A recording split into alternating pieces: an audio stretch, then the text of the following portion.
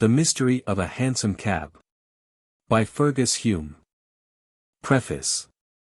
In its original form, The Mystery of a Hansom Cab has reached the sale of 375,000 copies in this country, and some few editions in the United States of America.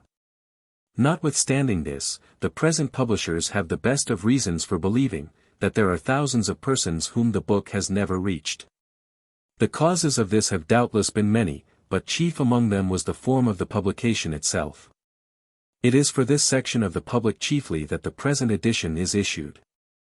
In placing it before my new readers, I have been asked by the publishers thoroughly to revise the work, and, at the same time, to set at rest the many conflicting reports concerning it and myself, which have been current since its initial issue. The first of these requests I have complied with, and the many typographic and other errors, which disfigured the first edition, have, I think I can safely say, now disappeared. The second request I am about to fulfill. But, in order to do so, I must ask my readers to go back with me to the beginning of all things, so far as this special book is concerned. The writing of the book was due more to accident than to design. I was bent on becoming a dramatist, but, being quite unknown, I found it impossible to induce the managers of the Melbourne theatres to accept, or even to read a play. At length it occurred to me I might further my purpose by writing a novel. I should at all events secure a certain amount of local attention. Up to that time I had written only one or two short stories, and The Cab was not only the first book I ever published, but the first book I ever wrote. So to youth and lack of experience must be ascribed whatever was wanting in the book. I repeat that the story was written only to attract local attention, and no one was more astonished than I when it passed beyond the narrow circle for which it had originally been intended. My mind made up on this point, I inquired of a leading Melbourne bookseller what style of book he sold most of. He replied that the detective stories of Gorby had a large sale. And as, at this time, I had never even heard of this author, I bought all his works, 11 or thereabouts, and read them carefully. The style of these stories attracted me, and I determined to write a book of the same class. Containing a mystery, a murder, and a description of low life in Melbourne. This was the origin of The Cab. The central idea, i.e. the murder in a cab, came to me while driving at a late hour to St. Kilda, a suburb of Melbourne. But it took some time and much thought to work it out to a logical conclusion. I was 2 months sketching out the skeleton of the novel, but even so, when I had written it, the result proved unsatisfactory, for I found I had not sufficiently well concealed the mystery upon which the whole interest of the book depended. In the first draft I made Frettlby the criminal, but on reading over the MS. I found that his guilt was so obvious that I wrote out the story for a second time, introducing the character of Moreland as a scapegoat. Mother Guttersnipe I unearthed in the slums off Little Burke Street, and I gave what I am afraid was perhaps too vivid a picture of her language and personality. These I have toned down in the present edition. Calton and the 2 lodging-house keepers were actual personages whom I knew very well, and I do not think I have exaggerated their idiosyncrasies, although many have, I believe, doubted the existence of such oddities. All the scenes in the book, especially the slums, are described from personal observation, and I passed a great many nights in Little Burke Street, gathering material. Having completed the book, I tried to get it published, but everyone to whom I offered it refused even to look at the manuscript on the ground that no colonial could write anything worth reading. They gave no reason for this extraordinary opinion, but it was sufficient for them, and they laughed to scorn the idea that any good could come out of Nazareth, i.e., the colonies. The story thus being boycotted on all hands, I determined to publish it myself, and accordingly an edition of, I think, some 5,000 copies was brought out at my own cost. Contrary to the expectations of the publishers, and I must add to my own, the whole edition went off in 3 weeks, and the public demanded a second. This also sold rapidly, and after some months, proposals were made to me that the book should be brought out in London. Later on I parted with the book to several speculators, who formed themselves into what they called the Hansom Cab Publishing Company. Taking the book to London, they published it there with great success, and it had a phenomenal sale, which brought in a large sum of money. The success was, in the first instance, due, in no small degree, to a very kind and generous criticism written by Mr. Clement Scott. I may here state that I had nothing to do with the company, nor did I receive any money for the English sale of the book beyond what I sold it for. And, as a matter of fact, I did not arrive in England until a year after the novel was published. I have heard it declared that the plot is founded on a real criminal case.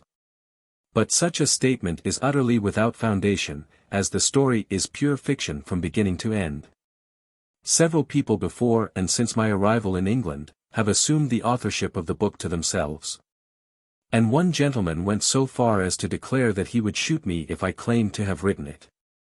I am glad to say that up to the present he has not carried out his intention.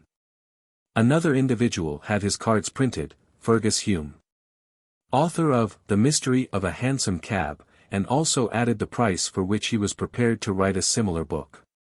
Many of the papers put this last piece of eccentricity down to my account. I may state in conclusion, that I belong to New Zealand, and not to Australia, that I am a barrister, and not a retired policeman, that I am yet 2 decades off 50 years of age, that Fergus Hume is my real name, and not a nom de plume. And finally, that far from making a fortune out of the book, all I received for the English and American rights, previous to the issue of this revised edition by my present publishers, was the sum of £50. With this I take my leave, and I trust that the present edition may prove as successful as did the first. How do you find this book? Any thoughts about the book or the author? Any suggestion for improvement? Please take a moment to share your thoughts in a comment. If you like it, share it with your friends who might enjoy it as well. Subscribe to keep in touch. Visit CompleteAudiobooks.com for more quality content. Chapter 1. What the Argus Said. The following report appeared in the Argus newspaper of Saturday, the July 28, 18. Truth is said to be stranger than fiction, and certainly the extraordinary murder which took place in Melbourne on Thursday night, or rather Friday morning, goes a long way towards verifying this saying. A crime has been committed by an unknown assassin, within a short distance of the principal streets of this great city, and is surrounded by an impenetrable mystery. Indeed, from the nature of the crime itself, the place where it was committed, and the fact that the assassin has escaped without leaving a trace behind him, it would seem as though the case itself had been taken bodily from one of Gaboriau's novels, and that his famous detective Lecoq alone would be able to unravel it. The facts of the case are simply these. On the 27th day of July, at the hour of 20 minutes to 2 o'clock in the morning, a hansom cab drove up to the police station in Grey Street, St. Kilda, and the driver made the startling statement that his cab contained the body of a man who he had reason to believe had been murdered. Being taken into the presence of the inspector, the cabman, who gave his name as Malcolm Royston, related the following strange story. At the hour of 1 o'clock in the morning, he was driving down Collins Street East, when, as he was passing the Burke and Wills monument, he was hailed by a gentleman standing at the corner by the Scotch church. He immediately drove up, and saw that the gentleman who hailed him was supporting the deceased, who appeared to be intoxicated. Both were in evening dress, but the deceased had on no overcoat, while the other wore a short covert coat of a light fawn color, which was open. As Royston drove up, the gentleman in the light coat said, "Look here, cabby, here's some fellow awfully tight, you'd better take him home." Royston then asked him if the drunken man was his friend, but this the other denied, saying that he had just picked him up from the footpath, and did not know him from Adam. At this moment the deceased turned his face up to the light of the lamp under which both were standing, and the other seemed to recognize him, for he recoiled a pace, letting the drunken man fall in a heap on the pavement, and gasping out, "You?" He turned on his heel, and walked rapidly away down Russell Street in the direction of Burke Street. Royston was staring after him, and wondering at his strange conduct, when he was recalled to himself by the voice of the deceased, who had struggled to his feet, and was holding on to the lamp-post, swaying to and fro.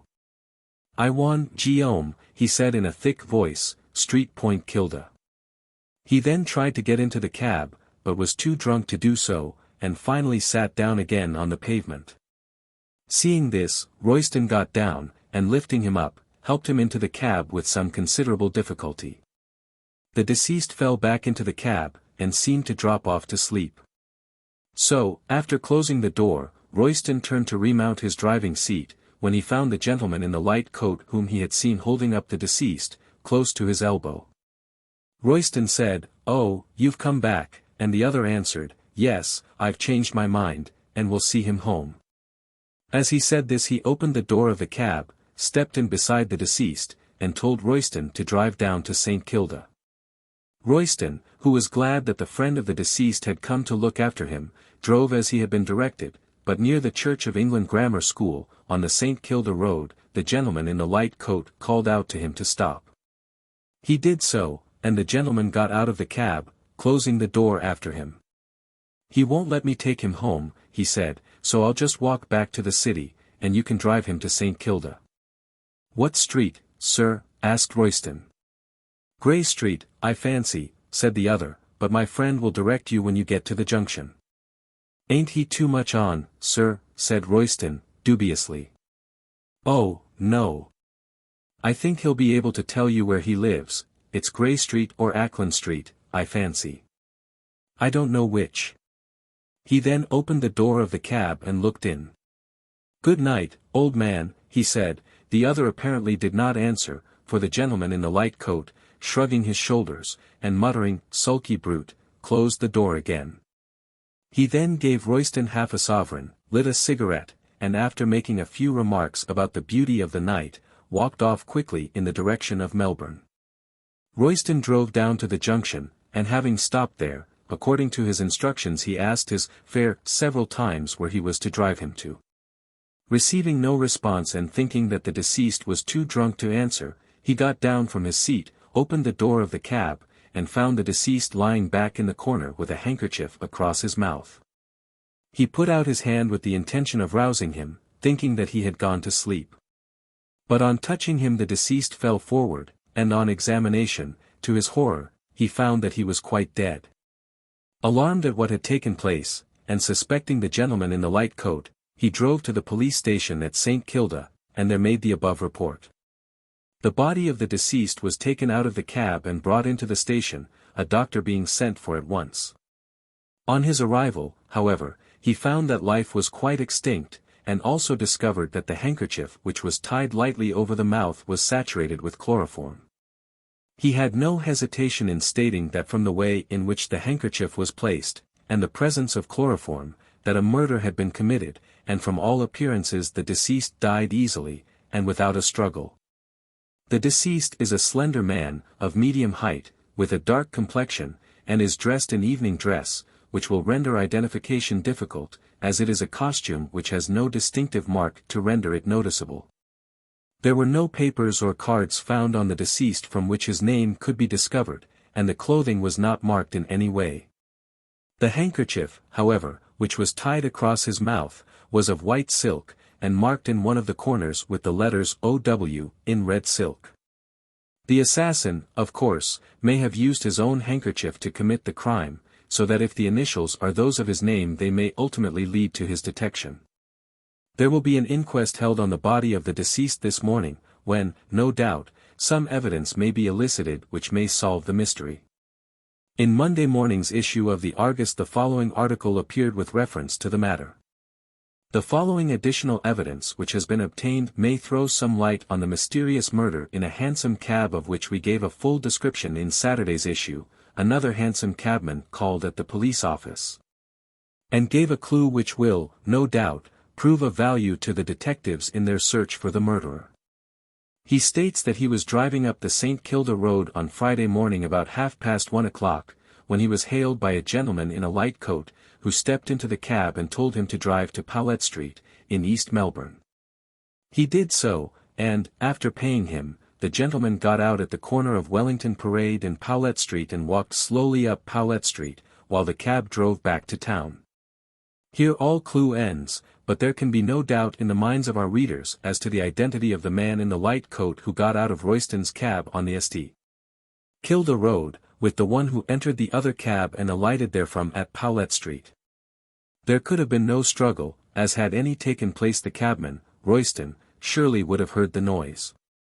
The supposition is, therefore, that the deceased was too drunk to make any resistance, and that the other, watching his opportunity, placed the handkerchief saturated with chloroform over the mouth of his victim. Then after perhaps a few ineffectual struggles the latter would succumb to the effects of his inhalation. The man in the light coat, judging from his conduct before getting into the cab, appears to have known the deceased, though the circumstance of his walking away on recognition, and returning again, shows that his attitude towards the deceased was not altogether a friendly one. The difficulty is where to start from in the search after the author of what appears to be a deliberate murder, as the deceased seems to be unknown, and his presumed murderer has escaped.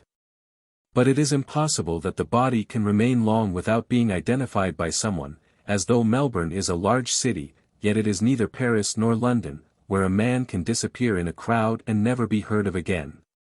The first thing to be done is to establish the identity of the deceased, and then, no doubt, a clue will be obtained leading to the detection of the man in the light coat who appears to have been the perpetrator of the crime. It is of the utmost importance that the mystery in which the crime is shrouded should be cleared up, not only in the interests of justice, but also in those of the public, taking place as it did in a public conveyance, and in the public street. To think that the author of such a crime is at present at large, walking in our midst, and perhaps preparing for the committal of another, is enough to shake the strongest nerves. In one of Du Boiscobé's stories, entitled An Omnibus Mystery, a murder closely resembling this tragedy takes place in an omnibus. But we question if even that author would have been daring enough to write about a crime being committed in such an unlikely place as a hansom cab. Here is a great chance for some of our detectives to render themselves famous, and we feel sure that they will do their utmost to trace the author of this cowardly and dastardly murder. Chapter 2. The Evidence at the Inquest. At the inquest held on the body found in a hansom cab, the following articles taken from the deceased were placed on the table. 1. £2 10 in gold and silver. 2. The white silk handkerchief which was saturated with chloroform, and was found tied across the mouth of the deceased, marked with the letters OW in red silk. 3. A cigarette case of Russian leather, half filled with Old Judge cigarettes. 4. A left-hand white glove of kid, rather soiled, with black seams down the back. Samuel Gorby, of the detective office, was present in order to see if anything might be said by the witnesses likely to point to the cause or to the author of the crime. The first witness called was Malcolm Royston, in whose cab the crime had been committed. He told the same story as had already appeared in the Argus, and the following facts were elicited by the coroner. Q. Can you give a description of the gentleman in the light coat, who was holding the deceased when you drove up? A. I did not observe him very closely, as my attention was taken up by the deceased. And, besides, the gentleman in the light coat was in the shadow. Q. Describe him from what you saw of him.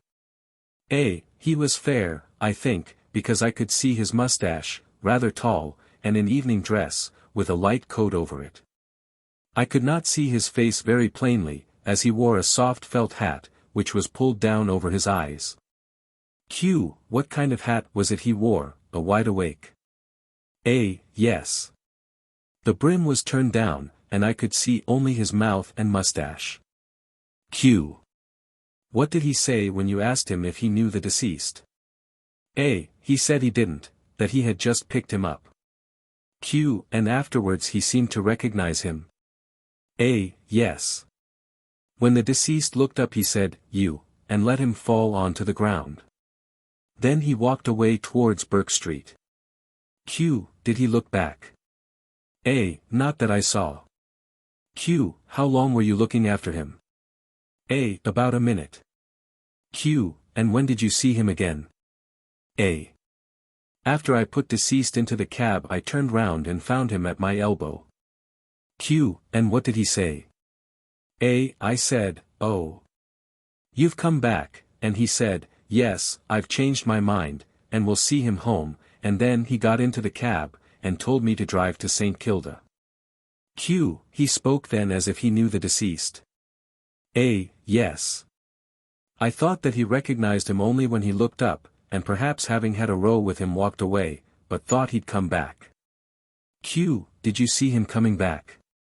No, the first I saw of him was at my elbow when I turned. Q. And when did he get out? Just as I was turning down by the grammar school on the St. Kilda road. Q. Did you hear any sounds of fighting or struggling in the cab during the drive? No. The road was rather rough, and the noise of the wheels going over the stones would have prevented my hearing anything. Q. When the gentleman in the light coat got out, did he appear disturbed? No, he was perfectly calm. Q. How could you tell that? Because the moon had risen, and I could see plainly. Q. Did you see his face then? No, his hat was pulled down over it. I only saw as much as I did when he entered the cab in Collins Street. Q. Were his clothes torn or disarranged in any way? No, the only difference I remarked in him was that his coat was buttoned. Q. And was it open when he got in? No, but it was when he was holding up the deceased. Q. Then he buttoned it before he came back and got into the cab? Yes. I suppose so. Q. What did he say when he got out of the cab on the St. Kilda road? He said that the deceased would not let him take him home, and that he would walk back to Melbourne. Q. And you asked him where you were to drive the deceased to? Yes. And he said that the deceased lived either in Grey Street or Ackland Street, St. Kilda, but that the deceased would direct me at the junction. Q. Did you not think that the deceased was too drunk to direct you? Yes, I did.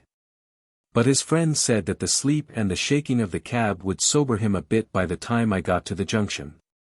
Q. The gentleman in the light coat apparently did not know where the deceased lived? No. He said it was either in Ackland Street or Grey Street. Q. Did you not think that curious? No, I thought he might be a club friend of the deceased. Q. For how long did the man in the light coat talk to you? About 5 minutes. Q. And during that time you heard no noise in the cab? No, I thought the deceased had gone to sleep. Q. And after the man in the light coat said, "Good night," to the deceased, what happened? He lit a cigarette, gave me a half-sovereign, and walked off towards Melbourne. Q. Did you observe if the gentleman in the light coat had his handkerchief with him? Oh, yes, because he dusted his boots with it. The road was very dusty. Q. Did you notice any striking peculiarity about him? Well, no, except that he wore a diamond ring. Q. What was there peculiar about that? He wore it on the forefinger of the right hand, and I never saw it that way before. Q. When did you notice this? When he was lighting his cigarette. Q. How often did you call to the deceased when you got to the junction? 3 or 4 times. I then got down, and found he was quite dead. Q. How was he lying? He was doubled up in the far corner of the cab, very much in the same position as I left him when I put him in. His head was hanging on one side, and there was a handkerchief across his mouth. When I touched him he fell into the other corner of the cab, and then I found out he was dead. I immediately drove to the St. Kilda police station and told the police. At the conclusion of Royston's evidence, during which Gorby had been continually taking notes, Robert Chinston was called. He deposed. I am a duly qualified medical practitioner, residing in Collins Street East. I made a post-mortem examination of the body of the deceased on Friday. Q. That was within a few hours of his death. Yes, judging from the position of the handkerchief and the presence of chloroform that the deceased had died from the effects of anesthesia, and knowing how rapidly the poison evaporates, I made the examination at once. Coroner. Go on, sir. Dar. Chinston. Externally, the body was healthy-looking and well-nourished. There were no marks of violence. The staining apparent at the back of the legs and trunk was due to post-mortem congestion. Internally, the brain was hyperemic, and there was a considerable amount of congestion, especially apparent in the superficial vessels. There was no brain disease. The lungs were healthy, but slightly congested. On opening the thorax there was a faint spirituous odor discernible. The stomach contained about a pint of completely digested food. The heart was flaccid. The right heart contained a considerable quantity of dark, fluid blood. There was a tendency to fatty degeneration of that organ. I am of opinion that the deceased died from the inhalation of some such vapor as chloroform or methylene. Q. You say there was a tendency to fatty degeneration of the heart. Would that have anything to do with the death of deceased? A. Not of itself. But chloroform administered while the heart was in such a state would have a decided tendency to accelerate the fatal result. At the same time, I may mention that the post-mortem signs of poisoning by chloroform are mostly negative. Dr. Chinston was then permitted to retire, and Clement Rankin, another hansom cabman, was called. He deposed, I am a cabman, living in Collingwood, and usually drive a hansom cab. I remember Thursday last. I had driven a party down to St. Kilda, and was returning about 1:30. A short distance past the grammar school I was hailed by a gentleman in a light coat. He was smoking a cigarette, and told me to drive him to Powlett Street, East Melbourne. I did so, and he got out at the corner of Wellington Parade and Powlett Street. He paid me half a sovereign for my fare, and then walked up Powlett Street, while I drove back to town. Q. What time was it when you stopped at Powlett Street? A. 2:00 exactly. Q. How do you know? A. Because it was a still night, and I heard the post office clock strike 2:00. Q. Did you notice anything peculiar about the man in the light coat? A. No. He looked just the same as anyone else. I thought he was some swell of the town out for a lark. His hat was pulled down over his eyes, and I could not see his face. Q. Did you notice if he wore a ring? A. Yes. I did. When he was handing me the half-sovereign, I saw he had a diamond ring on the forefinger of his right hand. Q. He did not say why he was on the St. Kilda road at such an hour? A. No. He did not. Clement Rankin was then ordered to stand down, and the coroner then summed up in an address of half an hour's duration. There was, he pointed out, no doubt that the death of the deceased had resulted not from natural causes, but from the effects of poisoning. Only slight evidence had been obtained up to the present time regarding the circumstances of the case. But the only person who could be accused of committing the crime was the unknown man who entered the cab with the deceased on Friday morning at the corner of the Scotch Church, near the Burke and Wills Monument. It had been proved that the deceased, when he entered the cab, was, to all appearances, in good health, though in a state of intoxication, and the fact that he was found by the cabman, Royston, after the man in the light coat had left the cab, with a handkerchief, saturated with chloroform, tied over his mouth, would seem to show that he had died through the inhalation of chloroform, which had been deliberately administered. All the obtainable evidence in the case was circumstantial, but, nevertheless, showed conclusively that a crime had been committed. Therefore, as the circumstances of the case pointed to one conclusion, the jury could not do otherwise than frame a verdict in accordance with that conclusion. The jury retired at 4:00, and, after an absence of a quarter of an hour, returned with the following verdict. That the deceased, whose name there is no evidence to determine, died on the 27th day of July, from the effects of poison. Namely, chloroform, feloniously administered by some person unknown. And the jury, on their oaths, say that the said unknown person feloniously, wilfully, and maliciously did murder the said deceased. Chapter 3. £100 Reward. VR Murder. £100 Reward. Whereas, on Friday, the 27th day of July, the body of a man, name unknown, was found in a hansom cab. And whereas, at an inquest held at St. Kilda, on the 30th day of July, a verdict of wilful murder, against some person unknown, was brought in by the jury. The deceased is of medium height, with a dark complexion, dark hair, clean shaved, has a mole on the left temple, and was dressed in evening dress. Notice is hereby given that a reward of £100 will be paid by the government for such information as will lead to the conviction of the murderer, who is presumed to be a man who entered the hansom cab with the deceased at the corner of Collins and Russell Streets, on the morning of the 27th day of July. Chapter 4. Mr. Gorby makes a start. "Well," said Mr. Gorby, addressing his reflection in the looking-glass, "I've been finding out things these last 20 years, but this is a puzzler, and no mistake." Mr. Gorby was shaving, and, as was his usual custom, conversed with his reflection. Being a detective, and of an extremely reticent disposition, he never talked outside about his business, or made a confidant of anyone. When he did want to unbosom himself, he retired to his bedroom and talked to his reflection in the mirror. This method of procedure he found to work capitally, for it relieved his sometimes overburdened mind with absolute security to himself. Did not the barber of Midas, when he found out what was under the royal crown of his master, fret and chafe over his secret, until one morning he stole to the reeds by the river, and whispered, "Midas, has ass's ears?" In the like manner Mr. Gorby felt a longing at times to give speech to his innermost secrets, and having no fancy for chattering to the air, he made his mirror his confidant. So far it had never betrayed him, while for the rest it joyed him to see his own jolly red face nodding gravely at him from out the shining surface, like a mandarin. This morning the detective was unusually animated in his confidences to his mirror. At times, too, a puzzled expression would pass over his face. The hansom cab murder had been placed in his hands for solution, and he was trying to think how he should make a beginning. "Hang it," he said, thoughtfully stropping his razor, "a thing with an end must have a start, and if I don't get the start, how am I to get the end?"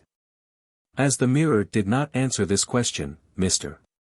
Gorby lathered his face, and started shaving in a somewhat mechanical fashion, for his thoughts were with the case, and ran on in this manner.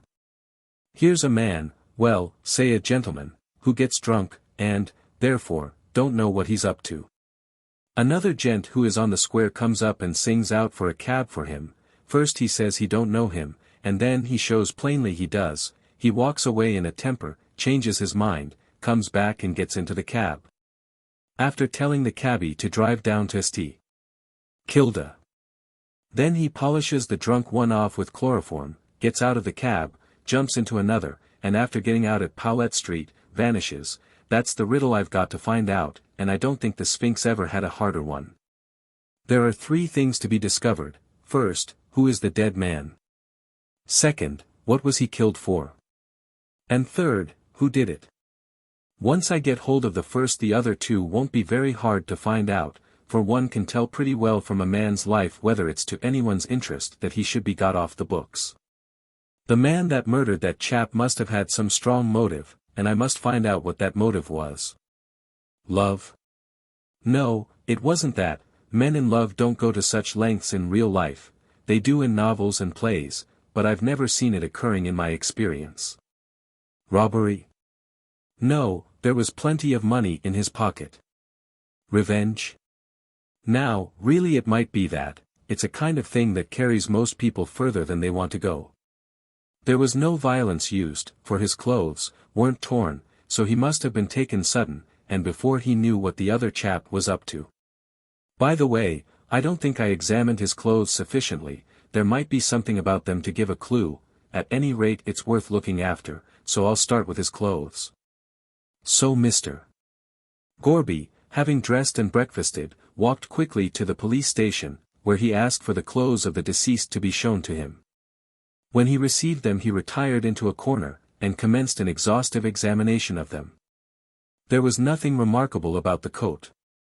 It was merely a well-cut and well-made dress coat, so with a grunt of dissatisfaction Mr. Gorby threw it aside, and picked up the waistcoat.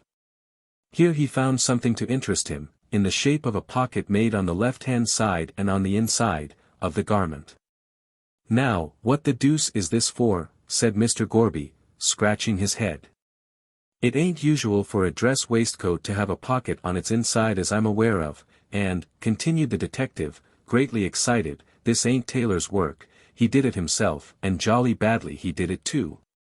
Now he must have taken the trouble to make this pocket himself, so that no one else would know anything about it, and it was made to carry something valuable, so valuable that he had to carry it with him even when he wore evening clothes.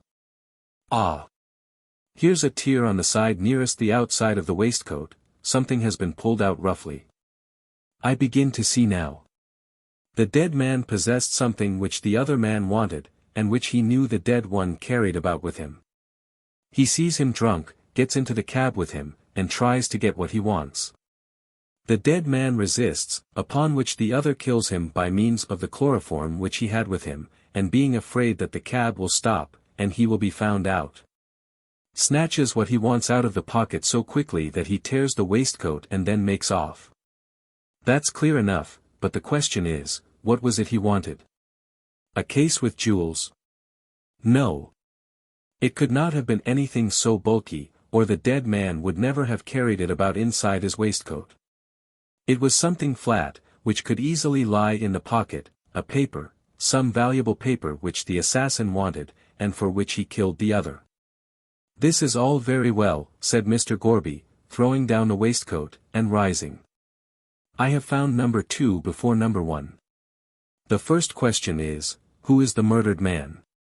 He's a stranger in Melbourne, that's pretty clear, or else someone would have been sure to recognize him before now by the description given in the reward. Now, I wonder if he has any relations here. No, he can't, or else they would have made inquiries, before this. Well, there's one thing certain, he must have had a landlady or landlord, unless he slept in the open air. He can't have lived in an hotel, as the landlord of any hotel in Melbourne would have recognized him from the description, especially when the whole place is ringing with the murder. Private lodgings more like, and a landlady who doesn't read the papers and doesn't gossip, or she'd have known all about it by this time. Now, if he did live, as I think, in private lodgings, and suddenly disappeared, his landlady wouldn't keep quiet. It's a whole week since the murder, and as the lodger has not been seen or heard of, the landlady will naturally make inquiries. If, however, as I surmise, the lodger is a stranger, she will not know where to inquire, therefore, under these circumstances, the most natural thing for her to do would be to advertise for him, so I'll have a look at the newspapers. Mr. Gorby got a file of the different newspapers, and looked carefully through those columns in which missing friends and people who will hear something to their advantage are generally advertised for. He was murdered, said Mr. Gorby to himself, on a Friday morning, between 1 and 2 o'clock, so he might stay away till Monday without exciting any suspicion. On Monday, however, the landlady would begin to feel uneasy, and on Tuesday she would advertise for him. Therefore, said Mr. Gorby, running his fat finger down the column, Wednesday it is. It did not appear in Wednesday's paper, neither did it in Thursday's, but in Friday's issue, exactly 1 week after the murder, Mr. Gorby suddenly came upon the following advertisement. If Mr. Oliver White does not return to Possum Villa, Grey Street, St. Kilda, before the end of the week, his rooms will be let again. Rubina Hableton. Oliver White, repeated Mr. Gorby slowly, and the initials on the pocket handkerchief which was proved to have belonged to the deceased were O.W., so his name is Oliver White, is it? Now, I wonder if Rubina Hableton knows anything about this matter. At any rate, said Mr. Gorby, putting on his hat, as I'm fond of sea breezes, I think I'll go down, and call at Possum Villa, Grey Street, St. Kilda. Chapter 5. Mrs. Hableton unbosoms herself. Mrs. Hableton was a lady with a grievance, as anybody who happened to become acquainted with her, soon found out. It is Beaconsfield who says, in one of his novels, that no one is so interesting as when he is talking about himself, and, judging Mrs.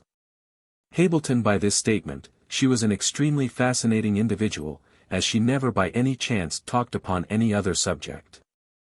What was the threat of a Russian invasion to her so long as she had her special grievance? Once let that be removed, and she would have time to attend to such minor details as affected the colony. Mrs. Hableton's particular grievance was want of money. Not by any means an uncommon one, you might remind her, but she snappishly would tell you that she knowed that, but some people weren't like other people. In time one came to learn what she meant by this. She had come to the colonies in the early days when the making of money in appreciable quantity was an easier matter than it is now. Owing to a bad husband, she had failed to save any. The late Mr. Hableton, for he had long since departed this life, had been addicted to alcohol, and at those times when he should have been earning. He was usually to be found in a drinking shanty spending his wife's earnings in shouting for himself and his friends. The constant drinking, and the hot Victorian climate, soon carried him off, and when Mrs. Hableton had seen him safely under the ground in the Melbourne cemetery, she returned home to survey her position, and see how it could be bettered. She gathered together a little money from the wreck of her fortune, and land being cheap, purchased a small section at St. Kilda, and built a house on it. She supported herself by going out charing, taking in sewing, and acting as a sick nurse, so, among this multiplicity of occupations, she managed to exist fairly well. And in truth it was somewhat hard upon Mrs. Hableton. For at the time when she should have been resting and reaping the fruit of her early industry, she was obliged to toil more assiduously than ever. It was little consolation to her that she was but a type of many women, who, hard-working and thrifty themselves, are married to men who are nothing but an incubus to their wives and to their families. Small wonder, then, that Mrs. Hableton should condense all her knowledge of the male sex into the one bitter aphorism, men is brutes. Possum Villa was an unpretentious-looking place, with one bow window and a narrow veranda in front. It was surrounded by a small garden in which were a few sparse flowers, the especial delight of Mrs. Hableton. It was her way to tie an old handkerchief round her head and to go out into the garden and dig and water her beloved flowers until, from sheer desperation at the overwhelming odds, they gave up all attempt to grow. She was engaged in this favorite occupation about a week after her lodger had gone. She wondered where he was. "Lyin' drunk in a public 'ouse, I'll be bound," she said, viciously pulling up a weed. "A spendin' his rent and a spilin' is inside with beer. Ah, men is brutes, drat 'em." Just as she said this, a shadow fell across the garden, and on looking up, she saw a man leaning over the fence, staring at her. "Get out," she said, sharply, rising from her knees and shaking her trowel at the intruder. "I don't want no apples today, and I don't care how cheap you sells 'em." Mrs. Hableton evidently labored under the delusion that the man was a hawker, but seeing no hand cart with him, she changed her mind. "You're talking a plan of the 'who's to rob it, are you?" she said. "Well, you needn't, 'cause there ain't nothin' to rob. The silver spoons as belonged to my father's mother avin gone down my 'usband's throat long ago, and I ain't 'ad money to buy more. I'm a lone poosin as is put on by brutes like you, and I'll thank you to leave the fence I bought with my own, hard-earned money alone, and get out." Mrs. Hableton stopped short for want of breath, and stood shaking her trowel, and gasping like a fish out of water. "My dear lady," said the man at the fence, mildly, "are you?"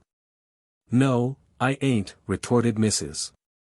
Hableton, fiercely, "I ain't neither a member of the 'who's, nor a school teacher, to answer your questions. I'm a woman as pays my rates and taxes, and don't gossip nor read your rubbishin' newspapers, nor care for the roosings, nohow, so get out." "Don't read the papers," repeated the man, in a satisfied tone. "Ah. That accounts for it." Mrs. Hableton stared suspiciously at the intruder. He was a burly-looking man, with a jovial red face, clean-shaven, and his sharp, shrewd-looking grey eyes twinkled like two stars. He was well dressed in a suit of light clothes, and wore a stiffly starched white waistcoat, with a massive gold chain stretched across it. Altogether he gave Mrs. Hableton finally the impression of being a well-to-do tradesman, and she mentally wondered what he wanted. "What do I want?" she asked, abruptly. "Does Mr. Oliver White live here?" asked the stranger. "He do, and he don't," answered Mrs. Hableton, epigrammatically. "I ain't seen 'im for over a week, so I suppose he's gone on the drink, like the rest of 'em, but I've put somethin' in the paper as 'll pull him up pretty sharp, and let 'im know I ain't a carpet to be trod on, and, if you're a friend of 'im, you can tell him from me 'e's a brute, and it's no more but what I expected of 'im, 'e bein' a male." The stranger waited placidly during the outburst, and Mrs. Hableton, having stopped for want of breath, he interposed, quietly. "Can I speak to you for a few moments?" "And who's a stoppin' of you?" said Mrs. Hableton, defiantly. "Go on with you, not as I expects the truth from a male, but go on." "Well, really," said the other, looking up at the cloudless blue sky, and wiping his face with a gaudy red silk pocket handkerchief, "it is rather hot, you know, and—" Mrs. Hableton did not give him time to finish, but walking to the gate, opened it with a jerk. "Use your legs and walk in," she said, and the stranger having done so, she led the way into the house, and into a small neat sitting room, which seemed to overflow with antimacassars, wool mats, and wax flowers. There were also a row of emu eggs on the mantelpiece, a cutlass on the wall, and a grimy line of hard-looking little books, set in a stiff row on a shelf, presumably for ornament, for their appearance in no way tempted one to read them. The furniture was of horsehair, and everything was hard and shiny, so when the stranger sat down in the slippery, looking armchair that Mrs. Hableton pushed towards him, he could not help thinking it had been stuffed with stones, it felt so cold and hard. The lady herself sat opposite to him in another hard chair, and having taken the handkerchief off her head, folded it carefully, laid it on her lap, and then looked straight at her unexpected visitor. "Now then," she said, letting her mouth fly open so rapidly that it gave one the impression that it was moved by strings like a marionette, "who are you? What are you? And what do you want?" The stranger put his red silk handkerchief into his hat, placed it on the table, and answered deliberately. "My name is Gorby. I am a detective. I want Mr. Oliver White." "He ain't here," said Mrs. Hableton, thinking that White had got into trouble, and was in danger of arrest. "I know that," answered Mr. Gorby. "Then where is he?" Mr. Gorby answered abruptly, and watched the effect of his words. "He is dead." Mrs. Hableton grew pale, and pushed back her chair. "No," she cried, "he never killed him, did he?" "Who never killed him?" queried Mr. Gorby, sharply. Mrs. Hableton evidently knew more than she intended to say, for, recovering herself with a violent effort, she answered evasively. "He never killed himself." Mr. Gorby looked at her keenly, and she returned his gaze with a defiant stare. "Clever," muttered the detective to himself, "knows something more than she chooses to tell, but I'll get it out of her." He paused a moment, and then went on smoothly. "Oh, no. He did not commit suicide. What makes you think so?" Mrs. Hableton did not answer, but, rising from her seat, went over to a hard and shiny-looking sideboard, from whence she took a bottle of brandy and a small wineglass. Half filling the glass, she drank it off, and returned to her seat. "I don't take much of that stuff," she said, seeing the detective's eyes fixed curiously on her, "but you have given me such a turn that I must take something to steady my nerves. What do you want me to do?" "Tell me all you know," said Mr. Gorby, keeping his eyes fixed on her face. "Where was Mr. White killed?" she asked. "He was murdered in a hansom cab on the St. Kilda road." "In the open street?" she asked in a startled tone. "Yes, in the open street." "Ah!" She drew a long breath, and closed her lips, firmly. Mr. Gorby said nothing. He saw that she was deliberating whether or not to speak, and a word from him might seal her lips, so, like a wise man, he kept silent. He obtained his reward sooner than he expected. "Mr. Gorby," she said at length, "I have had a hard struggle all my life, which it came along of a bad husband, who was a brute and a drunkard, so, God knows, I ain't got much inducement to think well of the lot of you, but, murder." She shivered slightly, though the room was quite warm. "I didn't think of that." "In connection with whom?" "Mr. White, of course," she answered, hurriedly. "And who else?" "I don't know." Then there is nobody else? Well, I don't know, I'm not sure. The detective was puzzled. What do you mean? He asked. I will tell you all I know, said Mrs. Hableton, and, if he's innocent, God will help him. If who is innocent? I'll tell you everything from the start, said Mrs. Hableton, and you can judge for yourself. Mr. Gorby assented, and she began. It's only 2 months ago since I decided to take in lodgers. But chairin's 'ard work, and sewin's tryin' for the eyes, so, bein' a lone woman, avin' been badly treated by a brute, who is now dead, which I was allays a good wife to 'im, I thought lodgers, you'd help me a little, so I put a notice in the paper. And Mr. Oliver White took the rooms 2 months ago. What was he like? Not very tall, dark face, no whiskers nor mustache, and quite the gentleman. Anything peculiar about him? Mrs. Hableton thought for a moment. Well, she said at length, he 'ad a mole on his left temple, but it was covered with his hair, and few people you'd have seen it. The very man, said Gorby to himself, I'm on the right path. Mr. White said he 'ad just come from England, went on the woman. Which, thought Mr. Gorby, accounts for the corpse not being recognized by friends. He took the rooms, and said he'd stay with me for 6 months, and paid a week's rent in advance, and he allays paid up reg'lar like a respectable man, though I don't believe in 'em myself. He said he'd lots of friends, and used to go out every night. Who were his friends? That I can't tell you, for were very close, and when went out of doors I never knowed where went, which is just like 'em.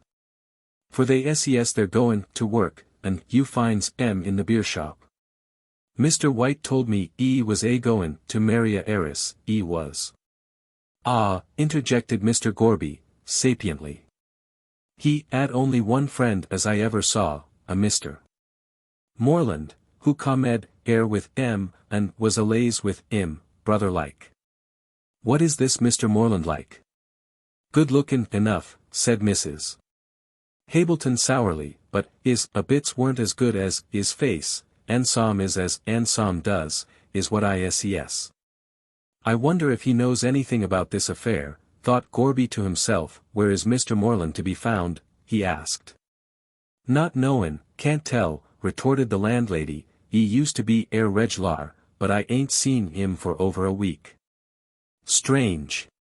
Very, said Gorby, shaking his head. I should like to see this Mr. Morland. I suppose it's probable he'll call again. A bit bein' second nature I suppose he will, answered the woman, he might call at any time, mostly avin called at night. Ah. Then I'll come down this evening on chance of seeing him, replied the detective. Coincidences happen in real life as well as in novels, and the gentleman in question may turn up in the nick of time. Now, what else about Mr. White? About 2 weeks ago, or 3, I'm not certain which, a gentleman called to see Mr. White. He was very tall, and wore a light coat. Ah. A morning coat? No, he was in evening dress, and wore a light coat over it, and a soft hat. The very man, said the detective below his breath, go on. He went into Mr. White's room, and shut the door. I don't know how long they were talking together. But I was sittin' in this very room and heard their voices get angry, and they were swearin' at one another, which is the way with men, the brutes. I got up and went into the passage in order to ask 'em not to make such a noise, when Mr. White's door opens, and the gentleman in the light coat comes out, and bangs along to the door. Mr. White comes to the door of his room, and hollers out. She is mine, you can't do anything. And the other turns with his hand on the door and says, I can kill you, and if you marry her I'll do it, even in the open street. Ah, said Mr. Gorby, drawing a long breath, and then. Then he bangs the door to, which it's never shut easy since, and I ain't got no money to get it put right, and Mr. White walks back to his room, laughing. Did he make any remark to you? No, except he'd been worried by a lunatic. And what was the stranger's name? That I can't tell you, as Mr. White never told me. He was very tall, with a fair mustache, and dressed as I told you. Mr. Gorby was satisfied. That is the man, he said to himself, who got into the hansom cab, and murdered White, there's no doubt of it. White and he were rivals for the heiress. What do I think of it? Said Mrs. Hableton curiously. I think, said Mr. Gorby slowly, with his eyes fixed on her, I think that there is a woman at the bottom of this crime. Chapter 6. Mr. Gorby makes further discoveries. When Mr. Gorby left Possum Villa, no doubt remained in his mind as to who had committed the murder. The gentleman in the light coat had threatened to murder White, even in the open street, these last words being especially significant, and there was no doubt that he had carried out his threat. The committal of the crime was merely the fulfillment of the words uttered in anger. What the detective had now to do was to find who the gentleman in the light coat was, where he lived, and, that done, to ascertain his doings on the night of the murder. Mrs. Hableton had described him, but was ignorant of his name, and her very vague description might apply to dozens of young men in Melbourne.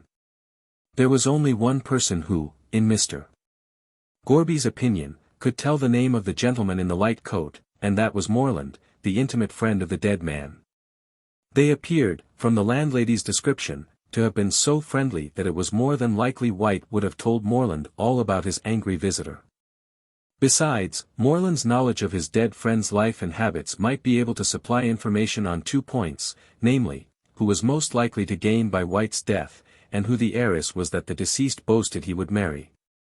But the fact that Morland should be ignorant of his friend's tragic death, notwithstanding that the papers were full of it, and that the reward gave an excellent description of his personal appearance, greatly puzzled Gorby. The only way in which to account for Morland's extraordinary silence was that he was out of town, and had neither seen the papers nor heard anyone talking about the murder. If this were the case, he might either stay away for an indefinite time or return after a few days. At all events, it was worth while going down to St. Kilda in the evening on the chance that Morland might have returned to town, and world call to see his friend. So, after his tea, Mr. Gorby put on his hat, and went down to Possum Villa, on what he could not help acknowledging to himself was a very slender possibility. Mrs. Hableton opened the door for him, and in silence led the way, not into her own sitting room, but into a much more luxuriously furnished apartment, which Gorby guessed at once was that of White's. He looked keenly round the room, and his estimate of the dead man's character was formed at once. Fast, he said to himself, and a spendthrift. A man who would have his friends, and possibly his enemies, among a very shady lot of people. What led Mr. Gorby to this belief was the evidence which surrounded him of White's mode of life. The room was well furnished, the furniture being covered with dark red velvet, while the curtains on the windows and the carpet were all of the same somewhat somber hue. I did the thing properly, observed Mrs. Hableton, with a satisfactory smile on her hard face. When you wants young men to stop with you, the rooms must be well furnished, and Mr. White paid well, though he was rather particular about his food, which I'm only a plain cook, and can't make them French things which spile the stomach. The globes of the gas lamps were of a pale pink color, and Mrs. Hableton having lit the gas in expectation of Mr. Gorby's arrival, there was a soft roseate hue through the room. Mr. Gorby put his hands in his capacious pockets, and strolled leisurely through the room, examining everything with a curious eye. The walls were covered with pictures of celebrated horses and famous jockeys. Alternating with these were photographs of ladies of the stage, mostly London actresses, Nellie Farren, Kate Vaughan, and other burlesque stars, evidently being the objects of the late Mr. White's adoration. Over the mantelpiece hung a rack of pipes, above which were 2 crossed foils, and under these a number of plush frames of all colors, with pretty faces smiling out of them. A remarkable fact being, that all the photographs were of ladies, and not a single male face was to be seen, either on the walls or in the plush frames. Fond of the ladies, I see, said Mr. Gorby, nodding his head towards the mantelpiece. A set of hussies, said Mrs. Hableton grimly, closing her lips tightly. I feel that ashamed when I dusts 'em as never was. I don't believe in gals gettin' their pictures taken with hardly any clothes on, as if they just got out of bed, but Mr. White seems to like 'em. Most young men do, answered Mr. Gorby dryly, going over to the bookcase. Brutes, said the lady of the house. I'd drown 'em in the Yarrer, I would, a settin' 'emselves and a callin' 'emselves lords of creation, as if women were made for nothin', but to earn money and see 'em drink it, as my husband did, which is inside never seemed to ave enough beer. And me a poor lone woman with no family, thank God, or they'd ave taken arter their father in, is drinkin' a bits. Mr. Gorby took no notice of this tirade against men, but stood looking at Mr. White's library, which seemed to consist mostly of French novels and sporting newspapers.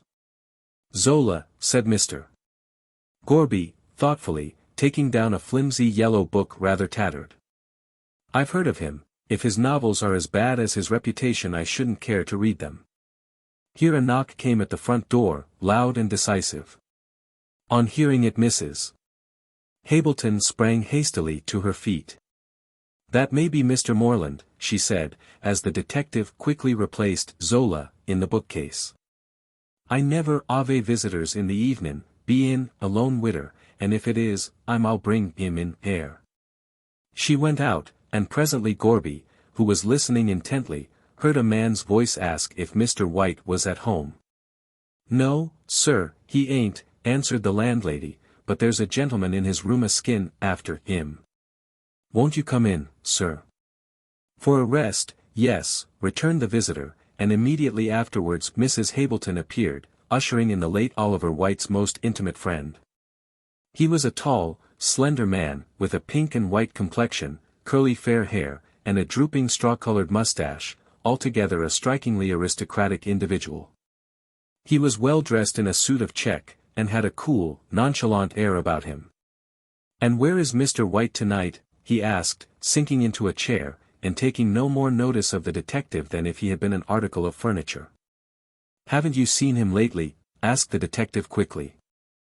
Mr. Morland stared in an insolent manner at his questioner for a few moments, as if he were debating the advisability of answering or not. At last he apparently decided that he would, for slowly pulling off one glove he leaned back in his chair.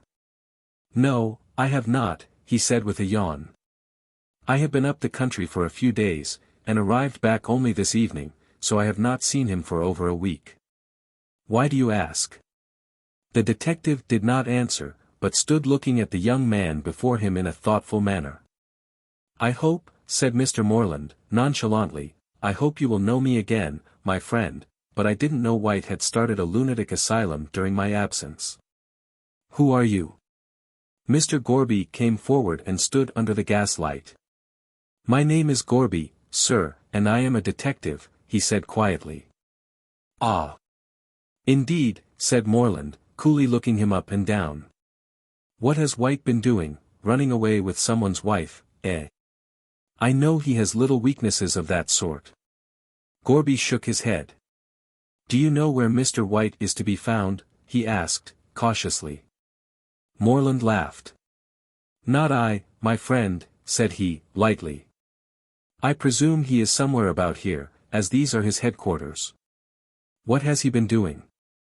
Nothing that can surprise me, I assure you. He was always an erratic individual, and he paid regular, interrupted Mrs. Hableton, pursing up her lips.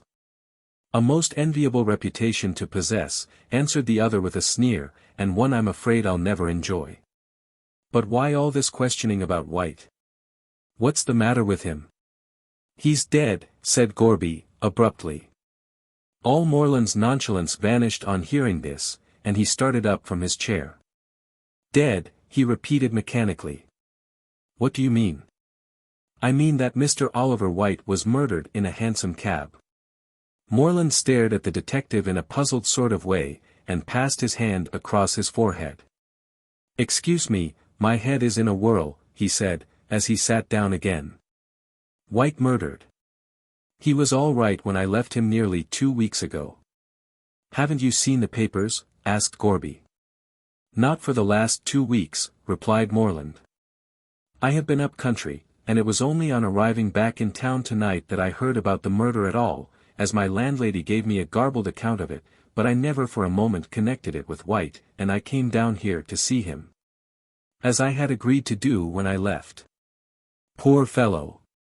Poor fellow. Poor fellow, and much overcome, he buried his face in his hands.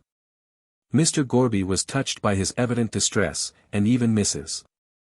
Hableton permitted a small tear to roll down one hard cheek as a tribute of sorrow and sympathy. Presently Moreland raised his head, and spoke to Gorby in a husky tone. Tell me all about it, he said, leaning his cheek on his hand. Everything you know.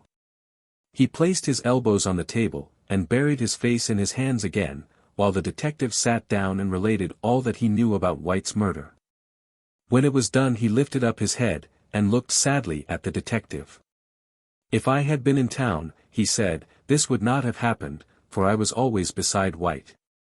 You knew him very well, sir, said the detective, in a sympathetic tone. We were like brothers, replied Moreland, mournfully. I came out from England in the same steamer with him, and used to visit him constantly here.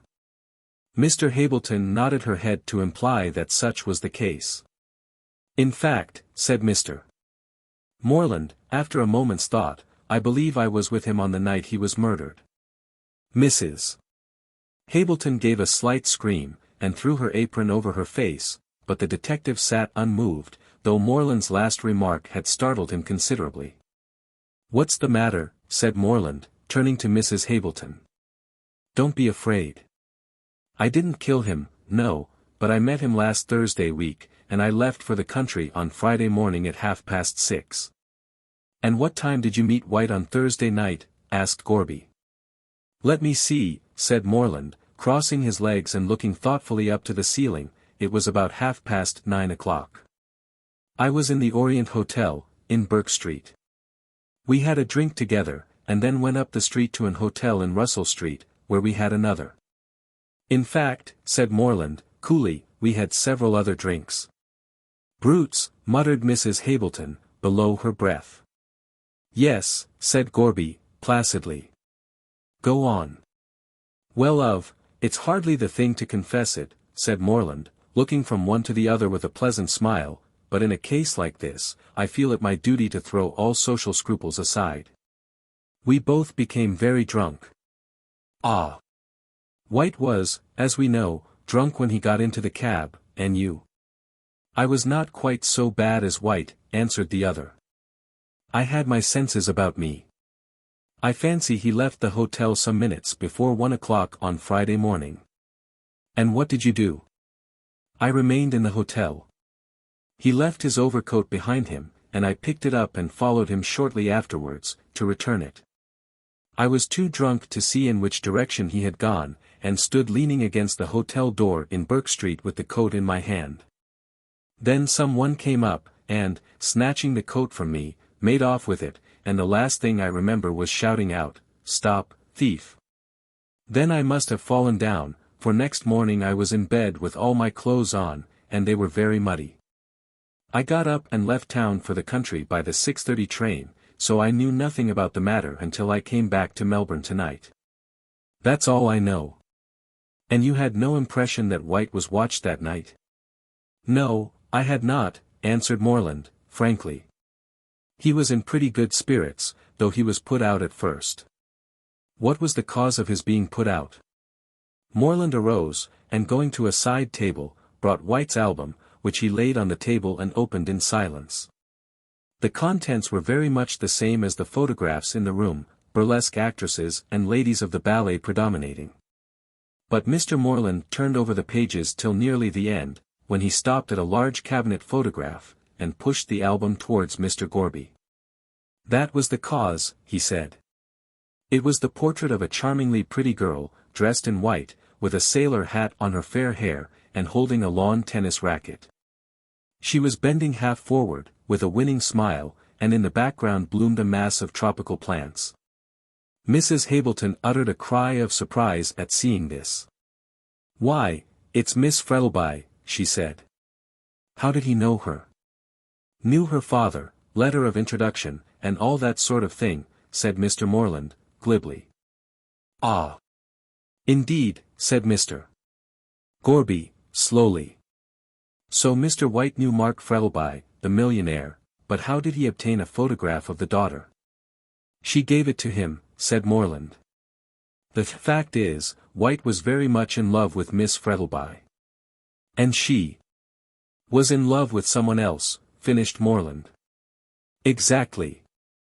Yes, she loved a Mr. Brian Fitzgerald, to whom she is now engaged. He was mad on her, and White and he used to quarrel desperately over the young lady. Indeed, said Mr. Gorby. And do you know this Mr. Fitzgerald? Oh, dear, no, answered the other, coolly. White's friends were not mine. He was a rich young man who had good introductions. I am only a poor devil on the outskirts of society, trying to push my way in the world. You are acquainted with his personal appearance, of course, observed Mr. Gorby. Oh, yes, I can describe that, said Morland. In fact, he's not at all unlike me, which I take to be rather a compliment, as he is said to be good-looking. He is tall, rather fair, talks in a bored sort of manner, and is altogether what one would call a heavy swell. But you must have seen him, he went on, turning to Mrs. Hableton, he was here 3 or 4 weeks ago, White told me. Oh, that was Mr. Fitzgerald, was it? Said Mrs. Hableton, in surprise. Yes, he is rather like you. The lady they quarrelled over must have been Miss Frettlby. Very likely, said Morland, rising. Well, I'm off, here's my address, putting a card in Gorby's hand. I'm glad to be of any use to you in this matter, as White was my dearest friend, and I'll do all in my power to help you to find out the murderer. I don't think that is a very difficult matter, said Mr. Gorby, slowly. Oh, you have your suspicions? Asked Morland, looking at him. I have. Then who do you think murdered White? Mr. Gorby paused a moment, and then said deliberately, I have an idea, but I am not certain. When I am certain, I'll speak. You think Fitzgerald killed my friend, said Morland. I see it in your face. Mr. Gorby smiled. Perhaps, he said, ambiguously. Wait till I'm certain. Chapter 7. The Wool King. The old Greek legend of Midas turning everything he touched into gold, is truer than most people imagine. Medieval superstition changed the human being who possessed such a power into the philosopher's stone, the stone which so many alchemists sought in the Dark Ages. But we of the 19th century have given back into human hands this power of transformation. But we do not ascribe it either to Greek deity, or to superstition, we call it luck. And he who possesses luck should be happy notwithstanding the proverb which hints the contrary. Luck means more than riches, it means happiness in most of those things, which the fortunate possessor of it may choose to touch. Should he speculate, he is successful, if he marry, his wife will surely prove everything to be desired, should he aspire to a position, social or political, he not only attains it, but does so with comparative ease. Worldly wealth, domestic happiness, high position, and complete success, all these things belong to the man who has luck. Mark Frettlby was one of these fortunate individuals, and his luck was proverbial throughout Australia. If there was any speculation for which Mark Frettlby went in, other men would surely follow, and in every case the result turned out as well, and in many cases even better than they expected. He had come out in the early days of the colony with comparatively little money, but his great perseverance and never-failing luck had soon changed his hundreds into thousands. And now at the age of 55 he did not himself know the extent of his income. He had large stations scattered all over the colony of Victoria, which brought him in a splendid income, a charming country house, where at certain seasons of the year he dispensed hospitality to his friends, and a magnificent town house down in St. Kilda, which would have been not unworthy of Park Lane. Nor were his domestic relations less happy. He had a charming wife, who was one of the best known and most popular ladies of Melbourne, and an equally charming daughter, who, being both pretty and an heiress, naturally attracted crowds of suitors. But Madge Frettlby was capricious, and refused innumerable offers. Being an extremely independent young person, with a mind of her own, she decided to remain single, as she had not yet seen anyone she could love, and with her mother continued to dispense the hospitality of the mansion at St. Kilda. But the fairy prince comes at length to every woman, and in this instance he came at his appointed time, in the person of one Brian Fitzgerald, a tall, handsome, fair-haired young man hailing from Ireland. He had left behind him in the old country a ruined castle and a few acres of barren land, inhabited by discontented tenants, who refused to pay the rent, and talked darkly about the land league and other agreeable things. Under these circumstances, with no rent coming in, and no prospect of doing anything in the future, Brian had left the castle of his forefathers to the rats and the family banshee, and had come out to Australia to make his fortune. He brought letters of introduction to Mark Frettlby, and that gentleman, taking a fancy to him, assisted him by every means in his power. Under Frettlby's advice Brian bought a station, and, to his astonishment, in a few years he found himself growing rich. The Fitzgeralds had always been more famous for spending than for saving, and it was an agreeable surprise to their latest representative to find the money rolling in instead of out. He began to indulge in castles in the air concerning that other castle in Ireland, with the barren acres and discontented tenants. In his mind's eye he saw the old place rise up in all its pristine splendor from out its ruins. He saw the barren acres well cultivated, and the tenants happy and content. He was rather doubtful on this latter point, but, with the rash confidence of 28, determined to do his best to perform even the impossible. Having built and furnished his castle in the air, Brian naturally thought of giving it a mistress, and this time actual appearance took the place of vision. He fell in love with Madge Frettlby, and having decided in his own mind that she and none other was fitted to grace the visionary halls of his renovated castle, he watched his opportunity, and declared himself. She, womanlike, coquetted with him for some time, but at last, unable to withstand the impetuosity of her Irish lover, confessed in a low voice, with a pretty smile on her face, that she could not live without him. Whereupon, well, lovers being of a conservative turn of mind, and accustomed to observe the traditional forms of wooing, the result can easily be guessed. Brian hunted all over the jewelers' shops in Melbourne with lover-like assiduity, and having obtained a ring wherein were set turquoise stones as blue as his own eyes, he placed it on her slender finger. And at last felt that his engagement was an accomplished fact. He next proceeded to interview the father, and had just screwed up his courage to the awful ordeal, when something occurred which postponed the interview indefinitely. Mrs. Frettlby was out driving, and the horses took fright and bolted. The coachman and groom both escaped unhurt, but Mrs. Frettlby was thrown out and killed instantly.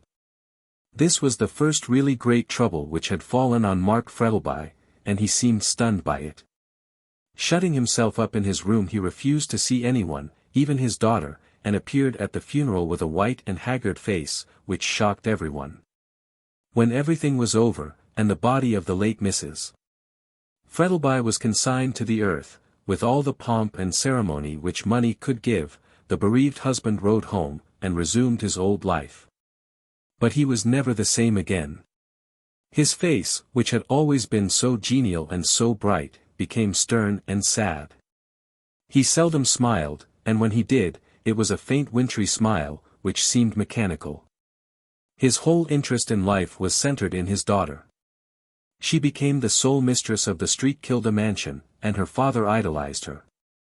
She was apparently the one thing left to him which gave him a pleasure in existence. In truth, had it not been for her bright presence, Mark Frettlby would fain have been lying beside his dead wife in the quiet graveyard. After a time Brian again resolved to ask Mr. Frettlby for the hand of his daughter. But for the second time fate interposed. A rival suitor made his appearance, and Brian's hot Irish temper rose in anger at him. Mr. Oliver White had come out from England a few months previously, bringing with him a letter of introduction to Mr. Frettlby, who received him hospitably, as was his custom. Taking advantage of this, White lost no time in making himself perfectly at home in the Street Kilda mansion. From the outset Brian took a dislike to the newcomer. He was a student of Lavater, and prided himself on his perspicuity in reading character. His opinion of White was anything but flattering to that gentleman, while Madge shared his repulsion towards the newcomer. On his part Mr. White was nothing if not diplomatic. He affected not to notice the coldness of Madge's reception of him. On the contrary, he began to pay her the most marked attentions, much to Brian's disgust. At length he asked her to be his wife, and notwithstanding her prompt refusal, spoke to her father on the subject. Much to the astonishment of his daughter, Mr. Frettlby not only consented to White paying his addresses to Madge, but gave that young lady to understand that he wished her to consider his proposals favourably. In spite of all Madge could say, he refused to alter his decision, and White, feeling himself safe, began to treat Brian with an insolence which was highly galling to Fitzgerald's proud nature. He had called on White at his lodgings, and after a violent quarrel he had left the house vowing to kill him, should he marry Madge Frettlby. The same night Fitzgerald had an interview with Mr. Frettlby. He confessed that he loved Madge, and that his love was returned. So, when Madge added her entreaties to Brian's, Mr. Frettlby found himself unable to withstand the combined forces, and gave his consent to their engagement. White was absent in the country for the next few days after his stormy interview with Brian, and it was only on his return that he learnt that Madge was engaged to his rival. He saw Mr. Frettlby, and having learnt from his own lips that such was the case, he left the house at once, and swore that he would never enter it again. He little knew how prophetic were his words, for on that same night he met his death in the hansom cab. He had passed out of the life of both the lovers, and they, glad that he troubled them no more, never suspected for a moment that the body of the unknown man found in Royston's cab was that of Oliver White. About 2 weeks after White's disappearance Mr. Frettlby gave a dinner party in honour of his daughter's birthday. It was a delightful evening, and the wide French windows which led on to the veranda were open, letting in a gentle breeze from the ocean. Outside there was a kind of screen of tropical plants, and through the tangle of the boughs the guests, seated at the table, could just see the waters of the bay glittering in the pale moonlight. Brian was seated opposite to Madge, and every now and then he caught a glimpse of her bright face from behind the fruit and flowers, which stood in the centre of the table. Mark Frettlby was at the head of the table, and appeared in very good spirits. His stern features were somewhat relaxed, and he drank more wine than usual. The soup had just been removed when someone, who was late, entered with apologies and took his seat. Someone in this case was Mr. Felix Ralston, one of the best-known young men in Melbourne. He had an income of his own, scribbled a little for the papers, was to be seen at every house of any pretensions in Melbourne, and was always bright, happy, and full of news. For details of any scandal you were safe in applying to Felix Ralston. He knew all that was going on, both at home and abroad. And his knowledge, if not very accurate, was at least extensive, while his conversation was piquant, and at times witty. Calton, one of the leading lawyers of the city, remarked that Ralston put him in mind of what Beaconsfield said of one of the personages in Lothair: he wasn't an intellectual Croesus, but his pockets were always full of sixpences. Be it said in his favour that Felix was free with his sixpences. The conversation, which had shown signs of languishing before his arrival, now brightened up. "So awfully sorry, don't you know," said Felix, as he slipped into a seat by Madge. "But a fellow like me has got to be careful of his time, so many calls on it." "So many calls in it, you mean," retorted Madge, with a disbelieving smile. "Confess, now, you have been paying a round of visits." "Well, yes," assented Mr. Ralston, "that's the disadvantage of having a large circle of acquaintances. They give you weak tea and thin bread and butter, whereas—" "You would rather have something else," finished Brian. There was a laugh at this, but Mr. Ralston disdained to notice the interruption. "The only advantage of 5 o'clock tea," he went on, "is, that it brings people together, and one hears what's going on." "Ah, yes, Ralston," said Mr. Frettlby, who was looking at him with an amused smile. "What news have you?" "Good news, bad news, and such news as you have never heard of," quoted Ralston gravely. Yes, I have a bit of news, haven't you heard it? Ralston felt he held sensation in his hands. There was nothing he liked better. Well, do you know, he said, gravely fixing in his eyeglass, they have found out the name of the fellow who was murdered in the hansom cab. Never! Cried everyone eagerly.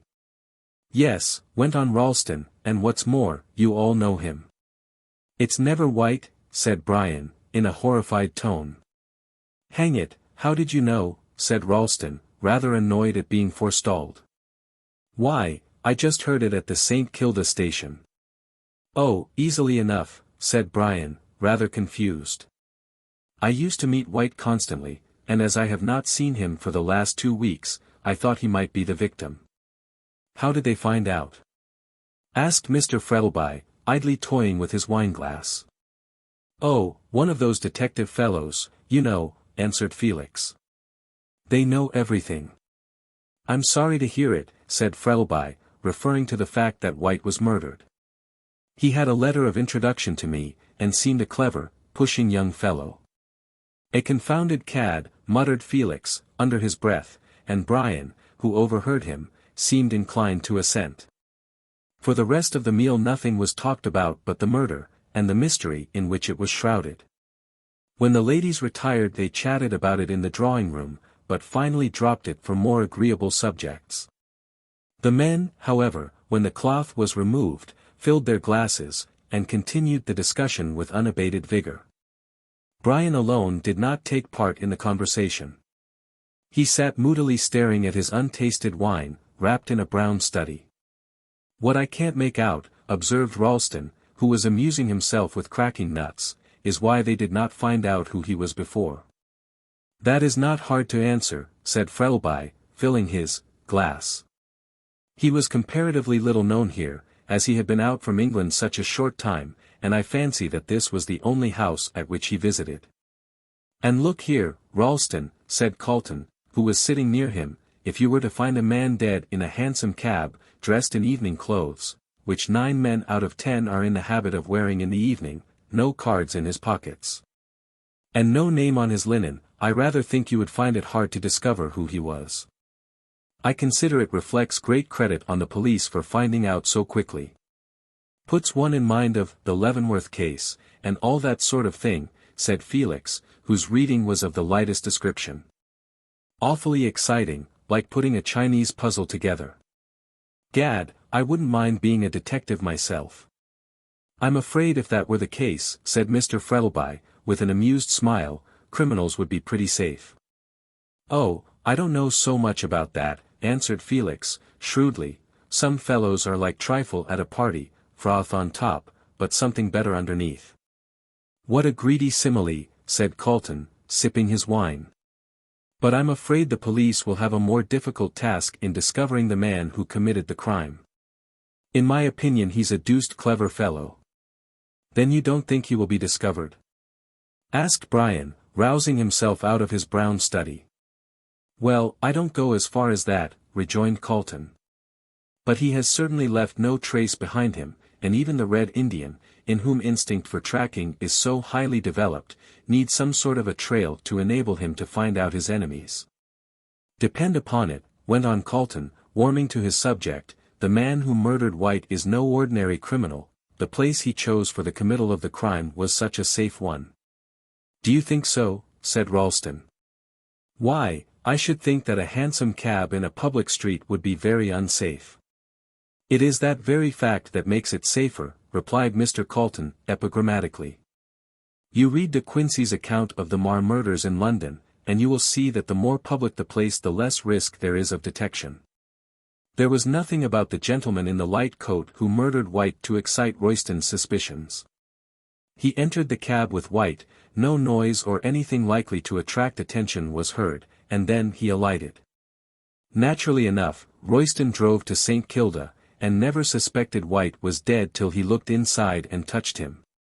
As to the man in the light coat, he doesn't live in Powlett Street, no, nor in East Melbourne either. Why not? Asked Frettlby. Because he wouldn't have been such a fool as to leave a trail to his own door, he did what the fox often does, he doubled. My opinion is that he went either right through East Melbourne to Fitzroy, or he walked back through the Fitzroy Gardens into town. There was no one about at that time of the morning, and he could return to his lodgings, hotel, or wherever he is staying, with impunity. Of course, this is a theory that may be wrong. But from what insight into human nature my profession has given me, I think that my idea is a correct one. All present agreed with Mr. Calton's idea, as it really did seem the most natural thing that would be done by a man desirous of escaping detection. "Tell you what," said Felix to Brian, as they were on their way to the drawing-room, "if the fellow that committed the crime is found out, by gad, he ought to get Calton to defend him." Chapter 8. Brian takes a walk and a drive. When the gentleman entered the drawing-room, a young lady was engaged in playing one of those detestable pieces of the morceau de salon order, in which an unoffending air is taken, and variations embroidered on it, till it becomes a perfect agony to distinguish the tune, amid the perpetual rattle of quavers and demi-semi-quavers. The melody in this case was "Over the Garden Wall," with variations by Signor Thumpanini, and the young lady who played it was a pupil of that celebrated Italian musician. When the male portion of the guests entered, the air was being played in the bass with a great deal of power, that is, the loud pedal was down, and with a perpetual rattle of treble notes, trying with all their shrill might to drown the tune. "Gad! It's getting over the garden wall in a hailstorm," said Felix, as he strolled over to the piano, for he saw that the musician was Dora Featherweight, an heiress to whom he was then paying attention, in the hope that she might be induced to take the name of Ralston. So, when the fair Dora had paralyzed her audience with one final bang and rattle, as if the gentleman going over the garden wall had tumbled into the cucumber frame, Felix was loud in his expressions of delight. "Such power, you know, Miss Featherweight," he said, sinking into a chair, and mentally wondering if any of the piano strings had given way at that last crash. "You put your heart into it, and all your muscle, too, by gad," he added mentally. "It's nothing but practice," answered Miss Featherweight, with a modest blush. "I am at the piano 4 hours every day." Good heavens, thought Felix, what a time the family must have of it. But he kept this remark to himself, and, screwing his eyeglass into his left organ of vision, merely ejaculated, "Lucky piano." Miss Featherweight, not being able to think of any answer to this, looked down and blushed, while the ingenuous Felix looked up and sighed. Madge and Brian were in a corner of the room talking over White's death. "I never liked him," she said, "but it is horrible to think of him dying like that."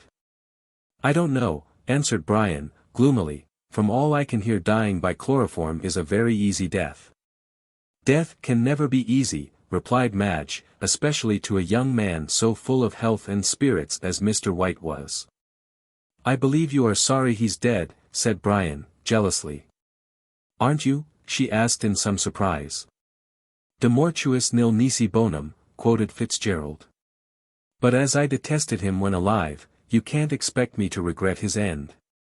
Madge did not answer him, but glanced quickly at his face, and for the first time it struck her that he looked ill. "What is the matter with you, dear?" she asked, placing her hand on his arm. "You are not looking well." "Nothing, nothing," he answered hurriedly. "I've been a little worried about business lately, but come," he said, rising, "let us go outside, for I see your father has got that girl with the steam whistle voice to sing." The girl with the steam whistle voice was Julia Featherweight, the sister of Ralston's inamorata, and Madge stifled a laugh as she went on to the veranda with Fitzgerald. "What a shame of you," she said, bursting into a laugh when they were safely outside, "she's been taught by the best masters." "How I pity them," retorted Brian, grimly, as Julia wailed out, "Meet me once again," with an ear-piercing shrillness. "I'd much rather listen to our ancestral banshee, and as to meeting her again, one interview would be more than enough." Madge did not answer, but leaning lightly over the high rail of the veranda looked out into the beautiful moonlit night. There were a number of people passing along the esplanade, some of whom stopped and listened to Julia's shrill notes. One man in particular seemed to have a taste for music, for he persistently stared over the fence at the house. Brian and Madge talked of diverse subjects, but every time Madge looked up she saw the man watching the house. "What does that man want, Brian?" she asked. "What man?" asked Brian, starting. "Oh," he went on indifferently, as the watcher moved away from the gate and crossed the road onto the footpath, "he's taken up with the music, I suppose, that's all." Madge said nothing, but she could not help thinking there was more in it than the music. Presently Julia ceased, and she proposed to go in. "Why?" asked Brian, who was lying back in a comfortable seat, smoking a cigarette. "It's nice enough here." "I must attend to my guests," she answered, rising. "You stop here and finish your cigarette," and with a gay laugh she flitted into the house. Brian sat and smoked, staring out into the moonlight the while. Yes, the man was certainly watching the house, for he sat on one of the seats, and kept his eyes fixed on the brilliantly lighted windows. Brian threw away his cigarette and shivered slightly. "Could anyone have seen me?" he muttered, rising uneasily. "Pshaw! Of course not, and the cabman would never recognize me again. Curse White, I wish I'd never set eyes upon him." He gave one glance at the dark figure on the seat and then, with a shiver, passed into the warm, well-lighted room. He did not feel easy in his mind, and he would have felt still less so had he known that the man on the seat was one of the cleverest of the Melbourne detectives. Mr.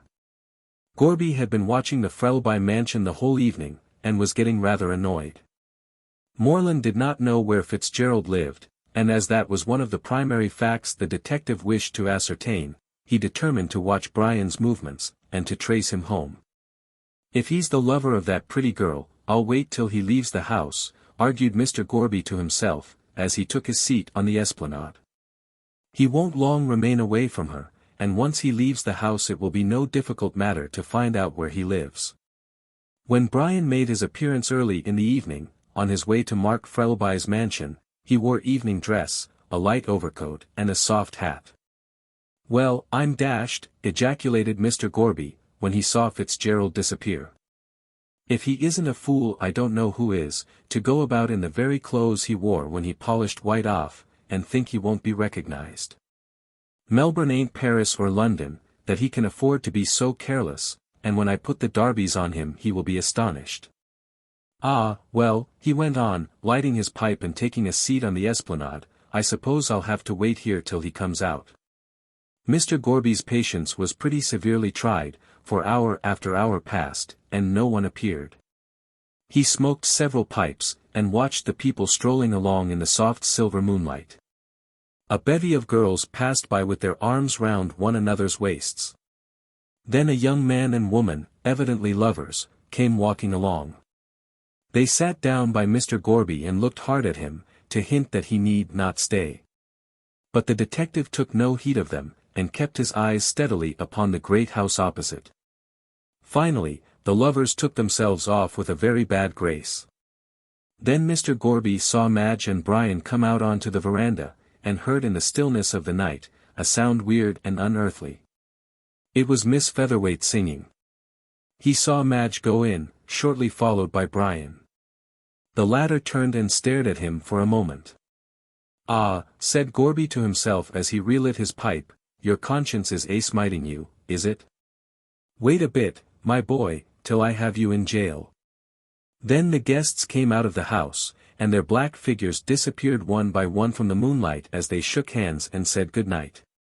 Shortly after Brian came down the path with Frettlby at his side, and Madge hanging on her father's arm. Frettlby opened the gate and held out his hand.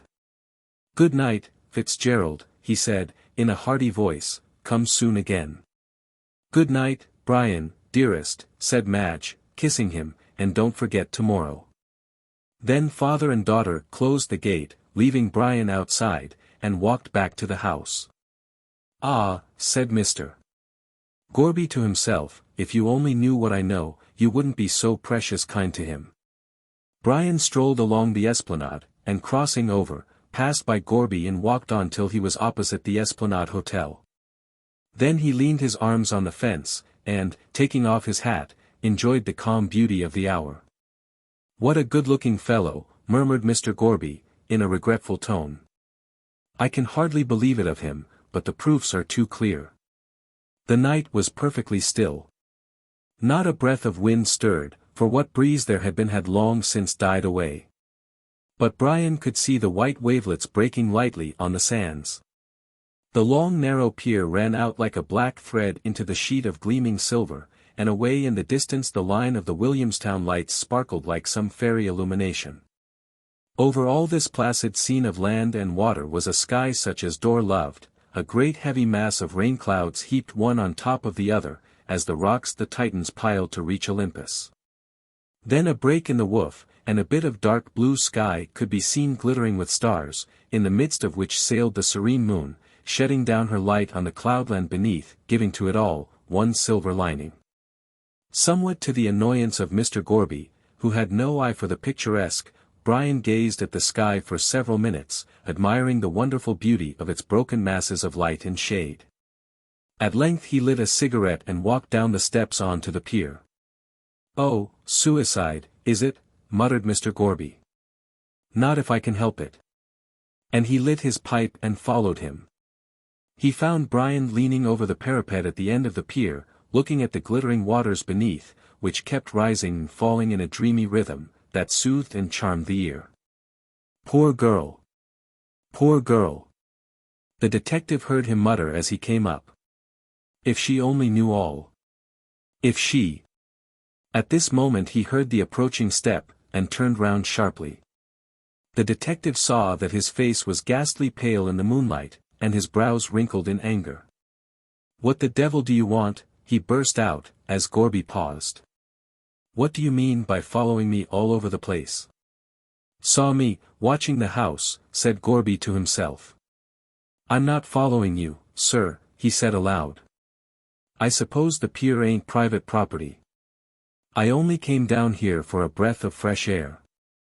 Fitzgerald did not answer, but turned sharply on his heel, and walked quickly up the pier, leaving Gorby staring after him.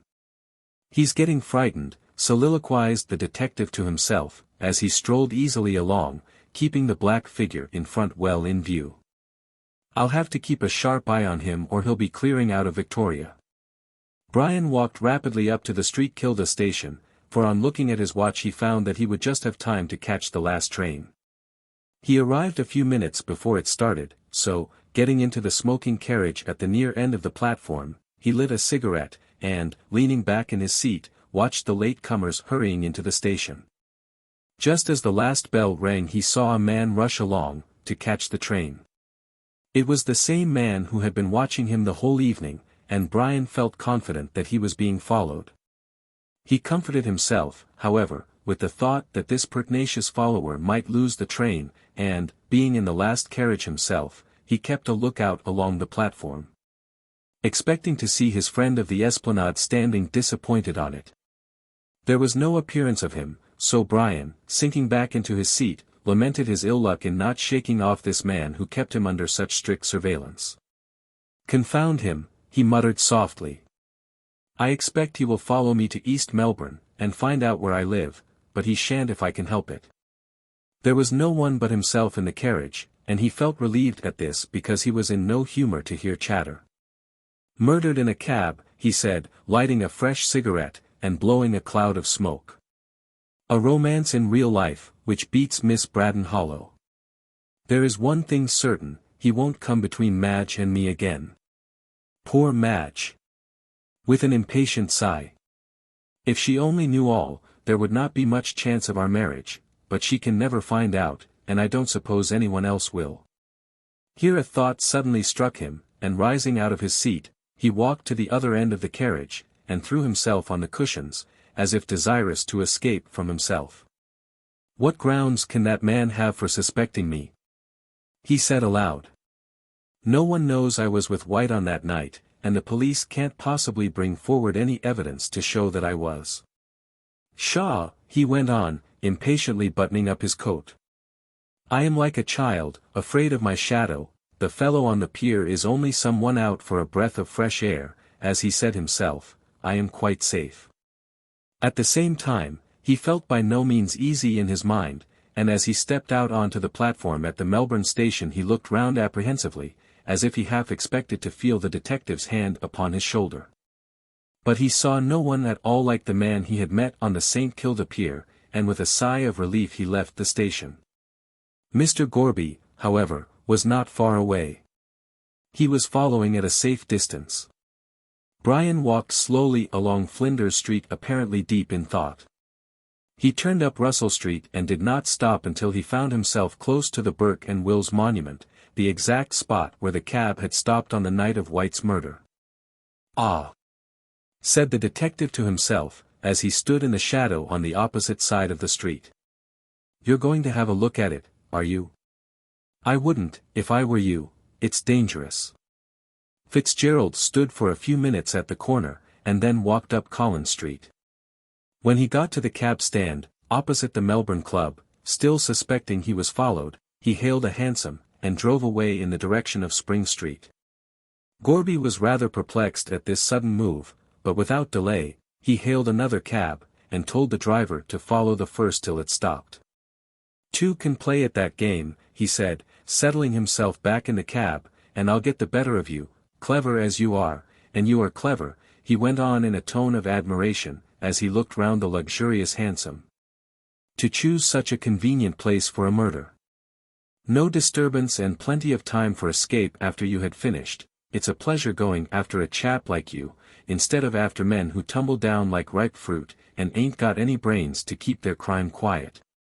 While the detective thus soliloquized, his cab, following on the trail of the other, had turned down Spring Street, and was being driven rapidly along the Wellington Parade, in the direction of East Melbourne. It then turned up Powlett Street, at which Mr. Gorby was glad. "Ain't so clever as I thought," he said to himself. "Shows his nest right off, without any attempt to hide it." The detective, however, had reckoned without his host, for the cab in front kept driving on, through an interminable maze of streets, until it seemed as though Brian were determined to drive the whole night. "Look there, sir!" cried Gorby's cabman, looking through his trap-door in the roof of the hansom, "how long's this 'ere game a-going to larst? My OSS is knocked up, 'e is, and 'is blessed old legs is agivin' way under, I'm." "Go on. Go on," answered the detective, impatiently, "I'll pay you well." The cabman's spirits were raised by this, and by dint of coaxing and a liberal use of the whip, he managed to get his jaded horse up to a pretty good pace. They were in Fitzroy by this time, and both cabs turned out of Gertrude Street into Nicholson Street. Thence passed on to Evelyn Street and along Spring Street, until Brian's cab stopped at the corner of Collins Street, and Gorby saw him alight and dismiss his cabman. He then walked down the street and disappeared into the Treasury Gardens. "Confound it," said the detective, as he got out and paid his fare, which was by no means a light one, but over which he had no time to argue, "we've come in a circle, and I do believe he lives in Powlett Street after all." He went into the gardens, and saw Brian some distance ahead of him, walking rapidly. It was bright moonlight, and he could easily distinguish Fitzgerald by his light coat. As he went along that noble avenue with its elms in their winter dress, the moon shining through their branches wrought a fantastic tracery on the smooth asphalt. And on either side Gorby could see the dim white forms of the old Greek gods and goddesses, Venus Victrix, with the apple in her hand, which Mr. Gorby, in his happy ignorance of heathen mythology, took for Eve offering Adam the forbidden fruit. Diana, with the hound at her feet, and Bacchus and Ariadne, which the detective imagined were the babes in the wood. He knew that each of the statues had queer names, but thought they were merely allegorical. Passing over the bridge, with the water rippling quietly underneath, Brian went up the smooth yellow path to where the statue of Hebe, holding the cup, seems instinct with life. And turning down the path to the right, he left the gardens by the end gate, near which stands the statue of the dancing faun, with the great bush of scarlet geranium burning like an altar before it. Then he went along the Wellington Parade, and turned up Powlett Street, where he stopped at a house near Cairns Memorial Church, much to Mr. Gorby's relief, who, being like Hamlet, fat and scant of breath, found himself rather exhausted. He kept well in the shadow, however, and saw Fitzgerald give one final look round before he disappeared into the house. Then Mr. Gorby, like the robber captain in Ali Baba, took careful stock of the house, and fixed its locality and appearance well in his mind, as he intended to call at it on the morrow. "What I'm going to do," he said, as he walked slowly back to Melbourne, "is to see his landlady when he's out, and find out what time he came in on the night of the murder. If it fits into the time he got out of Rankin's cab, I'll get out a warrant, and arrest him straight off." Chapter 9. Mr. Gorby is satisfied at last. In spite of his long walk, and still longer drive, Brian did not sleep well that night. He kept tossing and turning, or lying on his back, wide awake, looking into the darkness and thinking of White. Towards dawn, when the first faint glimmer of morning came through the Venetian blinds, he fell into a sort of uneasy doze, haunted by horrible dreams. He thought he was driving in a hansom, when suddenly he found White by his side, clad in white cerements, grinning and gibbering at him with ghastly merriment. Then the cab went over a precipice, and he fell from a great height, down, down, with the mocking laughter still sounding in his ears, until he woke with a loud cry, and found it was broad daylight. And that drops of perspiration were standing on his brow. It was no use trying to sleep any longer, so, with a weary sigh, he arose and went to his tub, feeling jaded and worn out by worry and want of sleep. His bath did him some good. The cold water brightened him up and pulled him together. Still he could not help giving a start of surprise when he saw his face reflected in the mirror, old and haggard looking, with dark circles round the eyes. "A pleasant life I'll have of it if this sort of thing goes on," he said, bitterly. "I wish I had never seen, or heard of White." He dressed himself carefully. He was not a man to neglect his toilet, however worried and out of sorts he might happen to feel. Yet, notwithstanding all his efforts, the change in his appearance did not escape the eye of his landlady. She was a small, dried-up little woman, with a wrinkled yellowish face. She seemed parched up and brittle. Whenever she moved she crackled, and one went in constant dread of seeing a wizen-looking limb break off short like the branch of some dead tree. When she spoke it was in a voice hard and shrill, not unlike the chirp of a cricket. When, as was frequently the case, she clothed her attenuated form in a faded brown silk gown, her resemblance to that lively insect was remarkable. And, as on this morning she crackled into Brian's sitting-room with the Argus and his coffee, a look of dismay at his altered appearance came over her stony little countenance. "Dear me, sir," she chirped out in her shrill voice, as she placed her burden on the table, "are you took bad?" Brian shook his head. "Want of sleep, that's all, Mrs. Sampson," he answered, unfolding the Argus. "Ah! That's because ye ain't got enough blood in your EAD," said Mrs. Sampson, wisely, for she had her own ideas on the subject of health. "If you ain't got blood you ain't got sleep." Brian looked at her as she said this, for there seemed such an obvious want of blood in her veins that he wondered if she had ever slept in all her life. "There was my father's brother, which, of course, makes him my uncle," went on the landlady, pouring out a cup of coffee for Brian, "and the blood ad was somethin' astoundin'. Which it made him sleep that long as they 'ad to draw pints from him afore he'd wake in the mornin'. Brian had the Argus before his face, and under its friendly cover he laughed quietly to himself. "His blood poured out like a river," went on the landlady, still drawing from the rich stores of her imagination, and the doctor was struck dumb with astonishment at seein' the nigature which burst from him, "but I'm not so full-blooded myself." Fitzgerald again stifled a laugh, and wondered that Mrs. Sampson was not afraid of being treated as were Ananias and Sapphira. However, he said nothing, but merely intimated that if she would leave the room he would take his breakfast. "And, if you wants anythin' else, Mr. Fitzgerald," she said, going to the door, "you knows your way to the bell as easily as I do to the kitchen," and, with a final chirrup, she crackled out of the room. As soon as the door was closed, Brian put down his paper and roared, in spite of his worries. He had that extraordinary vivacious Irish temperament, which enables a man to put all trouble behind his back, and thoroughly enjoy the present. His landlady, with her Arabian Night-like romances, was a source of great amusement to him, and he felt considerably cheered by the odd turn her humor had taken this morning. After a time, however, his laughter ceased, and his troubles came crowding on him again. He drank his coffee, but pushed away the food which was before him, and looked through the Argus, for the latest report about the murder case. What he read made his cheek turn a shade paler than before. He could feel his heart thumping wildly. "They've found a clue, have they?" he muttered, rising and pacing restlessly up and down.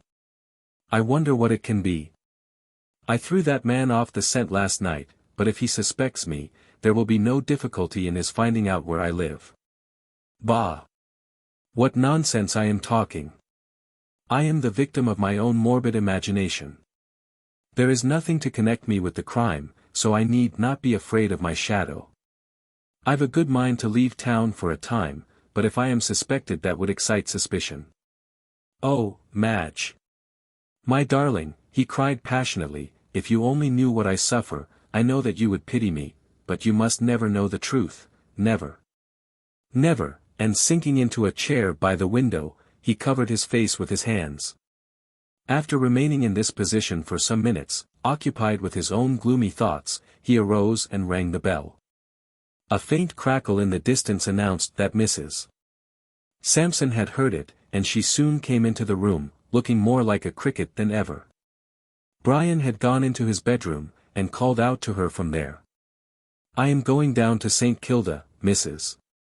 Sampson," he said, "and probably I shall not be back all day." "Which I 'opes you'll do you good," she answered, "for you've eaten nothin', and the sea breezes is miraculous for makin' you take to your victuals. My mother's brother, bein' a sailor, and wonderful for 'is stomach, which, when 'e 'ad done a meal, the table looked as if a locust had gone over it." "A what?" asked Fitzgerald, buttoning his gloves. "A locust," replied the landlady, in surprise at his ignorance, "as I've read in 'Oly Writ, as 'ow John the Baptist was partial to 'em, not that I think they be very fillin', though, to be sure, 'e 'ad a sweet tooth, and ate on'y with 'em." "Oh! You mean locusts," said Brian, now enlightened. "And what else?" asked Mrs. Sampson, indignantly. "Which, though not bein' a scholard, I speaks English, I 'opes, my mother's second cousin Avon 'ad first prize at a spellin' bee, though 'e died early through brain fever. Avon, crowded is EAD overmuch with the dictionary." "Dear me!" answered Brian, mechanically. "How unfortunate." He was not listening to Mrs. Sampson's remarks. He suddenly remembered an arrangement which Madge had made, and which up till now had slipped his memory. "Mrs. Sampson," he said, turning round at the door, "I am going to bring Mr. Frettlby and his daughter to have a cup of afternoon tea here, so you might have some ready." "You ave only to ask and to ave," answered Mrs. Sampson, hospitably, with a gratified crackle of all her joints. "I'll make the tea, sir, and also some of my own particular cakes, bein' a special kind I ave, which my mother showed me 'ow to make, avin' been taught by a lady as she nussed through the scarlet fever, though, bein' of a weak constitution, she died soon arter, bein' in a bit of contractin' any disease she might chance on." Brian hurried off lest in her polite appreciation of them, Mrs. Sampson should give vent to more charnel house horrors. At one period of her life, the little woman had been a nurse, and it was told of her that she had frightened one of her patients into convulsions during the night by narrating to her the history of all the corpses she had laid out. This ghoul-like tendency in the end proved fatal to her professional advancement. As soon as Fitzgerald had gone, she went over to the window and watched him as he walked slowly down the street, a tall, handsome man, of whom any woman would be proud. "What an awful thing it are to think he'll be a corpse some day," she chirped cheerily to herself, "though, of course bein' a great swell in 'is own place, 'e'll ave a nice airy vault, which 'ud be far more comfortable than a close, stuffy grave. Even though it 'as a tombstone and 6 lets over it. Ah, now. Who are you, impertinence?" she broke off, as a stout man in a light suit of clothes crossed the road and rang the bell, pullin' at the bell as if it were a pump handle. As the gentleman at the door, who was none other than Mr. Gorby, did not hear her, he of course did not reply, so she hurried down the stairs, crackling with anger at the rough usage her bell had received. Mr.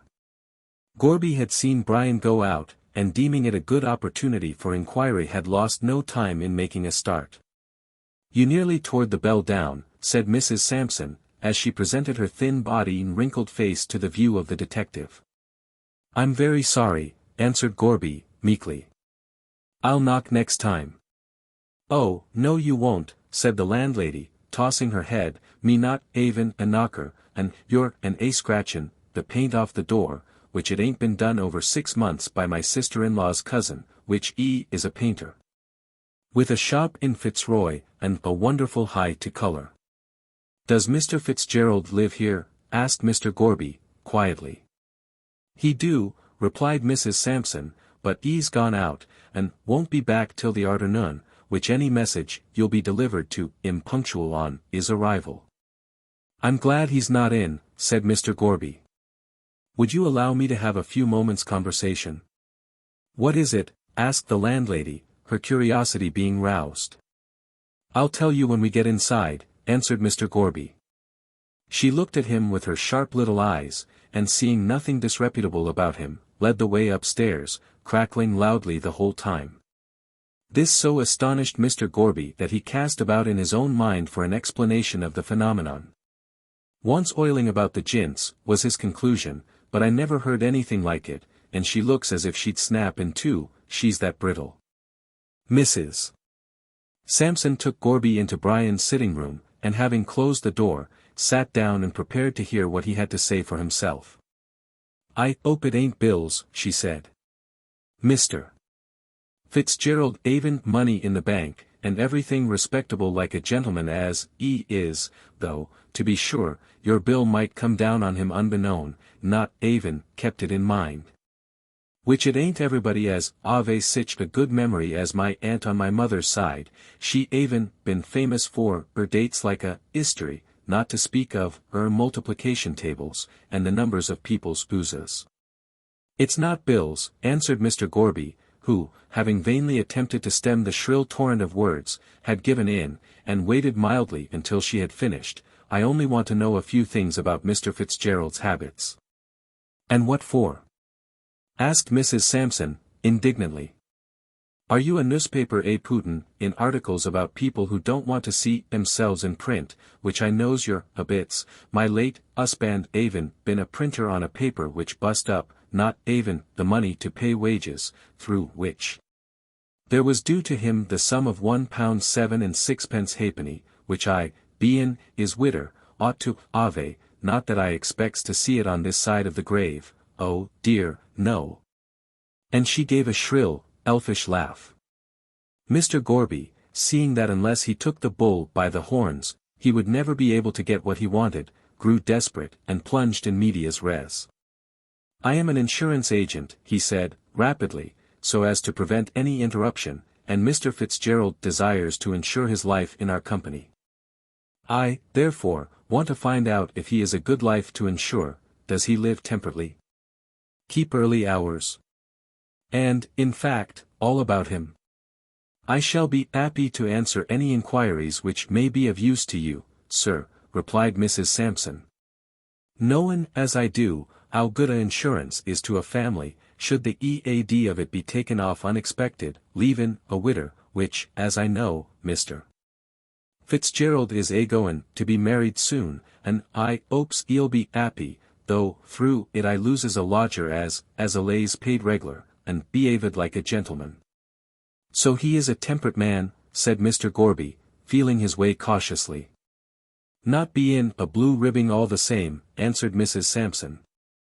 "And I never saw him the wuss for drink, he being allays able to use his latch key, and take his boots off afore going to bed, which is no more than a woman ought to expect from a lodger, she aven to do her own washin'. And he keeps good hours?" "Allays in afore the clock strikes 12, answered the landlady.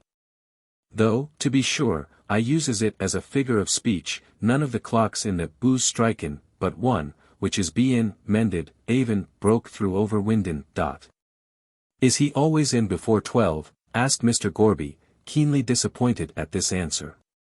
Mrs. Sampson eyed him waggishly, and a smile crept over her wrinkled little face. "Young men, not bein' old men," she replied, cautiously, "and sinners not bein' saints, it's not natural as latch keys should be made for ornament instead of use, and Mr. Fitzgerald bein' one of the handsomest men in Melbourne, it ain't to be expected as he should let his latch key get rusty, though even a good moral character, he uses it with moderation." "But I suppose you are seldom awake when he comes in really late," said the detective. "Not as a rule," assented Mrs. Sampson. "Bein' a heavy sleeper, and much disposed for bed, but I ave heard him come in arter 12, the last time bein' Thursday week." "Ah!" Mr. Gorby drew a long breath, for Thursday week was the night upon which the murder was committed. "Bein' troubled with my EAD," said Mrs. Sampson, "through havin' been out in the sun all day washin', I did not feel so partial to my bed that night as in general, so went down to the kitchen with the intent of getting a linseed poultice to put at the back of my EAD. It being calculated to remove pain, as was told to me, when a nuss, by a doctor in the horspital, he now bein' in business for hisself, at Geelong, with a large family, havin' married early. Just as I was leavin' the kitchen I heard Mr. Fitzgerald comin' in, and, turnin' round, looked at the clock, that havin' been my custom when my late husband came in the early mornin', I bein' preparin' his meal." "And the time was?" asked Mr. Gorby, breathlessly. 5 minutes to 2 o'clock, replied Mrs. Sampson. Mr. Gorby thought for a moment. "Cab was hailed at 1 o'clock, started for St.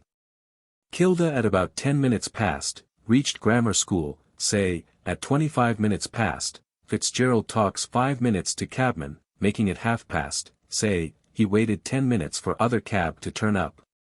Makes it 20 minutes to 2, it would take another 20 minutes to get to East Melbourne, and 5 minutes to walk up here, that makes it 5 minutes past 2 instead of before, confound it. Was your clock in the kitchen right?" he asked, aloud. "Well, I think so," answered Mrs. Sampson. "It does get a little slow sometimes, not havin' been cleaned for some time, which my nevy bein' a watchmaker I allays hands it over to him." "Of course it was slow on that night," said Gorby, triumphantly. "He must have come in at 5 minutes past 2, which makes it right." "Makes what right?" asked the landlady, sharply. "And how do you know my clock was 10 minutes wrong?" "Oh, it was it?" asked Gorby, eagerly.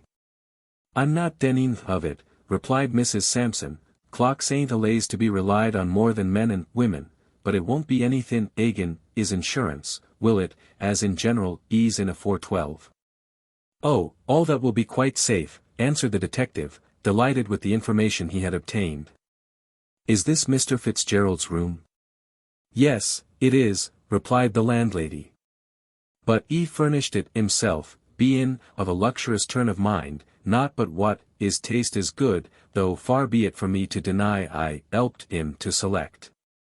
But havin' another room of the same to let, any friends as you might ave in search of a 'ome you'd be well looked arter, my references bein' very high, and my cookin' tasty, and if." Here a ring at the front door bell called Mrs. Sampson away, so with a hurried word to Gorby she crackled downstairs. Left to himself, Mr. Gorby arose and looked round the room. It was excellently furnished, and the pictures were good. At one end of the room, by the window, there was a writing table covered with papers. "It's no good looking for the papers he took out of White's pocket, I suppose," said the detective to himself, as he turned over some letters, "as I don't know what they are, and I couldn't tell them if I saw them. But I'd like to find that missing glove and the bottle that held the chloroform, unless he's done away with them. There doesn't seem any sign of them here, so I'll have a look in his bedroom." There was no time to lose, as Mrs. Sampson might return at any moment, so Mr. Gorby walked quickly into the bedroom, which opened off the sitting room. The first thing that caught the detective's eye was a large photograph, in a plush frame, of Madge Frettlby. It stood on the dressing table, and was similar to that one which he had already seen in White's album. he took it up with a laugh.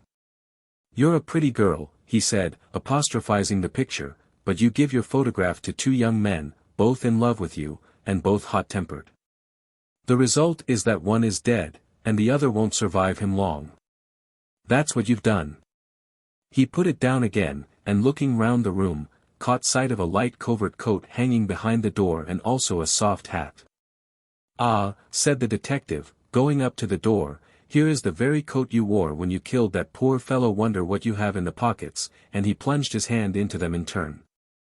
There were an old theatre program and a pair of brown gloves in one, but in the second pocket Mr. Gorby made a discovery, none other than that of the missing glove.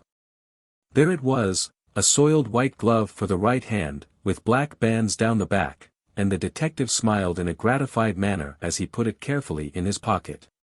"My morning has not been wasted," he said to himself. "I found out that he came in at a time which corresponds to all his movements after 1 o'clock on Thursday night, and this is the missing glove, which clearly belonged to White. If I could only get hold of the chloroform bottle I'd be satisfied." But the chloroform bottle was not to be found, though he searched most carefully for it. At last, hearing Mrs. Sampson coming upstairs again, he gave up the search, and came back to the sitting room. "Threw it away, I suspect," he said, as he sat down in his old place, "but it doesn't matter. I think I can form a chain of evidence, from what I have discovered, which will be sufficient to convict him. Besides, I expect when he is arrested he will confess everything. He seems to feel remorse for what he has done." The door opened, and Mrs. Sampson entered the room in a state of indignation. "One of them Chinese hawkers," she explained, "'e's been tryin' to get the better of me over carrots, as if I didn't know what carrots was, and 'im talkin' about a shillin' in his gibberish. As if ain't been brought up in a place where they don't know what a shillin' is. But I never could abide furriners ever since a Frenchman, as taught me, is language, made orf with my mother's silver teapot, unbeknown to it bein' set out on the sideboard for company." Mr. Gorby interrupted these domestic reminiscences of Mrs. Sampson's by stating that, now she had given him all necessary information, he would take his departure. "And I 'opes," said Mrs. Sampson, as she opened the door for him, "as I'll 'ave the pleasure of seein' you again should any business on behalf of Mr. Fitzgerald require it." "Oh, I'll see you again," said Mr. Gorby, with heavy jocularity, "and in a way you won't like, as you'll be called as a witness," he added, mentally. "Did I understand you to say, Mrs. Sampson," he went on, "that Mr. Fitzgerald would be at home this afternoon?" "Oh, yes, sir, 'e will," answered Mrs. Sampson, "drinkin' tea with his young lady, who is Miss Frettlby, and as got no end of money, not but what I mightn't ave 'ad the same, 'ad I been born in a 'igher spear. You need not tell Mr. Fitzgerald I have been here," said Gorby, closing the gate. "I'll probably call and see him myself this afternoon." "What a stout person are," said Mrs. Sampson to herself, as the detective walked away, "just like my late father, who was allays fleshy, bein' a great eater, and fond of 'is glass, but I took arter my mother's family, they bein' thin-like, and proud of keeping themselves so. As the vinegar they drank could testify, not that I indulge in it myself." She shut the door, and went upstairs to take away the breakfast things, while Gorby was being driven along at a good pace to the police office, to obtain a warrant for Brian's arrest, on a charge of wilful murder. Chapter 10. In the Queen's Name. It was a broiling hot day, one of those cloudless days, with the blazing sun beating down on the arid streets, and casting deep black shadows, a real Australian December day dropped by mistake of the clerk of the weather into the middle of August. The previous week having been really chilly, it was all the more welcome. It was Saturday morning, and fashionable Melbourne was "doing the block." Collins Street is to the southern city what Bond Street and the Row are to London, and the boulevards to Paris.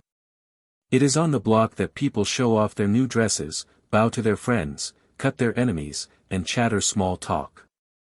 The same thing no doubt occurred in the Appian Way, the fashionable street of Imperial Rome, when Catullus talked gay nonsense to Lesbia, and Horace received the congratulations of his friends over his new volume of society verses.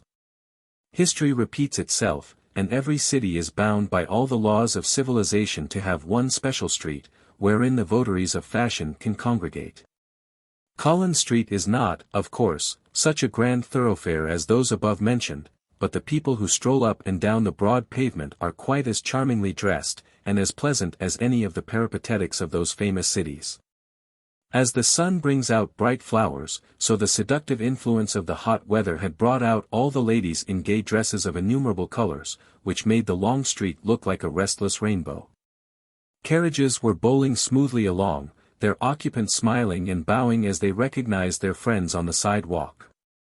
Lawyers, their legal quibbles finished for the week, were strolling leisurely with their black bags in their hands. Portly merchants, forgetting Flinders Lane and incoming ships, walked beside their pretty daughters, and the representatives of swelldom were stalking along in their customary apparel of curly-brimmed hats, high collars, and immaculate suits. Altogether, it was a pleasant and animated scene, which would have delighted the heart of anyone who was not dyspeptic, or in love, dyspeptic people and lovers, disappointed ones, of course, being wont to survey the world in a cynical vein. Madge Frettlby was engaged in that occupation so dear to every female heart, shopping. She was in Mowbray, Rowan, and Hicks, turning over ribbons and laces, while the faithful Brian waited for her outside, and amused himself by looking at the human stream which flowed along the pavement. He disliked shopping quite as much as the majority of his sex, and though as a lover he felt a certain amount of self-abnegation to be becoming in him, it was difficult to drive away the thoughts of his pleasant club, where he could be reading and smoking, with, perchance, something cooling in a glass beside him. However, after she had purchased a dozen or more articles she did not want, Madge remembered that Brian was waiting for her, and hurried to the door. "I haven't been many minutes, have I, dear?" she said, touching him lightly on the arm. "Oh, dear no," answered Brian, looking at his watch, "only 30, a mere nothing, considering a new dress was being discussed." "I thought I had been longer," said Madge, her brow clearing, "but still I am sure you feel a martyr." "Not at all," replied Fitzgerald, handing her into the carriage, "I enjoyed myself very much." "Nonsense," she laughed, opening her sunshade, while Brian took his seat beside her. "That's one of those social stories, which every one considers themselves bound to tell from a sense of duty. I'm afraid I did keep you waiting, though, after all," she went on, with a true feminine idea as to the flight of time, "I was only a few minutes." "And the rest," said Brian, quizzically looking at her pretty face, so charmingly flushed under her great white hat. Madge disdained to notice this interruption. "James," she cried to the coachman, "drive to the Melbourne Club. Papa will be there, you know," she said to Brian, "and we'll take him off to have tea with us." "But it's only 1 o'clock, said Brian, as the town hall clock came in sight. "Mrs. Sampson won't be ready." "Oh, anything will do," replied Madge, "a cup of tea and some thin bread and butter isn't hard to prepare. I don't feel like lunch, and Papa eats so little in the middle of the day, and you eat a great deal at all times," finished Brian with a laugh. Madge went on chattering in her usual lively manner, and Brian listened to her with delight. Her pleasant talk drove away the evil spirit which had been with him for the last 3 weeks. Suddenly Madge made an observation as they were passing the Burke and Wills monument, which startled him. "Isn't that the place where Mr. White got into the cab?" she asked, looking at the corner near the Scotch church, where a vagrant of musical tendencies was playing, just before the battle, Mother, on a battered old concertina. "So the papers say," answered Brian, listlessly, without turning his head. "I wonder who the gentleman in the light coat could have been," said Madge, as she settled herself again. "No one seems to know," he replied evasively. "Ah, but they have a clue," she said. "Do you know, Brian," she went on, "that he was dressed just like you in a light overcoat and soft hat?" "How remarkable," said Fitzgerald, speaking in a slightly sarcastic tone, and as calmly as he was able. "He was dressed in the same manner as 9 out of every 10 young fellows in Melbourne." Madge looked at him in surprise at the tone in which he spoke, so different from his usual nonchalant way of speaking. She was about to answer when the carriage stopped at the door of the Melbourne Club. Brian, anxious to escape any more remarks about the murder, sprang quickly out, and ran up the steps into the building. He found Mr. Frettlby smoking complacently, and reading The Age. As Fitzgerald entered he looked up, and putting down the paper, held out his hand, which the other took. "Ah! Fitzgerald," he said, "have you left the attractions of Collins Street for the still greater ones of Clubland?" "Not I," answered Brian. "I've come to carry you off to afternoon tea with Madge and myself." "I don't mind," answered Mr. Frettlby rising, "but isn't afternoon tea at 1:30 rather an anomaly?" "What's in a name?" said Fitzgerald, absently, as they left the room. "What have you been doing all morning?" "I've been in here for the last half-hour reading," answered the other, carelessly. "Woolmarket, I suppose?" "No, the Hansom Cab murder." "Oh, that thing," said Brian, hastily. Then, seeing his companion looking at him in surprise, he apologized. "But, indeed," he went on, "I'm nearly worried to death by people asking about White, as if I knew all about him, whereas I know nothing." "Just as well you don't," answered Mr. Frettlby, as they descended the steps together. He was not a very desirable companion. It was on the tip of Brian's tongue to say, "And yet you wanted him to marry your daughter," but he wisely refrained, and they reached the carriage in silence. "Now then, Papa," said Madge, when they were all settled in the carriage, and it was rolling along smoothly in the direction of East Melbourne, "what have you been doing?" "Enjoying myself," answered her father, "until you and Brian came, and dragged me out into this blazing sunshine." "Well, Brian has been so good of late," said Madge, "that I had to reward him, so I knew that nothing would please him better than to play host." "Certainly," said Brian, rousing himself out of a fit of abstraction, "especially when one has such charming visitors." Madge laughed at this, and made a little grimace. "If your tea is only equal to your compliments," she said lightly, "I'm sure Papa will forgive us for dragging him away from his club." "Papa will forgive anything," murmured Mr. Frettlby, tilting his hat over his eyes, "so long as he gets somewhere out of the sun. I can't say I care about playing the parts of Shadrach, Meshach, and Abednego in the fiery furnace of a Melbourne hot day." "There now, Papa is quite a host in himself," said Madge mischievously, as the carriage drew up at Mrs. Sampson's door. "No, you are wrong," said Brian, as he alighted and helped her out, "I am the host in myself this time." "If there is one thing I hate above another," observed Miss Frettlby, calmly, "it's a pun, and especially a bad one." Mrs. Sampson was very much astonished at the early arrival of her lodger's guests, and did not hesitate to express her astonishment. "Bein' taken by surprise," she said, with an apologetic cackle, "it ain't to be supposed as miracles can be performed with regard to cookin', the fire havin' gone out, not bein' kept alight on account of the heat of the day. Which was that ot as never was, though, to be sure, bein' a child in the early days, I remember it were that ot as my sister's aunt was in a bit of roastin' her jints in the sun." After telling this last romance, and leaving her visitors in doubt whether the joints referred to belonged to an animal or to her sister's aunt or to herself, Mrs. Sampson crackled away downstairs to get things ready. "What a curious thing that landlady of yours is, Brian," said Madge, from the depths of a huge armchair. "I believe she's a grasshopper from the Fitzroy Gardens." "Oh, no, she's a woman," said Mr. Frettlby, cynically. "You can tell that by the length of her tongue." "A popular error, Papa," retorted Madge, sharply. "I know plenty of men who talk far more than any woman." "I hope I'll never meet them, then," said Mr. Frettlby, "for if I did I should be inclined to agree with De Quincey on murder as a fine art." Brian winced at this, and looked apprehensively at Madge, and saw with relief that she was not paying attention to her father, but was listening intently. "There she is," as a faint rustle at the door announced the arrival of Mrs. Sampson and the tea tray. "I wonder, Brian, you don't think the house is on fire with that queer noise always going on," she wants oil.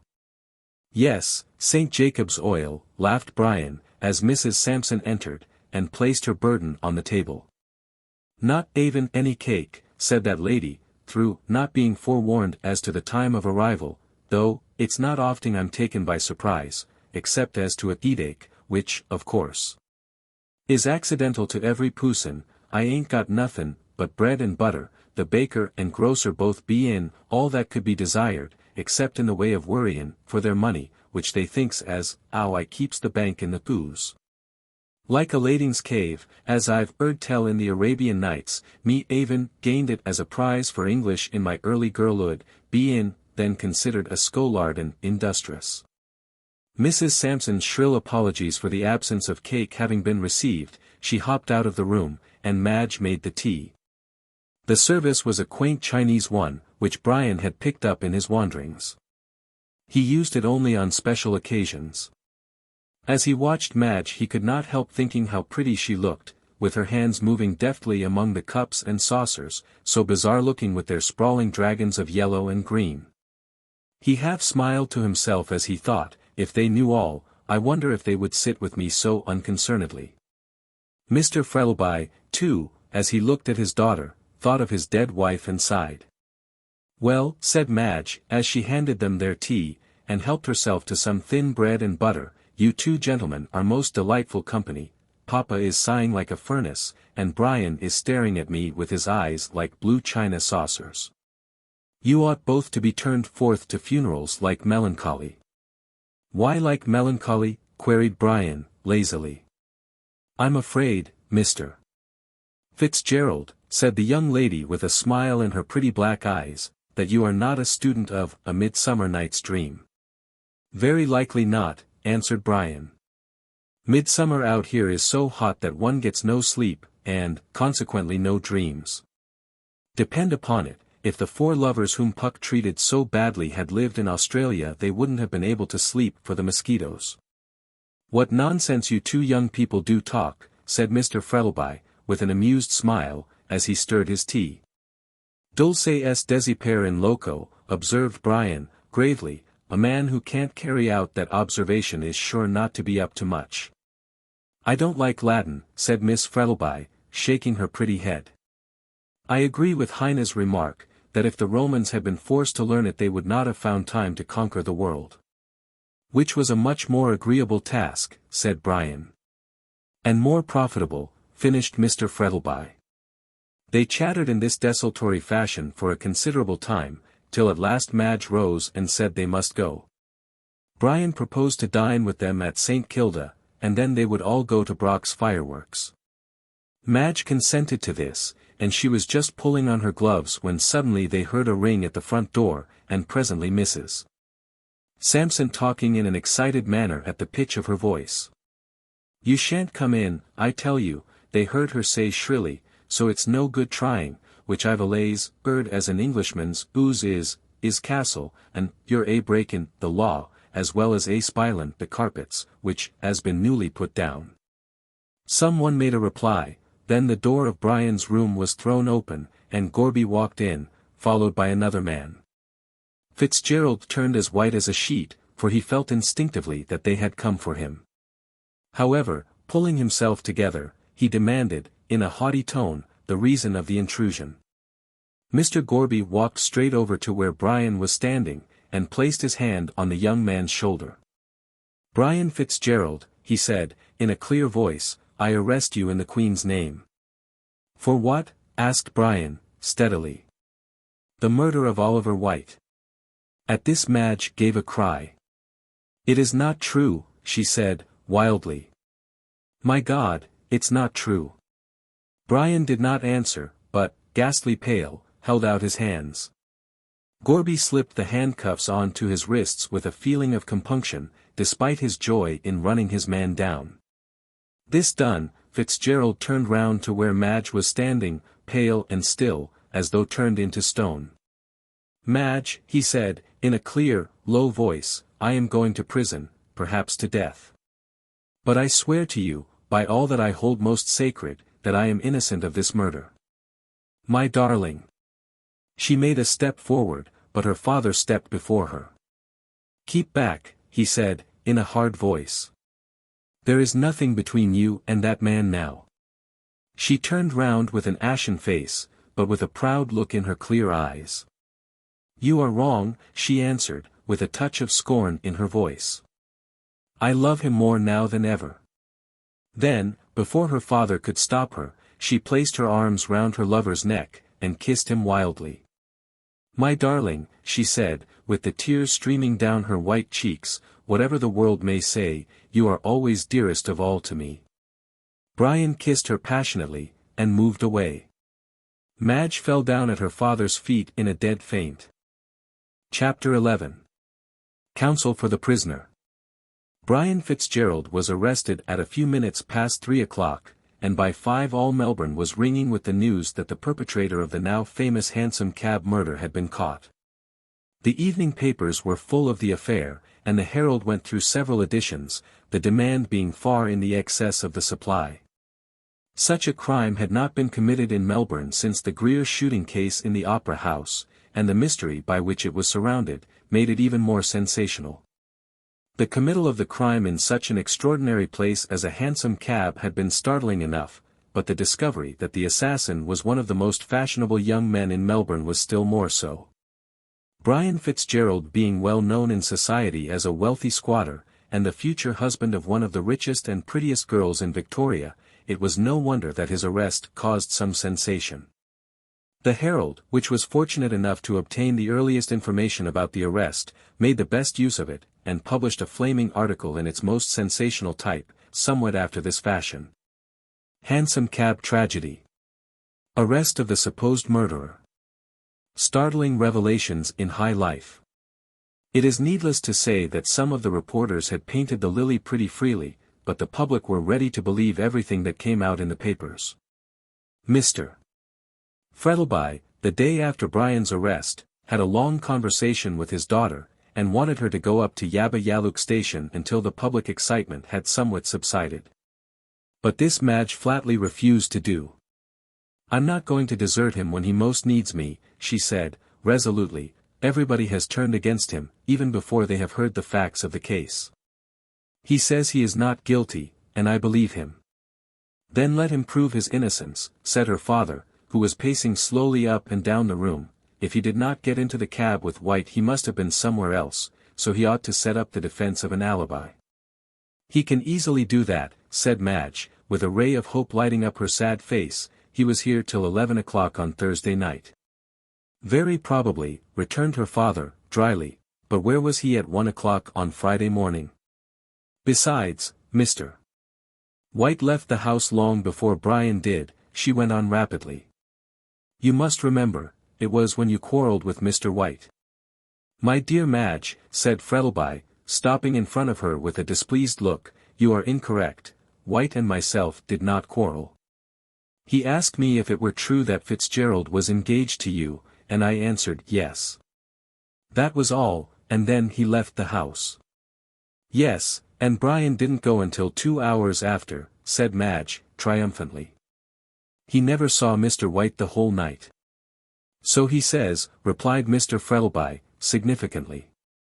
"I believe Brian before anyone else in the world," said his daughter, hotly, with flushed cheeks and flashing eyes. "Ah! But will a jury?" queried her father. "You have turned against him, too," answered Madge, her eyes filling with tears. "You believe him guilty." "I am not prepared either to deny or confirm his guilt," said Mr. Frettlby, coldly. "I have done what I could to help him. I have engaged Calton to defend him, and, if eloquence and skill can save him, you may set your mind at rest." "My dear father," said Madge, throwing her arms round his neck, "I knew you would not desert him altogether, for my sake." "My darling," replied her father, in a faltering voice, as he kissed her, "there is nothing in the world I would not do for your sake." Meanwhile Brian was sitting in his cell in the Melbourne jail, thinking sadly enough about his position. He saw no hope of escape except one, and that he did not intend to take advantage of. "It would kill her, he said, feverishly, as he paced to and fro over the echoing stones. Better that the last of the Fitzgeralds should perish like a common thief than that she should know the bitter truth. If I engage a lawyer to defend me, he went on, the first question he will ask me will be where was I on that night, and if I tell him all will be discovered, and then, no, I cannot do it. It would kill her, my darling, and throwing himself down on the bed, he covered his face with his hands. He was roused by the opening of the door of his cell, and on looking up saw that it was Calton who entered. He was a great friend of Fitzgerald's, and Brian was deeply touched by his kindness in coming to see him. Duncan Calton had a kindly heart and was anxious to help Brian, but there was also a touch of self-interest in the matter. He had received a note from Mr. Frettlby, asking him to defend Fitzgerald, which he agreed to do with avidity, as he foresaw in this case an opportunity for his name becoming known throughout the Australian colonies. It is true that he was already a celebrated lawyer, but his reputation was purely a local one, and as he foresaw that Fitzgerald's trial for murder would cause a great sensation throughout Australia and New Zealand, he determined to take advantage of it as another step in the ladder which led to fame, wealth, and position. So this tall, keen-eyed man, with the clean-shaven face and expressive mouth, advanced into the cell, and took Brian by the hand. "It is very kind of you to come and see me," said Fitzgerald. "It is at a time like this that one appreciates friendship." "Yes, of course," answered the lawyer, fixing his keen eyes on the other's haggard face, as if he would read his innermost thoughts. "I came partly on my own account, and partly because Frettlby asked me to see you as to your defense." "Mr. Frettlby?" said Brian, in a mechanical way. "He is very kind. I thought he believed me guilty." "No man is considered guilty until he has been proved so," answered Calton, evasively. Brian noticed how guarded the answer was, for he heaved an impatient sigh. "And Miss Frettlby?" he asked, in a hesitating manner. This time he got a decided answer. "She declines to believe you guilty, and will not hear a word said against you." "God bless her," said Brian, fervently, "she is a true woman."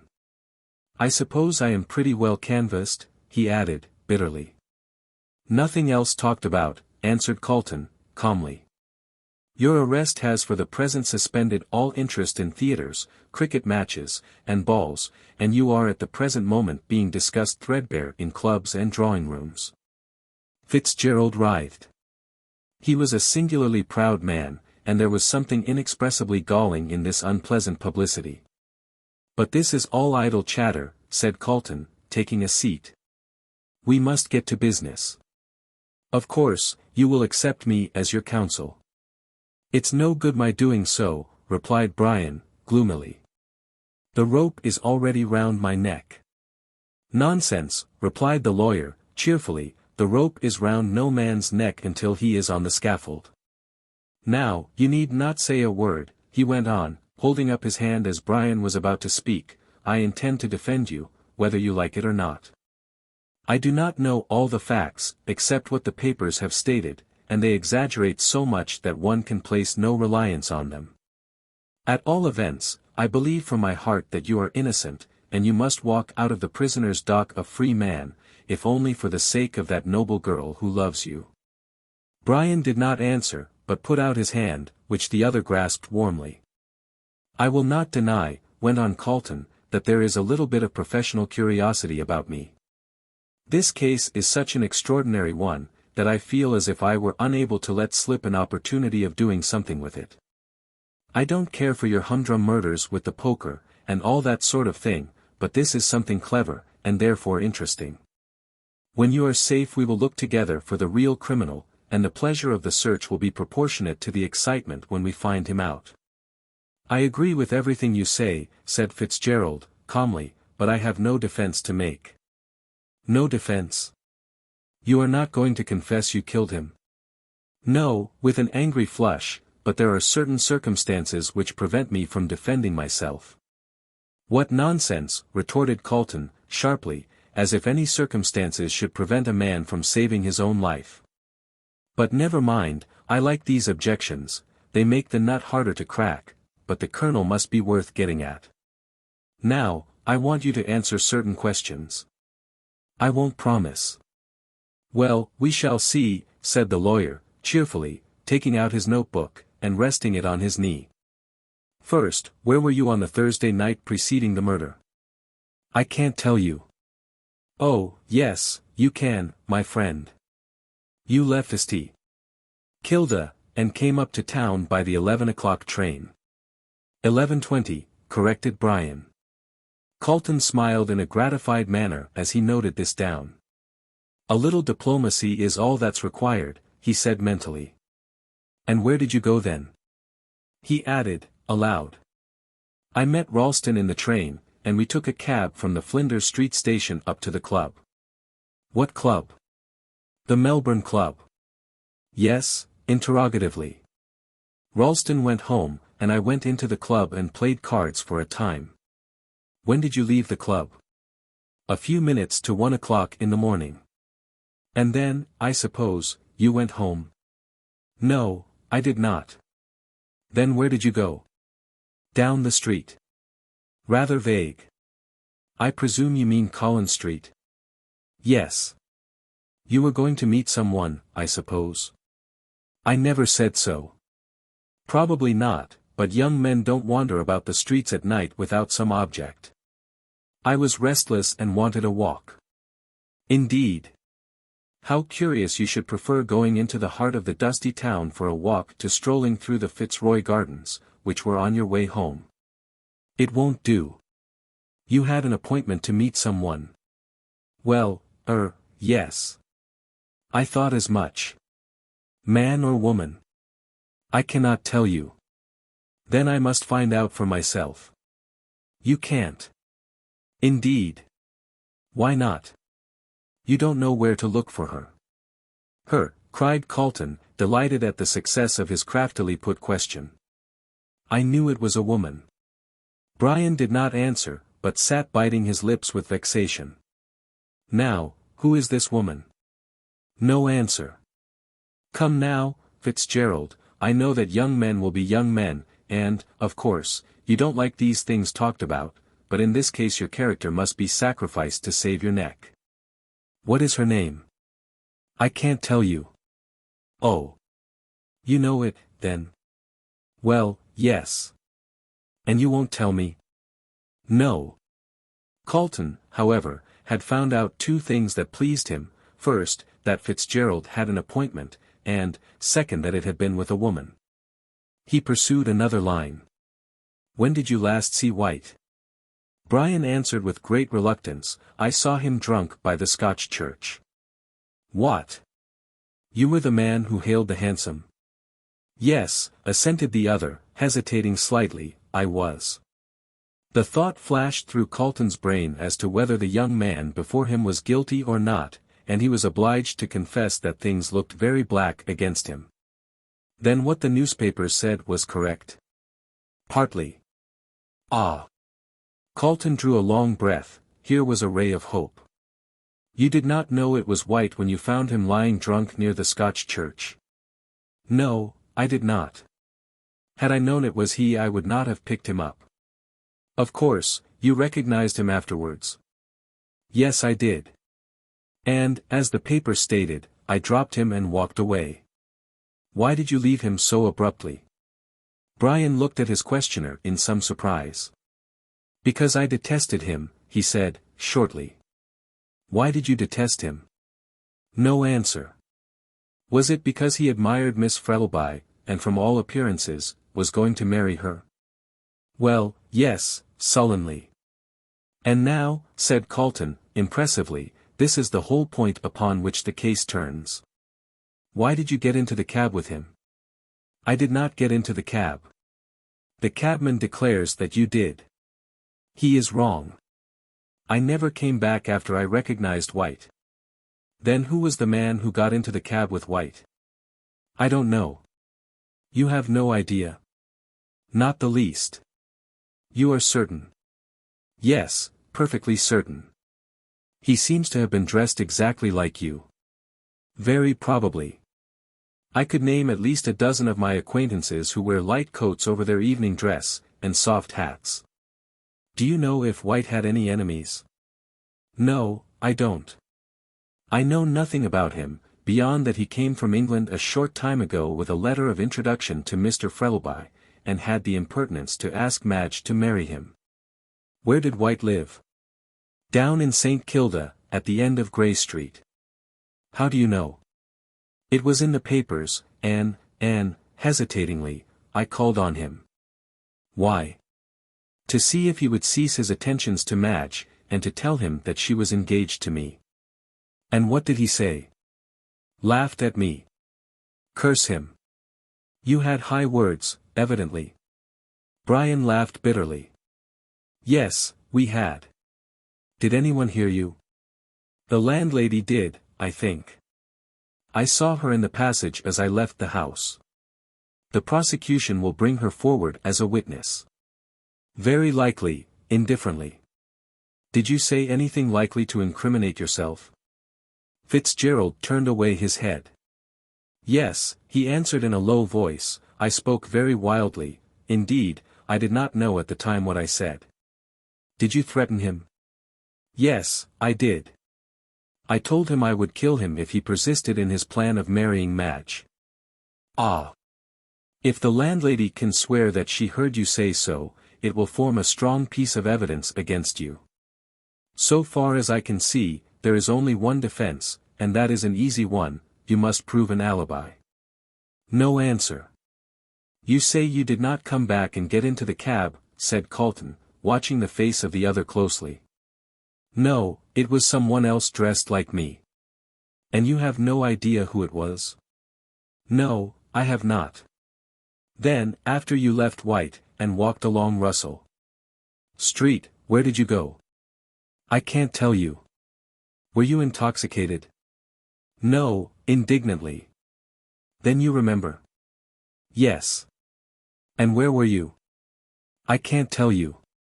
You refuse. Yes, I do. Take time to consider. You may have to pay a heavy price for your refusal. If necessary, I will pay it. And you won't tell me where you were? No, I won't. Calton was beginning to feel annoyed. You're very foolish, he said, sacrificing your life to some feeling of false modesty. You must prove an alibi. No answer. At what hour did you get home? About 2 o'clock in the morning. Did you walk home? Yes, through the Fitzroy Gardens. Did you see anyone on your way home? I don't know. I wasn't paying attention. Did anyone see you? Not that I know of. Then you refused to tell me where you were between 1 and 2 o'clock on Friday morning? Absolutely. Calton thought for a moment, to consider his next move. Did you know that White carried valuable papers about with him? Fitzgerald hesitated, and turned pale. No. I did not know, he said, reluctantly. The lawyer made a master stroke. Then why did you take them from him? What? Had he it with him? Calton saw his advantage, and seized it at once. Yes, he had it with him. Why did you take it? I did not take it. I didn't even know he had it with him. Indeed. Will you kindly tell me what it is? Brian saw the trap into which he had fallen. No. I will not, he answered steadily. Was it a jewel? No. Was it an important paper? I don't know. Ah. It was a paper. I can see it in your face. And was that paper of importance to you? Why do you ask? Calton fixed his keen grey eyes steadily on Brian's face. Because, he answered slowly, the man to whom that paper was of such value murdered White. Brian started up, ghastly pale. My God, he almost shrieked, stretching out his hands, it is true after all, and he fell down on the stone pavement in a dead faint. Calton, alarmed, summoned the jailer, and between them they placed him on the bed, and dashed some cold water over his face. He recovered, and moaned feebly, while Calton, seeing that he was unfit to be spoken to, left the prison. When he got outside he stopped for a moment and looked back on the grim, grey walls. Brian Fitzgerald, he said to himself, you did not commit the murder yourself, but you know who did. Chapter 12. She was a true woman. Melbourne society was greatly agitated over the Hansom Cab murder. Before the assassin had been discovered, it had been looked upon merely as a common murder, and one of which society need take no cognizance beyond the bare fact of its committal. But now that one of the most fashionable young men in Melbourne had been arrested as the assassin, it bade fair to assume gigantic proportions. Mrs. Grundy was shocked, and openly talked about having nourished in her bosom a viper which had unexpectedly turned and stung her. Morn, noon, and night, in Toorak drawing rooms and Melbourne clubs, the case formed the principal subject of conversation. And Mrs. Grundy was horrified. Here was a young man, well born, the Fitzgeralds, my dear, an Irish family, with royal blood in their veins, well-bred, most charming manners, I assure you. And so very good-looking and engaged to one of the richest girls in Melbourne, pretty enough, madam, no doubt, but he wanted her money, sly dog. And this young man, who had been petted by the ladies, voted a good fellow by the men, and was universally popular, both in drawing-room and club, had committed a vulgar murder. It was truly shocking. What was the world coming to, and what were jails and lunatic asylums built for if men of young Fitzgerald's caliber were not put in them, and kept from killing people? And then, of course, everybody asked everybody else who White was, and why he had never been heard of before. All people who had met Mr. White were worried to death with questions about him, and underwent a species of social martyrdom as to who he was, what he was like, why he was killed, and all the rest of the insane questions which some people will ask. It was talked about everywhere, in fashionable drawing-rooms at 5 o'clock tea, over thin bread and butter and souchong, at clubs, over brandies and sodas and cigarettes. By working men over their midday pint, and by their wives in the congenial atmosphere of the backyard over the washtub. The papers were full of paragraphs about the famous murder, and the society papers gave an interview with the prisoner by their special reporters, which had been composed by those gentlemen out of the floating rumors which they heard around. And their own fertile imaginations. As to the prisoner's guilt, everyone was certain of it. The cabman Royston had sworn that Fitzgerald had got into the cab with White, and when he got out White was dead. There could be no stronger proof than that, and the general opinion was that the prisoner would put in no defense, but would throw himself on the mercy of the court. Even the Church caught the contagion, and ministers, Anglican, Roman Catholic, and Presbyterian, together with the lesser lights of minor denominations, took the Hansom Cab murder as a text whereon to preach sermons on the profligacy of the age. And to point out that the only ark which could save men from the rising flood of infidelity and immorality was their own particular church. Gad, as Calton remarked, after hearing 5 or 6 ministers each claim their own church as the one special vessel of safety, there seems to be a whole fleet of arks. For Mr. Felix Ralston, acquainted as he was with all concerned, the time was one of great and exceeding joy. He was ever to the fore in retailing to his friends, plus certain garnishments of his own, any fresh evidence that chanced to come to light. His endeavor was to render it the more piquant, if not dramatic. If you asked him for his definite opinion as to the innocence or guilt of the accused, Mr. Felix shook his head sagaciously, and gave you to understand that neither he, nor his dear friend Calton, he knew Calton to nod to, had yet been able to make up their minds about the matter. Fact is, don't you know, observed Mr. Ralston, wisely, there's more in this than meets the eye, and all that sort of thing. Think 'tective fellers wrong myself, don't think Fitz killed White, jolly well sure he didn't. This would be followed invariably by a query in chorus of, who killed him then? Aha, Felix would retort, putting his head on one side, like a meditative sparrow, 'tective fellers can't find out, that's the difficulty. Good mind to go on the prowl myself, by Jove. But do you know anything of the detective business, someone would ask. Oh, dear yes, with an airy wave of his hand, I've read Gaboro, you know, awfully jolly life, detectives. Despite this evasion, Ralston, in his heart of hearts, believed Fitzgerald guilty. But he was one of those persons, who having either tender hearts or obstinate natures, the latter is perhaps the more general, deem it incumbent upon them to come forward in championship of those in trouble. There are, doubtless, those who think that Nero was a pleasant young man, whose cruelties were but the resultant of an overflow of high spirits. And who regard Henry VIII in the light of a henpecked husband unfortunate in the possession of 6 wives. These people delight in expressing their sympathy with great scoundrels of the Ned Kelly order. They view them as the embodiment of heroism, unsympathetically and disgracefully treated by the narrow understanding of the law. If one half the world does kick a man when he is down, the other half invariably consoles the prostrate individual with halfpence. And therefore, even while the weight of public opinion was dead against Fitzgerald, he had his share of avowed sympathy. There was a comfort in this for Madge. Not that if the whole countryside had unanimously condemned her lover she would have believed him guilty. The element of logic does not enter into the championship of woman. Her love for a man is sufficient to exalt him to the rank of a demigod. She absolutely refuses to see the clay feet of her idol. When all others forsake she clings to him, when all others frown she smiles on him, and when he dies she reveres his memory as that of a saint and a martyr. Young men of the present day are prone to disparage their womenkind, but a poor thing is the man, who in time of trouble has no woman to stand by him with cheering words and loving comfort. And so Madge Frettlby, true woman that she was, had nailed her colours to the mast. She refused surrender to anyone, or before any argument.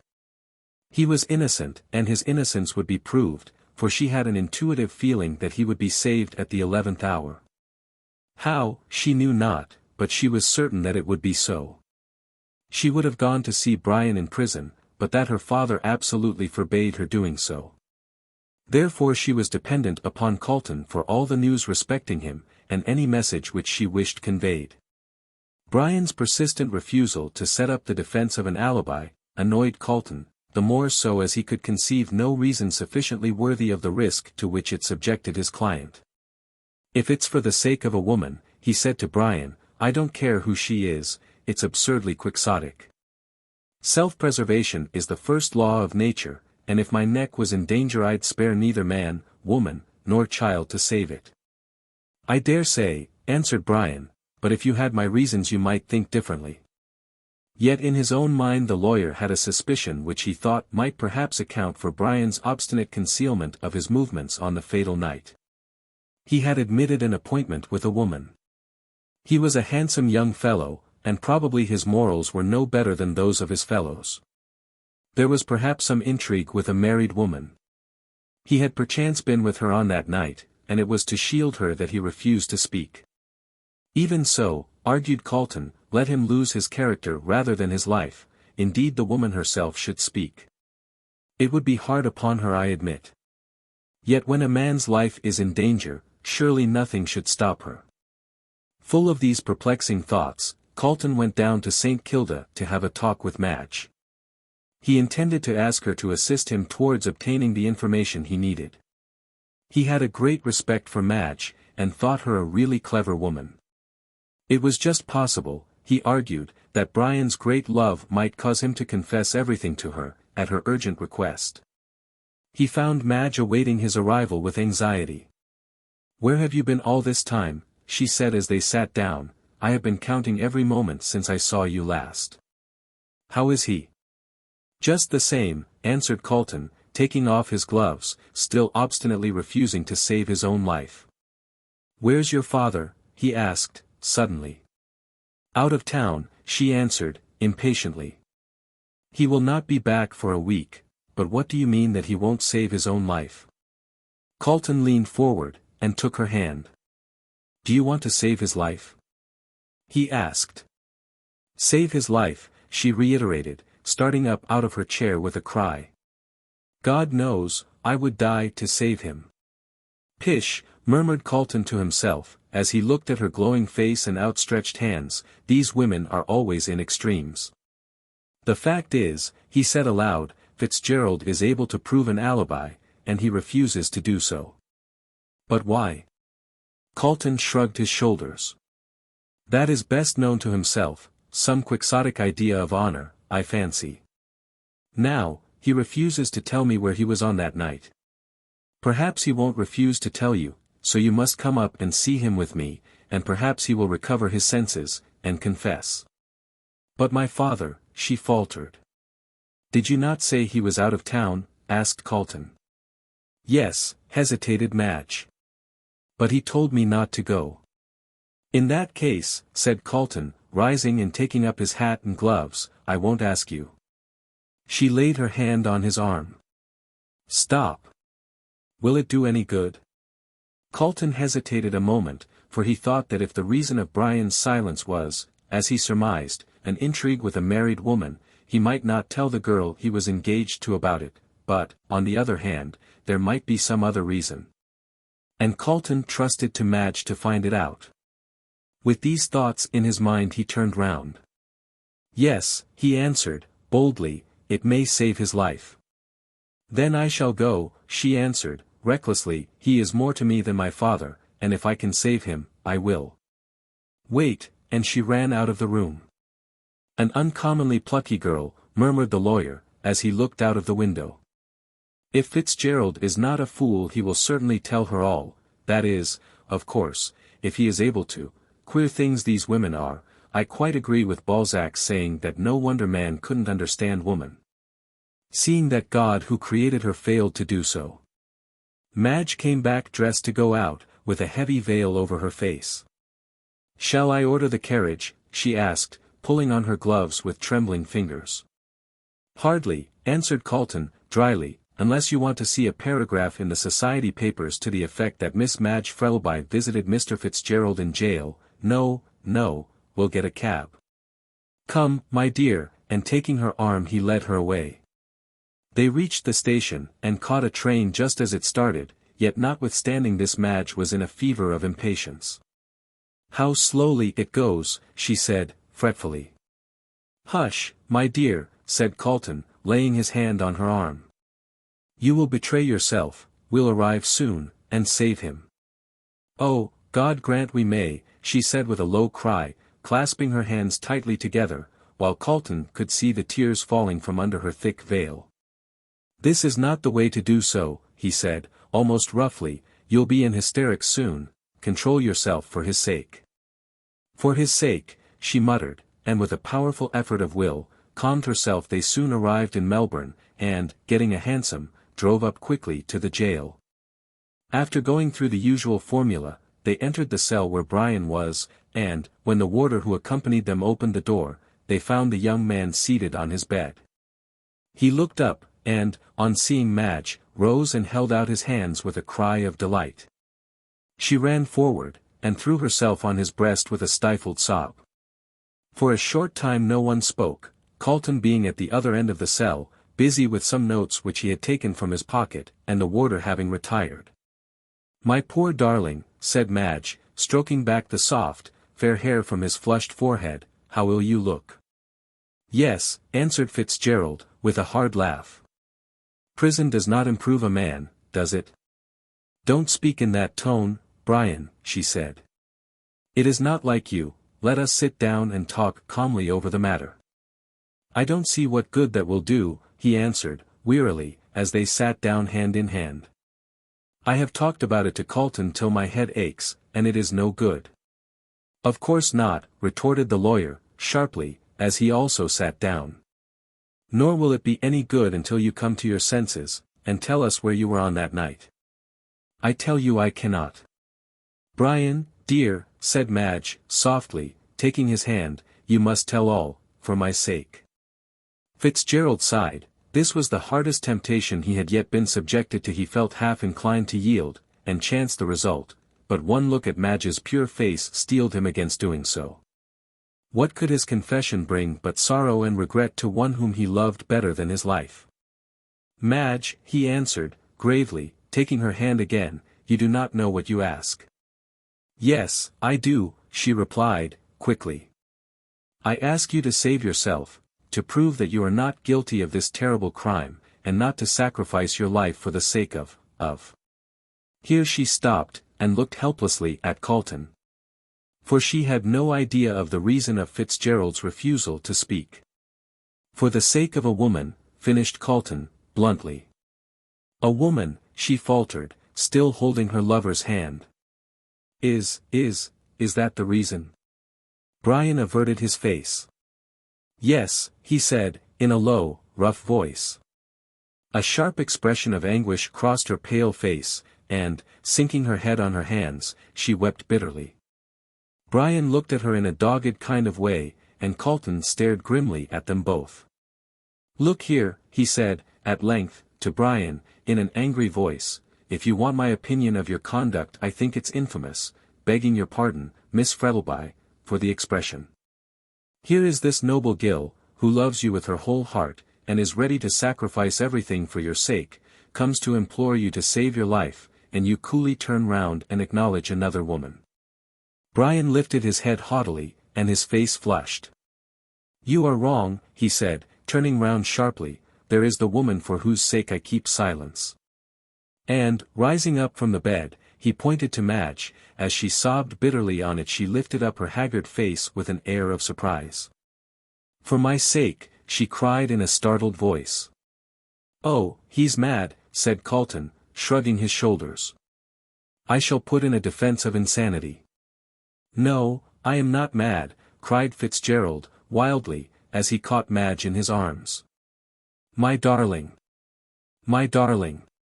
It is for your sake that I keep silence, and I shall do so though my life pays the penalty. I could tell you where I was on that night and save myself, but if I did, you would learn a secret which would curse your life, and I dare not speak, I dare not. Madge looked up into his face with a pitiful smile as her tears fell fast.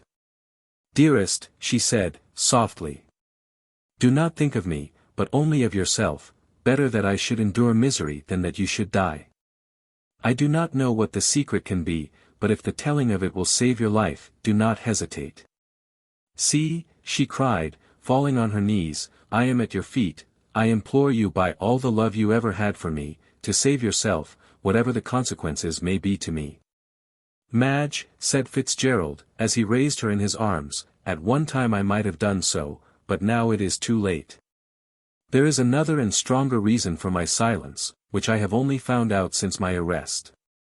I know that I am closing up the one way of escape from this charge of murder, of which I am innocent, but as there is a God in heaven, I swear that I will not speak. There was a silence in the cell, broken only by Madge's convulsive sobs, and even Calton, cynical man of the world as he was, felt his eyes grow wet. Brian led Madge over to him, and placed her in his arms. Take her away, he said, in a broken voice, or I shall forget that I am a man, and turning away he threw himself on his bed, and covered his face with his hands. Calton did not answer him, but summoned the warder, and tried to lead Madge away. But just as they reached the door she broke away from him, and, running back, flung herself on her lover's breast. My darling! My darling, she sobbed, kissing him, you shall not die. I shall save you in spite of yourself. And, as if afraid to trust herself longer, she ran out of the cell, followed by the barrister. Chapter 13. Madge makes a discovery. Madge stepped into the cab, and Calton paused a moment to tell the cabman to drive to the railway station. Suddenly she stopped him. Tell him to drive to Brian's lodgings in Powlett Street, she said, laying her hand on Calton's arm. What for? Asked the lawyer, in astonishment. And also to go past the Melbourne Club, as I want to stop there. What the deuce does she mean? Muttered Calton, as he gave the necessary orders, and stepped into the cab. And now, he asked, looking at his companion, who had let down her veil, while the cab rattled quickly down the street, what do you intend to do? She threw back her veil, and he was astonished to see the sudden change which had come over her. There were no tears now, and her eyes were hard and glittering, while her mouth was firmly closed. She looked like a woman who had determined to do a certain thing, and would carry out her intention at whatever cost. I intend to save Brian in spite of himself, she said, very distinctly. But how? Ah, you think that, being a woman, I can do nothing, she said, bitterly. Well, you shall see. "I beg your pardon," retorted Calton, with a grim smile, "my opinion of your sex has always been an excellent one, every lawyer's is, stands to reason that it should be so, seeing that a woman is at the bottom of 9 cases out of 10. The old cry. Nevertheless a true one, answered Calton. Ever since the time of Father Adam it has been acknowledged that women influence the world either for good or evil more than men. But this is not to the point, he went on, rather impatiently. What do you propose to do? Simply this, she answered.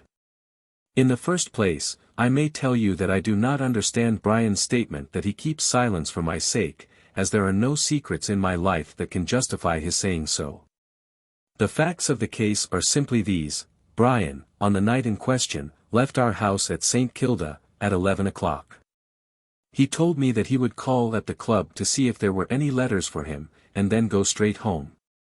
But he might have said that merely as a blind. Madge shook her head. No, I don't think so. I did not ask him where he was going. He told me quite spontaneously. I know Brian's character, and he would not tell a deliberate lie, especially when there was no necessity for it. I am quite certain that he intended to do as he said, and go straight home. When he got to the club, he found a letter there, which caused him to alter his mind. From whom was the letter? Can't you guess, she said impatiently. From the person, man or woman, who wanted to see him and reveal this secret about me, whatever it is. He got the letter at his club, and went down Collins Street to meet the writer. At the corner of the Scotch church he found Mr. White, and on recognizing him, left in disgust, and walked down Russell Street to keep his appointment. Then you don't think he came back? I am certain he did not, for, as Brian told you, there are plenty of young men who wear the same kind of coat and hat as he does. Who the second man who got into the cab was I do not know, but I will swear that it was not Brian. And you are going to look for that letter? Yes, in Brian's lodgings. He might have burnt it. He might have done 1,000 things, but he did not, she answered. Brian is the most careless man in the world. He would put the letter into his pocket, or throw it into the wastepaper basket, and never think of it again. In this case he did, however. Yes, he thought of the conversation he had with the writer, but not of the letter itself. Depend upon it, we shall find it in his desk, or in one of the pockets of the clothes he wore that night. Then there's another thing, said Calton, thoughtfully. The letter might have been delivered to him between the Elizabeth Street railway station and the club. We can soon find out about that, answered Madge, for Mr. Ralston was with him at the time. So he was, answered Calton. And here is Ralston coming down the street. We'll ask him now. The cab was just passing the Burke and Wills monument, and Calton's quick eye had caught a glimpse of Ralston walking down the left-hand side. What first attracted Calton's attention was the glittering appearance of Felix. His well-brushed top hat glittered, his varnished boots glittered, and his rings and scarf pin glittered. In fact, so resplendent was his appearance that he looked like an animated diamond coming along in the blazing sunshine. The cab drove up to the curb, and Ralston stopped short, as Calton sprang out directly in front of him. Madge lay back in the cab and pulled down her veil, not wishing to be recognized by Felix, as she knew that if he did it would soon be all over the town. "Hullo! Old chap," said Ralston, in considerable astonishment. "Where did you spring from?" "From the cab, of course," answered Calton, with a laugh. "A kind of deus ex machina," replied Ralston, attempting a bad pun. "Exactly," said Calton.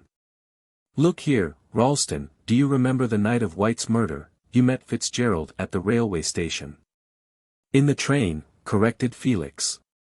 Well, no matter, you came up with him to the club." "Yes, and left him there." "Did you notice if he received any message while he was with you?" "Any message?" repeated Felix. "No, he did not, we were talking together the whole time, and he spoke to no one but me." "Was he in good spirits?" "Excellent, made me laugh awfully, but why all this thusness?" "Oh, nothing," answered Calton, getting back into the cab. I wanted a little information from you. I'll explain next time I see you, goodbye. But I say, began Felix, but the cab had already rattled away, so Mr. Ralston turned angrily away. I never saw anything like these lawyers, he said to himself. Calton's a perfect whirlwind, by Jove. Meanwhile Calton was talking to Madge. You were right, he said, there must have been a message for him at the club, for he got none from the time he left your place. And what shall we do now?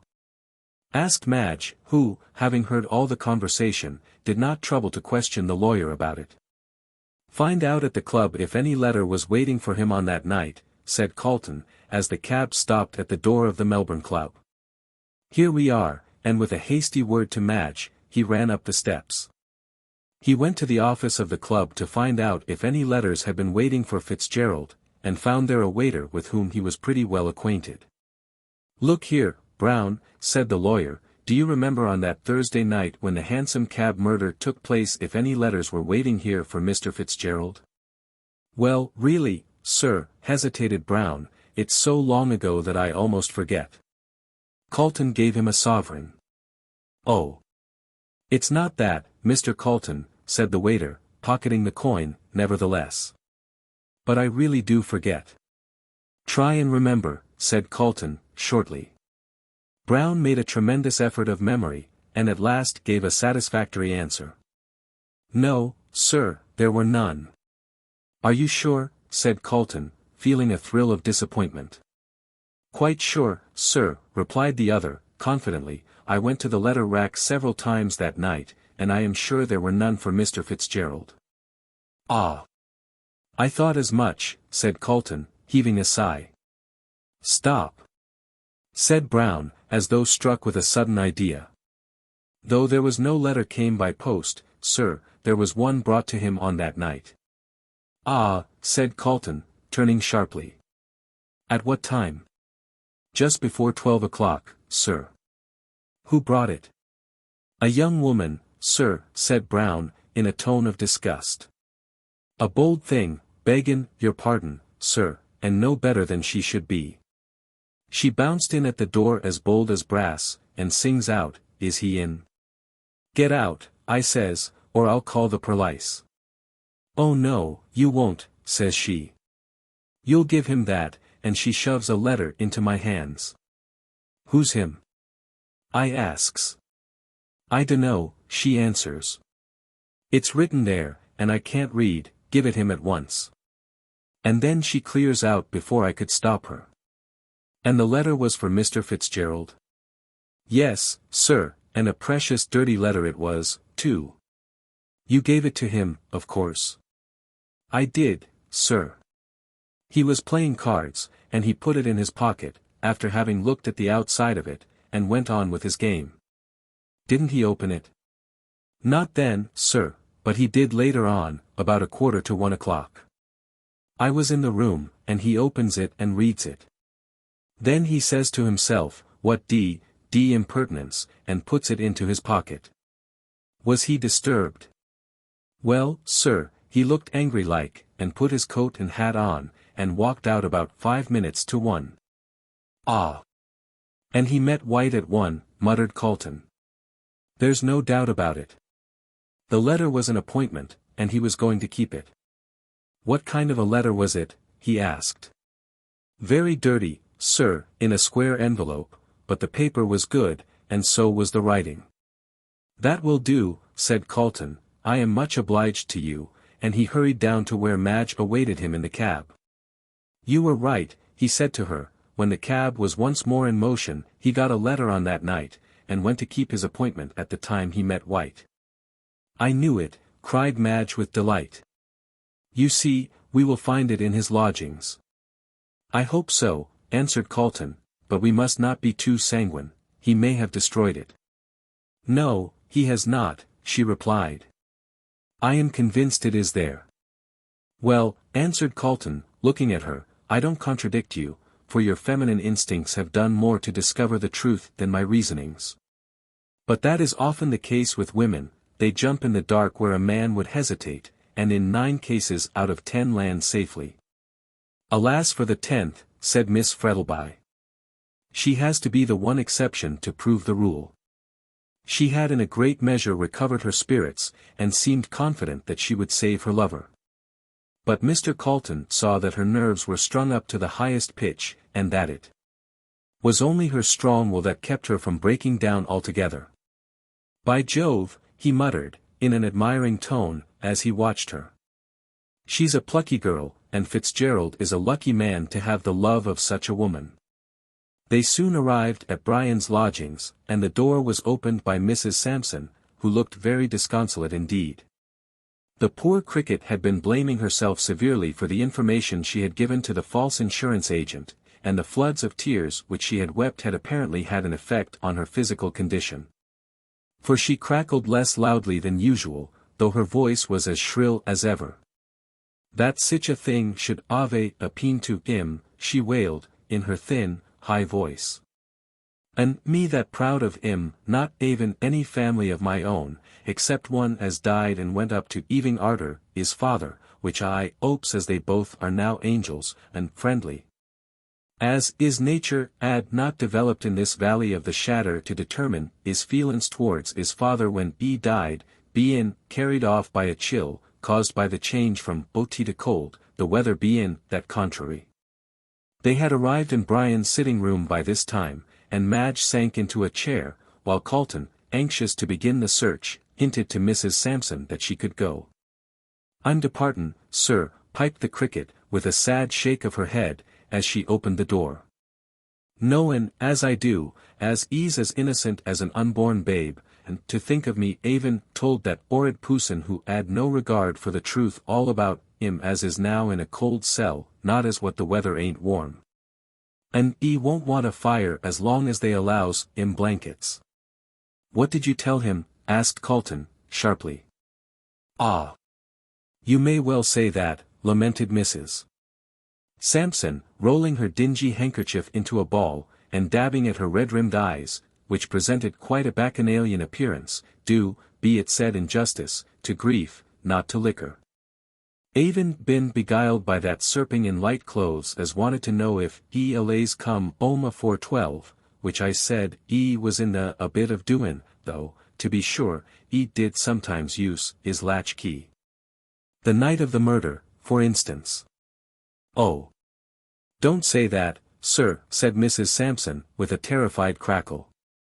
"Me bein' weak and Eileen, though comin' of a strong family, as allays lived to a good age, through bein' in a bit of wearin' flannels, which my mother's father thought better nor a spilin' the inside with chemistry." "Clever man, that detective," murmured Calton to himself. "He got out of her by strategy what he never would have done by force. It's a strong piece of evidence against Fitzgerald, but it does not matter much if he can prove an alibi. You'll likely be called as a witness for the prosecution," he said aloud.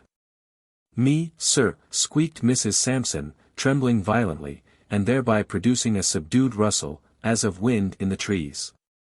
"As I've never been in the court, 'cept the time as father tooked me for a treat, to 'ear a murder, which there's no denying, is as good as a play, bein' avin' hit, 'is wife over the EAD with the poker when she weren't lookin'.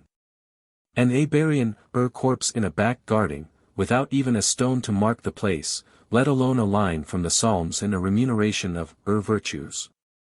"Well, well," said Calton, rather impatiently, as he opened the door for her, "leave us for a short time, there's a good soul. Miss Frettlby and I want to rest, and we will ring for you when we are going." "Thank you, sir," said the lachrymose landlady, "and I 'opes they won't hang 'im, which is sich a choky way of dyin'. But in life we are in death," she went on, rather incoherently, "as is well known to them as diseases, and may be corpsed at any minute, and as—" Here Calton, unable to restrain his impatience any longer, shut the door, and they heard Mrs. Sampson's shrill voice and subdued cracklings die away in the distance. "Now then," he said, "now that we have got rid of that woman and her tongue, where are we to begin?" "The desk," replied Madge, going over to it. "It's the most likely place." "Don't think so," said Calton, shaking his head. "If, as you say, Fitzgerald is a careless man, he would not have troubled to put it there. However, perhaps we'd better look. The desk was very untidy, just like Brian, as Madge remarked, full of paid and unpaid bills, old letters, playbills, ball programs, and withered flowers. Reminiscences of former flirtations, said Calton, with a laugh, pointing to these. I should not wonder, retorted Miss Frettlby, coolly. Brian always was in love with some one or other, but you know what Lytton says, there are many counterfeits, but only one Eros, so I can afford to forget these things. The letter, however, was not to be found in the desk, nor was it in the sitting room. They tried the bedroom, but with no better result. Madge was about to give up the search in despair, when suddenly Calton's eye fell on the waste-paper basket, which, by some unaccountable reason, they had overlooked. The basket was half full, in fact. More than half, and, on looking at it, a sudden thought struck the lawyer. He rang the bell, and presently Mrs. Sampson made her appearance. How long has that waste-paper basket been standing like that? He asked, pointing to it. It be in, the only fault I 'ad to find with him, said Mrs. Sampson, e be in, that untidy that, a never let me clean it out until e told me pussonly. E said as, ow, e throwed things into it as, e might ave to look up again. And I ain't touched it for more nor 6 weeks, O Pin, you won't think me a bad 'ousekeeper, it be in, 'is own wish, be in fond of litter and sich like. 6 weeks, repeated Calton, with a look at Madge. Ah, and he got the letter 4 weeks ago. Depend upon it, we shall find it there. Madge gave a cry, and falling on her knees, emptied the basket out on the floor, and both she and Calton were soon as busy among the fragments of paper as though they were rag-pickers. O Pin they ain't orf their deeds, murmured Mrs. Sampson, as she went to the door, but it looks like it, they be in. Suddenly a cry broke from Madge, as she drew out of the mass of paper a half-burnt letter, written on thick and creamy-looking paper. At last, she cried, rising off her knees, and smoothing it out, I knew he had not destroyed it. Pretty nearly, however, said Calton, as his eye glanced rapidly over it, it's almost useless as it is. There's no name to it. He took it over to the window, and spread it out upon the table. It was dirty, and half-burnt, but still it was a clue. Here is a facsimile of the letter. There is not much to be gained from that, I'm afraid, said Madge, sadly. It shows that he had an appointment, but where? Calton did not answer, but, leaning his head on his hands, stared hard at the paper. At last he jumped up with a cry. I have it, he said, in an excited tone. Look at that paper. See how creamy and white it is, and above all, look at the printing in the corner, Otivilla, Toorak. Then he went down to Toorak. In an hour, and back again, hardly. Then it was not written from Toorak? No, it was written in one of the Melbourne back slums. How do you know? Look at the girl who brought it, said Calton, quickly. A disreputable woman, one far more likely to come from the back slums than from Toorak. As to the paper, 3 months ago there was a robbery at Toorak, and this is some of the paper that was stolen by the thieves. Madge said nothing, but her sparkling eyes and the nervous trembling of her hands showed her excitement. I will see a detective this evening, said Calton, exultingly, find out where this letter came from, and who wrote it. We'll save him yet, he said, placing the precious letter carefully in his pocketbook. You think that you will be able to find the woman who wrote that? Said the lawyer, looking thoughtful, she may be dead, as the letter says she is in a dying condition. However, if I can find the woman who delivered the letter at the club, and who waited for Fitzgerald at the corner of Burke and Russell Streets, that will be sufficient. All I want to prove is that he was not in a hansom cab with White. And do you think you can do that? Depends upon this letter, said Calton, tapping his pocketbook with his finger. I'll tell you tomorrow. Shortly afterwards they left the house, and when Calton put Madge safely into the St. Kilda train, her heart felt lighter than it had done since Fitzgerald's arrest. Chapter 14. Another Richmond in the field. There is an old adage that says, like draws to like. The antithesis of this is probably that, unlike repels unlike. But there are times when individualism does not enter into the matter, and fate alone, by throwing two persons together, sets up a state, congenial or uncongenial, as the case may be. Fate chose to throw together Mr. Gorby and Mr. Kilsip, and each was something more than uncongenial to the other. Each was equally clever in their common profession, each was a universal favorite, yet each hated the other. They were as fire and water to one another, and when they came together, invariably there was trouble. Kilsip was tall and slender, Gorby was short and stout. Kilsip looked clever, Gorby wore a smile of self-satisfaction, which alone was sufficient to prevent his doing so. Yet, singularly enough, it was this very smile that proved most useful to Gorby in the pursuit of his calling. It enabled him to come at information where his sharp-looking colleague might try in vain. The hearts of all went forth to Gorby's sweet smile and insinuating manner. But when Kilsip appeared, people were wont to shut up, and to retire promptly, like alarmed snails, within their shells. Gorby gave the lie direct to those who hold that the face is ever the index to the mind. Kilsip, on the other hand, with his hawk-like countenance, his brilliant black eyes, hooked nose, and small thin-lipped mouth, endorsed the theory. His complexion was quite colorless, and his hair was jet black. Altogether, he could not be called fair to look upon. His craft and cunning were of the snake-like order. So long as he conducted his inquiries in secret he was generally successful. But once let him appear personally on the scene, and failure was assured to him. Thus, while Kilsip passed as the cleverer, Gorby was invariably the more successful, at all events, ostensibly. When, therefore, this Hansom Cab murder case was put into Gorby's hands, the soul of Kilsip was smitten with envy, and when Fitzgerald was arrested, and all the evidence collected by Gorby seemed to point so conclusively to his guilt, Kilsip writhed in secret over the triumph of his enemy. Though he would only have been too glad to say that Gorby had got hold of the wrong man, yet the evidence was so conclusive that such a thought never entered his head until he received a note from Mr. Calton, asking him to call at his office that evening at 8 o'clock, with reference to the murder. Kilsip knew that Calton was counsel for the prisoner. He guessed that he was wanted to follow up a clue. And he determined to devote himself to whatever Calton might require of him, if only to prove Gorby to be wrong. So pleased was he at the mere possibility of triumphing over his rival, that on casually meeting him, he stopped and invited him to drink. The primary effect of his sudden and unusual hospitality was to arouse all Gorby's suspicions. But on second thoughts, deeming himself quite a match for Kilsip, both mentally and physically, Gorby accepted the invitation. "Ah," said Kilsip, in his soft, low voice, rubbing his lean white hands together, as they sat over their drinks, "you're a lucky man to have laid your hands on that Hansom Cab murderer so quickly." "Yes. I flatter myself I did manage it pretty well," said Gorby, lighting his pipe. "I had no idea that it would be so simple, though, mind you, it required a lot of thought before I got a proper start."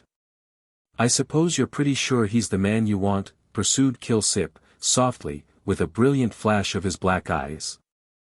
"Pretty sure, indeed," retorted Mr. Gorby, scornfully, "there ain't no pretty sure about it. I'd take my Bible oath he's the man. He and White hated one another. He says to White, 'I'll kill you, if I've got to do it in the open street.' He meets White drunk, a fact which he acknowledges himself. He clears out, and the cabman swears he comes back, then he gets into the cab with a living man, and when he comes out leaves a dead one. He drives to East Melbourne and gets into the house at a time which his landlady can prove, just the time that a cab would take to drive from the grammar school on the St. Kilda road. If you ain't a fool, Kilsip, you'll see as there's no doubt about it." "It looks all square enough," said Kilsip, who wondered what evidence Calton could have found to contradict such a plain statement of fact. "And what's his defense?" "Mr. Calton's the only man as knows that," answered Gorby, finishing his drink, "but, clever and all as he is, he can't put anything in, that can go against my evidence. Don't you be too sure of that, sneered Kilsip, whose soul was devoured with envy. Oh. But I am, retorted Gorby, getting as red as a turkey cock at the sneer. You're jealous, you are, because you haven't got a finger in the pie.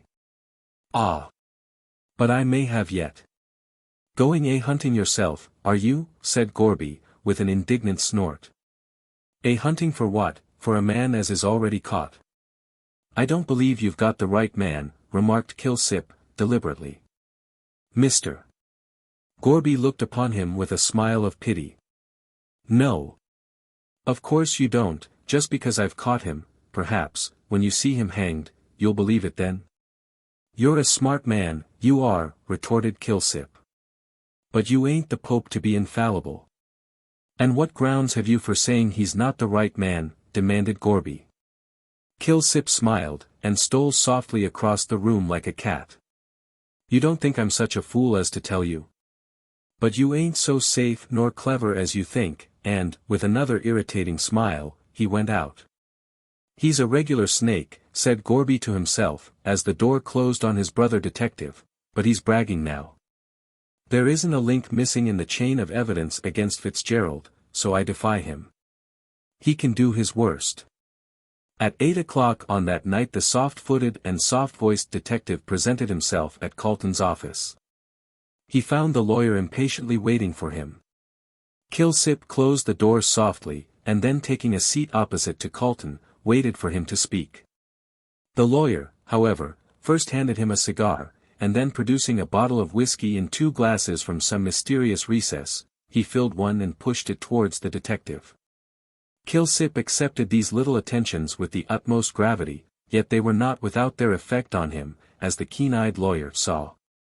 Calton was a great believer in diplomacy, and never lost an opportunity of inculcating it into young men starting in life.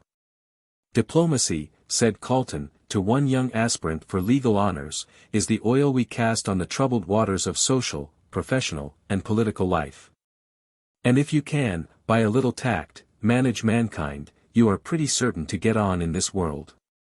Calton was a man who practiced what he preached.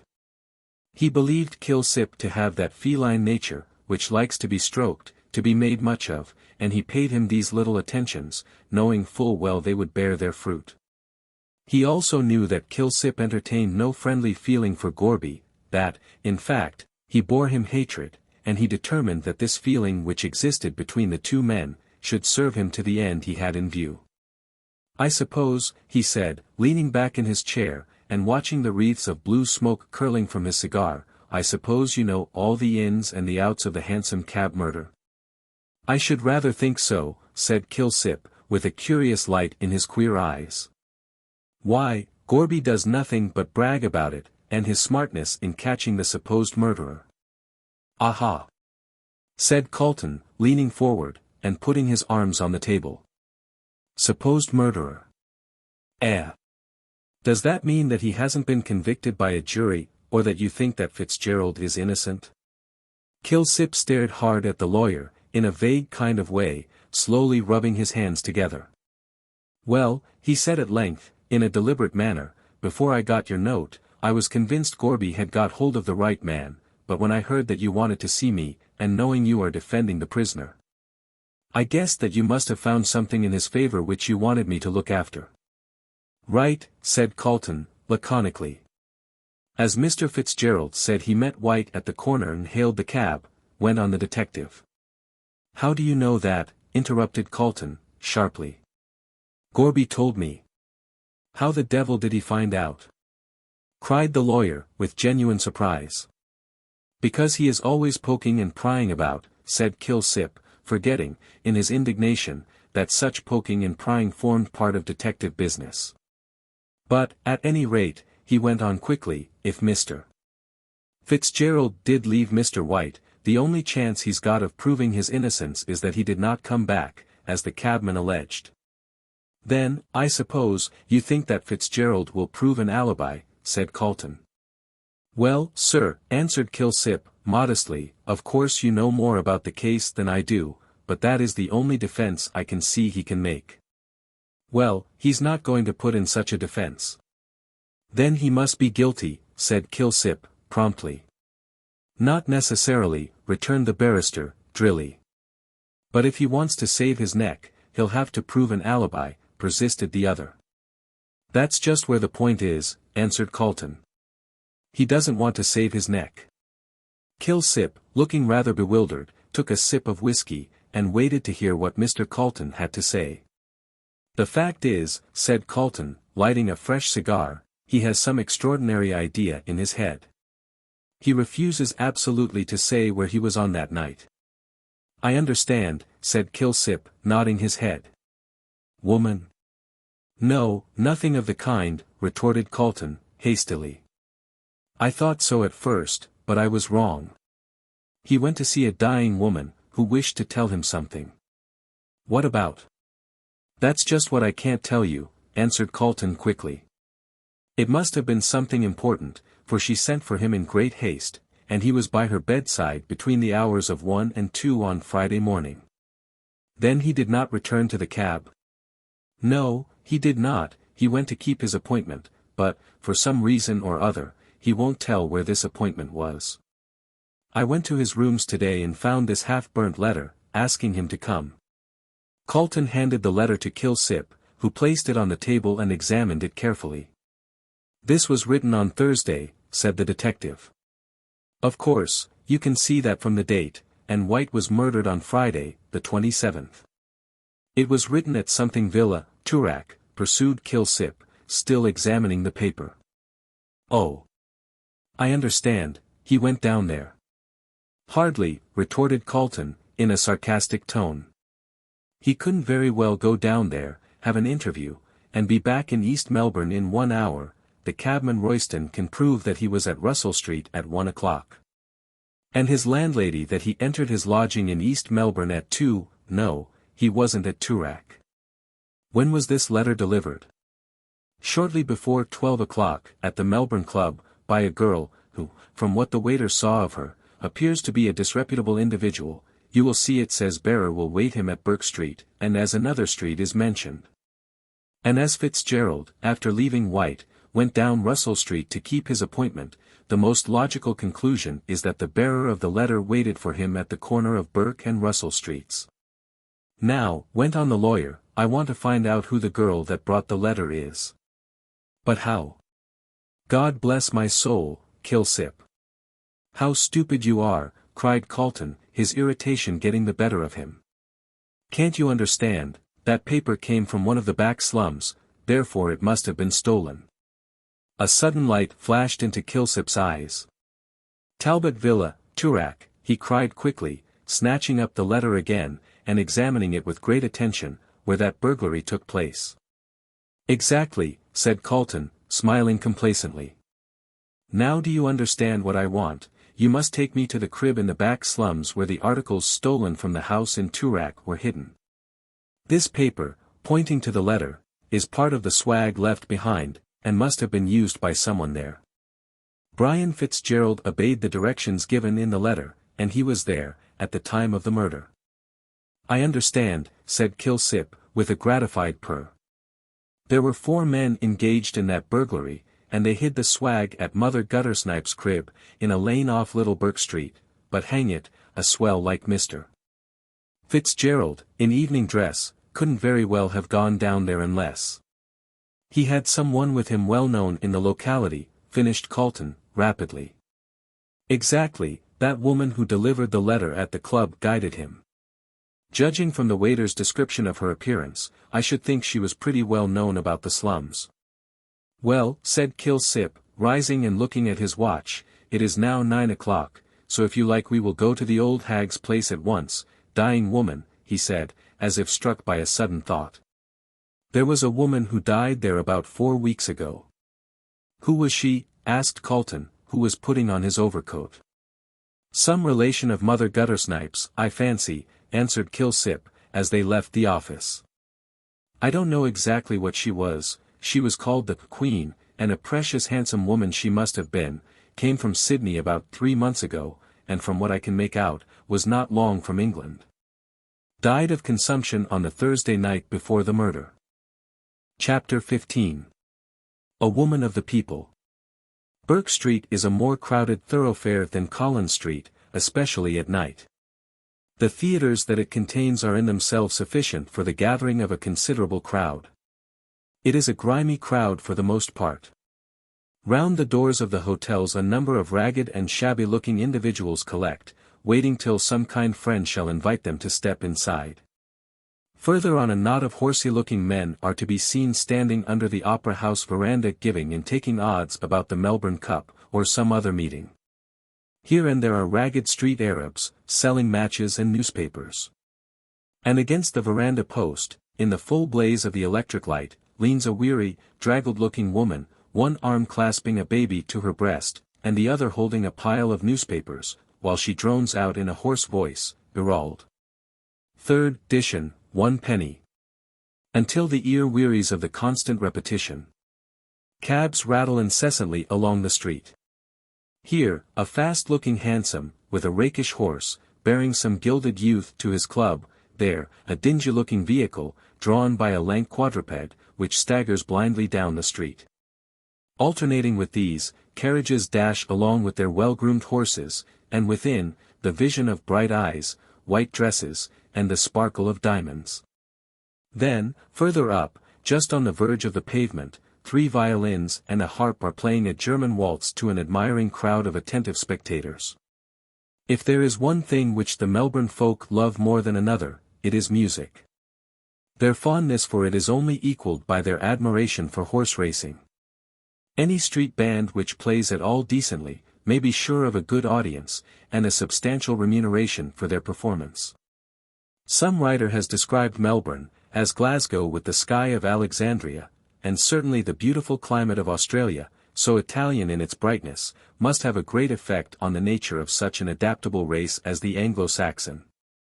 In spite of the dismal prognostications of Marcus Clarke regarding the future Australian, whom he describes as being a tall, coarse, strong-jawed, greedy, pushing, talented man, excelling in swimming and horsemanship, it is more likely that he will be a cultured, indolent individual, with an intense appreciation of the arts and sciences, and a dislike to hard work and utilitarian principles. Climatic influence should be taken into account with regard to the future Australian, and our posterity will no more resemble us than the luxurious Venetians resembled their hardy forefathers, who first started to build on those lonely sandy islands of the Adriatic. This was the conclusion at which Mr. Calton arrived as he followed his guide through the crowded streets, and saw with what deep interest the crowd listened to the rhythmic strains of Strauss and the sparkling melodies of Offenbach. The brilliantly lit street, with the never-ceasing stream of people pouring along. The shrill cries of the street Arabs, the rattle of vehicles, and the fitful strains of music, all made up a scene which fascinated him, and he could have gone on wandering all night, watching the myriad phases of human character constantly passing before his eyes. But his guide, with whom familiarity with the proletarians had, in a great measure, bred indifference, hurried him away to Little Burke Street, where the narrowness of the thoroughfare, with the high buildings on each side, the dim light of the sparsely scattered gas lamps, and the few ragged-looking figures slouching along, formed a strong contrast to the brilliant and crowded scene they had just left.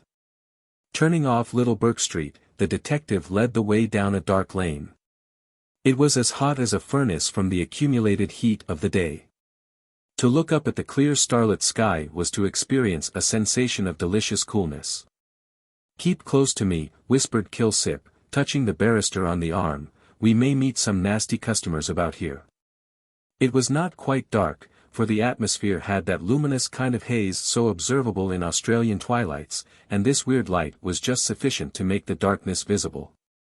Kilsip and the barrister kept for safety in the middle of the alley, so that no one could spring upon them unaware, and they could see sometimes on the one side, a man cowering back into the black shadow, or on the other, a woman with disordered hair and bare bosom, leaning out of a window trying to get a breath of fresh air. There were also some children playing in the dried-up gutter, and their shrill young voices came echoing strangely through the gloom, mingling with a bacchanalian sort of song, sung by a man, as he slouched along unsteadily over the rough stones. Now and then a mild-looking string of Chinamen stole along, clad in their dull-hued blue blouses, either chattering shrilly, like a lot of parrots, or moving silently down the alley with a stolid oriental apathy on their yellow faces. Here and there came a stream of warm light through an open door, and within, the Mongolians were gathered round the gambling tables, playing fan-tan, or leaving the seductions of their favorite pastime, to glide soft-footed to the many cookshops, where enticing-looking fowls and turkeys already cooked were awaiting purchasers. Kilsip, turning to the left, led the barrister down another and still narrower lane, the darkness and gloom of which made the lawyer shudder, as he wondered how human beings could live in such murky places. At last, to Calton's relief, for he felt somewhat bewildered by the darkness and narrowness of the lanes through which he had been taken, the detective stopped before a door, which he opened, and stepping inside, beckoned to the barrister to follow. Calton did so, and found himself in a low, dark, ill-smelling passage. At the end a faint light glimmered. Kilsip caught his companion by the arm and guided him carefully along the passage. There was much need of this caution, for Calton could feel that the rotten boards were full of holes, into which one or the other of his feet kept slipping from time to time, while he could hear the rats squeaking and scampering away on all sides. Just as they got to the end of this tunnel, for it could be called nothing else, the light suddenly went out, and they were left in complete darkness. "Light that!" cried the detective in a peremptory tone of voice. "What do you mean by dousing the glim?" Thieves' argot was, evidently, well understood here, for there was a shuffle in the dark, a muttered voice, and someone lit a candle. Calton saw that the light was held by an elfish-looking child. Tangled masses of black hair hung over her scowling white face. As she crouched down on the floor against the damp wall she looked up defiantly yet fearfully at the detective. "Where's Mother Guttersnipe?" asked Kilsip, touching her with his foot. She seemed to resent the indignity, and rose quickly to her feet. "Upstairs," she replied, jerking her head in the direction of the right wall. Following her direction, Calton, his eyes now somewhat accustomed to the gloom, could discern a gaping black chasm, which he presumed was the stair alluded to. "You won't get much out of her tonight, she's going to start her booze, she is." "Never mind what she's doing or about to do," said Kilsip, sharply, "take me to her at once." The girl looked him sullenly up and down, then she led the way into the black chasm and up the stairs. They were so shaky as to make Calton fear they might give way. As they toiled slowly up the broken steps he held tightly to his companion's arm. At last they stopped at a door through the cracks of which a faint glimmer of light was to be seen. Here the girl gave a shrill whistle, and the door opened. Still preceded by their elfish guide, Calton and the detective stepped through the doorway. A curious scene was before them. A small square room, with a low roof, from which the paper mildewed and torn hung in shreds. On the left hand, at the far end, was a kind of low stretcher, upon which a woman, almost naked, lay, amid a heap of greasy clothes. She appeared to be ill, for she kept tossing her head from side to side restlessly, and every now and then sang snatches of song in a cracked voice. In the center of the room was a rough deal table, upon which stood a guttering tallow candle, which but faintly illuminated the scene, and a half-empty rectangular bottle of schnapps, with a broken cup beside it. In front of these signs of festivity sat an old woman with a pack of cards spread out before her, and from which she had evidently been telling the fortune of a villainous-looking young man who had opened the door, and who stood looking at the detective with no very friendly expression of countenance. He wore a greasy brown velvet coat, much patched, and a black wide-awake hat, pulled down over his eyes. From his expression, so scowling and vindictive was it, the barrister judged his ultimate destiny to lie between Pentridge and the gallows. As they entered, the fortune-teller raised her head, and, shading her eyes with one skinny hand, looked curiously at the newcomers. Calton thought he had never seen such a repulsive-looking old crone. And, in truth, her ugliness was, in its very grotesqueness, well worthy the pencil of a Dore. Her face was seamed and lined with innumerable wrinkles, clearly defined by the dirt which was in them. Bushy grey eyebrows, drawn frowningly over two piercing black eyes, whose light was undimmed by age, a hook nose, like the beak of a bird of prey, and a thin-lipped mouth devoid of teeth. Her hair was very luxurious and almost white, and was tied up in a great bunch by a greasy bit of black ribbon. As to her chin, Calton, when he saw it wagging to and fro, involuntarily quoted Macbeth's lines. "Ye should be women, and yet your beards forbid me to interpret that ye are so." She was no bad representative of the weird sisters. As they entered she eyed them viciously, demanding what the blazes they wanted. "Want your booze," cried the child, with an elfish laugh, as she shook back her tangled hair. "Get out, you whelp," croaked the old hag, shaking one skinny fist at her, "or I'll tear your heart out." "Yes, she can go," said Kilsip, nodding to the girl, "and you can clear, too," he added, sharply, turning to the young man, who stood still holding the door open. At first he seemed inclined to dispute the detective's order, but ultimately obeyed him, muttering, as he went out, something about "the blooming cheek of showin' swells cove's cribs." The child followed him out, her exit being accelerated by Mother Guttersnipe, who, with a rapidity only attained by long practice, seized the shoe from one of her feet and flung it at the head of the rapidly retreating girl. "Wait till I catches yer, Lizzer," she shrieked, with a volley of oaths, "I'll break your vad for ye." Lizzer responded with a shrill laugh of disdain, and vanished through the shaky door, which she closed after her.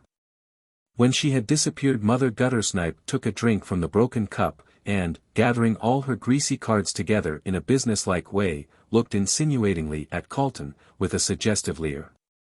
"It's the future ye want unveiled, dearie," she croaked, rapidly shuffling the cards, "and old mother, you'll tell." "No she won't," interrupted the detective, sharply. "I've come on business." The old woman started at this, and looked keenly at him from under her bushy eyebrows. "What av the boys been up to now?" she asked, harshly. "There ain't no swag air this time." Just then the sick woman, who had been restlessly tossing on the bed, commenced singing a snatch of the quaint old ballad of Barbara Allen. "Oh, mither, mither, mak my bed, and mak it soft and narrow. Since my true love died for me today I'll die for him tomorrow." "Shut up, cuss you," yelled Mother Guttersnipe, viciously, "or I'll knock your bloomin' ead orf," and she seized the square bottle as if to carry out her threat. But, altering her mind, she poured some of its contents into the cup, and drank it off with avidity. "The woman seems ill," said Calton, casting a shuddering glance at the stretcher. "So she are," growled Mother Guttersnipe, angrily. "She ought to be in Yarrer Bend, she ought, instead of stoppin' and singin' them beastly things, which makes my blood run cold." "Just ear, she said, viciously, as the sick woman broke out once more. "Oh, little did my mither think, when first she cradled me, I'd die far away fra home, upon the gallows tree." "Yah!" said the old woman, hastily, drinking some more gin out of the cup. "She's allays talkin' of dyin' and gallers, as if they were nice things to jor about." "Who was that woman who died here 3 or 4 weeks ago?" asked Kilsip, sharply. "'Ow should I know?" retorted Mother Guttersnipe, sullenly. "I didn't kill her, did I? It were the brandy she drank, she was allays drinkin', cuss her. Do you remember the night she died?" "No, I don't," answered the beldame, frankly. "I were drunk, blind, bloomin', blazin' drunk, help me." "You're always drunk," said Kilsip. "What if I am?" snarled the woman, seizing her bottle. "You don't pay for it." "Yes, I'm drunk. I'm allays drunk. I was drunk last night, and the night before, and I'm goin' to get drunk tonight," with an impressive look at the bottle, "and tomorrow night, and I'll keep it up till I'm rottin' in the grave." Calton shuddered, so full of hatred and suppressed malignity was her voice, but the detective merely shrugged his shoulders. "More fool you," he said, briefly. "Come now, on the night the Queen, as you call her, died, there was a gentleman came to see her." "So she said," retorted Mother Guttersnipe, "but, lor, I dunno anythin', I were drunk." "Who said, the Queen?" No, my granddaughter, Sal. The Queen sent to fetch the toff to see cut, lucky. Wanted I'm to look at is work, I suppose, cuss 'im, and Sal priggied some paper from my box, she shrieked, indignantly, priggied it when I were too drunk to stop The detective glanced at Calton, who nodded to him with a gratified expression on his face. They were right as to the paper having been stolen from the villa at Toorak. You did not see the gentleman who came? Said Kilsip, turning again to the old hag. Not I, cuss you, she retorted, politely. He came about 1:30 in the morning, and you don't expects we can stop up all night, do ye? 1:30, repeated Calton, quickly. The very time. Is this true? Wish I may die if it ain't, said Mother Guttersnipe, graciously. My granddaughter Sal kin tell ye. Where is she? Asked Kilsip, sharply. At this the old woman threw back her head, and howled dismay. She's okated, she wailed, drumming on the ground with her feet. Gone and left poor old gran, and joined the army, cuss a comin' round an spilin' business. Here the woman on the bed broke out again. Since the flowers o' the forest are a wed awa. Old your jor, yelled Mother Guttersnipe, rising, and making a dart at the bed. I'll choke the life out ye, help me. Die want me to murder ye, singin' funeral things? Meanwhile the detective was talking rapidly to Mr. Calton. The only person who can prove Mr. Fitzgerald was here between 1 and 2 o'clock, he said, quickly, is Sal Rawlins, as everyone else seems to have been drunk or asleep. As she has joined the Salvation Army, I'll go to the barracks the first thing in the morning and look for her. I hope you'll find her, answered Calton, drawing a long breath. A man's life hangs on her evidence. They turned to go, Calton having first given Mother Guttersnipe some loose silver, which she seized on with an avaricious clutch. You'll drink it, I suppose, said the barrister, shrinking back from her. Very likely, retorted the hag, with a repulsive grin, tying the money up in a piece of her dress, which she tore off for the purpose. I'm a fortain to the public ooze, I am, and it's the onny pleasure I ave in my life, cuss it. The sight of money had a genial effect on her nature, for she held the candle at the head of the stairs, as they went down, so that they should not break their heads. As they arrived safely, they saw the light vanish, and heard the sick woman singing, the last rose of summer. The street door was open, and, after groping their way along the dark passage, with its pitfalls, they found themselves in the open street. Thank heaven, said Calton, taking off his hat, and drawing a long breath. Thank heaven we are safely out of that den. At all events, our journey has not been wasted, said the detective, as they walked along. We found out where Mr. Fitzgerald was on the night of the murder, so he will be safe. That depends upon Sal Rawlins, answered Calton, gravely, but come, let us have a glass of brandy, for I feel quite ill after my experience of low life. Chapter 16. Missing. The next day Kilsip called at Calton's office late in the afternoon, and found the lawyer eagerly expecting him. The detective's face, however, looked rather dismal, and Calton was not reassured. Well, he said, impatiently, when Kilsip had closed the door and taken his seat. Where is she? That's just what I want to know, answered the detective, coolly. I went to the Salvation Army headquarters and made inquiries about her.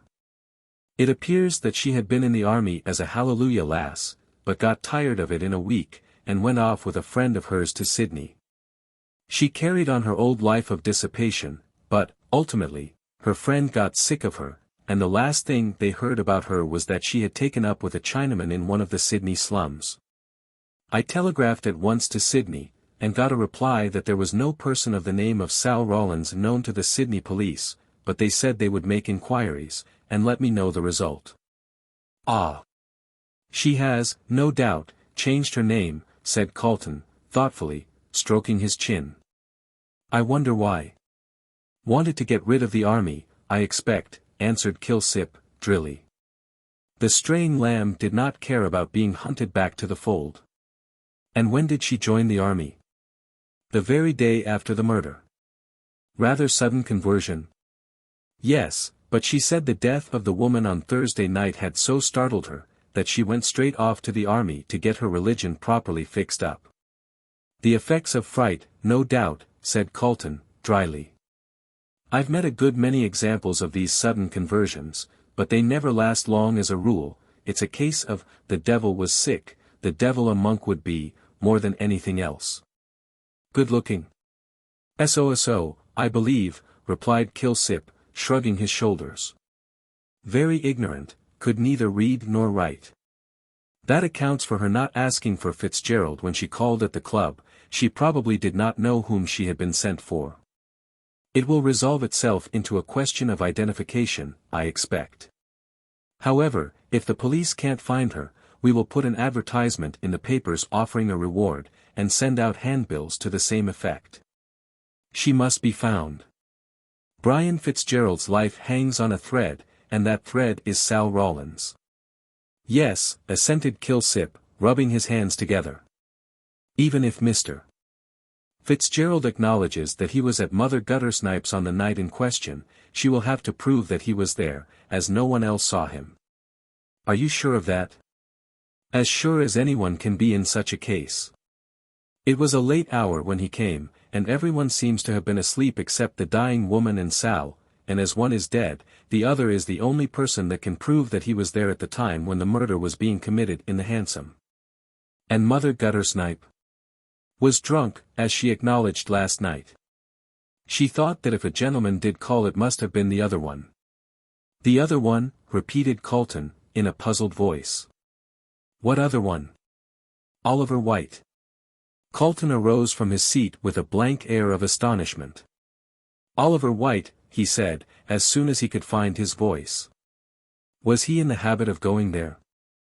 Kilsip curled himself up in his seat like a sleek cat, and pushing forward his head till his nose looked like the beak of a bird of prey, looked keenly at Calton. Look here, sir, he said, in his low, purring voice, there's a good deal in this case which don't seem plain. In fact, the further we go into it, the more mixed up it seems to get. I went to see Mother Guttersnipe this morning, and she told me that White had visited the Queen several times while she lay ill, and that he seemed to be pretty well acquainted with her. But who the deuce is this woman they call the Queen? Said Calton, irritably. She seems to be at the bottom of the whole affair, every path we take leads to her. I know hardly anything about her, replied Kilsip, except that she was a good-looking woman, of about 49, she come out from England to Sydney a few months ago, then on here, how she got to Mother Guttersnipe's I can't find out. Though I've tried to pump that old woman, but she's as close as wax, and it's my belief she knows more about this dead woman than she chooses to tell. But what could she have told Fitzgerald to make him act in this silly manner? A stranger who comes from England, and dies in a Melbourne slum, can't possibly know anything about Miss Frettlby. Not unless Miss Frettlby was secretly married to White, suggested Kilsip, and the Queen knew it. Nonsense, retorted Calton, sharply. Why, she hated him and loves Fitzgerald. Besides, why on earth should she marry secretly, and make a confidant of a woman in one of the lowest parts of Melbourne? At one time her father wanted her to marry White, but she made such strong opposition, that he eventually gave his consent to her engagement with Fitzgerald. And White? Oh, he had a row with Mr. Frettlby, and left the house in a rage. He was murdered the same night, for the sake of some papers he carried.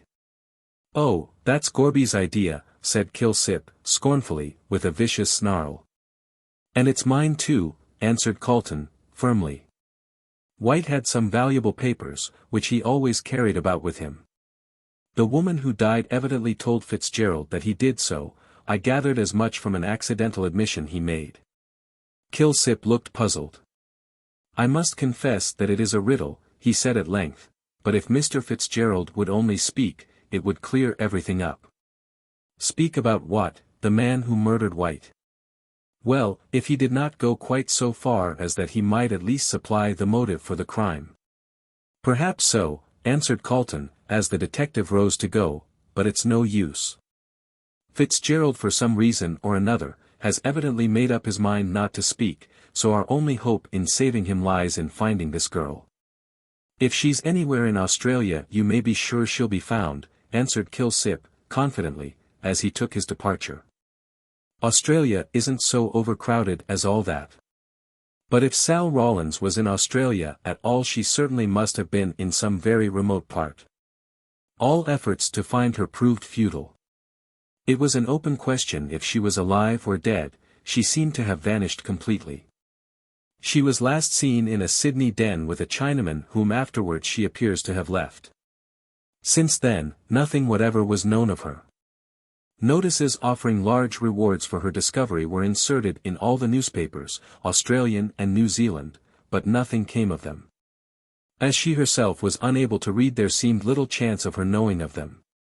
And, if, as Calton surmised she had changed her name, no one would be likely to tell her of them. There was only the bare chance that she might hear of them casually, or that she might turn up of her own accord. If she returned to Melbourne she would certainly go to her grandmother's. She had no motive for not doing so. So Kilsip kept a sharp watch on the house, much to Mrs. Rawlins' disgust, for, with true English pride, she objected to this system of espionage. "Cuss 'im," she croaked over her evening drink, to an old crone, as withered and evil-looking as herself, "why can't 'e stop in 'is own bloomin' booze?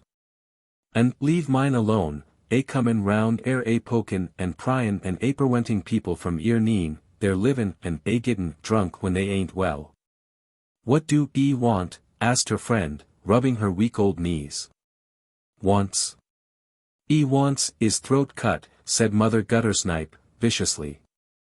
"And, s'elp me I'll do for 'im some night when 'e's a watchin' round ere as if it were Pentridge, he can get what he can out of that whelp as ran away, but I knows suthin 'e don't know, cuss 'im."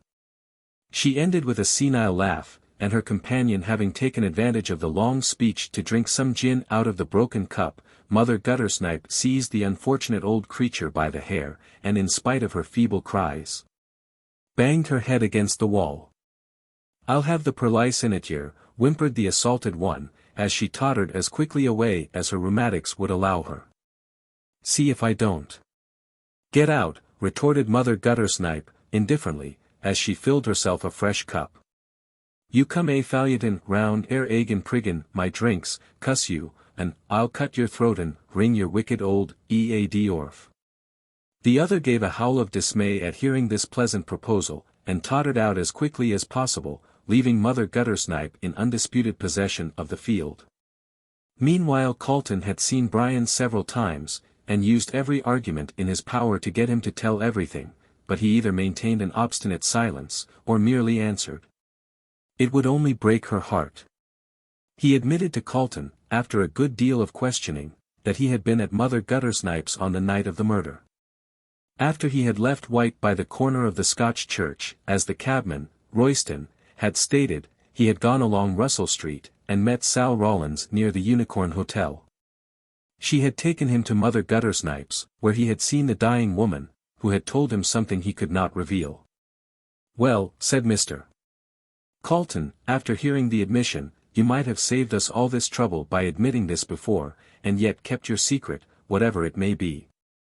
Had you done so, we might have got hold of Sal Rawlins before she left Melbourne. But now it's a mere chance whether she turns up or not." Brian did not answer to this. In fact, he seemed hardly to be thinking of what the lawyer was saying, but just as Calton was leaving, he asked, "How is Madge?" "How can you expect her to be?" said Calton, turning angrily on him. "She is very ill, owing to the worry she has had over this affair." "My darling! My darling!" cried Brian, in agony, clasping his hands above his head. "I did it only to save you." Calton approached him, and laid his hand lightly on his shoulder. "My dear fellow," he said, gravely, "the confidences between lawyer and client are as sacred as those between priest and penitent. You must tell me this secret which concerns Miss Frettlby so deeply." "No," said Brian, firmly, "I will never repeat what that wretched woman told me. When I would not tell you before, in order to save my life, it is not likely I am going to do so now, when I have nothing to gain and everything to lose by telling it. I will never ask you again, said Calton, rather annoyed, as he walked to the door. And as to this accusation of murder, if I can find this girl, you are safe. When the lawyer left the jail, he went to the detective office to see Kilsip, and ascertain if there was any news of Sal Rawlins, but, as usual, there was none. It is fighting against fate, he said, sadly, as he went away. His life hangs on a mere chance. The trial was fixed to come off in September, and, of course, there was great excitement in Melbourne as the time drew near. Great, therefore, was the disappointment when it was discovered that the prisoner's counsel had applied for an adjournment of the trial till October, on the ground that an important witness for the defense could not be found. Chapter 17. The Trial. In spite of the utmost vigilance on the part of the police, and the offer of a large reward, both by Calton, on behalf of the accused, and by Mr. Frettlby, the much-desired Sal Rawlins still remained hidden. The millionaire had maintained a most friendly attitude towards Brian throughout the whole affair. He refused to believe him guilty, and when Calton told him of the defense of proving an alibi by means of Sal Rawlins, he immediately offered a large reward, which was in itself enough to set every person with any time on their hands hunting for the missing witness. All Australia and New Zealand rang with the extremely plebeian name of Sal Rawlins, the papers being full of notices offering rewards. And handbills of staring red letters were posted up in all railway stations, in conjunction with liquid sunshine, rum and DWD whiskey. She had become famous without knowing it, unless, indeed, she had kept herself concealed purposely, but this was hardly probable, as there was no apparent motive for her doing so. If she was above ground she must certainly have seen the handbills, if not the papers, and though not able to read, she could hardly help hearing something about the one topic of conversation throughout Australia. Notwithstanding all this, Sal Rawlins was still undiscovered, and Calton, in despair, began to think that she must be dead. But Madge, though at times her courage gave way, was still hopeful. God will not permit such a judicial crime as the murder of an innocent man to be committed, she declared. Mr. Calton, to whom she said this, shook his head doubtfully. God has permitted it to take place before, he answered softly. And we can only judge the future by the past. At last, the day of the long-expected trial came, and as Calton sat in his office looking over his brief, a clerk entered and told him Mr. Frettlby and his daughter wished to see him. When they came in, the barrister saw that the millionaire looked haggard and ill, and there was a worried expression on his face. "There is my daughter, Calton," he said, after hurried greetings had been exchanged. "She wants to be present in court during Fitzgerald's trial, and nothing I can say will dissuade her." Calton turned, and looked at the girl in some surprise. "Yes," she answered, meeting his look steadily, though her face was very pale. "I must be there. I shall go mad with anxiety unless I know how the trial goes on." "But think of the disagreeable amount of attention you will attract," urged the lawyer. "No one will recognize me," she said calmly. "I am very plainly dressed, and I will wear this veil," and, drawing one from her pocket, she went to a small looking-glass which was hanging on the wall, and tied it over her face. Calton looked in perplexity at Mr. Frettlby. "I'm afraid you must consent," he said. "Very well," replied the other, almost sternly, while a look of annoyance passed over his face. "I shall leave her in your charge." "And you?" "I'm not coming," answered Frettlby, quickly, putting on his hat. "I don't care about seeing a man whom I have had at my dinner table, in the prisoner's dock, much as I sympathize with him. Good day," and with a curt nod he took his leave. When the door closed on her father, Madge placed her hand on Calton's arm. "Any hope?" she whispered, looking at him through the black veil. "The merest chance," answered Calton, putting his brief into his bag. "We have done everything in our power to discover this girl, but without result. If she does not come at the 11th hour I'm afraid Brian Fitzgerald is a doomed man." Madge fell on her knees, with a stifled cry. "Oh, God of mercy," she cried, raising her hands as if in prayer, "Save him. Save my darling, and let him not die for the crime of another. God." She dropped her face in her hands and wept convulsively, as the lawyer touched her lightly on the shoulder. "Come," he said kindly. "Be the brave girl you were, and we may save him yet. The hour is darkest before the dawn, you know." Madge dried her tears, and followed the lawyer to the cab, which was waiting for them at the door. They drove quickly up to the court, and Calton put her in a quiet place, where she could see the dock, and yet be unobserved by the people in the body of the court. Just as he was leaving her she touched his arm. "Tell him," she whispered, in a trembling voice, "tell him I am here." Calton nodded, and hurried away to put on his wig and gown, while Madge looked hurriedly round the court from her point of vantage. It was crowded with fashionable Melbourne of both sexes, and they were all talking together in subdued whispers, the popular character of the prisoner, his good looks, and engagement to Madge Frettlby, together with the extraordinary circumstances of the case, had raised public curiosity to the highest pitch, and, consequently, everybody who could possibly manage to gain admission was there. Felix Ralston had secured an excellent seat beside the pretty Miss Featherweight, whom he admired so much, and he was chattering to her with the utmost volubility. "Puts me in mind of the Colosseum and all that sort of thing, you know," he said, putting up his eyeglass and starting round. "Butchered to make a Roman holiday, by Jove." "Don't say such horrid things, you frivolous creature," simpered Miss Featherweight, using her smelling bottle.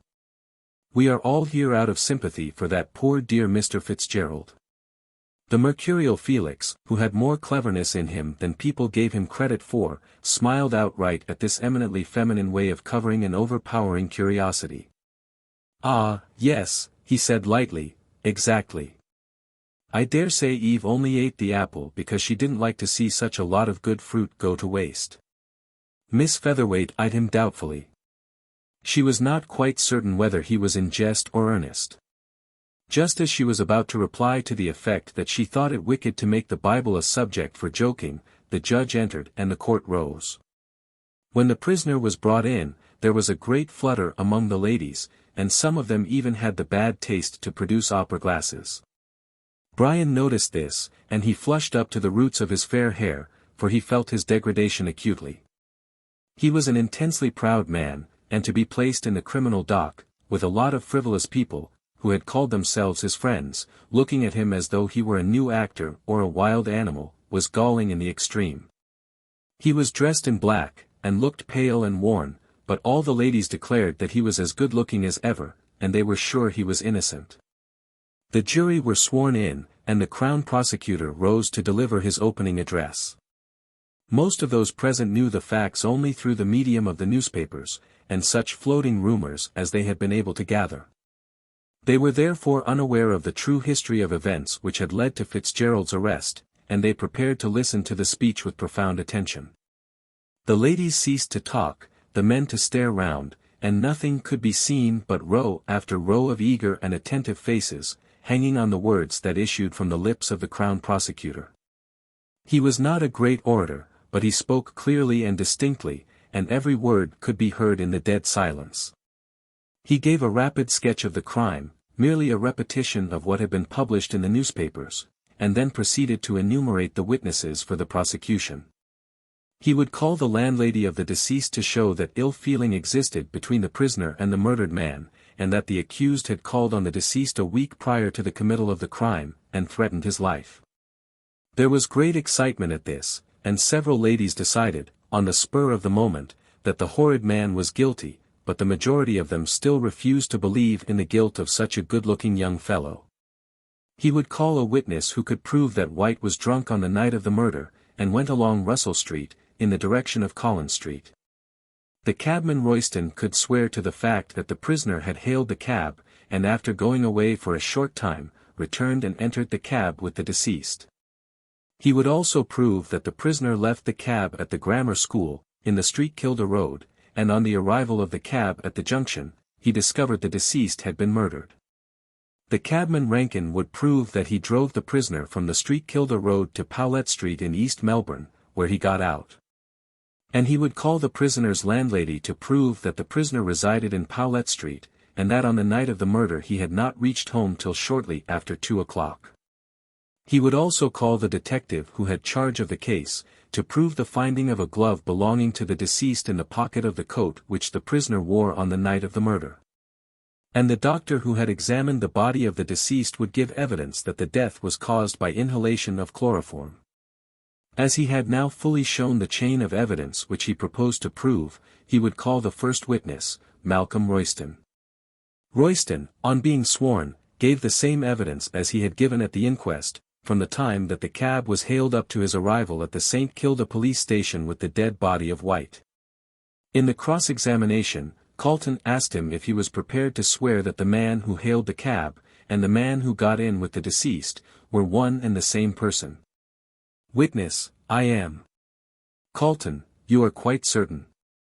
Witness, yes. Quite certain. Calton, do you then recognize the prisoner as the man who hailed the cab? Witness, hesitatingly, I cannot swear to that. The gentleman who hailed the cab had his hat pulled down over his eyes, so that I could not see his face. But the height and general appearance of the prisoner are the same. Calton, then it is only because the man who got into the cab was dressed like the prisoner on that night that you thought they were both the same? Witness, it never struck me for a minute that they were not the same. Besides, he spoke as if he had been there before. I said, "Oh, you've come back," and he said, "Yes, I'm going to take him home," and got into my cab. Calton, did you notice any difference in his voice? Witness, no, except that the first time I saw him he spoke in a loud voice, and the second time he came back, very low. Calton, you were sober, I suppose? Witness, indignantly yes. Quite sober. Calton, ah.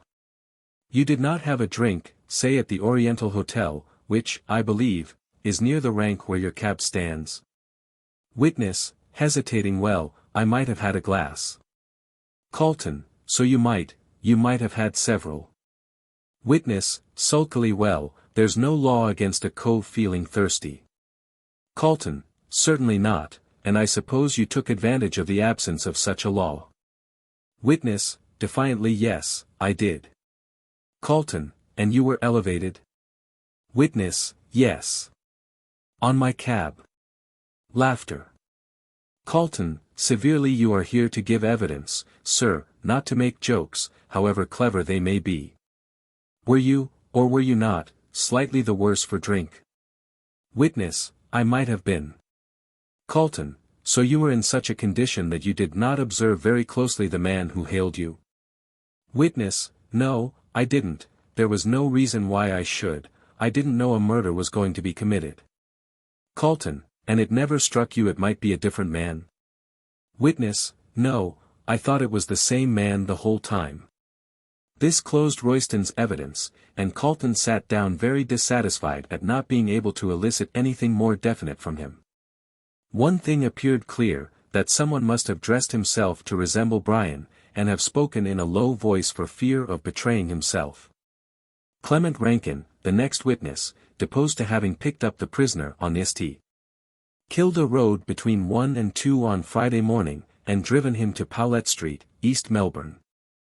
In the cross-examination, Calton elicited one point in the prisoner's favour. Calton, is the prisoner the same gentleman you drove to Powlett Street? Witness, confidently, oh, yes. Calton, how do you know? Did you see his face? Witness, no, his hat was pulled down over his eyes, and I could only see the ends of his mustache and his chin, but he carried himself the same as the prisoner, and his mustache is the same light colour. Calton, when you drove up to him on the St. Kilda Road, where was he, and what was he doing? Witness, he was near the grammar school, walking quickly in the direction of Melbourne, and was smoking a cigarette. Calton, did he wear gloves? Witness, yes, one on the left hand, the other was bare. Calton, did he wear any rings on the right hand? Witness, yes, a large diamond one on the forefinger. Calton, are you sure? Witness, yes, because I thought it a curious place for a gentleman to wear a ring, and when he was paying me my fare, I saw the diamond glitter on his finger in the moonlight. Calton, that will do.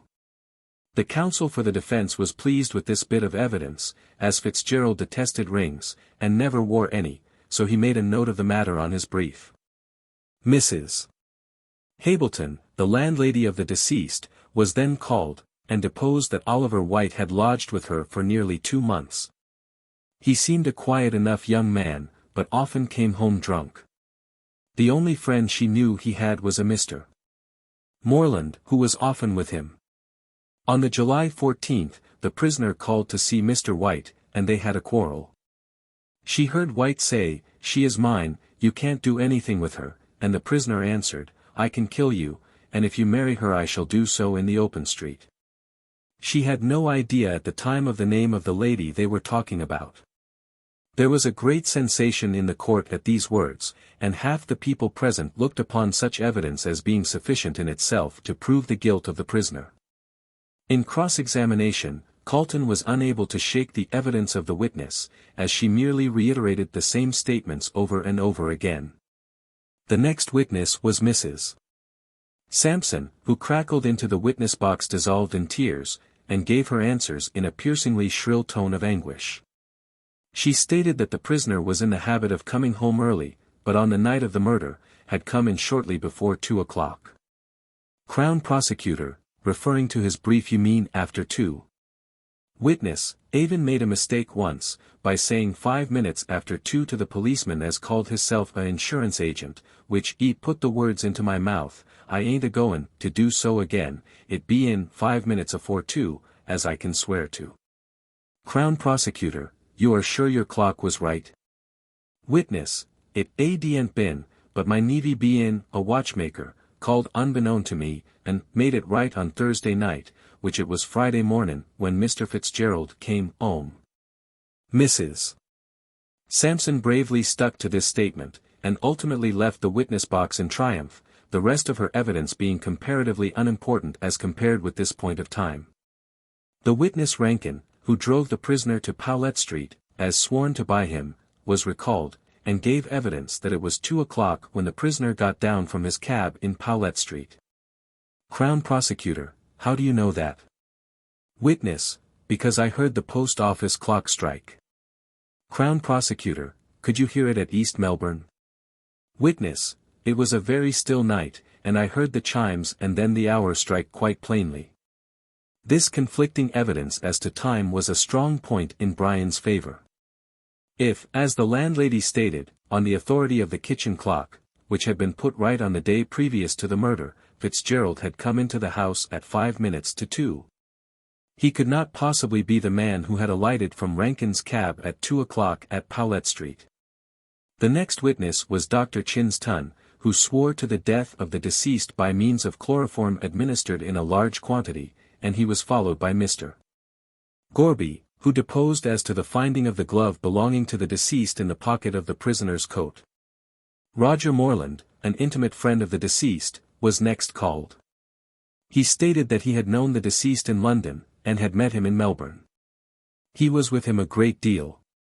On the night of the murder he was in the Orient Hotel in Burke Street. White came in, and was greatly excited. He was in evening dress, and wore a light coat. They had several drinks together, and then went up to an hotel in Russell Street, and had some more drinks there. Both witness and deceased were intoxicated. White took off his light coat, saying he felt warm, and went out shortly afterwards, leaving witness asleep in the bar. He was awakened by the barman, who wanted him to leave the hotel. He saw that White had left his coat behind him, and took it up with the intention of giving it to him. As he stood in the street someone snatched the coat from him and made off with it. He tried to follow the thief, but he could not do so, being too intoxicated. He then went home, and to bed, as he had to leave early for the country in the morning. In cross-examination. Calton, when you went into the street, after leaving the hotel, did you see the deceased? Witness, no, I did not, but I was very drunk, and unless deceased had spoken to me, I would not have noticed him. Calton, what was deceased excited about when you met him? Witness, I don't know. He did not say. Calton, what were you talking about? Witness, all sorts of things. London principally. Calton, did the deceased mention anything about papers? Witness, surprised no, he did not. Calton, are you sure? Witness, quite sure. Calton, what time did you get home? Witness, I don't know, I was too drunk to remember. This closed the case for the Crown, and as it was now late the case was adjourned till the next day.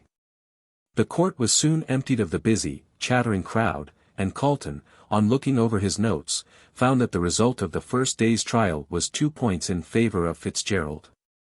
First, the discrepancy of time in the evidence of Rankin and the landlady, Mrs. Sampson. Second, the evidence of the cabman Royston, as to the wearing of a ring on the forefinger of the right hand by the man who murdered White, whereas the prisoner never wore rings. These were slender proofs of innocence to put against the overwhelming mass of evidence in favor of the prisoner's guilt. The opinions of all were pretty well divided, some being in favor and others against, when suddenly an event happened which surprised everyone. All over Melbourne extras were posted, and the news passed from lip to lip like wildfire: return of the missing witness, Sal Rawlins. Chapter 18. Sal Rawlins tells all she knows. And, indeed, such was the case. Sal Rawlins had made her appearance at the 11th hour, to the heartfelt thankfulness of Calton, who saw in her an angel from heaven, sent to save the life of an innocent man. It was at the conclusion of the trial. And, together with Madge, he had gone down to his office, when his clerk entered with a telegram. The lawyer opened it hastily, and, with a silent look of pleasure on his face, handed the telegram to Madge. She, womanlike, being more impulsive, gave a cry when she read it, and, falling on her knees, thanked God for having heard her prayers, and saved her lover's life. "Take me to her at once," she implored the lawyer. She was anxious to hear from Sal Rawlins' own lips the joyful words which would save Brian from a felon's death. "No, my dear," answered Calton, firmly, but kindly. "I can hardly take a lady to the place where Sal Rawlins lives. You will know all tomorrow, but, meanwhile, you must go home and get some sleep. And you will tell him," she whispered, clasping her hands on Calton's arm. "At once," he answered promptly. "And I will see Sal Rawlins tonight, and hear what she has to say. Rest content, my dear," he added, as he placed her in the carriage, "he is perfectly safe now." Brian heard the good news with a deep feeling of gratitude, knowing that his life was safe, and that he could still keep his secret. It was the natural revulsion of feeling after the unnatural life he had been leading since his arrest. When one is young and healthy, and has all the world before one, it is a terrible thing to contemplate a sudden death. And yet, in spite of his joy at being delivered from the hangman's rope, there mingled with his delight the horror of that secret which the dying woman had told him with such malignant joy. "I had rather she had died in silence than she should have bequeathed me this legacy of sorrow." And the jailer, seeing his haggard face the next morning, muttered to himself, "He wore blessed if the swell warn't sorry he wore safe." So, while Brian was pacing up and down his cell during the weary watches of the night, Madge, in her own room, was kneeling beside her bed and thanking God for his great mercy. And Calton, the good fairy of the two lovers, was hurrying towards the humble abode of Mrs. Rawlins, familiarly known as Mother Guttersnipe. Kilsip was beside him, and they were talking eagerly about the providential appearance of the invaluable witness. "What I like," observed Kilsip, in his soft, purring tone, "is the cell it will be for that Gorby. He was so certain that Mr. Fitzgerald was the man, and when he gets off tomorrow Gorby will be in a rage." "Where was Sal the whole time?" asked Calton, absently, not thinking of what the detective was saying. "Ill," answered Kilsip. "After she left the Chinaman she went into the country, caught cold by falling into some river, and ended up by getting brain fever. Some people found her, took her in, and nursed her. When she got well she came back to her grandmother's. But why didn't the people who nursed her tell her she was wanted? They must have seen the papers." "Not they," retorted the detective. They knew nothing. Vegetables, muttered Calton, contemptuously. How can people be so ignorant? Why, all Australia has been ringing with the case. At any rate, it's money out of their pocket. Well, there's nothing more to tell, said Kilsip, except that she turned up tonight at 5 o'clock, looking more like a corpse than anything else. When they entered the squalid, dingy passage that led to Mother Guttersnipe's abode, they saw a faint light streaming down the stair. As they climbed up they could hear the rancorous voice of the old hag pouring forth alternate blessings and curses on her prodigal offspring, and the low tones of a girl's voice in reply. On entering the room Calton saw that the sick woman, who had been lying in the corner on the occasion of his last visit, was gone. Mother Guttersnipe was seated in front of the deal table, with a broken cup and her favorite bottle of spirits before her. She evidently intended to have a night of it, in order to celebrate Sal's return, and had commenced early, so as to lose no time. Sal herself was seated on a broken chair, and leaned wearily against the wall. She stood up as Calton and the detective entered, and they saw that she was a tall, slender woman of about 25, not bad-looking, but with a pallid and haggard appearance from recent illness. She was clothed in a kind of tawdry blue dress, much soiled and torn, and had over her shoulders an old tartan shawl, which she drew tightly across her breast as the strangers entered. Her grandmother, who looked more weird and grotesquely horrible than ever, saluted Calton and the detective on their entrance with a shrill yell, and a volley of choice language. "Oh, ye come again, ave ye," she screeched, raising her skinny arms, "to take my gal away from her poor old grandmother, as nust cuss her, when her own mother had gone a gallivantin' with swells. I'll ave the lore of ye both, help me, I will." Kilsip paid no attention to this outbreak of the old fury, but turned to the girl. "This is the gentleman who wants to speak to you," he said, gently, making the girl sit on the chair again, for indeed she looked too ill to stand. "Just tell him what you told me." "'Bout the Queen, sir," said Sal, in a low, hoarse voice, fixing her wild eyes on Calton. "If I'd only known as you was wantin' me I'd ave come afore." "Where were you?" asked Calton, in a pitying tone. "No South Wales," answered the girl with a shiver. "The cove as I went with Sydney left me, yes, left me to die like a dog in the gutter." "Cuss 'im," croaked the old woman in a sympathetic manner, as she took a drink from the broken cup. "I tooked up with a Chinaman," went on her granddaughter, wearily, "and lived with him for a bit. It's orful, ain't it?" she said with a dreary laugh, as she saw the disgust on the lawyer's face. "But Chinamen ain't bad. They treat a poor girl a dashed sight better nor a white cove does.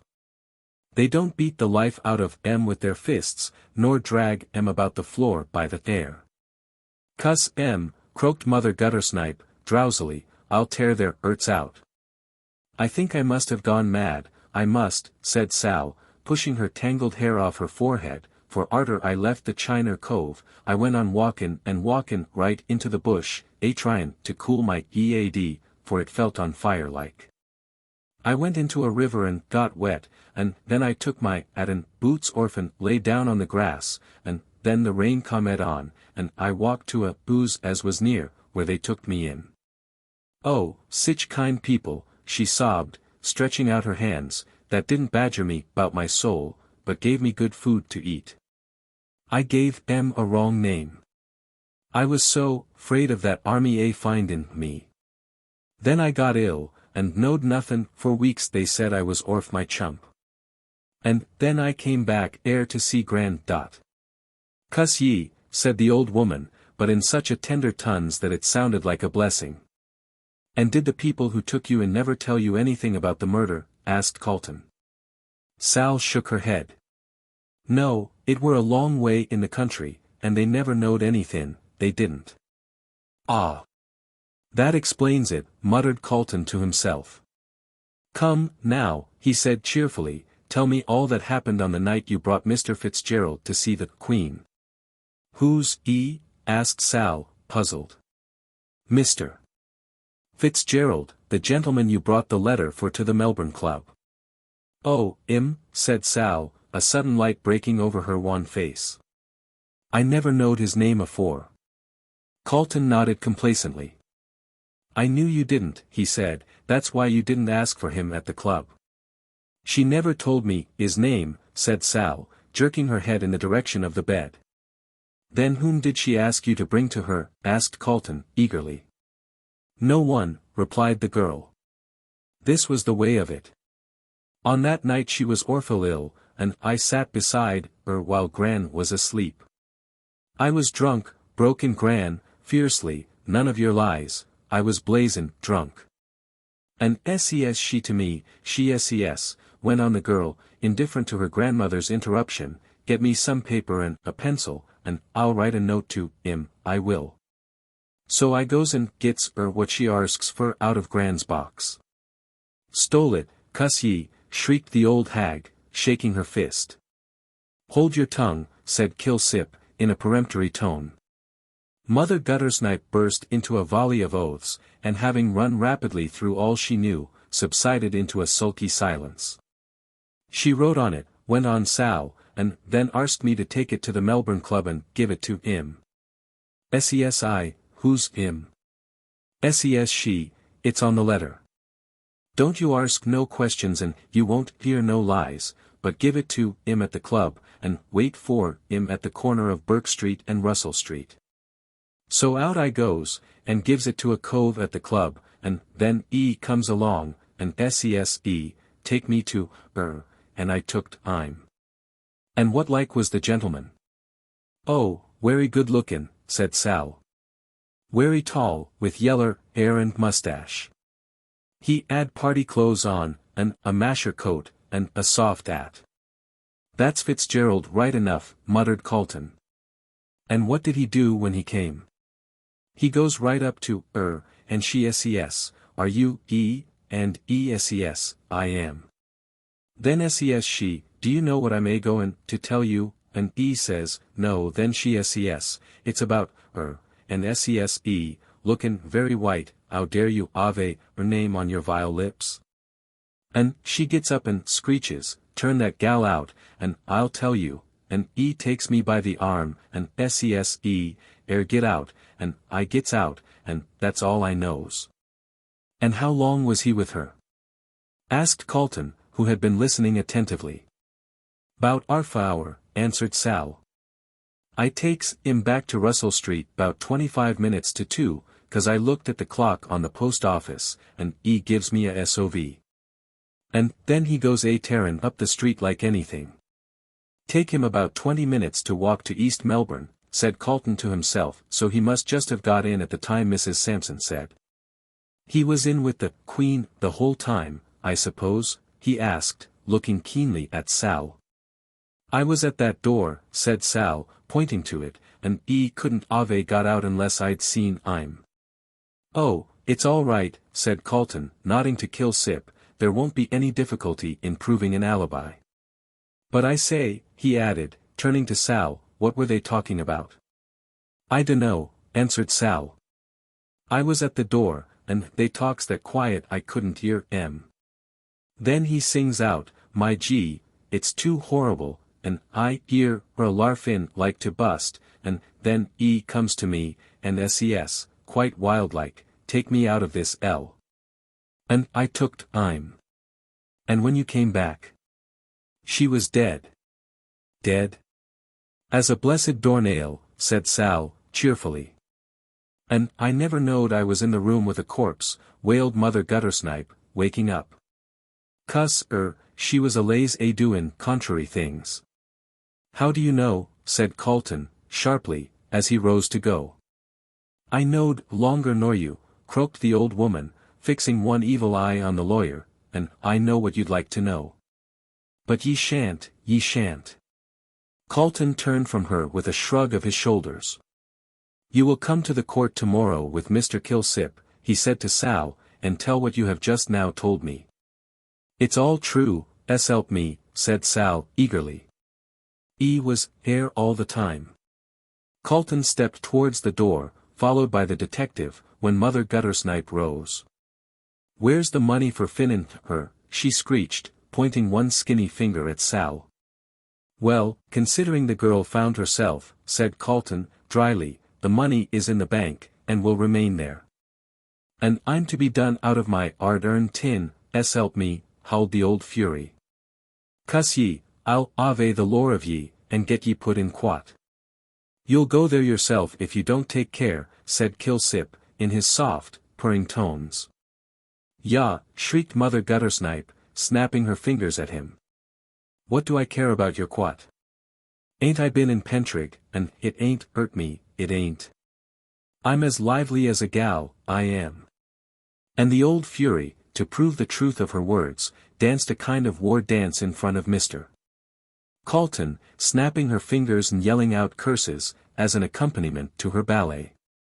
Her luxurious white hair streamed out during her gyrations, and with her grotesque appearance and the faint light of the candle, she presented a gruesome spectacle. Calton remembered the tales he had heard of the women of Paris, at the Revolution, and the way they danced, la Carmagnole. Mother Guttersnipe would have been in her element in that sea of blood and turbulence, he thought.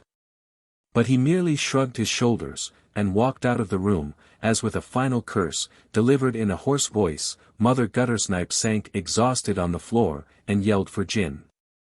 Chapter 19. The verdict of the jury.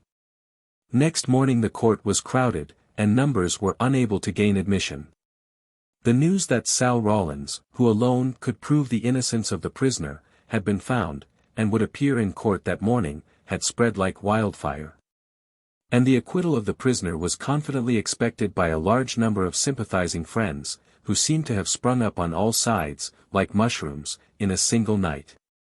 There were, of course, plenty of cautious people left who waited to hear the verdict of the jury before committing themselves, and who still believed him to be guilty.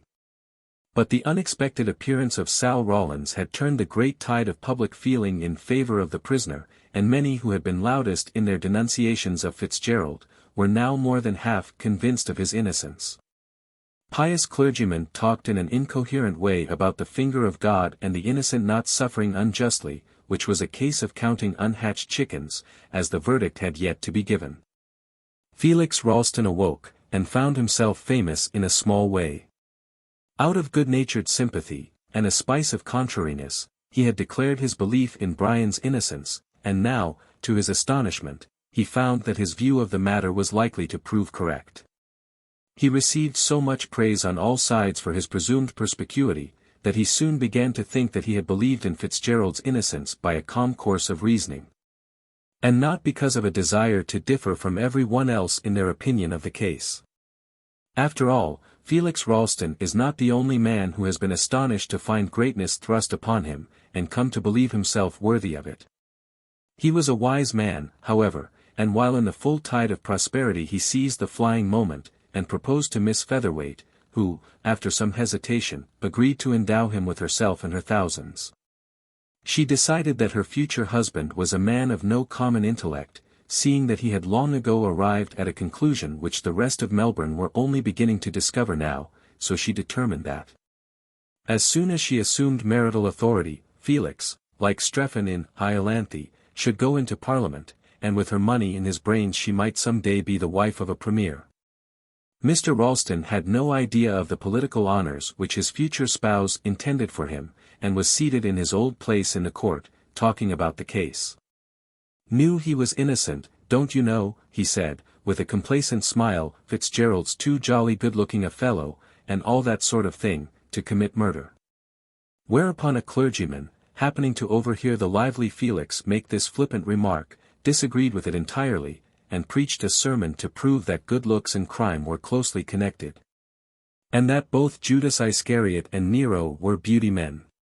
Ah, said Calton, when he heard the sermon, if this unique theory is a true one, what a truly pious man that clergyman must be. This allusion to the looks of the reverend gentleman was rather unkind, for he was by no means bad-looking. But then Calton was one of those witty men who would rather lose a friend than suppress an epigram. When the prisoner was brought in, a murmur of sympathy ran through the crowded court, so ill and worn out he looked. But Calton was puzzled to account for the expression of his face, so different from that of a man whose life had been saved, or, rather, was about to be saved, for in truth it was a foregone conclusion.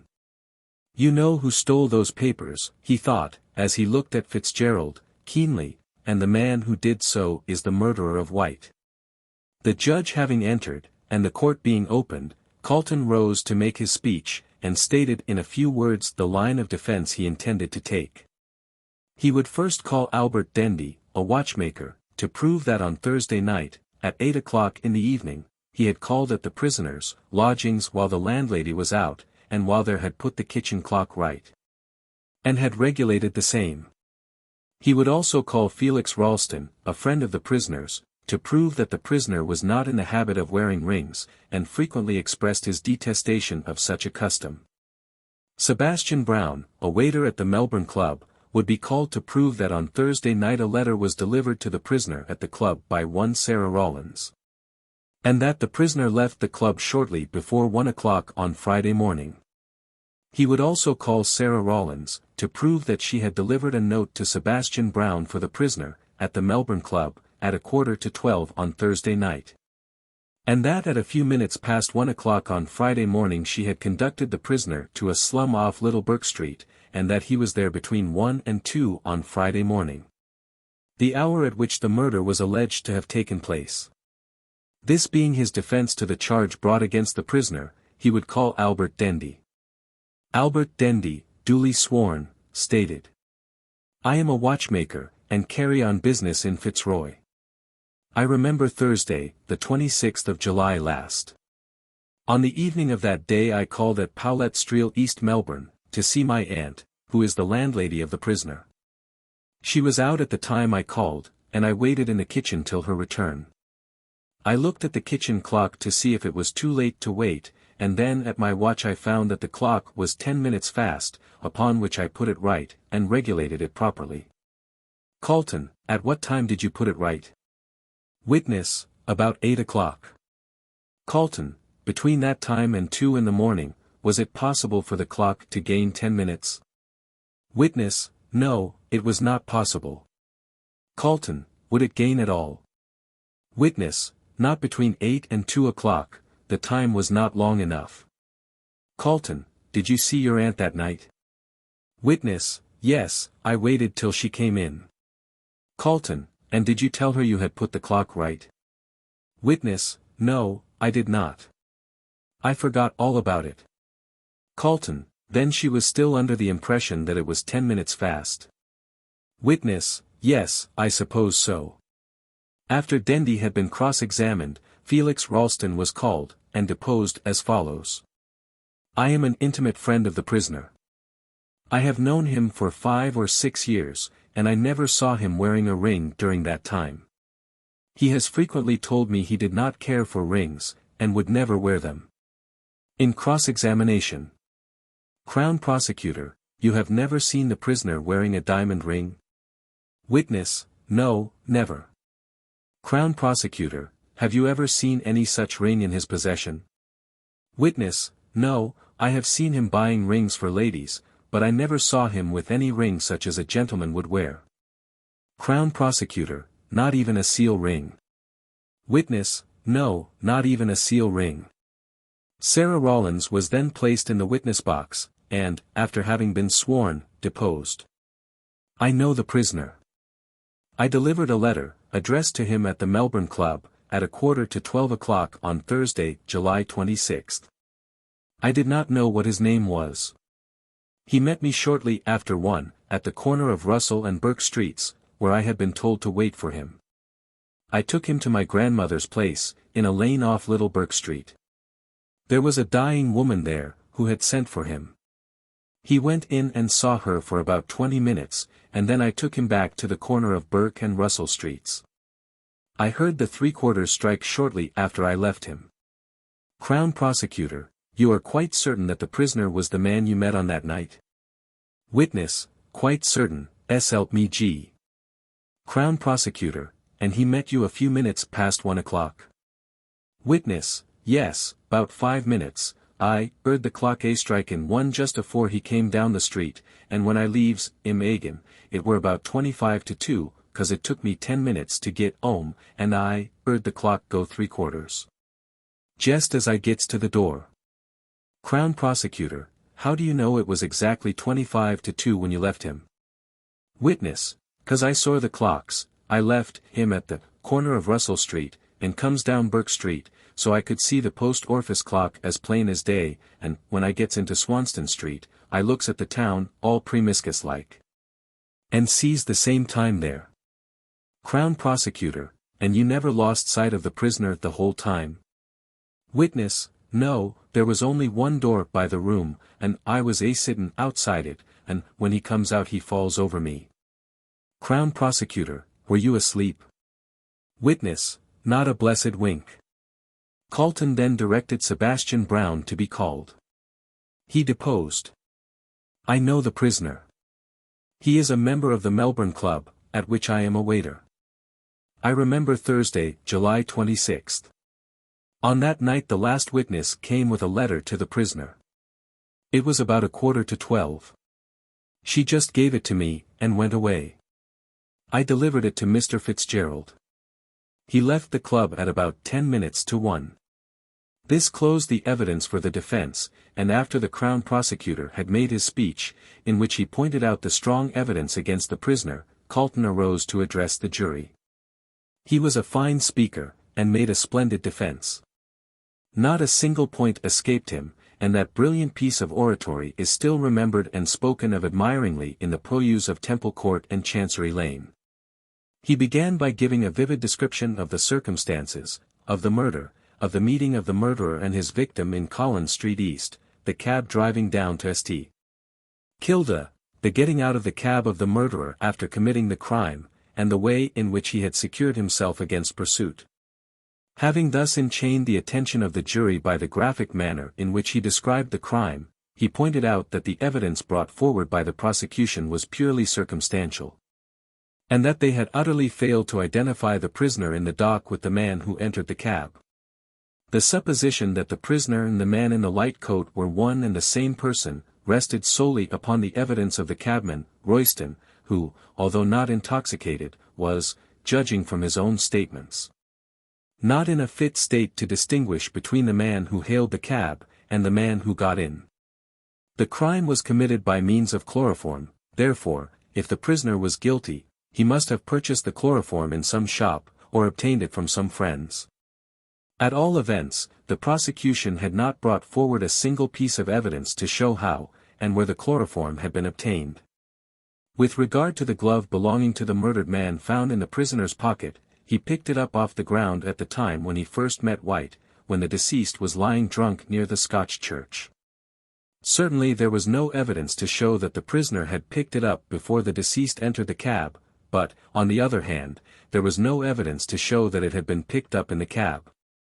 It was far more likely that the glove, and especially a white glove, would be picked up under the light of the lamp near the Scotch church, where it was easily noticeable, than in the darkness of a cab, where there was very little room, and where it would be quite dark, as the blinds were drawn down. The cabman, Royston, swore positively that the man who got out of his cab on the St. Kilda road wore a diamond ring on the forefinger of his right hand, and the cabman, Rankin, swore to the same thing about the man who got out at Powlett Street. Against this could be placed the evidence of one of the prisoner's most intimate friends, one who had seen him almost daily for the last 5 years, and he had sworn positively that the prisoner was not in the habit of wearing rings. The cabman Rankin had also sworn that the man who entered his cab on the St. Kilda road alighted at Powlett Street, East Melbourne, at 2 o'clock on Friday morning, as he heard that hour strike from the post office clock. Whereas the evidence of the prisoner's landlady showed plainly that he entered the house 5 minutes previously, and her evidence was further supported by that of the watchmaker, Dendy. Mrs. Sampson saw the hand of her kitchen clock point to 5 minutes to 2, and, thinking it was 10 minutes slow, told the detective that the prisoner did not enter the house till 5 minutes past 2. Which would just give the man who alighted from the cab, presuming him to have been the prisoner, sufficient time to walk up to his lodgings. The evidence of the watchmaker, Dendy, however, showed clearly that he had put the clock right at the hour of 8 on Thursday night. That it was impossible for it to gain 10 minutes before 2 on Friday morning, and therefore, the time, 5 minutes to 2, seen by the landlady was the correct one. And the prisoner was in the house 5 minutes before the other man alighted from the cab in Powlett Street. These points in themselves were sufficient to show that the prisoner was innocent, but the evidence of the woman Rawlins must prove conclusively to the jury that the prisoner was not the man who committed the crime. The witness Brown had proved that the woman Rawlins had delivered a letter to him, which he gave to the prisoner, and that the prisoner left the club, to keep the appointment spoken of in the letter, which letter, or, rather, the remains of it had been put in evidence. The woman Rawlins swore that the prisoner met her at the corner of Russell and Burke Streets, and had gone with her to one of the back slums, there to see the writer of the letter. She also proved that at the time of the committal of the crime the prisoner was still in the back slum, by the bed of the dying woman, and, there being only one door to the room, he could not possibly have left without the witness seeing him. The woman Rawlins further proved that she left the prisoner at the corner of Burke and Russell Streets at 25 minutes to 2 o'clock, which was 5 minutes before Royston drove his cab up to the St. Kilda police station, with the dead body inside. Finally, the woman Rawlins proved her words by stating that she saw both the post office and town hall clocks. And supposing the prisoner started from the corner of Burke and Russell Streets, as she says he did, he would reach East Melbourne in 20 minutes, which made it 5 minutes to 2 on Friday morning, the time at which, according to the landlady's statement, he entered the house. All the evidence given by the different witnesses agreed completely, and formed a chain which showed the whole of the prisoner's movements at the time of the committal of the murder. Therefore, it was absolutely impossible that the murder could have been committed by the man in the dock. The strongest piece of evidence brought forward by the prosecution was that of the witness Hableton, who swore that the prisoner used threats against the life of the deceased. But the language used was merely the outcome of a passionate Irish nature, and was not sufficient to prove the crime to have been committed by the prisoner. The defense which the prisoner set up was that of an alibi, and the evidence of the witnesses for the defense proved conclusively that the prisoner could not, and did not, commit the murder. Finally, Calton wound up his elaborate and exhaustive speech, which lasted for over 2 hours, by a brilliant peroration, calling upon the jury to base their verdict upon the plain facts of the case. And if they did so they could hardly fail in bringing in a verdict of not guilty. When Calton sat down a subdued murmur of applause was heard, which was instantly suppressed, and the judge began to sum up, strongly in favor of Fitzgerald. The jury then retired, and immediately there was a dead silence in the crowded court, an unnatural silence, such as must have fallen on the blood-loving Roman populace when they saw the Christian martyrs kneeling on the hot yellow sands of the arena, and watched the long, lithe forms of lion and panther creeping steadily towards their prey. The hour being late the gas had been lighted, and there was a sickly glare through the wide hall. Fitzgerald had been taken out of court on the retiring of the jury, but the spectators stared steadily at the empty dock, which seemed to enchain them by some indescribable fascination. They conversed among themselves only in whispers, until even the whispering ceased, and nothing could be heard but the steady ticking of the clock, and now and then the quick-drawn breath of some timid onlooker. Suddenly, a woman, whose nerves were overstrung, shrieked, and the cry rang weirdly through the crowded hall. She was taken out, and again there was silence, every eye being now fixed on the door through which the jury would reissue with their verdict of life or death. The hands of the clock moved slowly round, a quarter, a half, 3/4, and then the hour sounded with a silvery ring which startled everyone. Madge, sitting with her hands tightly clasped together, began to fear that her highly strung nerves would give way. "My God," she muttered softly to herself, "will this suspense never end?" Just then the door opened, and the jury re-entered. The prisoner was again placed in the dock, and the judge resumed his seat, this time with the black cap in his pocket, as everyone guessed. The usual formalities were gone through, and when the foreman of the jury stood up every neck was craned forward, and every ear was on the alert to catch the words that fell from his lips. The prisoner flushed a little and then grew pale as death, giving a quick, nervous glance at the quiet figure in black, of which he could just catch a glimpse. Then came the verdict, sharp and decisive, not guilty. On hearing this a cheer went up from everyone in the court, so strong was the sympathy with Brian. In vain the crier of the court yelled, "Order," until he was red in the face. In vain the judge threatened to commit all present for contempt of court, his voice being inaudible. It did not matter much, the enthusiasm could not be restrained, and it was 5 minutes before order was obtained. The judge, having recovered his composure, delivered his judgment, and discharged the prisoner, in accordance with the verdict.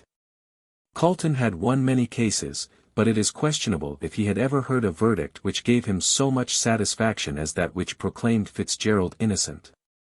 And Brian, stepping down from the dock a free man, passed through a crowd of congratulating friends to a small room off the court, where a woman was waiting for him, a woman who clung round his neck, and sobbed out, "My darling! My darling! I knew that God would save you." Chapter 20. The Argus gives its opinion. The morning after the trial was concluded the following article in reference to the matter appeared in the Argus.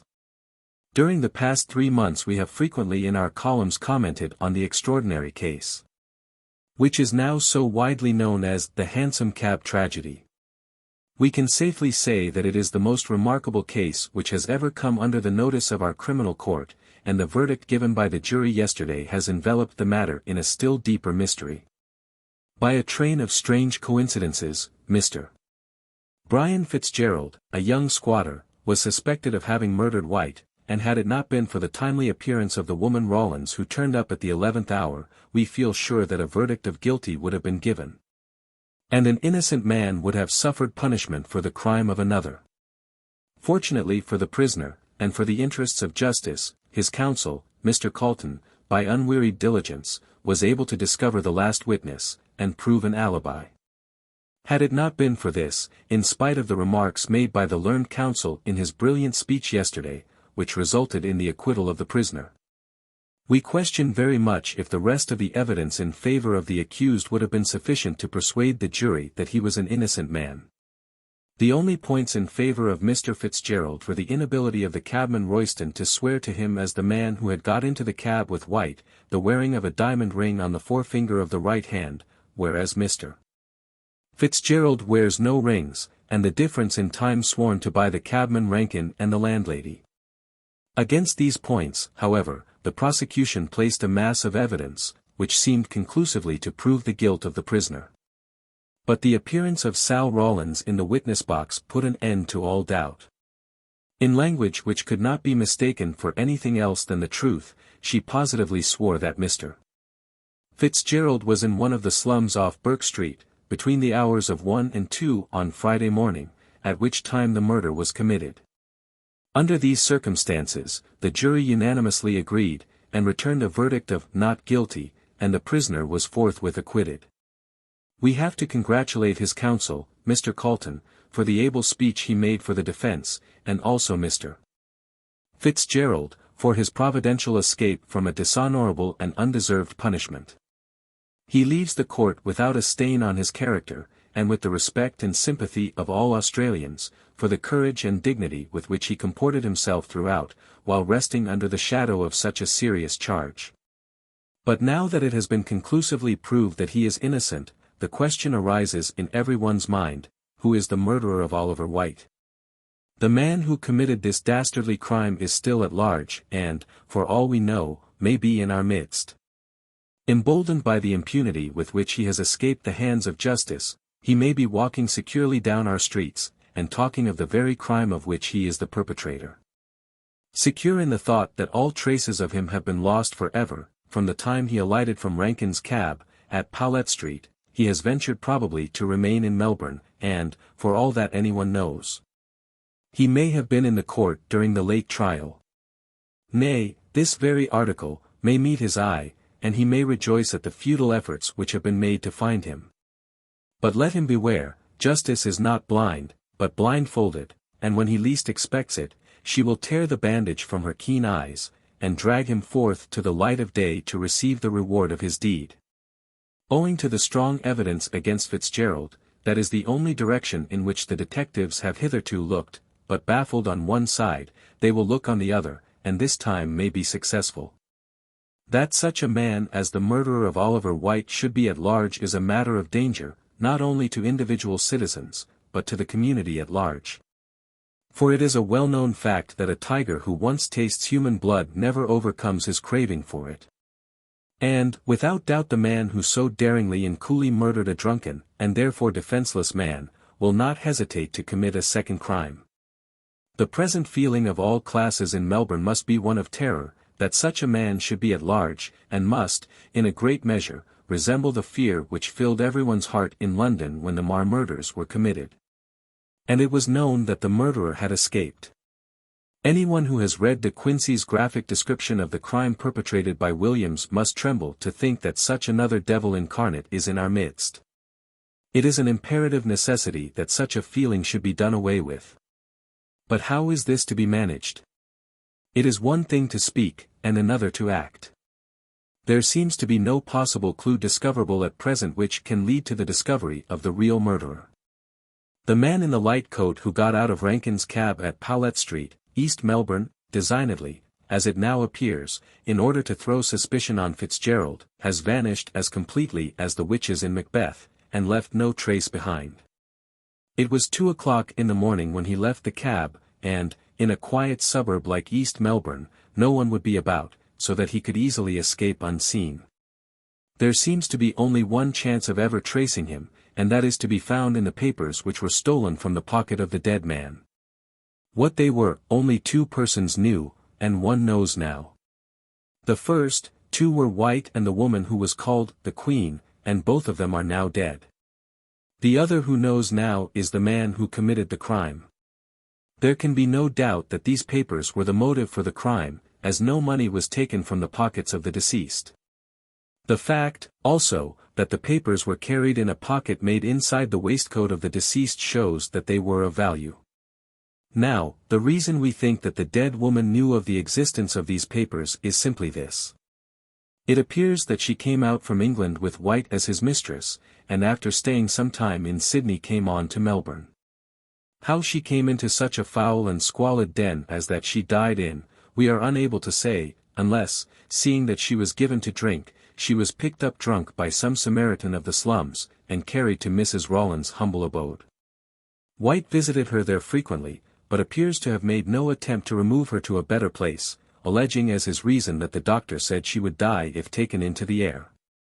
Our reporter learned from one of the detectives that the dead woman was in the habit of talking to White about certain papers, and on one occasion was overheard to say to him, "They'll make your fortune if you play your cards well."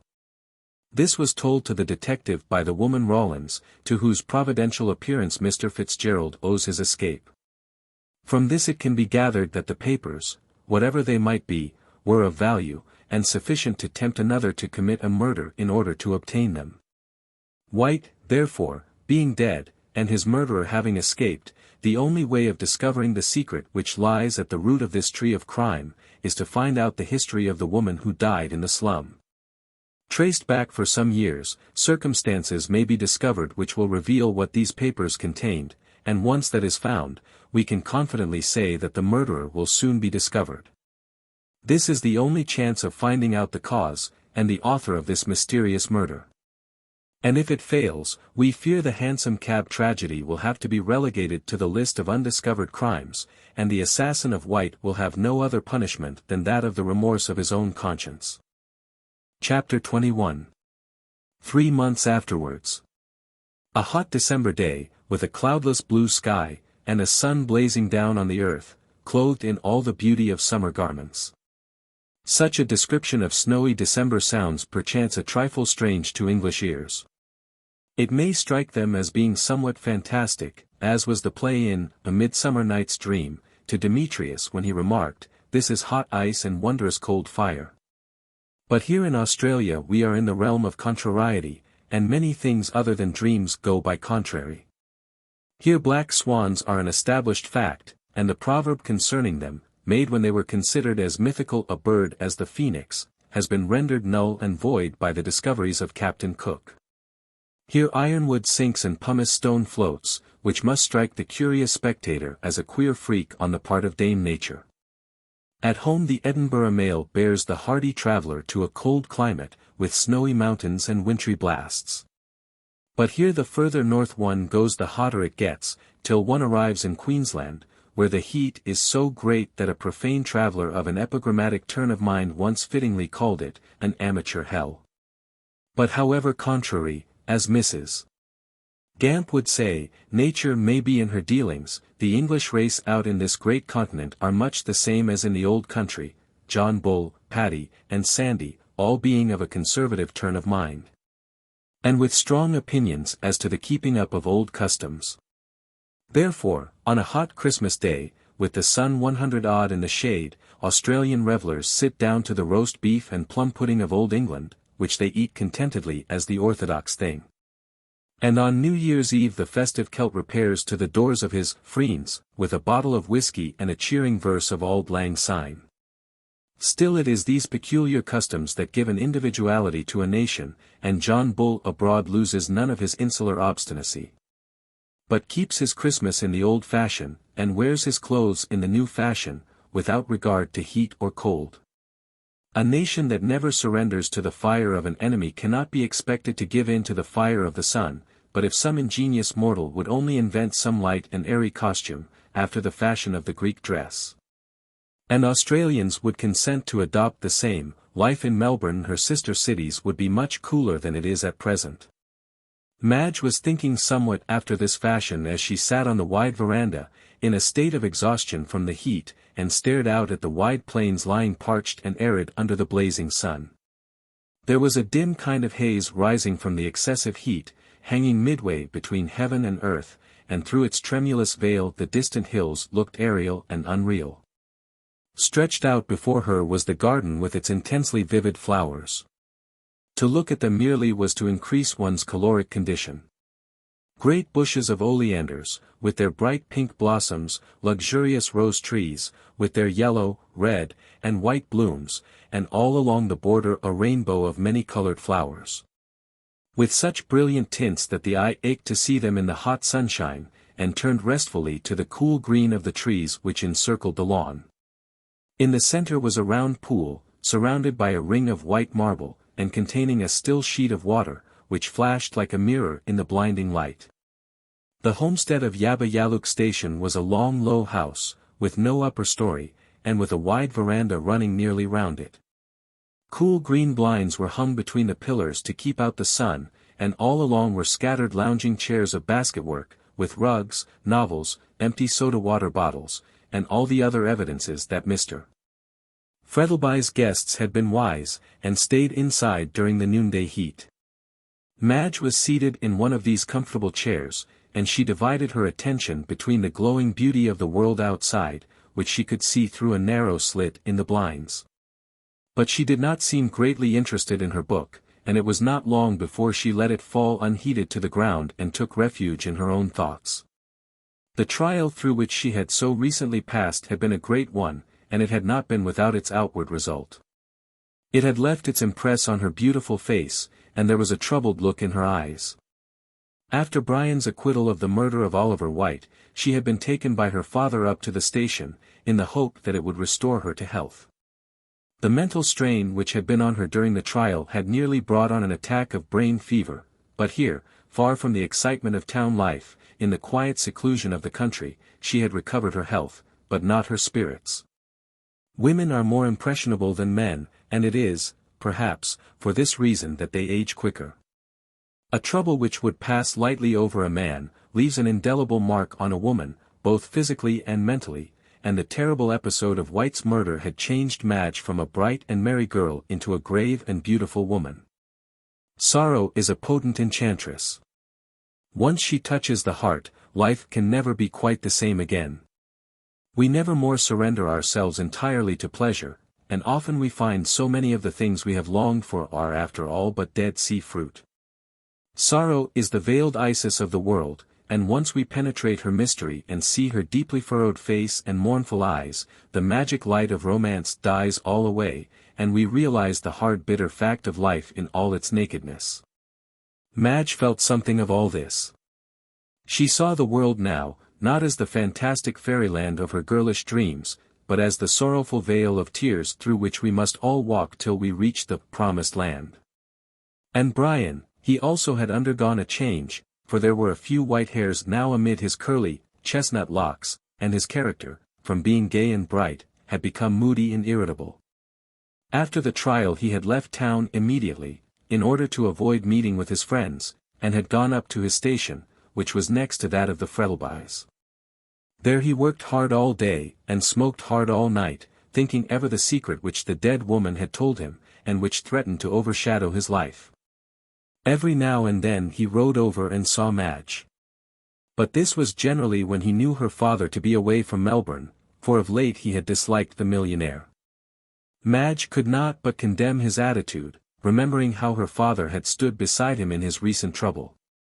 Yet there was another reason why Brian kept aloof from Yabba Yaluk station. He did not wish to meet any of the gay society which was there, knowing that since his trial he was an object of curiosity and sympathy to everyone, a position galling enough to his proud nature. At Christmas time Mr. Frettlby had asked several people up from Melbourne, and though Madge would rather have been left alone, yet she could not refuse her father, and had to play hostess with a smiling brow and aching heart.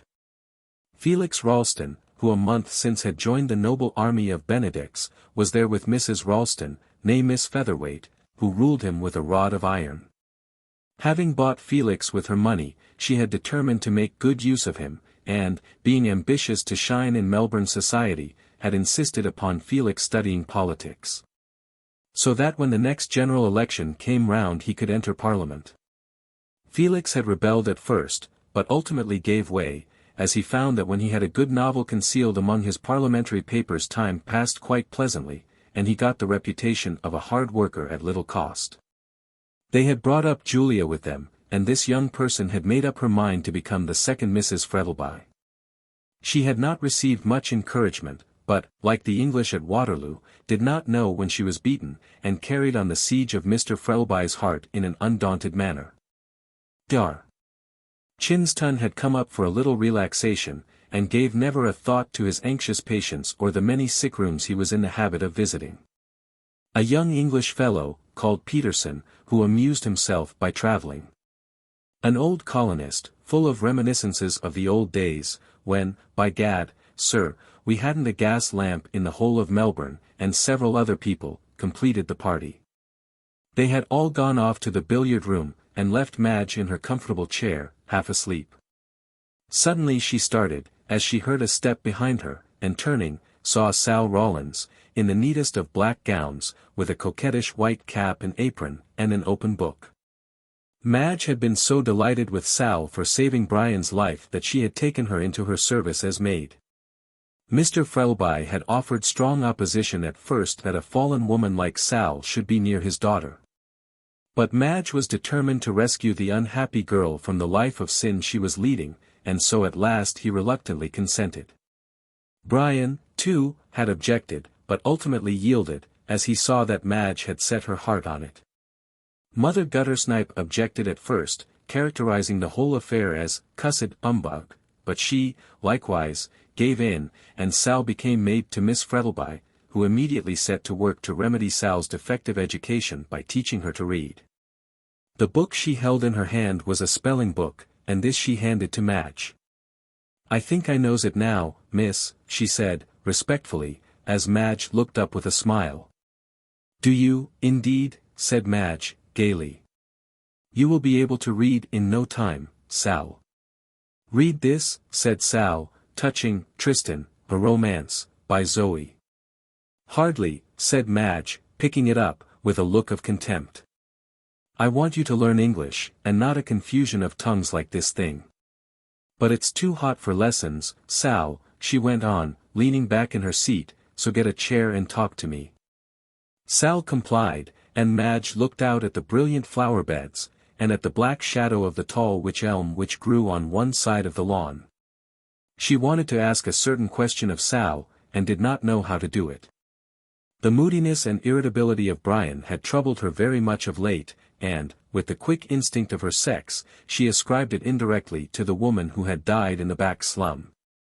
Anxious to share his troubles and lighten his burden, she determined to ask Sal about this mysterious woman, and find out, if possible, what secret had been told to Brian which affected him so deeply. "Sal," she said, after a short pause, turning her clear grey eyes on the woman, I want to ask you something." The other shivered and turned pale. About that?" Madge nodded. Sal hesitated for a moment, and then flung herself at the feet of her mistress. "I will tell you," she cried. "You have been kind to me, and have a right to know. I will tell you all I know." "Then," asked Madge, firmly, as she clasped her hands tightly together, "who was this woman whom Mr. Fitzgerald went to see, and where did she come from?" "Gran and me found her one evening, in Little Burke Street," answered Sal, "just near the theatre. She was quite drunk, and we took her home with us." "How kind of you," said Madge. "Oh, it wasn't that," replied the other, dryly. "Gran wanted her clothes, she was awful swell dressed. And she took the clothes, how wicked." "Anyone would have done it down our way," answered Sal, indifferently, "but Gran changed her mind when she got her home. I went out to get some gin for Gran, and when I came back she was huggin' and kissin' the woman." "She recognized her?" "Yes, I suppose so," replied Sal, "and next mornin', when the lady got square, she made a grab at Gran, and hollered out, 'I was comin' to see you.'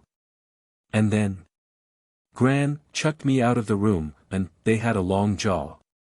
And then, when I come back, Gran tells me the lady is goin' to stay with us 'cause she was ill, and sent me for Mr. White." "And he came?" "Oh, yes, often," said Sal. "He kicked up a row when he first turned up, but when he found she was ill, he sent a doctor, but it warn't no good.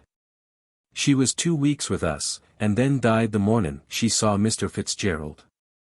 "I suppose Mr. White was in the habit of talking to this woman?"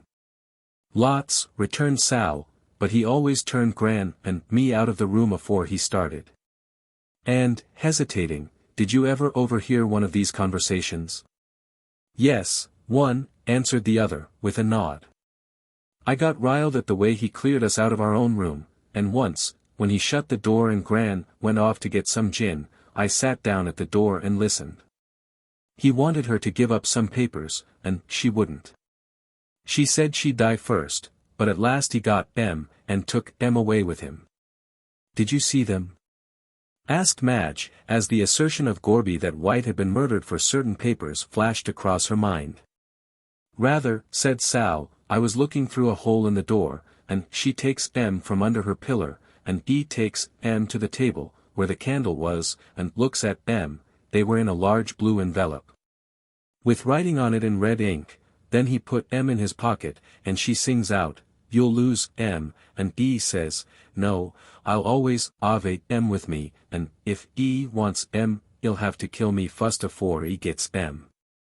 And you did not know who the man was to whom the papers were of such importance?" "No, I didn't, they never said no names." "And when was it White got the papers?" "About a week before he was murdered," said Sal, after a moment's thought. "And after that he never turned up again. She kept watchin' for him night and day, and, 'cause he didn't come, got mad at him. I hear her sayin', 'You think you've done with me, my gentleman, and leaves me here to die, but I'll spoil your little game,' and then she wrote that letter to Mr. Fitzgerald, and I brought him to her, as you know." "Yes, yes," said Madge, rather impatiently.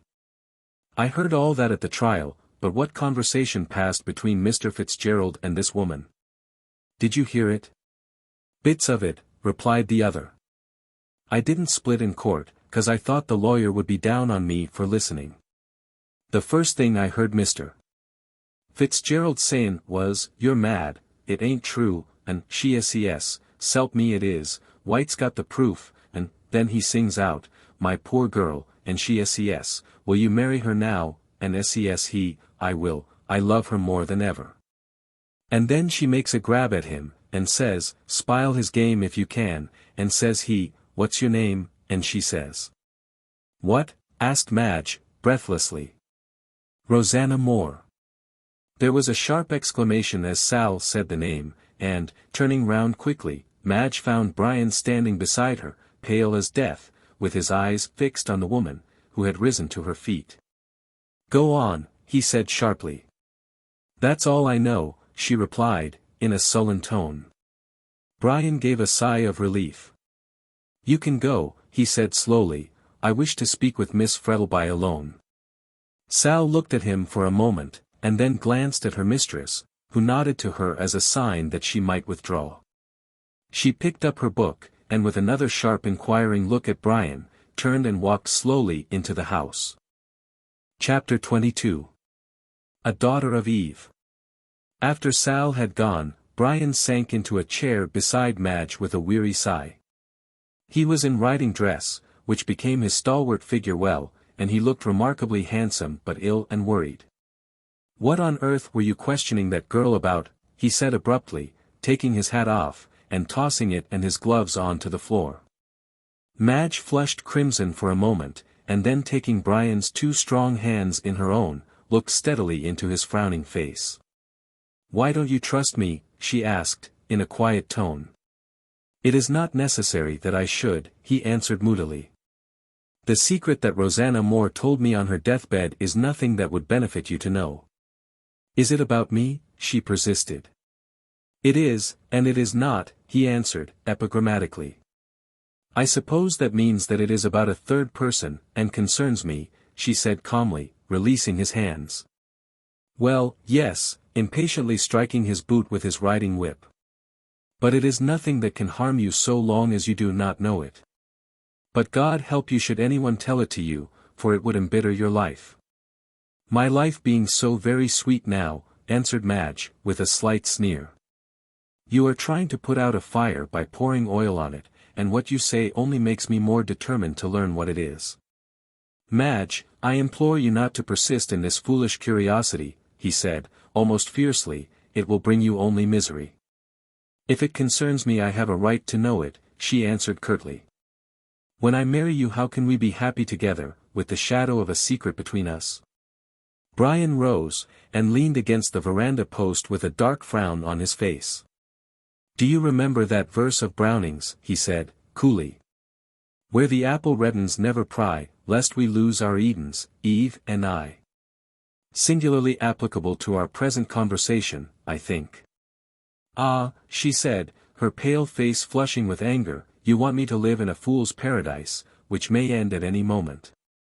"That depends upon yourself," he answered coldly. "I never roused your curiosity by telling you that there was a secret, but betrayed it inadvertently to Calton's cross-questioning. I tell you candidly that I did learn something from Rosanna Moore, and it concerns you, though only indirectly through a third person. But it would do no good to reveal it, and would ruin both our lives." She did not answer, but looked straight before her into the glowing sunshine. Brian fell on his knees beside her, and stretched out his hands with an entreating gesture. "Oh, my darling," he cried sadly, "cannot you trust me? The love which has stood such a test as yours cannot fail like this. Let me bear the misery of knowing it alone, without blighting your young life with the knowledge of it.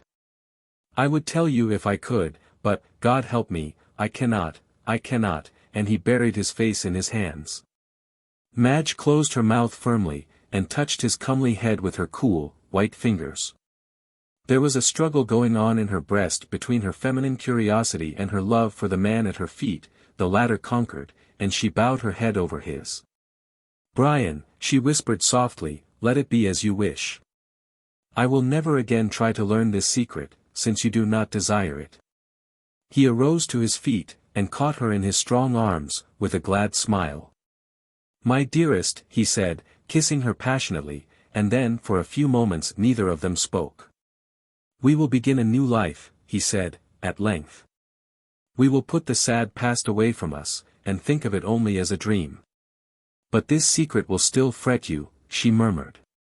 "It will wear away with time and with change of scene," he answered sadly. "Change of scene," she repeated in a startled tone. "Are you going away?" "Yes. I have sold my station, and intend leaving Australia forever during the next 3 months." "And where are you going?" asked the girl, rather bewildered. "Anywhere," he said a little bitterly. "I am going to follow the example of Cain, and be a wanderer on the face of the earth. Alone." "That is what I have come to see you about," said Brian, looking steadily at her. I have come to ask you if you will marry me at once, and we will leave Australia together. She hesitated. I know it is asking a great deal, he said, hurriedly, to leave your friends, your position, and, with hesitation, your father. But think of my life without you, think how lonely I shall be, wandering round the world by myself, but you will not desert me now I have so much need of you, you will come with me and be my good angel in the future as you have been in the past. She put her hand on his arm, and looking at him with her clear, grey eyes, said, yes. Thank God for that, said Brian, reverently, and there was again a silence. Then they sat down and talked about their plans, and built castles in the air, after the fashion of lovers. I wonder what Papa will say, observed Madge, idly twisting her engagement ring round and round. Brian frowned, and a dark look passed over his face. I suppose I must speak to him about it, he said at length, reluctantly. Yes, of course, she replied, lightly. It is merely a formality, still, one that must be observed. And where is Mr. Frettlby? Asked Fitzgerald, rising. In the billiard room, she answered, as she followed his example. No, she continued, as she saw her father step on to the veranda. Here he is. Brian had not seen Mark Frettlby for some time, and was astonished at the change which had taken place in his appearance. Formerly, he had been as straight as an arrow, with a stern, fresh-colored face. But now he had a slight stoop, and his face looked old and withered.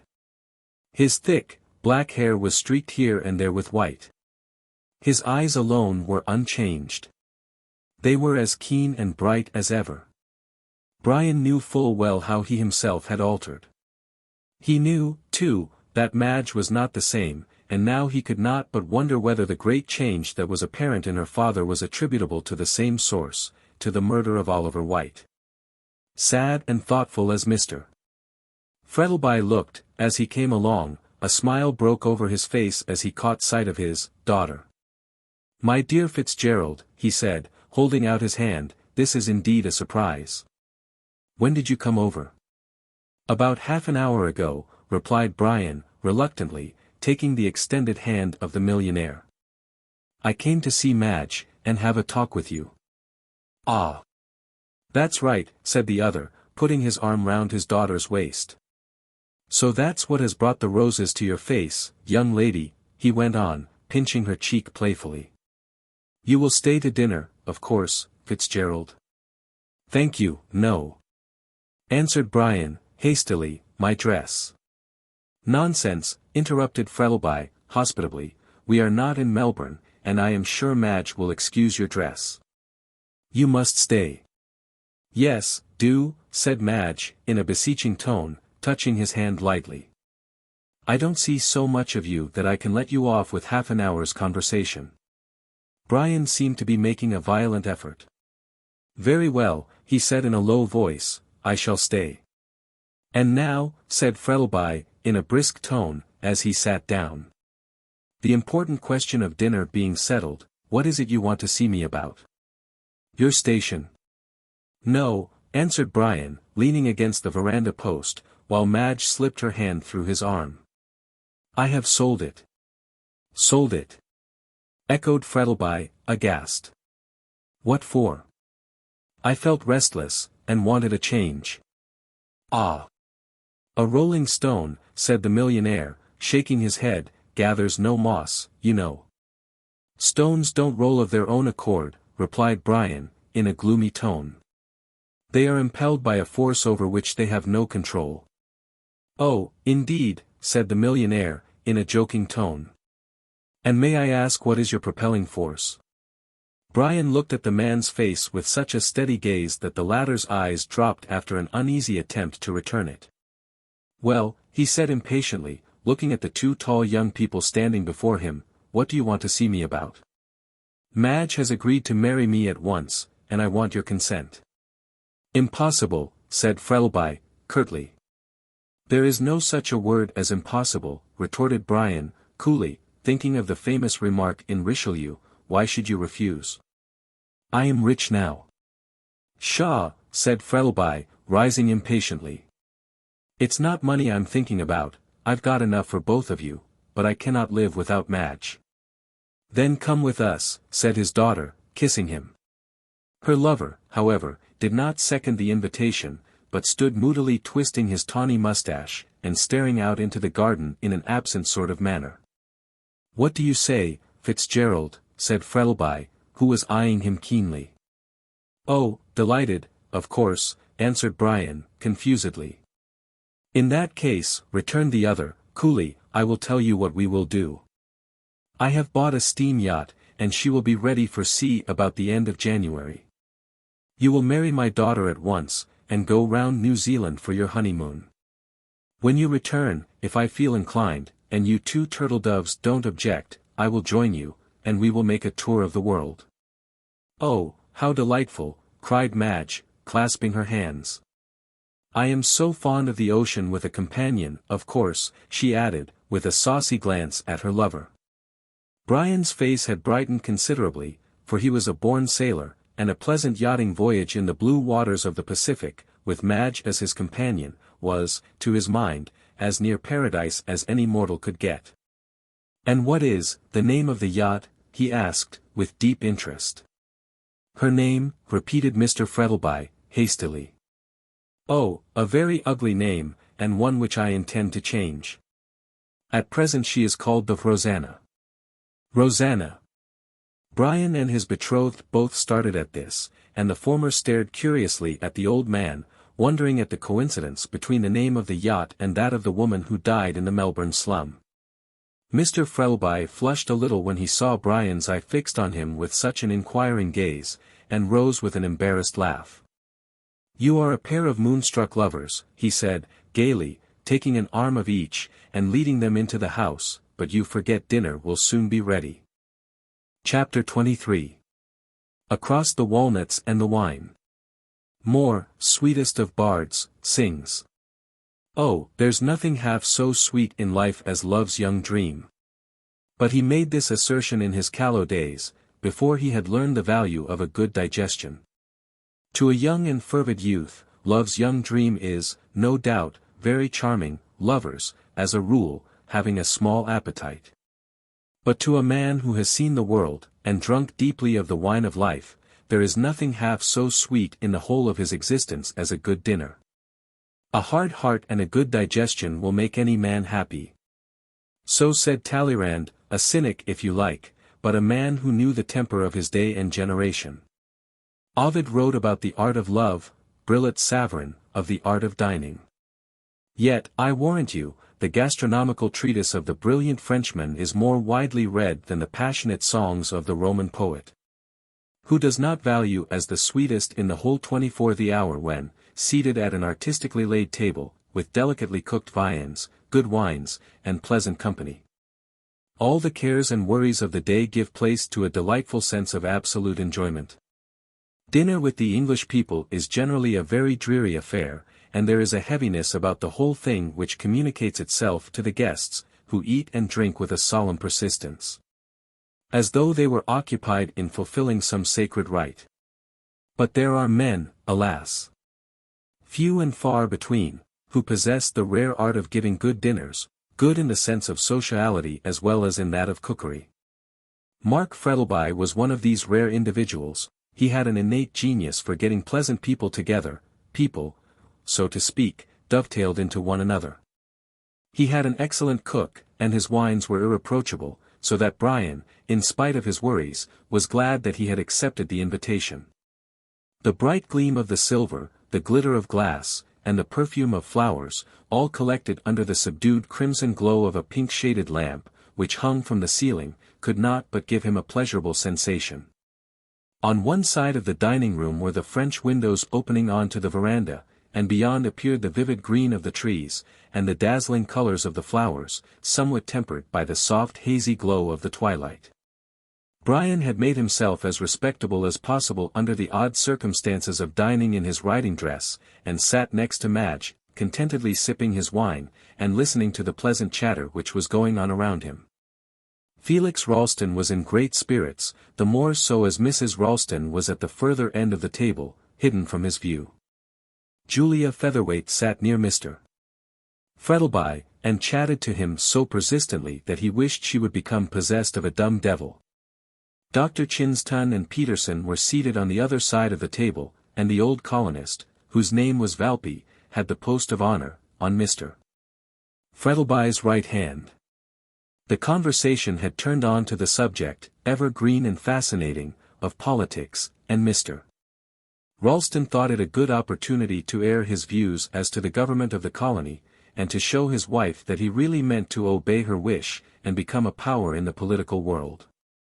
"By Jove, you know," he said, with a wave of his hand, as though he were addressing the house, "the country is going to the dogs, and all that sort of thing. What we want is a man like Beaconsfield." "Ah! But you can't pick up a man like that every day," said Frettlby, who was listening with an amused smile to Ralston's disquisitions. "Rather a good thing, too," observed Dr. Chinston, dryly. "Genius would become too common." "Well, when I am elected," said Felix, who had his own views, which modesty forbade him to publish, on the subject of the coming colonial Disraeli, "I probably shall form a party." "To advocate what?" asked Peterson, curiously. "Oh, well, you see," hesitated Felix, "I haven't drawn up a program yet, so can't say at present." "Yes, you can hardly give a performance without a program," said the doctor, taking a sip of wine, and then everybody laughed. "And on what are your political opinions founded?" asked Mr. Frettlby, absently, without looking at Felix. "Oh, you see, I've read the parliamentary reports and constitutional history, and Vivian Grey," said Felix, who began to feel himself somewhat at sea. "The last of which is what the author called it, a lusus naturae," observed Chinston. "Don't erect your political schemes on such bubble foundations as are in that novel, for you won't find a Marquis Carabas out here." "Unfortunately, no," observed Felix, mournfully, "but we may find a Vivian Grey." Every one smothered a smile, the illusion was so patent. "Well, he didn't succeed in the end," cried Peterson. "Of course he didn't," retorted Felix, disdainfully. "He made an enemy of a woman, and a man who is such a fool as to do that deserves to fall." "You have an excellent opinion of our sex, Mr.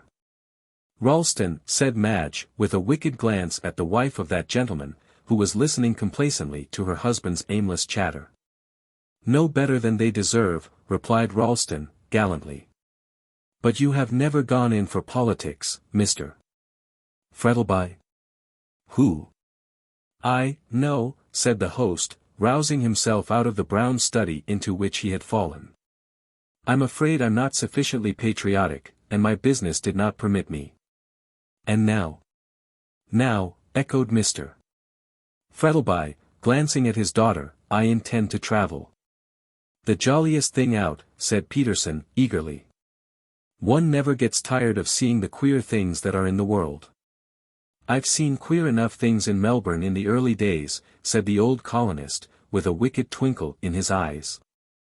"Oh," cried Julia, putting her hands up to her ears, "don't tell me them, for I'm sure they're naughty."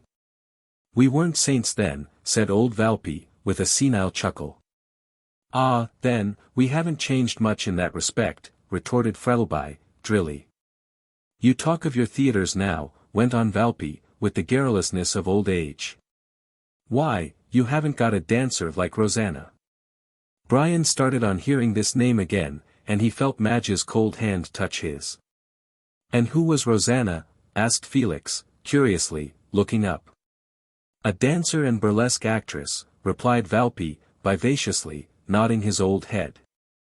"Such a beauty, we were all mad about her, such hair and eyes."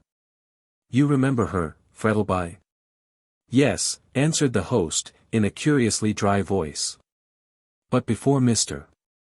Valpy had the opportunity to wax more eloquent, Madge rose from the table, and the other ladies followed. The ever-polite Felix held the door open for them, and received a bright smile from his wife for, what she considered, his brilliant talk at the dinner table. Brian sat still, and wondered why Frettlby changed color on hearing the name. He supposed that the millionaire had been mixed up with the actress, and did not care about being reminded of his early indiscretions, and, after all, who does? She was as light as a fairy, continued Valpy, with wicked chuckle. What became of her? Asked Brian, abruptly. Mark Frettlby looked up suddenly, as Fitzgerald asked this question. She went to England in 1858, said the aged one. I'm not quite sure if it was July or August, but it was in 1858. You will excuse me, Valpy, but I hardly think that these reminiscences of a ballet dancer are amusing, said Frettlby, curtly, pouring himself out a glass of wine. Let us change the subject. Notwithstanding the plainly expressed wish of his host, Brian felt strongly inclined to pursue the conversation. Politeness, however, forbade such a thing, and he consoled himself with the reflection that, after dinner, he would ask old Valpy about the ballet dancer whose name caused Mark Frettlby to exhibit such strong emotion. But, to his annoyance, when the gentleman went into the drawing-room, Frettlby took the old colonist off to his study, where he sat with him the whole evening talking over old times. Fitzgerald found Madge seated at the piano in the drawing-room playing one of Mendelssohn's songs without words. What a dismal thing that is you are playing, Madge, he said lightly, as he sank into a seat beside her. It is more like a funeral march than anything else. Gad, so it is, said Felix, who came up at this moment. I don't care myself about Op. 84, and all that classical humbug. Give me something light, Belle Helene, with Emily Melville, and all that sort of thing. Felix, said his wife, in a stern tone. My dear, he answered recklessly, rendered bold by the champagne he had taken, you observed. Nothing particular, answered Mrs. Ralston, glancing at him with a stony eye, except that I consider Offenbach low. I don't, said Felix, sitting down to the piano, from which Madge had just risen, and to prove he ain't, here goes. He ran his fingers lightly over the keys, and dashed into a brilliant Offenbach gallop, which had the effect of waking up the people in the drawing-room, who felt sleepy after dinner, and sent the blood tingling through their veins. When they were thoroughly roused, Felix, now that he had an appreciative audience, for he was by no means an individual who believed in wasting his sweetness on the desert air, prepared to amuse them. You haven't heard the last new song by Frosty, have you? He asked, after he had brought his gallop to a conclusion. Is that the composer of Inasmuch and How So? Asked Julia, clasping her hands. I do love his music, and the words are so sweetly pretty. Infernally stupid, she means, whispered Peterson to Brian. They've no more meaning in them than the titles. Sing us the new song, Felix, commanded his wife, and her obedient husband obeyed her. It was entitled, Somewhere, words by Vashti, music by Paula Frosty, and was one of those extraordinary compositions which may mean anything, that is, if the meaning can be discovered. Felix had a pleasant voice, though it was not very strong, and the music was pretty, while the words were mystical. The first verse was as follows. A flying cloud, a breaking wave, a faint light in a moonless sky, a voice that from the silent grave sounds sad in one long bitter cry. I know not, sweet, where you may stand, with shining eyes and golden hair, yet I know, I will touch your hand and kiss your lips somewhere, somewhere. Somewhere. When the summer sun is fair, waiting me, on land or sea, somewhere, love, somewhere. The second verse was very similar to the first, and when Felix finished a murmur of applause broke from every one of the ladies. How sweetly pretty, sighed Julia. Such a lot in it. But what is its meaning? Asked Brian, rather bewildered. It hasn't got one, replied Felix, complacently. Surely you don't want every song to have a moral, like a book of Aesop's fables. Brian shrugged his shoulders, and turned away with Madge. I must say I agree with Fitzgerald, said the doctor, quickly. I like his song with some meaning in it. The poetry of the one you sang is as mystical as Browning, without any of his genius to redeem it. Philistin, murmured Felix, under his breath, and then vacated his seat at the piano in favor of Julia, who was about to sing a ballad called, Going Down the Hill, which had been the rage in Melbourne musical circles during the last 2 months. Meanwhile Madge and Brian were walking up and down in the moonlight. It was an exquisite night, with a cloudless blue sky glittering with the stars, and a great yellow moon in the west. Madge seated herself on the side of the marble ledge which girdled the still pool of water in front of the house, and dipped her hand into the cool water. Brian leaned against the trunk of a great magnolia tree, whose glossy green leaves and great creamy blossoms looked fantastic in the moonlight. In front of them was the house, with the ruddy lamplight streaming through the wide windows, and they could see the guests within, excited by the music, waltzing to Ralston's playing. And their dark figures kept passing and repassing the windows while the charming music of the waltz mingled with their merry laughter. "Looks like a haunted house," said Brian, thinking of Poe's weird poem, "but such a thing is impossible out here." "I don't know so much about that," said Madge, gravely, lifting up some water in the palm of her hand, and letting it stream back like diamonds in the moonlight. "I knew a house in St. Kilda which was haunted." "By what?" asked Brian, skeptically. "Noises," she answered, solemnly. Brian burst out laughing and startled a bat, which flew round and round in the silver moonlight, and whirred away into the shelter of a wych elm. "Rats and mice are more common here than ghosts," he said, lightly. "I'm afraid the inhabitants of your haunted house were fanciful. So you don't believe in ghosts?" "There's a banshee in our family," said Brian, with a gay smile, "who is supposed to cheer our death-beds with her howlings, but as I've never seen the lady myself, I'm afraid she's a Mrs. Harris." "It's aristocratic to have a ghost in a family, I believe," said Madge, "that is the reason we colonials have none." "Ah, but you will have," he answered with a careless laugh. "There are, no doubt, democratic as well as aristocratic ghosts. But, pshaw," he went on, impatiently, "what nonsense I talk. There are no ghosts, except of a man's own raising. The ghosts of a dead youth, the ghosts of past follies, the ghosts of what might have been, these are the spectres which are more to be feared than those of the churchyard." Madge looked at him in silence, for she understood the meaning of that passionate outburst, the secret which the dead woman had told him, and which hung like a shadow over his life. She arose quietly and took his arm. The light touch roused him, and a faint wind sent an eerie rustle through the still leaves of the magnolia, as they walked back in silence to the house. Chapter 24. Brian receives a letter.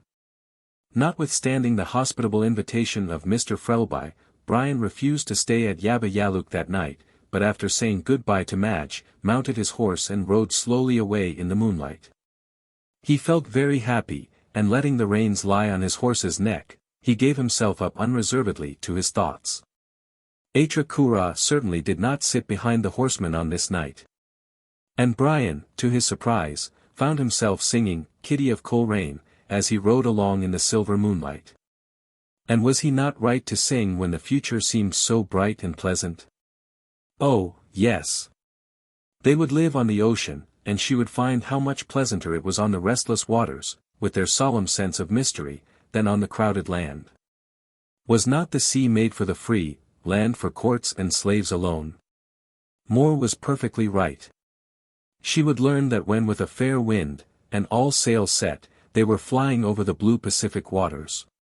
And then they would go home to Ireland, to the ancestral home of the Fitzgeralds, where he would lead her in under the arch, with "Seed Mill Faltg" on it, and everyone would bless the fair young bride. Why should he trouble himself about the crime of another? No. He had made a resolve and intended to keep it. He would put this secret with which he had been entrusted behind his back, and would wander about the world with Madge and her father. He felt a sudden chill come over him as he murmured the last words to himself, her father. "I'm a fool," he said, impatiently, as he gathered up the reins, and spurred his horse into a canter. "It can make no difference to me so long as Madge remains ignorant, but to sit beside him, to eat with him, to have him always present like a skeleton at a feast, God help me." He urged his horse into a gallop, and as he rushed over the turf, with the fresh, cool night wind blowing keenly against his face, he felt a sense of relief, as though he were leaving some dark spectre behind. On he galloped, with the blood throbbing in his young veins, over miles of plain, with the dark blue, star-studded sky above, and the pale moon shining down on him, past a silent shepherd's hut, which stood near a wide creek. Splashing through the cool water, which wound through the dark plain like a thread of silver in the moonlight, then, again, the wide, grassy plain, dotted here and there with tall clumps of shadowy trees. And on either side he could see the sheep scurrying away like fantastic spectres, on, ever on, until his own homestead appears, and he sees the star-like light shining brightly in the distance, a long avenue of tall trees, over whose wavering shadows his horse thundered, and then the wide grassy space in front of the house, with the clamorous barking of dogs. A groom, roused by the clatter of hoofs up the avenue, comes round the side of the house, and Brian leaps off his horse, and flinging the reins to the man, walks into his own room. There he finds a lighted lamp, brandy and soda on the table, and a packet of letters and newspapers. He flung his hat on the sofa, and opened the window and door, so as to let in the cool breeze. Then mixing for himself a glass of brandy and soda, he turned up the lamp, and prepared to read his letters. The first he took up was from a lady.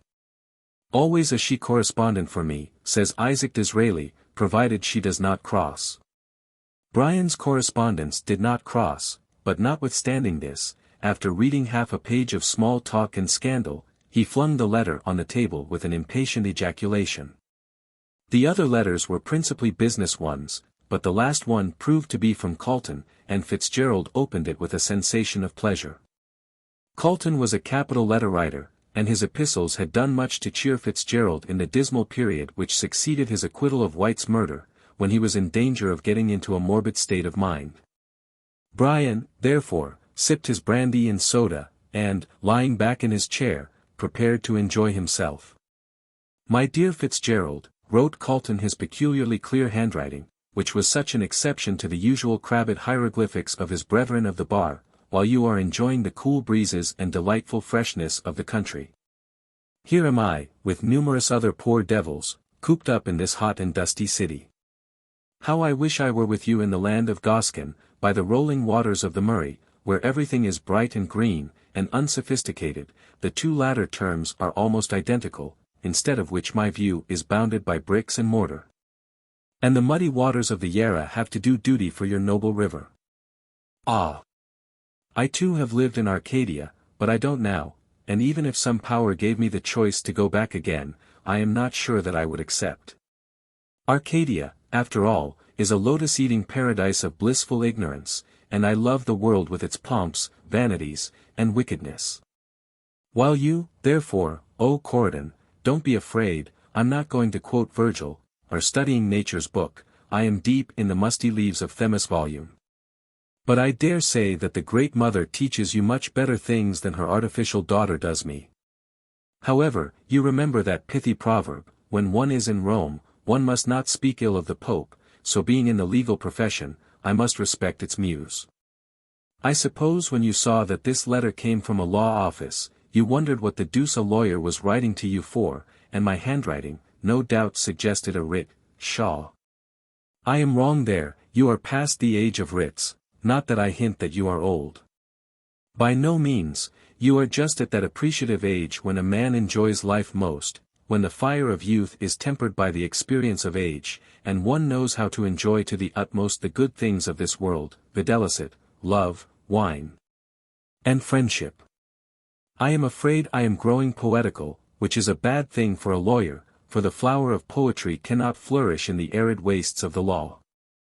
On reading what I have written, I find I have been as discursive as Praed's vicar, and as this letter is supposed to be a business one, I must deny myself the luxury of following out a train of idle ideas, and write sense. I suppose you still hold the secret which Rosanna Moore entrusted you with. Ah! You see I know her name, and why? Simply because, with the natural curiosity of the human race, I have been trying to find out who murdered Oliver White, and as the Argus very cleverly pointed out Rosanna Moore as likely to be at the bottom of the whole affair. I have been learning her past history.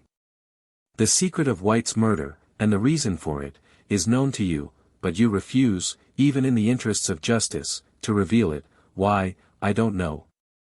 But we all have our little faults, and from an amiable though mistaken sense of, shall I say, duty?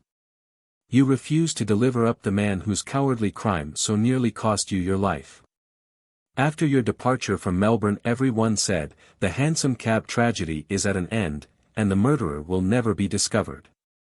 I ventured to disagree with the wiseacres who made such a remark, and asked myself, who was this woman who died at Mother Guttersnipe's? Receiving no satisfactory answer from myself, I determined to find out, and took steps accordingly.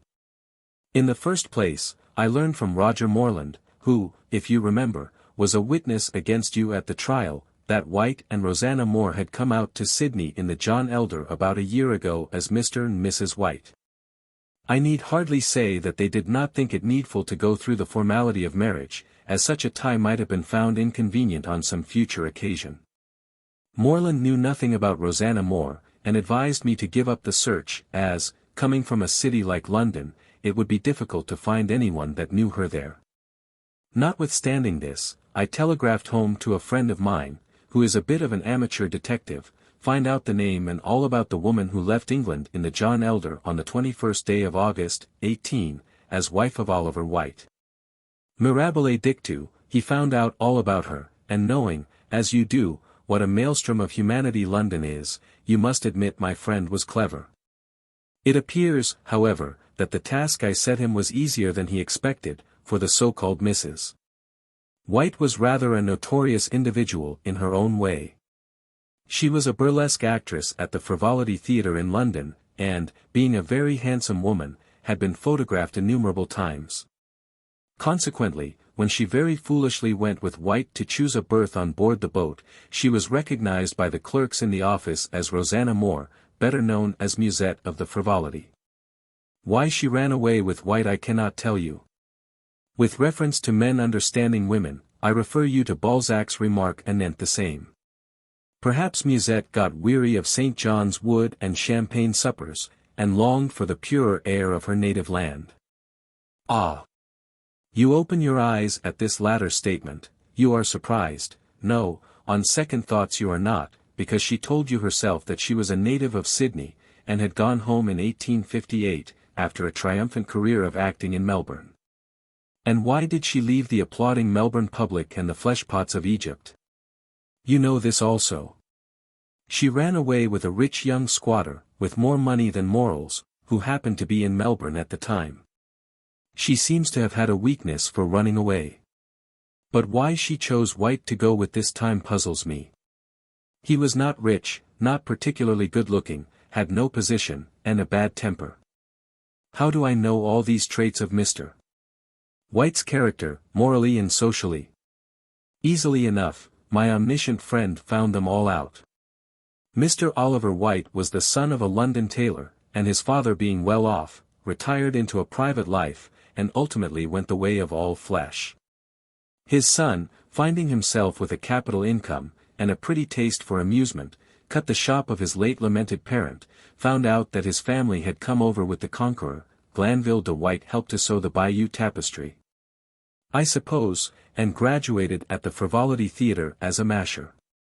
In common with the other gilded youth of the day, he worshipped at the gaslit shrine of Musette, and the goddess, pleased with his incense, left her other admirers in the lurch, and ran off with fortunate Mr. White. So far as this goes there is nothing to show why the murder was committed. Men do not perpetrate crimes for the sake of light loves like Musette, unless, indeed, some wretched youth embezzles money to buy jewellery for his divinity. The career of Musette, in London, was simply that of a clever member of the demi-monde, and, as far as I can learn, no one was so much in love with her as to commit a crime for her sake. So far so good. The motive of the crime must be found in Australia. White had spent nearly all his money in England, and, consequently, Musette and her lover arrived in Sydney with comparatively very little cash. However, with an Epicurean-like philosophy, they enjoyed themselves on what little they had, and then came to Melbourne, where they stayed at a second-rate hotel. Musette, I may tell you, had one special vice, a common one, drink. She loved champagne, and drank a good deal of it. Consequently, on arriving at Melbourne, and finding that a new generation had arisen, which knew not Joseph, I mean Musette, she drowned her sorrows in the flowing bowl, and went out after a quarrel with Mr. White, to view Melbourne by night, a familiar scene to her, no doubt. What took her to Little Burke Street I don't know. Perhaps she got lost, perhaps it had been a favourite walk of hers in the old days. At all events she was found dead drunk in that unsavoury locality, by Sal Rawlins. I know this is so, because Sal told me so herself. Sal acted the part of the Good Samaritan, took her to the squalid den she called home, and there Rosanna Moore fell dangerously ill. White, who had missed her, found out where she was, and that she was too ill to be removed. I presume he was rather glad to get rid of such an encumbrance, so he went back to his lodgings at St. Kilda, which, judging from the landlady's story, he must have occupied for some time, while Rosanna Moore was drinking herself to death in a quiet hotel. Still he does not break off his connection with the dying woman. But one night is murdered in a hansom cab, and that same night Rosanna Moore dies. So, from all appearance, everything is ended. Not so, for before dying Rosanna sends for Brian Fitzgerald at his club, and reveals to him a secret which he locks up in his own heart. The writer of this letter has a theory, a fanciful one, if you will, that the secret told to Brian Fitzgerald contains the mystery of Oliver White's death. Now then, have I not found out a good deal without you, and do you still decline to reveal the rest? I do not say you know who killed White, but I do say you know sufficient to lead to the detection of the murderer. If you tell me, so much the better, both for your own sense of justice and for your peace of mind. If you do not, well, I shall find out without you. I have taken, and still take, a great interest in this strange case, and I have sworn to bring the murderer to justice, so I make this last appeal to you to tell me what you know. If you refuse, I will set to work to find out all about Rosanna Moore prior to her departure from Australia in 1858, and I am certain sooner or later to discover the secret which led to White's murder. If there is any strong reason why it should be kept silent, I perhaps, will come round to your view, and let the matter drop. But if I have to find it out myself, the murderer of Oliver White need expect no mercy at my hands. So think over what I have said. If I do not hear from you within the next week, I shall regard your decision as final, and pursue the search myself. I am sure, my dear Fitzgerald, you will find this letter too long, in spite of the interesting story it contains, so I will have pity on you, and draw to a close. Remember me to Miss Frettlby and to her father. With kind regards to yourself, I remain, yours very truly, Duncan Calton. When Fitzgerald had finished the last of the closely written sheets, he let the letter fall from his hands, and, leaning back in his chair, stared blankly into the dawning light outside. He arose after a few moments, and, pouring himself out a glass of brandy, drank it quickly. Then mechanically lighting a cigar, he stepped out of the door into the fresh beauty of the dawn. There was a soft crimson glow in the east, which announced the approach of the sun, and he could hear the chirping of the awakening birds in the trees. But Brian did not see the marvelous breaking of the dawn. He stood staring at the red light flaring in the east, and thinking of Calton's letter. I can do no more, he said bitterly, leaning his head against the wall of the house. There is only one way of stopping Calton, and that is by telling him all. My poor Madge. My poor Madge. A soft wind arose, and rustled among the trees, and there appeared great shafts of crimson light in the east. Then, with a sudden blaze, the sun peered over the brim of the wide plain. The warm yellow rays touched lightly the comely head of the weary man, and, turning round, he held up his arms to the great luminary, as though he were a fire worshipper. I accept the omen of the dawn, he cried, for her life and for mine. Chapter 25. What Dr. Chinston said. His resolution taken, Brian did not let the grass grow under his feet, but rode over in the afternoon to tell Madge of his intended departure. The servant told him she was in the garden, so he went there, and, guided by the sound of merry voices, and the laughter of pretty women, soon found his way to the lawn, tennis ground.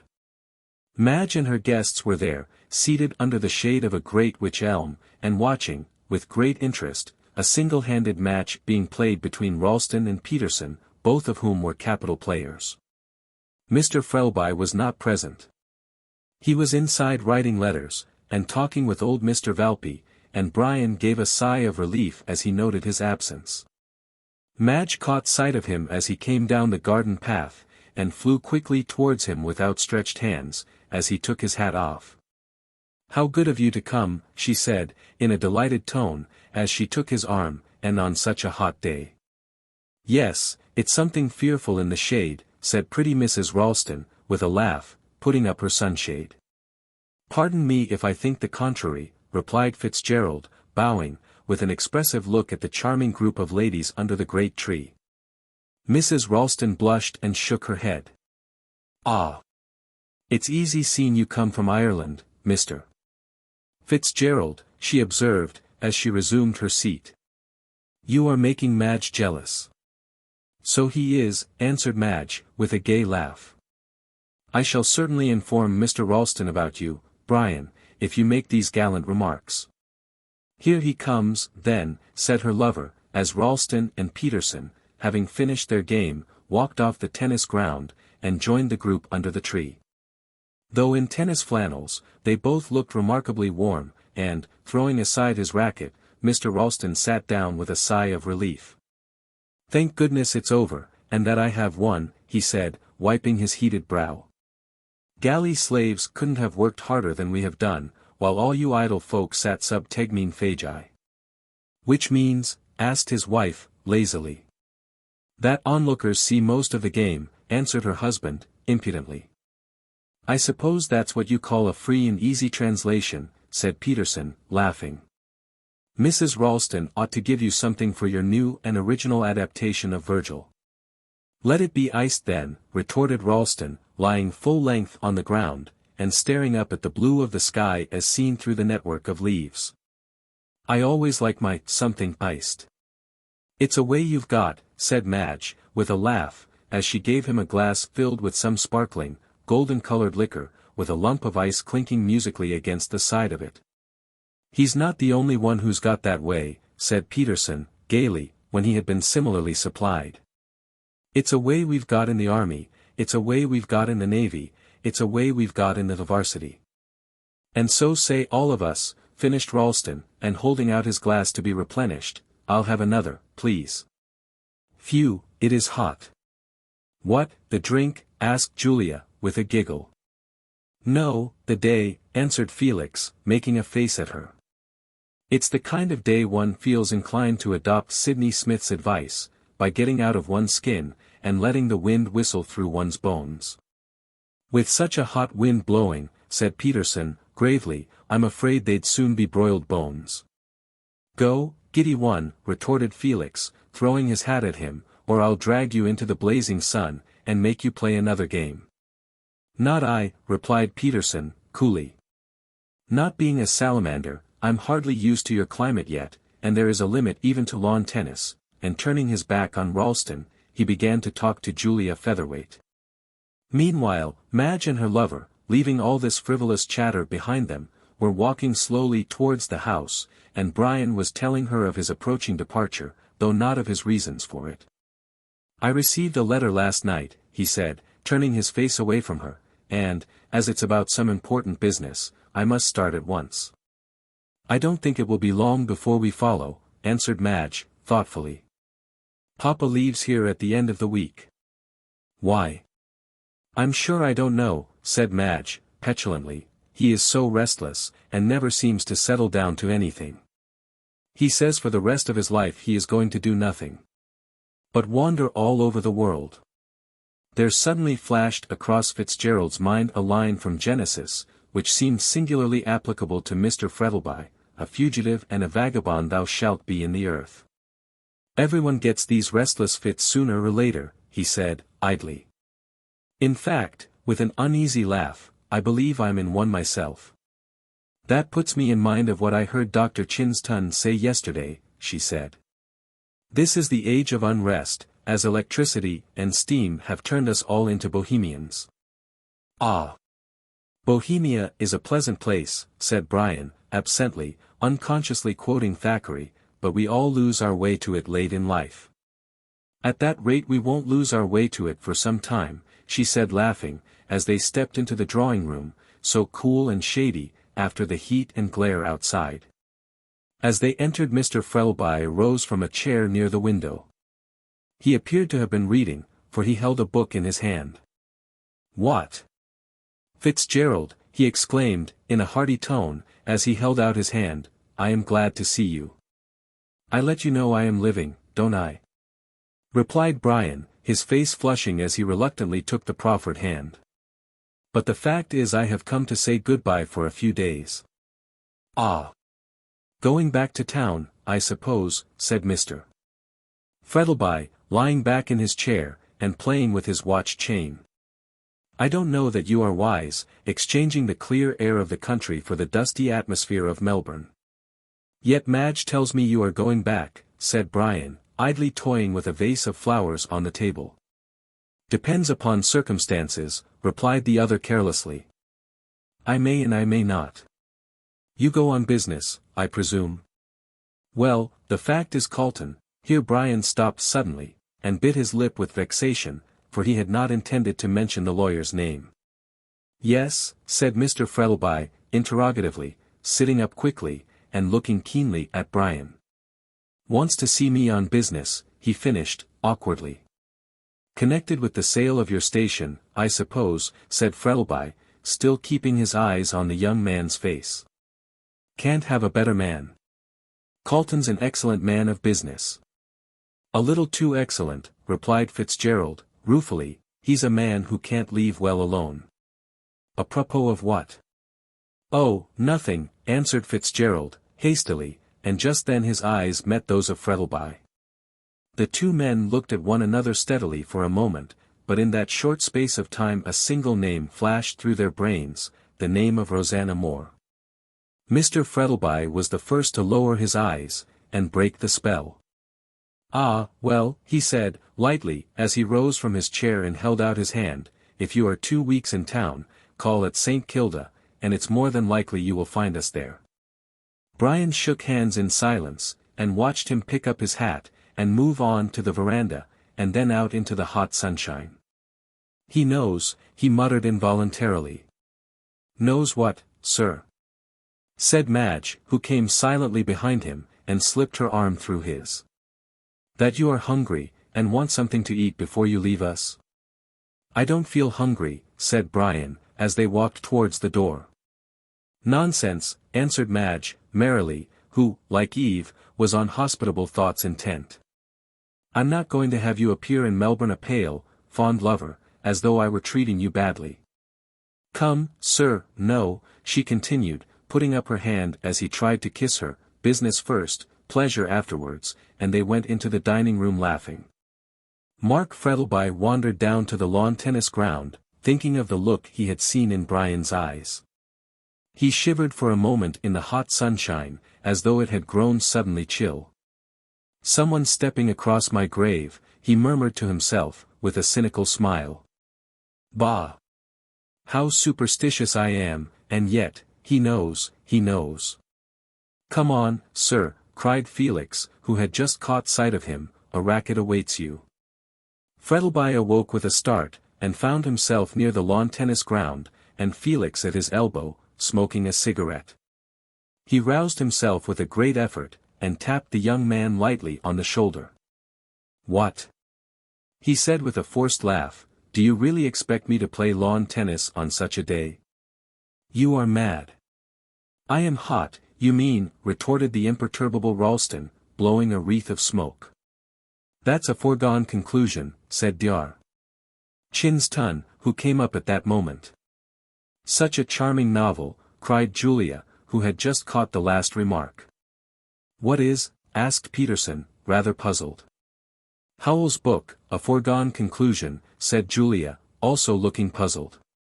"Weren't you talking about it?" "I'm afraid this talk is getting slightly incoherent," said Felix, with a sigh. "We all seem madder than usual today." "Speak for yourself," said Chinston, indignantly, "I'm as sane as any man in the world." "Exactly," retorted the other coolly, "that's what I say, and you, being a doctor, ought to know that every man and woman in the world is more or less mad." "Where are your facts?" asked Chinston, smiling. My facts are all visible ones, said Felix, gravely pointing to the company. They're all crooked on some point or another. There was a chorus of indignant denial at this, and then every one burst out laughing at the extraordinary way in which Mr. Ralston was arguing. If you go on like that in the house, said Frettlby, amused, you will, at all events, have an entertaining parliament. Ah! They'll never have an entertaining parliament till they admit ladies, observed Peterson, with a quizzical glance at Julia. It will be a parliament of love then, retorted the doctor, dryly, and not medieval either. Frettlby took the doctor's arm, and walked away with him. I want you to come up to my study, doctor, he said, as they strolled towards the house, and examine me. Why, don't you feel well? Said Chinston, as they entered the house. Not lately, replied Frettlby. I'm afraid I've got heart disease. The doctor looked sharply at him, and then shook his head. Nonsense, he said, cheerfully, it's a common delusion with people that they have heart disease, and in 9 cases, out of 10 it's all imagination, unless, indeed, he added waggishly, the patient happens to be a young man. Ah! I suppose you think I'm safe as far as that goes, said Frettlby, as they entered the study, and what did you think of Ralston's argument about people being mad? It was amusing, replied Chinston, taking a seat, Frettlby doing the same. That's all I can say about it, though, mind you, I think there are more mad people at large than the world is aware of. Indeed. Yes. Do you remember that horrible story of Dickens, in the Pickwick Papers, about the man who was mad, and knew it, yet successfully concealed it for years? Well, I believe there are many people like that in the world, people whose lives are one long struggle against insanity, and yet who eat, drink, talk, and walk with the rest of their fellow men, apparently as gay and light-hearted as they are. How extraordinary! Half the murders and suicides are done in temporary fits of insanity, went on Chinston, and if a person broods over anything, his incipient madness is sure to break out sooner or later. But, of course, there are cases where a perfectly sane person may commit a murder on the impulse of the moment, but I regard such persons as mad for the time being. But, again, a murder may be planned and executed in the most cold-blooded manner. And in the latter case, said Frettlby, without looking at the doctor, and playing with a paper knife, do you regard the murderer as mad?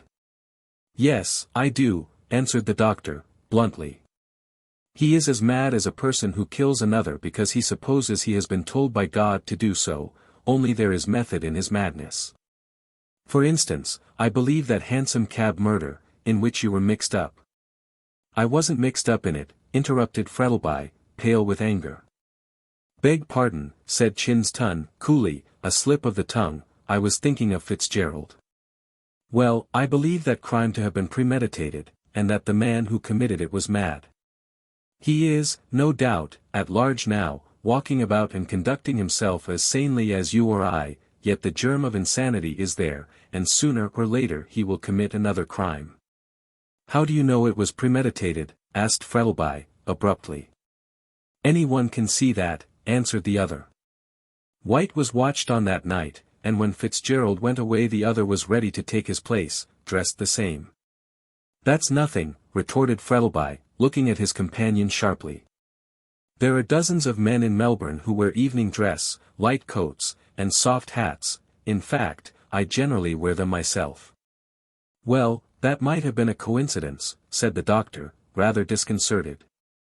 But the use of chloroform puts the question beyond a doubt, people don't usually carry chloroform about with them. I suppose not, answered the other, and then the matter dropped. Chinston made an examination of Mark Frettlby, and when he had finished, his face was very grave, though he laughed at the millionaire's fears. You are all right, he said, gaily.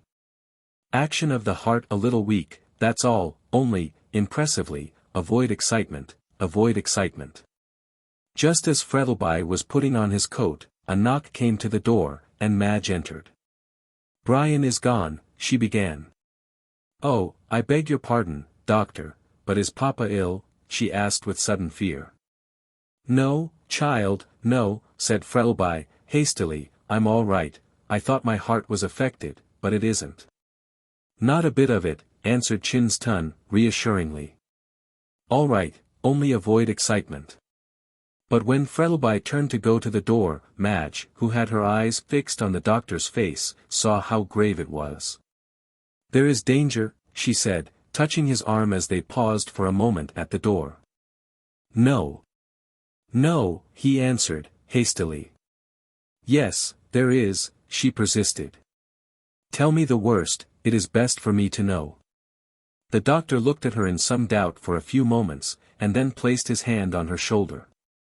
My dear young lady, he said gravely, I will tell you what I have not dared to tell your father.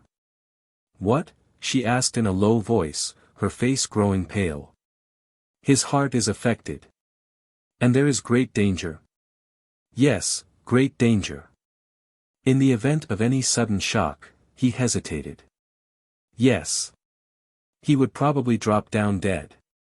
My God. Chapter 26. Kilsip has a theory of his own. Mr. Calton sat in his office reading a letter he had just received from Fitzgerald, and judging from the complacent smile upon his face it seemed to give him the greatest satisfaction. I know, wrote Brian, that now you have taken up the affair, you will not stop until you find out everything, so, as I want the matter to rest as at present, I will anticipate you, and reveal all. You were right in your conjecture that I knew something likely to lead to the detection of White's murderer, but when I tell you my reasons for keeping such a thing secret, I am sure you will not blame me. Mind you, I do not say that I know who committed the murder, but I have suspicions, very strong suspicions, and I wish to God Rosanna Moore had died before she told me what she did. However, I will tell you all, and leave you to judge as to whether I was justified in concealing what I was told. I will call at your office some time next week, and then you will learn everything that Rosanna Moore told me. But once that you are possessed of the knowledge you will pity me. Most extraordinary, mused Calton, leaning back in his chair, as he laid down the letter. I wonder if he's about to tell me that he killed White after all, and that Sal Rawlins perjured herself to save him. No, that's nonsense, or she'd have turned up in better time, and wouldn't have risked his neck up to the last moment. Though I make it a rule never to be surprised at anything, I expect what Brian Fitzgerald has to tell me will startle me considerably. I've never met with such an extraordinary case, and from all appearances the end isn't reached yet. After all, said Mr. Calton, thoughtfully, truth is stranger than fiction. Here a knock came to the door, and in answer to an invitation to enter, it opened, and Kilsip glided into the room. You're not engaged, sir? He said, in his soft, low voice. Oh, dear, no, answered Calton, carelessly, come in, come in.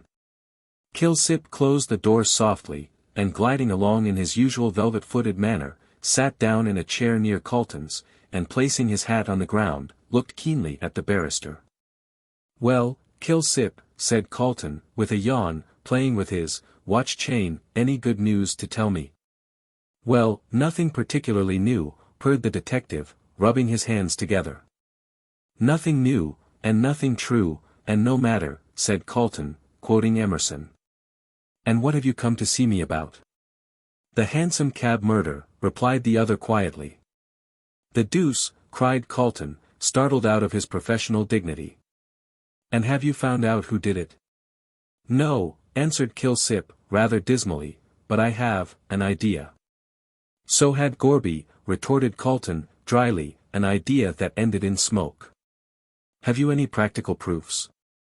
Not yet. That means you are going to get some. If possible. Much virtue in if, quoted Calton, picking up a pencil, and scribbling idly on his blotting paper. And to whom does your suspicion point? Aha, said Mr. Kilsip, cautiously. Don't know him, answered the other, coolly, family name Humbug, I presume. Bosh. Whom do you suspect? Kilsip looked round cautiously, as if to make sure they were alone, and then said, in a stage whisper. Roger Morland. That was the young man that gave evidence as to how White got drunk. Kilsip nodded. Well, and how do you connect him with the murder?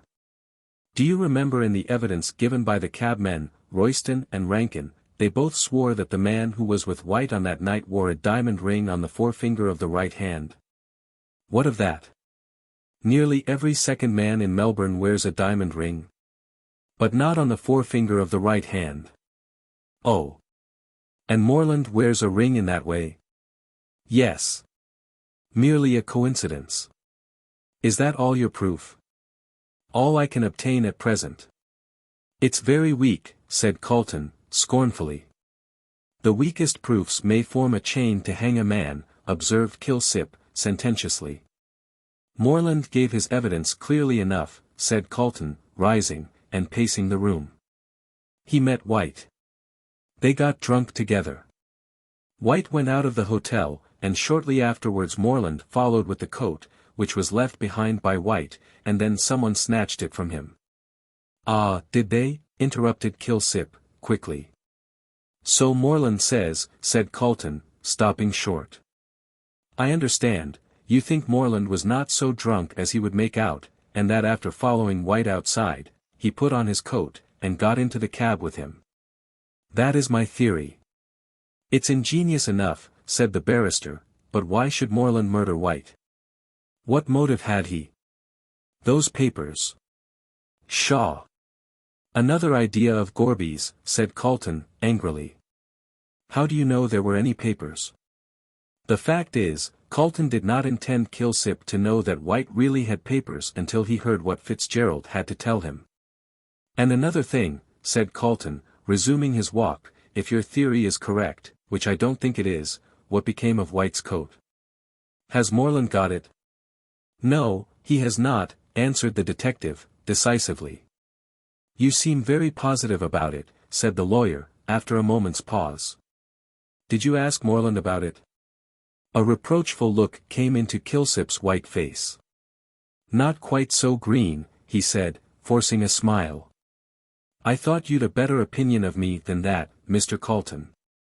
Ask him. No. Then how did you find out?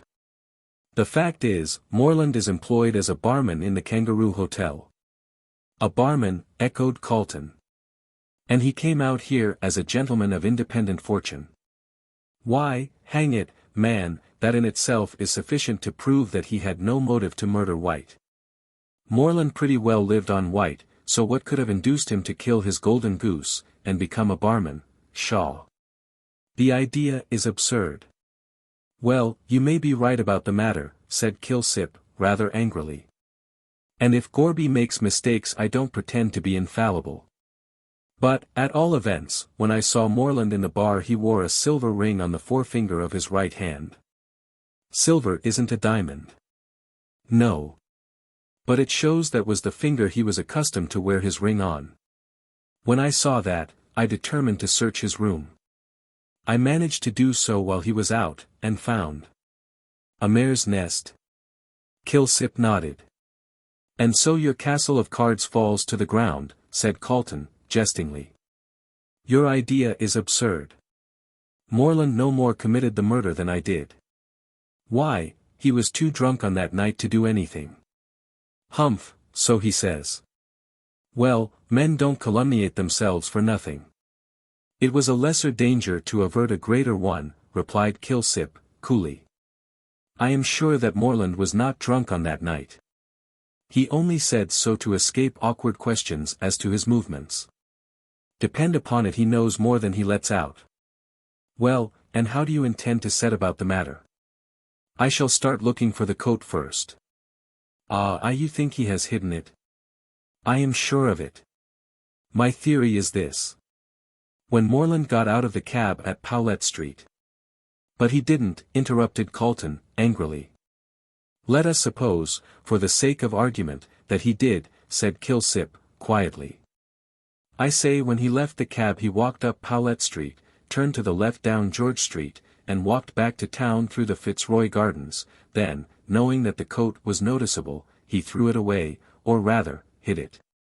And walked out of the gardens through the town. In evening dress, more noticeable than the coat. He wasn't in evening dress, said Kilsip, quietly. No, neither was he, observed Calton, eagerly, recalling the evidence at the trial.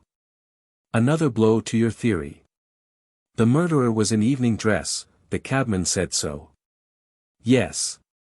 Because he had seen Mr. Fitzgerald in evening dress a few minutes before, and thought that he was the same man who got into the cab with White. Well, what of that? If you remember, the second man had his coat buttoned up. Moreland wore dark trousers, at least, I suppose so, and, with the coat buttoned up, it was easy for the cabman to make the mistake, believing, as he did, that it was Mr. Fitzgerald. That sounds better, said Calton, thoughtfully. And what are you going to do? Look for the coat in the Fitzroy Gardens. Pshaw! A wild goose chase. Possibly, said Kilsip, as he arose to go. And when shall I see you again? Said Calton. Oh, tonight, said Kilsip, pausing at the door. I had nearly forgotten, Mother Guttersnipe wants to see you. Why? What's up? She's dying, and wants to tell you some secret. Rosanna Moore, by Jove, said Calton. She'll tell me something about her. I'll get to the bottom of this yet. All right, I'll be here at 8 o'clock. Very well, sir, and the detective glided out. I wonder if that old woman knows anything, said Calton to himself, as he resumed his seat. She may have overheard some conversation between White and his mistress, and intends to divulge it. Well, I'm afraid when Fitzgerald does confess, I shall know all about it beforehand. Chapter 27. Mother Guttersnipe joins the majority. Punctual to his appointment, Kilsip called at Calton's office at 8 o'clock, in order to guide him through the squalid labyrinths of the slums. He found the barrister waiting impatiently for him. The fact is, Calton had got it into his head that Rosanna Moore was at the bottom of the whole mystery, and every new piece of evidence he discovered went to confirm this belief. When Rosanna Moore was dying, she might have confessed something to Mother Guttersnipe, which would hint at the name of the murderer, and he had a strong suspicion that the old hag had received hush money in order to keep quiet. Several times before Calton had been on the point of going to her and trying to get the secret out of her, that is, if she knew it. But now fate appeared to be playing into his hands, and a voluntary confession was much more likely to be true than one dragged piecemeal from unwilling lips. By the time Kilsip made his appearance, Calton was in a high state of excitement. I suppose we'd better go at once, he said to Kilsip, as he lit a cigar. That old hag may go off at any moment. She might, assented Kilsip, doubtfully, but I wouldn't be a bit surprised if she pulled through. Some of these old women have 9 lives like a cat. Not improbable, retorted Calton, as they passed into the brilliantly lighted street. Her nature seemed to me to be essentially feline. But tell me, he went on, what's the matter with her, old age? Partly, drink also, I think, answered Kilsip. Besides, her surroundings are not very healthy, and her dissipated habits have pretty well settled her. It isn't anything catching, I hope, cried the barrister, with a shudder, as they passed into the crowd of Burke Street. Don't know, sir, not being a doctor, answered the detective, stolidly. Oh, ejaculated Calton, in dismay. It will be all right, sir, said Kilsip, reassuringly, I've been there dozens of times, and I'm all right. I dare say, retorted the barrister, but I may go there once and catch it, whatever it is. Take my word, sir, it's nothing worse than old age and drink. Has she a doctor? Won't let one come near her, prescribes for herself. Gin, I suppose. Humph. Much more unpleasant than the usual run of medicines. In a short time they found themselves in Little Burke Street, and after traversing a few dark and narrow lanes, by this time they were more or less familiar to Calton, they found themselves before Mother Guttersnipe's den. They climbed the rickety stairs, which groaned and creaked beneath their weight, and found Mother Guttersnipe lying on the bed in the corner.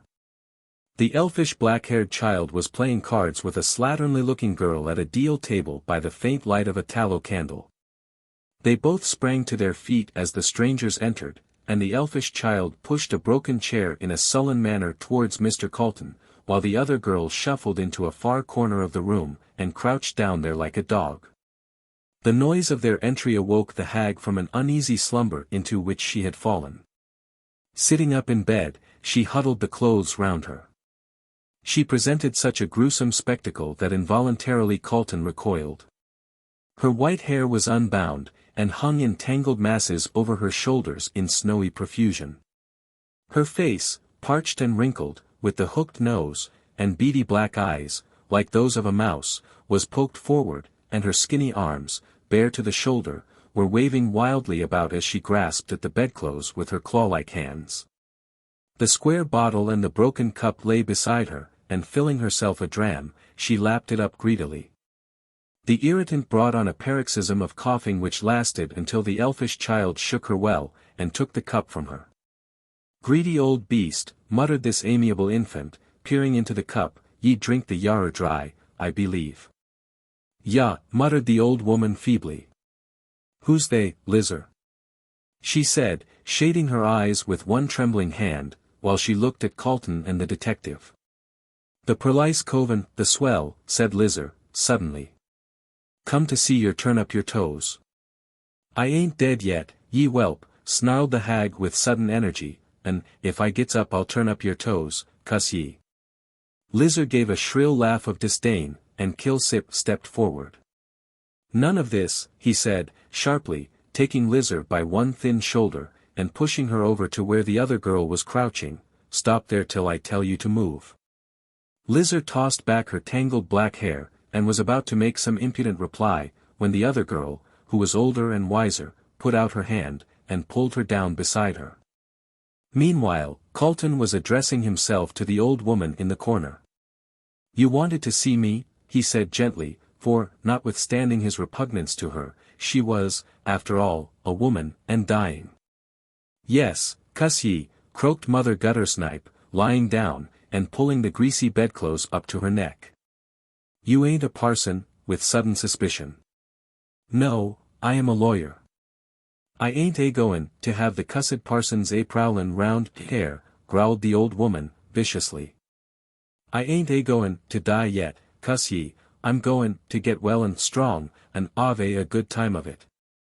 "I'm afraid you won't recover," said Calton, gently. "You had better let me send for a doctor." "No, I shan't," retorted the hag, aiming a blow at him with all her feeble strength. "I ain't a-goin' to have my inside spilled with salts and senner. I don't want neither parsons nor doctors, I don't. I wouldn't ave a lawyer, only I'm a-thinkin' of makin' my will, I am." "Mind I gets the watch," yelled Lizer, from the corner. "If you gives it to Sal I'll tear her eyes out." "Silence," said Kilsip, sharply, and, with a muttered curse, Lizer sat back in her corner. "Sharper than a serpent's tooth, she are," whined the old woman, when quiet was once more restored. "That young devil ave fed at my and now she turns, cuss her." "Well, well," said Calton, rather impatiently, "what is it you wanted to see me about?" "Don't be in such a fury," said the hag, with a scowl, "or I'm blamed if I tell you anything, help me." She was evidently growing very weak, so Calton turned to Kilsip and told him in a whisper to get a doctor. The detective scribbled a note on some paper, and, giving it to Lizer, ordered her to take it. At this, the other girl arose, and, putting her arm in that of the child's, they left together. "Them two young ussies gone," said Mother Guttersnipe. "Right you are, for I don't want what I've got to tell to get into the newspaper, I don't." "And what is it?" asked Calton, bending forward. The old woman took another drink of gin, and it seemed to put life into her, for she sat up in the bed, and commenced to talk rapidly, as though she were afraid of dying before her secret was told. "You've been 'ere afore," she said, pointing one skinny finger at Calton, "and you wanted to find out all about her, but you didn't. She wouldn't let me tell, for she was always a proud jade, flouncin' round while her poor mother was starvin'. Her mother? Are you Rosanna Moore's mother?" cried Calton, considerably astonished. "May I die if I ain't," croaked the hag. "Poor father died of drink," cuss 'im, and I may follerin' 'im to the same place in the same way. You weren't about town in the old days, or you'd been after her, cuss ye. After Rosanna? The wary girl, answered Mother Guttersnipe. She were on the stage, she were, and, my eye, what a swell she were, with all the coves dyin' for her, and she dancin' over their black erts, cuss 'em, but she was allays good to me till came. Who came? Yelled the old woman, raising herself on her arm, her eyes sparkling with vindictive fury. Comin' round with demons and gold, and ruinin' my poor girl. And how eld is bloomin' ead up all these years as if he were a saint, cuss 'im, cuss 'im. Whom does she mean? Whispered Calton to Kilsip. Mean, screamed Mother Guttersnipe, whose sharp ears had caught the muttered question. Why, Mark Frettlby. Good God! Calton rose up in his astonishment, and even Kilsip's inscrutable countenance displayed some surprise. Were a swell in them days, pursued Mother Guttersnipe, and comes philanderin' round my gal, cuss 'im, and ruins, and leaves, and the child to starve, like a black-hearted villain as were. The child. Her name. Bah, retorted the hag, with scorn, as if you didn't know my granddaughter Sal. Sal, Mark Frettlby's child. Yes, and as pretty a girl as the other, though she appeared to be born on the wrong side of the edge. Oh, I've seen sweepin' along in silks and satins as though we were dirt, and Sal, Alf's sister, cuss Exhausted by the efforts she had made, the old woman sank back in her bed, while Calton sat dazed, thinking over the astounding revelation that had just been made. That Rosanna Moore should turn out to be Mark Frettlby's mistress he hardly wondered at. After all, the millionaire was but a man, and in his young days had been no better and no worse than the rest of his friends. Rosanna Moore was pretty, and was evidently one of those women who, rakes at heart, prefer the untrammeled freedom of being a mistress, to the sedate bondage of a wife. In questions of morality, so many people live in glass houses, that there are few nowadays who can afford to throw stones. Calton did not think any the worse of Frettlby for his youthful follies. But what did surprise him was that Frettlby should be so heartless, as to leave his child to the tender mercies of an old hag like Mother Guttersnipe. It was so entirely different from what he knew of the man, that he was inclined to think that the old woman was playing him a trick. Did Mr. Frettlby know Sal was his child? He asked. Not snarled Mother Guttersnipe, in an exultant tone. Thought she was dead, did, arter Rosanna gave him the go-by. And why did you not tell him? 'Cause I wanted to break his if had any, said the old beldame, vindicatively. Sal was goin' wrong as fast as she could till she was tuck from me. If she had gone and got into quat I'd ave gone to 'im, and said, look at your darter. Ow, I've ruined her as you did mine. You wicked woman, said Calton, revolted at the malignity of the scheme. You sacrificed an innocent girl for this. None of your preachin', retorted the hag sullenly. I ain't been brought up for a saint, I ain't, and I wanted to pay, I'm out, he paid me well to hold my tongue about my darter, and I've got it, laying her hand on the pillow, all gold, good gold, and mine, cuss me. Calton rose, he felt quite sick at this exhibition of human depravity, and longed to be away.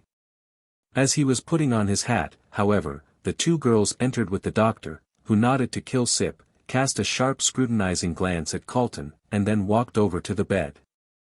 The two girls went back to their corner, and waited in silence for the end. Mother Guttersnipe had fallen back in the bed, with one claw-like hand clutching the pillow, as if to protect her beloved gold, and over her face a deadly paleness was spreading, which told the practiced eye of the doctor that the end was near. He knelt down beside the bed for a moment, holding the candle to the dying woman's face. She opened her eyes, and muttered drowsily. Who's you? Get out, but then she seemed to grasp the situation again, and she started up with a shrill yell, which made the hearers shudder, it was so weird and eerie. My money, she yelled, clasping the pillow in her skinny arms. "It's all mine, ye shan't have it, cuss ye." The doctor arose from his knees, and shrugged his shoulders. "Not worth while doing anything," he said coolly, "she'll be dead soon." The old woman, mumbling over her pillow, caught the word, and burst into tears. "Dead! Dead! My poor Rosanna, with her golden hair, always lovin' poor mother till took away, and she came back to die, ooh." Her voice died away in a long melancholy wail, that made the two girls in the corner shiver, and put their fingers in their ears. "My good woman," said the doctor, bending over the bed, "would you not like to see a minister?" She looked at him with her bright, beady eyes, already somewhat dimmed with the mists of death, and said, in a harsh, low whisper, "Why?" "Because you have only a short time to live," said the doctor, gently. "You are dying." Mother Guttersnipe sprang up, and seized his arm with a scream of terror. "Dyin', no. No," she wailed, clawing his sleeve. "I ain't fit to die, cuss me, save me, I don't know where I'd go to, help me, save me." The doctor tried to remove her hands, but she held on with wonderful tenacity. "It is impossible," he said briefly. The hag fell back in her bed. "I'll give you money to save me," she shrieked, "good money, all mine, all mine.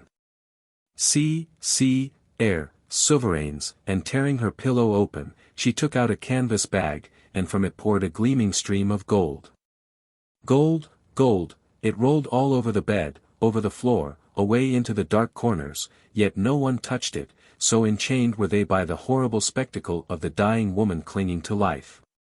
She clutched some of the shining pieces, and held them up to the three men as they stood silently beside the bed, but her hands trembled so that sovereigns kept falling from them on the floor with metallic clinks. All mine, she shrieked, loudly. "Give me my life, gold, money, cuss ye, I sold my soul for it, save me, give me my life," and, with trembling hands, she tried to force the gold on them. They said no word, but stood silently looking at her, while the two girls in the corner clung together, and trembled with fear. "Don't look at me, don't," cried the hag, falling down again amid the shining gold. "Ye want me to die, I shan't, give me my gold," clawing at the scattered sovereigns. "I'll take it with me, I shan't die, whimpering. I ain't done nothin', let me live, give me a Bible, save me, cuss it, She fell back on the bed, a corpse. The faint light of the candle flickered on the shining gold, and on the dead face, framed in tangled white hair. While the three men, sick at heart, turned away in silence to seek assistance, with that wild cry still ringing in their ears, save me, Chapter 28. Mark Frettlby has a visitor. According to the copybooks of our youth, procrastination is the thief of time. Now, Brian found the truth of this. He had been in town almost a week, but he had not yet been to see Calton. Each morning, or something very near it, he set out, determined to go direct to Chancery Lane, but he never arrived there. He had returned to his lodgings in East Melbourne, and had passed his time either in the house or in the garden. When perhaps business connected with the sale of his station compelled his presence in town, he drove straight there and back. Curiously enough, he shrank from meeting any of his friends. He felt keenly his recent position in the prisoner's dock. And even when walking by the Yarra, as he frequently did, he was conscious of an uneasy feeling, a feeling that he was an object of curiosity. And that people turned to look at him out of a morbid desire to see one who had been so nearly hanged for murder. As soon as his station should be sold and he married to Madge, he determined to leave Australia, and never set foot on it again. But until he could leave the place he would see no one, nor would he mix with his former friends, so great was his dread of being stared at. Mrs. Sampson, who had welcomed him back with shrill exclamations of delight, was loud in her expressions of disapproval as to the way he was shutting himself up. "Your eyes be in hollow," said the sympathizing cricket, "it is natural as it's want of air, which my husband's uncle, being a druggist, and well-to-do, in Collingwood, ses as a want of oxygent, being a French name. As called the atmosphere, were fearful for pullin' people down, and makin' 'em go off their food, which you hardly eats anythin', and not bein' a butterfly it's expected as your appetite would be larger. Oh, I'm all right, said Brian, absently, lighting a cigarette, and only half listening to his landlady's garrulous chatter, but if anyone calls tell them I'm not in. I don't want to be bothered by visitors. Be in as wise a thing as Solomon ever said, answered Mrs. Sampson, energetically, which, no doubt, was in good health when seein' the Queen of Sheba, as is necessary when anyone calls, and not feelin' disposed to speak, which I'm often that way myself on occasions, my spirits bein' low. As I've heard tell soda water ave that effect on which you takes it with a dash of brandy, though, to be sure that might be the cause of your want of life, and, drat that bell, she finished. Hurrying out of the room as the front door bell sounded, which my legs is given way under me through bein' overworked. Meanwhile, Brian sat and smoked contentedly, much relieved by the departure of Mrs. Sampson, with her constant chatter, but he soon heard her mount the stairs again, and she entered the room with a telegram, which she handed to her lodger. "Open, it don't contain bad news," she said as she retreated to the door again, "which I don't like. Avon had a shock in early life through one Avon, come unexpected, as my uncle's grandfather were dead, Avon perished of consumption. Our family all being disposed to the disease, and now, if you'll excuse me, sir, I'll get to my dinner, bein' in a bit of talking my meals reg'lar, and I studies my inside carefully, bein' easily upset, through which I never could be a sailor." Mrs. Sampson, having at last exhausted herself, went out of the room, and crackled loudly down the stairs, leaving Brian to read his telegram. He tore open the envelope and found the message was from Madge, to say that they had returned, and to ask him to dine with them that evening. Fitzgerald folded up the telegram, then rising from his seat, he walked moodily up and down the room with his hands in his pockets. "So he is there," said the young man aloud. "And I shall have to meet him and shake hands with him, knowing all the time what he is. If it were not for Madge I'd leave this place at once, but after the way she stood by me in my trouble, I should be a coward if I did so."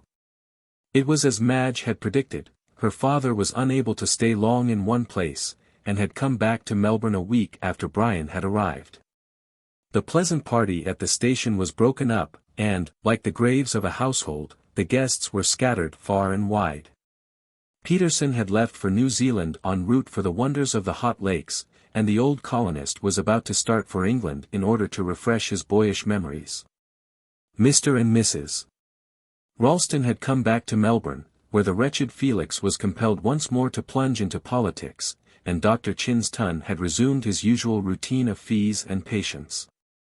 Madge was glad to be back in Melbourne again, as now that her health was restored she craved for the excitement of town life. It was now more than 3 months since the murder, and the 9 days' wonder was a thing of the past. The possibility of a war with Russia was the one absorbing topic of the hour, and the colonists were busy preparing for the attack of a possible enemy. As the Spanish kings had drawn their treasures from Mexico and Peru, so might the White Tsar lay violent hands on the golden stores of Australia.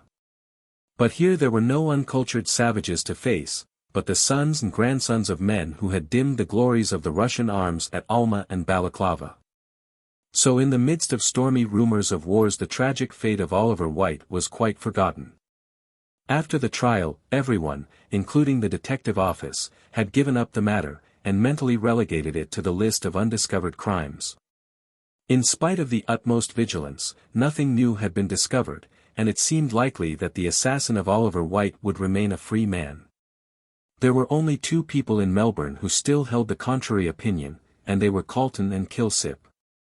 Both these men had sworn to discover this unknown murderer, who struck his cowardly blow in the dark, and though there seemed no possible chance of success, yet they worked on. Kilsip suspected Roger Morland, the boon companion of the dead man, but his suspicions were vague and uncertain, and there seemed little hope of verifying them. The barrister did not as yet suspect any particular person, though the deathbed confession of Mother Guttersnipe had thrown a new light on the subject. But he thought that when Fitzgerald told him the secret which Rosanna Moore had confided to his keeping, the real murderer would soon be discovered, or, at least, some clue would be found that would lead to his detection. So, as the matter stood at the time of Mark Frettlby's return to Melbourne, Mr. Calton was waiting for Fitzgerald's confession before making a move, while Kilsip worked stealthily in the dark, searching for evidence against Moreland. On receiving Madge's telegram, Brian determined to go down in the evening, but not to dinner, so he sent a reply to Madge to that effect. He did not want to meet Mark Frettlby, but did not of course, tell this to Madge, so she had her dinner by herself, as her father had gone to his club, and the time of his return was uncertain. After dinner, she wrapped a light cloak round her, and repaired to the veranda to wait for her lover. The garden looked charming in the moonlight, with the black, dense cypress trees standing up against the sky, and the great fountain splashing cool and silvery. There was a heavily foliaged oak by the gate, and she strolled down the path, and stood under it in the shadow, listening to the whisper and rustle of its multitudinous leaves. It is curious the unearthly glamour which moonlight seems to throw over everything, and though Madge knew every flower, tree, and shrub in the garden, yet they all looked weird and fantastical in the cold, white light. She went up to the fountain, and seating herself on the edge, amused herself by dipping her hand into the chilly water, and letting it fall, like silver rain, back into the basin. Then she heard the iron gate open and shut with a clash, and springing to her feet, saw someone coming up the path in a light coat and soft wide-awake hat. "Oh, it's you at last, Brian," she cried, as she ran down the path to meet him. "Why did you not come before?" "Not being Brian, I can't say," answered her father's voice. Madge burst out laughing. "What an absurd mistake," she cried. "Why, I thought you were Brian." "Indeed?" "Yes. In that hat and coat I couldn't tell the difference in the moonlight." "Oh," said her father, with a laugh, pushing his hat back, "moonlight is necessary to complete the spell, I suppose?" "Of course," answered his daughter. "If there were no moonlight, alas, for lovers." "Alas, indeed," echoed her father. "They would become as extinct as the moa, but where are your eyes, puss, when you take an old man like me for your gay young Lachinvar?" "Well, really, papa," answered Madge, deprecatingly, "you do look so like him in that coat and hat that I could not tell the difference, till you spoke." "Nonsense, child," said Frettlby, roughly, "you are fanciful." And turning on his heel, he walked rapidly towards the house, leaving Madge staring after him in astonishment, as well she might, for her father had never spoken to her so roughly before. Wondering at the cause of his sudden anger, she stood spellbound, until there came a step behind her, and a soft, low whistle. She turned with a scream, and saw Brian smiling at her. "Oh, it's you," she said, with a pout, as he caught her in his arms and kissed her. "Only me," said Brian, ungrammatically, "disappointing, isn't it?" "Oh, fearfully," answered the girl, with a gay laugh, as arm in arm they walked towards the house. "But do you know I made such a curious mistake just now, I thought Papa was you." "How strange," said Brian, absently, for indeed he was admiring her charming face, which looked so pure and sweet in the moonlight. "Yes, wasn't it?" she replied. "He had on a light coat and a soft hat, just like you wear sometimes, and as you are both the same height, I took you for one another." Brian did not answer, but there was a cold feeling at his heart as he saw a possibility of his worst suspicions being confirmed. For just at that moment there came into his mind the curious coincidence of the man who got into the hansom cab being dressed similarly to himself. "What if—" "Nonsense," he said, aloud, rousing himself out of the train of thought the resemblance had suggested. "I'm sure it isn't," said Madge, who had been talking about something else for the last 5 minutes. "You are a very rude young man." "I beg your pardon," said Brian, waking up. "You were saying—" "That the horse is the most noble of all animals, exactly." "I don't understand," began Brian, rather puzzled. "Of course you don't," interrupted Madge, petulantly. Considering I've been wasting my eloquence on a deaf man for the last 10 minutes, and very likely lame as well as deaf." And to prove the truth of the remark, she ran up the path with Brian after her. He had a long chase of it, for Madge was nimble and better acquainted with the garden than he was, but at last he caught her just as she was running up the steps into the house, and then, history repeats itself. They went into the drawing-room and found that Mr. Frettlby had gone up to his study, and did not want to be disturbed. Madge sat down to the piano, but before she struck a note, Brian took both her hands prisoners. "Madge," he said, gravely, as she turned round, "what did your father say when you made that mistake?" "He was very angry," she answered. "Quite cross, I'm sure. I don't know why." Brian sighed as he released her hands, and was about to reply when the visitor's bell sounded. They heard the servant answer it, and then someone was taken upstairs to Mr. Frettlby's study. When the footman came in to light the gas, Madge asked who it was that had come to the door. "I don't know, miss," he answered. "He said he wanted to see Mr. Frettlby particularly, so I took him up to the study." "But I thought that papa said he was not to be disturbed." "Yes, miss, but the gentleman had an appointment with him." "Poor papa," sighed Madge, turning again to the piano. "He has always got such a lot to do." Left to themselves, Madge began playing Waldteufel's last new valse, a dreamy, haunting melody, with a touch of sadness in it, and Brian, lying lazily on the sofa, listened. Then she sang a gay little French song about love and a butterfly, with a mocking refrain, which made Brian laugh. "A memory of Offenbach," he said, rising and coming over to the piano. "We certainly can't approach the French in writing these airy trifles." "They're unsatisfactory, I think," said Madge, running her fingers over the keys. "They mean nothing."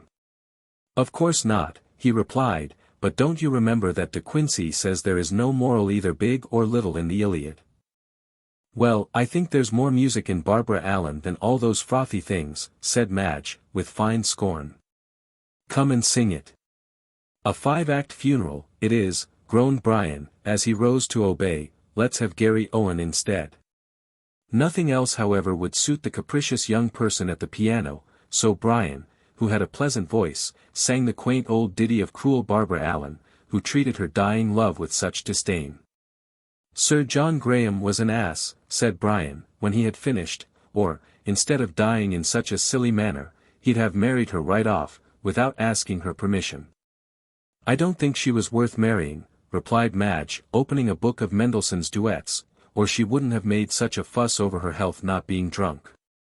"Depend upon it, she was a plain woman," remarked Brian, gravely, "and was angry because she wasn't toasted among the rest of the country belles. I think the young man had a narrow escape. She'd always have reminded him about that unfortunate oversight." "You seem to have analyzed her nature pretty well," said Madge, a little dryly. "However, we'll leave the failings of Barbara Allen alone, and sing this." This was Mendelssohn's charming duet, "Would That My Love," which was a great favorite of Brian's. They were in the middle of it when suddenly Madge stopped, as she heard a loud cry, evidently proceeding from her father's study. Recollecting Dr. Chinston's warning, she ran out of the room, and upstairs, leaving Brian rather puzzled by her unceremonious departure, for though he had heard the cry, yet he did not attach much importance to it. Madge knocked at the study door, and then she tried to open it, but it was locked. "Who's there?" asked her father, sharply, from inside. "Only me, Papa," she answered. "I thought you were." "No. No, I'm all right," replied her father, quickly. "Go downstairs, I'll join you shortly." Madge went back to the drawing-room only half satisfied with the explanation. She found Brian waiting at the door, with rather an anxious face. "What's the matter?" he asked, as she paused a moment at the foot of the stairs. "Papa says nothing," she replied, "but I am sure he must have been startled, or he would not have cried out like that." She told him what Dr. Chinston had said about the state of her father's heart, a recital which shocked Brian greatly. They did not return to the drawing-room, but went out on the veranda, where, after wrapping a cloak around Madge, Fitzgerald lit a cigarette. They sat down at the far end of the veranda somewhat in the shadow, and could see the hall door wide open, and a warm flood of mellow light pouring therefrom, and beyond the cold, white moonshine. After about a quarter of an hour, Madge's alarm about her father having somewhat subsided, they were chatting on indifferent subjects, when a man came out of the hall door, and paused for a moment on the steps of the veranda. He was dressed in rather a fashionable suit of clothes, but, in spite of the heat of the night, he had a thick white silk scarf round his throat. "That's rather a cool individual," said Brian, removing his cigarette from between his lips. "I wonder what, good God," he cried, rising to his feet as the stranger turned round to look at the house, and took off his hat for a moment, "Roger Morland." The man started, and looked quickly round into the dark shadow of the veranda where they were seated, then, putting on his hat, he ran quickly down the path, and they heard the gate clang after him. Madge felt a sudden fear at the expression on Brian's face, as revealed by a ray of moonlight streaming full on it. "Who is Roger Morland?" she asked, touching his arm. "Ah. I remember," with sudden horror, "Oliver White's friend." "Yes," in a hoarse whisper, "and one of the witnesses at the trial." Chapter 29. Mr. Calton's curiosity is satisfied. There was not much sleep for Brian that night. He left Madge almost immediately, and went home, but he did not go to bed. He felt too anxious and ill at ease to sleep, and passed the greater part of the night walking up and down his room, occupied with his own sad thoughts. He was wondering in his own mind what could be the meaning of Roger Morland's visit to Mark Frettlby. All the evidence that he had given at the trial was that he had met White, and had been drinking with him during the evening. White then went out, and that was the last Morland had seen of him. Now, the question was, what did he go to see Mark Frettlby for? He had no acquaintance with him, and yet he called by appointment. It is true he might have been in poverty, and the millionaire being well known as an extremely generous man, Morland might have called on him for money. But then the cry which Frettlby had given after the interview had lasted a short time proved that he had been startled. Madge had gone upstairs and found the door locked, her father refusing her admission. Now, why was he so anxious Morland should not be seen by anyone? That he had made some startling revelation was certain, and Fitzgerald felt sure that it was in connection with the Hansom Cab murder case. He wearied himself with conjectures about the matter, and towards daybreak threw himself, dressed as he was, on the bed, and slept heavily till 12 o'clock the next day. When he arose and looked at himself in the glass, he was startled at the haggard and worn appearance of his face. The moment he was awake his mind went back to Mark Frettlby and the visit of Roger Morland. "The net is closing round him," he murmured to himself. "I don't see how he can escape. Oh! Madge! Madge!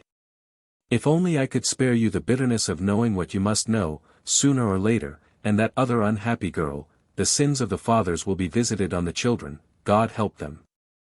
He took his bath, and, after dressing himself, went into his sitting room, where he had a cup of tea, which refreshed him considerably.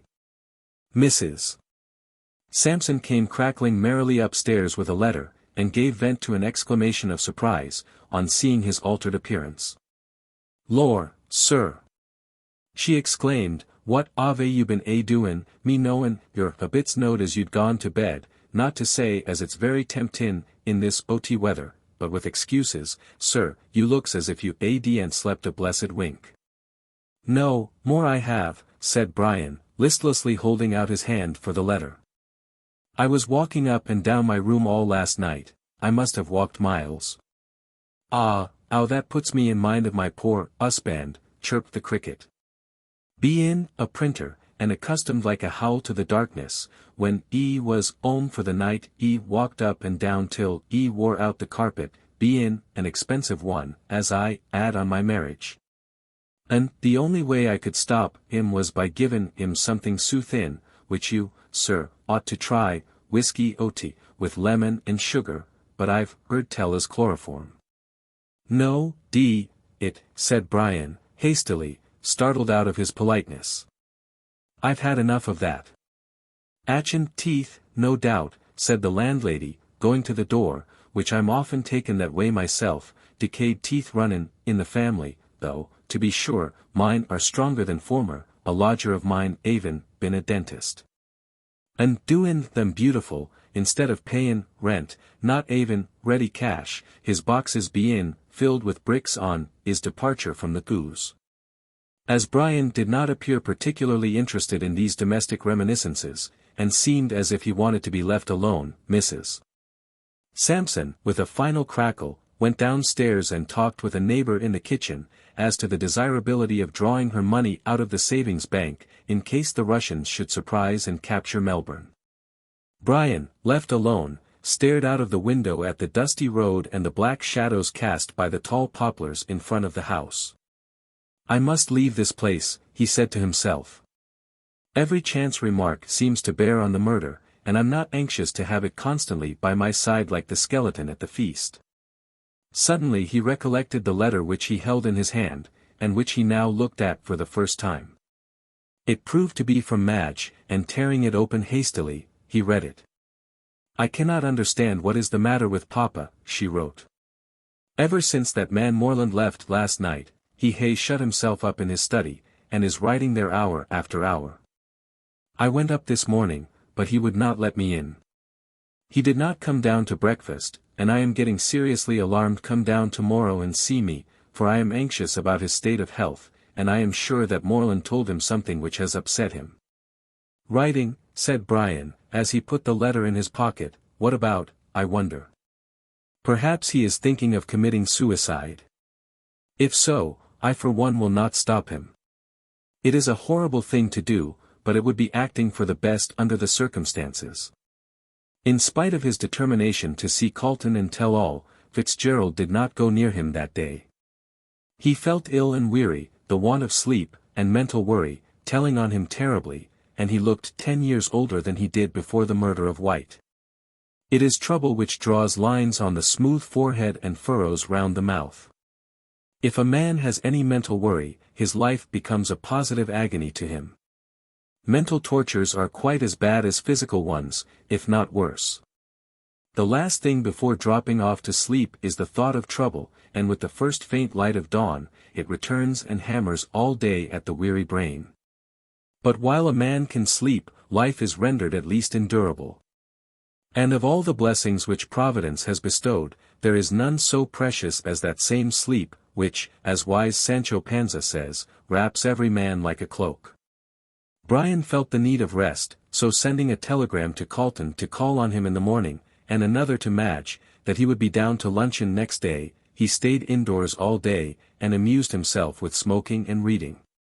He went to bed early, and succeeded in having a sound sleep, so when he awoke next morning, he felt considerably refreshed and invigorated. He was having his breakfast at 8:30, when he heard the sound of wheels, and immediately afterwards a ring at the bell. He went to the window, and saw Calton's trap was at the door. The owner was shortly afterwards shown into the room. "Well, you are a nice fellow," cried Calton, after greetings were over. "Here I've been waiting for you with all the patience of Job, thinking you were still up country." "Will you have some breakfast?" asked Brian, laughing at his indignation. "What have you got?" said Calton, looking over the table. "Ham and eggs." "Humph. Your landlady's culinary ideas are very limited." "Most landladies' ideas are," retorted Fitzgerald, resuming his breakfast. "Unless heaven invents some new animal, lodgers will go on getting beef and mutton, alternated with hash, until the end of the world." "When one is in Rome, one mustn't speak ill of the Pope," answered Calton, with a grimace. "Do you think your landlady could supply me with brandy and soda?" "I think so," answered Fitzgerald, rising, and ringing the bell, "but isn't it rather early for that sort of thing?" "There's a proverb about glass houses," said Calton, severely, "which applies to you in this particular instance." Whereupon Fitzgerald laughed, and Calton, having been supplied with what he required, prepared to talk business. "I need hardly tell you how anxious I am to hear what you've got to say," he said, leaning back in his chair, "but I may as well tell you that I am satisfied that I know half your secret already." "Indeed?" Fitzgerald looked astonished. "In that case, I heed not. Yes, you need, retorted Calton. I told you I only know half. Which half? Rather difficult to answer, however, I'll tell you what I know, and you can supply all deficiencies. I am quite ready, go on, stop, he arose and closed the door carefully. Well, resuming his seat, Mother Guttersnipe died the other night. Is she dead? As a door-nail, answered Calton calmly. And a horrible deathbed it was, her screams ring in my ears yet, but before she died she sent for me, and said. What? That she was the mother of Rosanna Moore. Yes. And that Sal Rawlins was Rosanna's child. And the father? Said Brian, in a low voice. Was Mark Frettlby. Ah. And now what have you to tell me? Nothing. Nothing, echoed Calton, surprised, then this is what Rosanna Moore told you when she died? Yes. Then why have you made such a mystery about it? You ask that, said Fitzgerald, looking up, in surprise. If I had told it, don't you see what difference it would have made to Madge? I'm sure I don't, retorted the barrister, completely mystified. I suppose you mean Frettlby's connection with Rosanna Moore. Well, of course, it was not a very creditable thing for her to have been Frettlby's mistress, but still. His mistress, said Fitzgerald, looking up sharply, then you don't know all. What do you mean, was she not his mistress? No, his wife.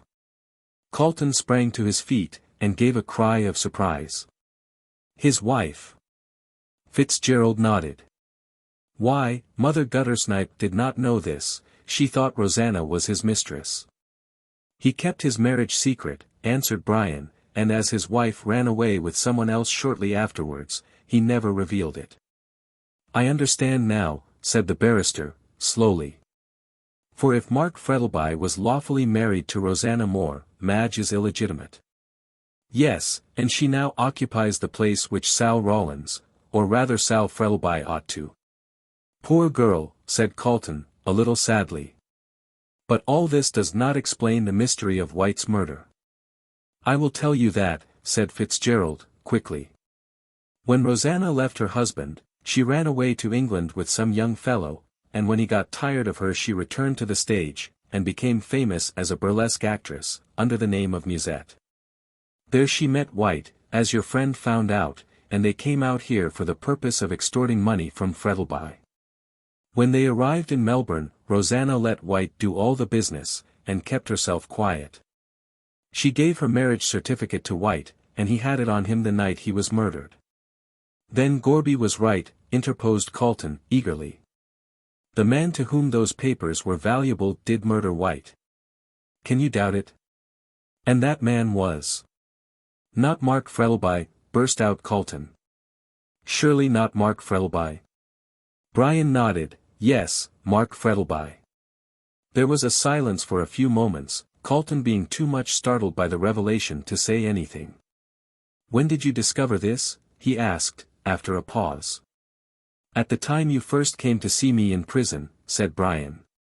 I had no suspicion till then. But when you said that White was murdered for the sake of certain papers, I, knowing full well what they were and to whom they were of value, guessed immediately that Mark Frettlby had killed White in order to obtain them and to keep his secret. There can be no doubt of it, said the barrister, with a sigh. So this is the reason Frettlby wanted Madge to marry White, her hand was to be the price of his silence. When he withdrew his consent, White threatened him with exposure. I remember he left the house in a very excited state on the night he was murdered. Frettlby must have followed him up to town, got into the cab with him, and after killing him with chloroform, must have taken the marriage certificate from his secret pocket and escaped. Brian rose to his feet, and walked rapidly up and down the room. Now you can understand what a hell my life has been for the last few months, he said, knowing that he had committed the crime. And yet I had to sit with him, eat with him, and drink with him, with the knowledge that he was a murderer, and Madge, his daughter. Just then a knock came to his door, and Mrs. Sampson entered with a telegram, which she handed to Brian. He tore it open as she withdrew, and glancing over it, gave a cry of horror, and let it flutter to his feet. Calton turned rapidly on hearing his cry, and seeing him fall into a chair with a white face, snatched up the telegram and read it. When he did so, his face grew as pale and startled as Fitzgerald's, and lifting his hand, he said solemnly, "It is the judgment of God." Chapter 30.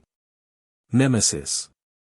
Men, according to the old Greek, are the sport of the gods, who, enthroned on high Olympus, put evil desires into the hearts of mortals.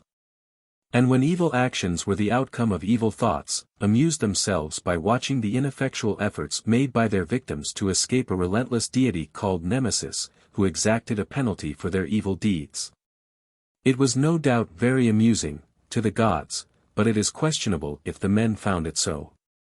They had their revenge, however, for weary of plaguing puny mortals, who whimpered and cried when they saw they could not escape. The inevitable Nemesis turned her attention from actors to spectators, and made a clean sweep of the whole Olympian hierarchy. She smashed their altars, pulled down their statues, and after she had completed her malicious work, found that she had, vulgarly speaking, been cutting off her nose to spite her face, for she, too, became an object of derision and of disbelief, and was forced to retire to the same obscurity to which she had relegated the other deities. But men found out that she had not been altogether useless as a scapegoat upon which to lay the blame of their own shortcomings, so they created a new deity called Fate, and laid any misfortune which happened to them to her charge. Her worship is still very popular, especially among lazy and unlucky people, who never bestir themselves, on the ground that whether they do so or not their lives are already settled by fate. After all, the true religion of fate has been preached by George Eliot, when she says that our lives are the outcome of our actions. Set up any idol you please upon which to lay the blame of unhappy lives and baffled ambitions, but the true cause is to be found in men themselves. Every action, good or bad, which we do has its corresponding reward, and Mark Frettlby found it so, for the sins of his youth were now being punished in his old age. No doubt he had sinned gaily enough in that far-off time when life's cup was still brimming with wine, and no asp hid among the roses, but Nemesis had been an unseen spectator of all his thoughtless actions, and now she came to demand her just dues. He felt somewhat as Faust must have felt when Mephistopheles suggested a visit to Hades, in repayment of those years of magic youth and magic power. So long ago it seemed since he had married Rosanna Moore, that he almost persuaded himself that it had been only a dream, a pleasant dream, with a disagreeable awakening. When she had left him he had tried to forget her, recognizing how unworthy she was of a good man's love. He heard that she had died in a London hospital, and with a passionate sigh for a perished love, he had dismissed her from his thoughts forever. His second marriage had turned out a happy one, and he regretted the death of his wife deeply. Afterwards, all his love centered in his daughter, and he thought he would be able to spend his declining years in peace. This, however, was not to be, and he was thunderstruck when White arrived from England with the information that his first wife still lived, and that the daughter of his second was illegitimate. Sooner than risk exposure, Frettlby agreed to anything, but White's demands became too exorbitant, and he refused to comply with them. On White's death he again breathed freely, when suddenly a second possessor of his fatal secret started up in the person of Roger Morland. As the murder of Duncan had to be followed by that of Banquo, in order to render Macbeth safe, so he foresaw that while Roger Morland lived his life would be one long misery. He knew that the friend of the murdered man would be his master, and would never leave him during his life, while after his death he would probably publish the whole ghastly story, and defame the memory of the widely respected Mark Frettlby. What is it that Shakespeare says? Good name in man or woman is the immediate jewel of their souls. And after all these years of spotless living and generous use of his wealth, was he to be dragged down to the depths of infamy and degradation by a man like Morland? Already, in fancy, he heard the jeering cries of his fellow men, and saw the finger of scorn point at him, he, the great Mark Frettlby, famous throughout Australia for his honesty, integrity, and generosity. No, it could not be, and yet this would surely happen unless he took means to prevent it. The day after he had seen Morland, and knew that his secret was no longer safe, since it was in the power of a man who might reveal it at any moment in a drunken fit, or out of sheer maliciousness, he sat at his desk writing. After a time he laid down his pen, and taking up a portrait of Hick's dead wife which stood just in front of him, he stared at it long and earnestly. As he did so, his mind went back to the time when he had first met and loved her. Even as Faust had entered into the purity and serenity of Gretchen's chamber, out of the coarseness and profligacy of Auerbach's cellar, so he, leaving behind him the wild life of his youth, had entered into the peace and quiet of a domestic home. The old feverish life with Rosanna Moore seemed to be as unsubstantial and chimerical, as, no doubt, his union with Lilith after he met Eve, seemed to Adam in the old rabbinical legend. There seemed to be only one way open to him, by which he could escape the relentless fate which dogged his steps. He would write a confession of everything from the time he had first met Rosanna, and then, death. He would cut the Gordian knot of all his difficulties, and then his secret would be safe. No, it could not be while Moreland lived. When he was dead Moreland would see Madge and embitter her life with the story of her father's sins. Yes, he must live to protect her, and drag his weary chain of bitter remembrance through life. Always with that terrible sword of Damocles hanging over him. But still, he would write out his confession, and after his death, whenever it may happen, it might help if not altogether to exculpate, at least to secure some pity for a man who had been hardly dealt with by fate. His resolution taken, he put it into force at once, and sat all day at his desk filling page after page with the history of his past life, which was so bitter to him. He started at first languidly, and as in the performance of an unpleasant but necessary duty. Soon, however, he became interested in it, and took a peculiar pleasure in putting down every minute circumstance which made the case stronger against himself. He dealt with it, not as a criminal, but as a prosecutor, and painted his conduct as much blacker than it really had been. Towards the end of the day, however, after reading over the earlier sheets, he experienced a revulsion of feeling, seeing how severe he had been on himself, so he wrote a defense of his conduct, showing that fate had been too strong for him. It was a weak argument to bring forward, but still he felt it was the only one that he could make. It was quite dark when he had finished, and while sitting in the twilight, looking dreamily at the sheets scattered all over his desk, he heard a knock at the door, and his daughter's voice asking if he was coming to dinner. All day long he had closed his door against everyone, but now his task being ended, he collected all the closely written sheets together, placed them in a drawer of his escritoire, which he locked, and then opened the door. "Dear Papa," cried Madge, as she entered rapidly, and threw her arms around his neck, "what have you been doing here all day by yourself?" "Writing," returned her father laconically, as he gently removed her arms. "Why, I thought you were ill," she answered, looking at him apprehensively. "No, dear," he replied, quietly. "Not ill, but worried. I knew that dreadful man who came last night had told you something to worry you." "Who is he?" "Oh. A friend of mine," answered Frettlby, with hesitation. "What, Roger Moreland?" Her father started. "How do you know it was Roger Moreland?" "Oh." Brian recognized him as he went out. Mark Frettlby hesitated for a few moments, and then busied himself with the papers on his desk, as he replied in a low voice.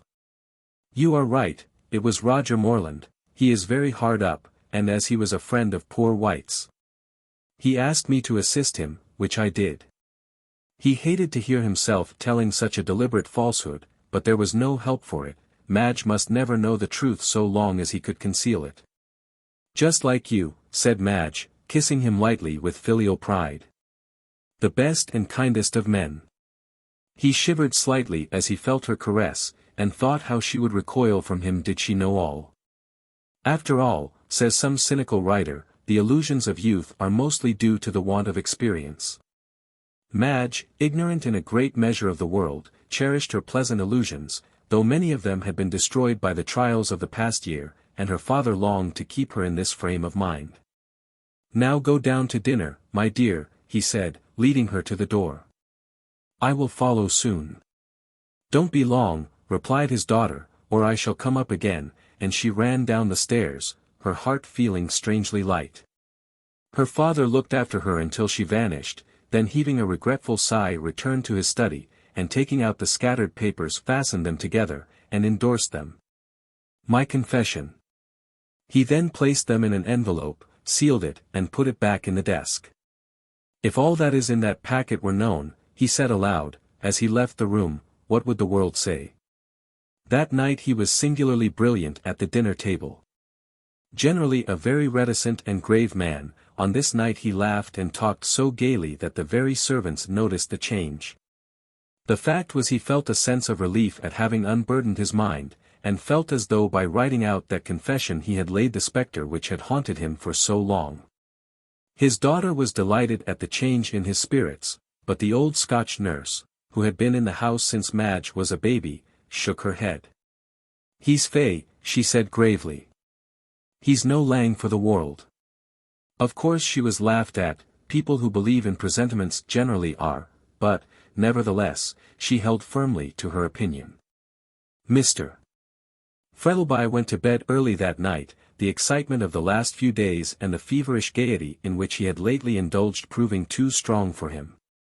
No sooner had he laid his head on his pillow than he dropped off to sleep at once, and forgot in placid slumber the troubles and worries of his waking hours. It was only 9 o'clock, so Madge stayed by herself in the great drawing-room, and read a new novel, which was then creating a sensation, called Sweet Violet Eyes. It belied its reputation, however, for it was very soon thrown on the table with a look of disgust, and rising from her seat Madge walked up and down the room, and wished some good fairy would hint to Brian that he was wanted. If man is a gregarious animal, how much more, then, is a woman? This is not a conundrum, but a simple truth.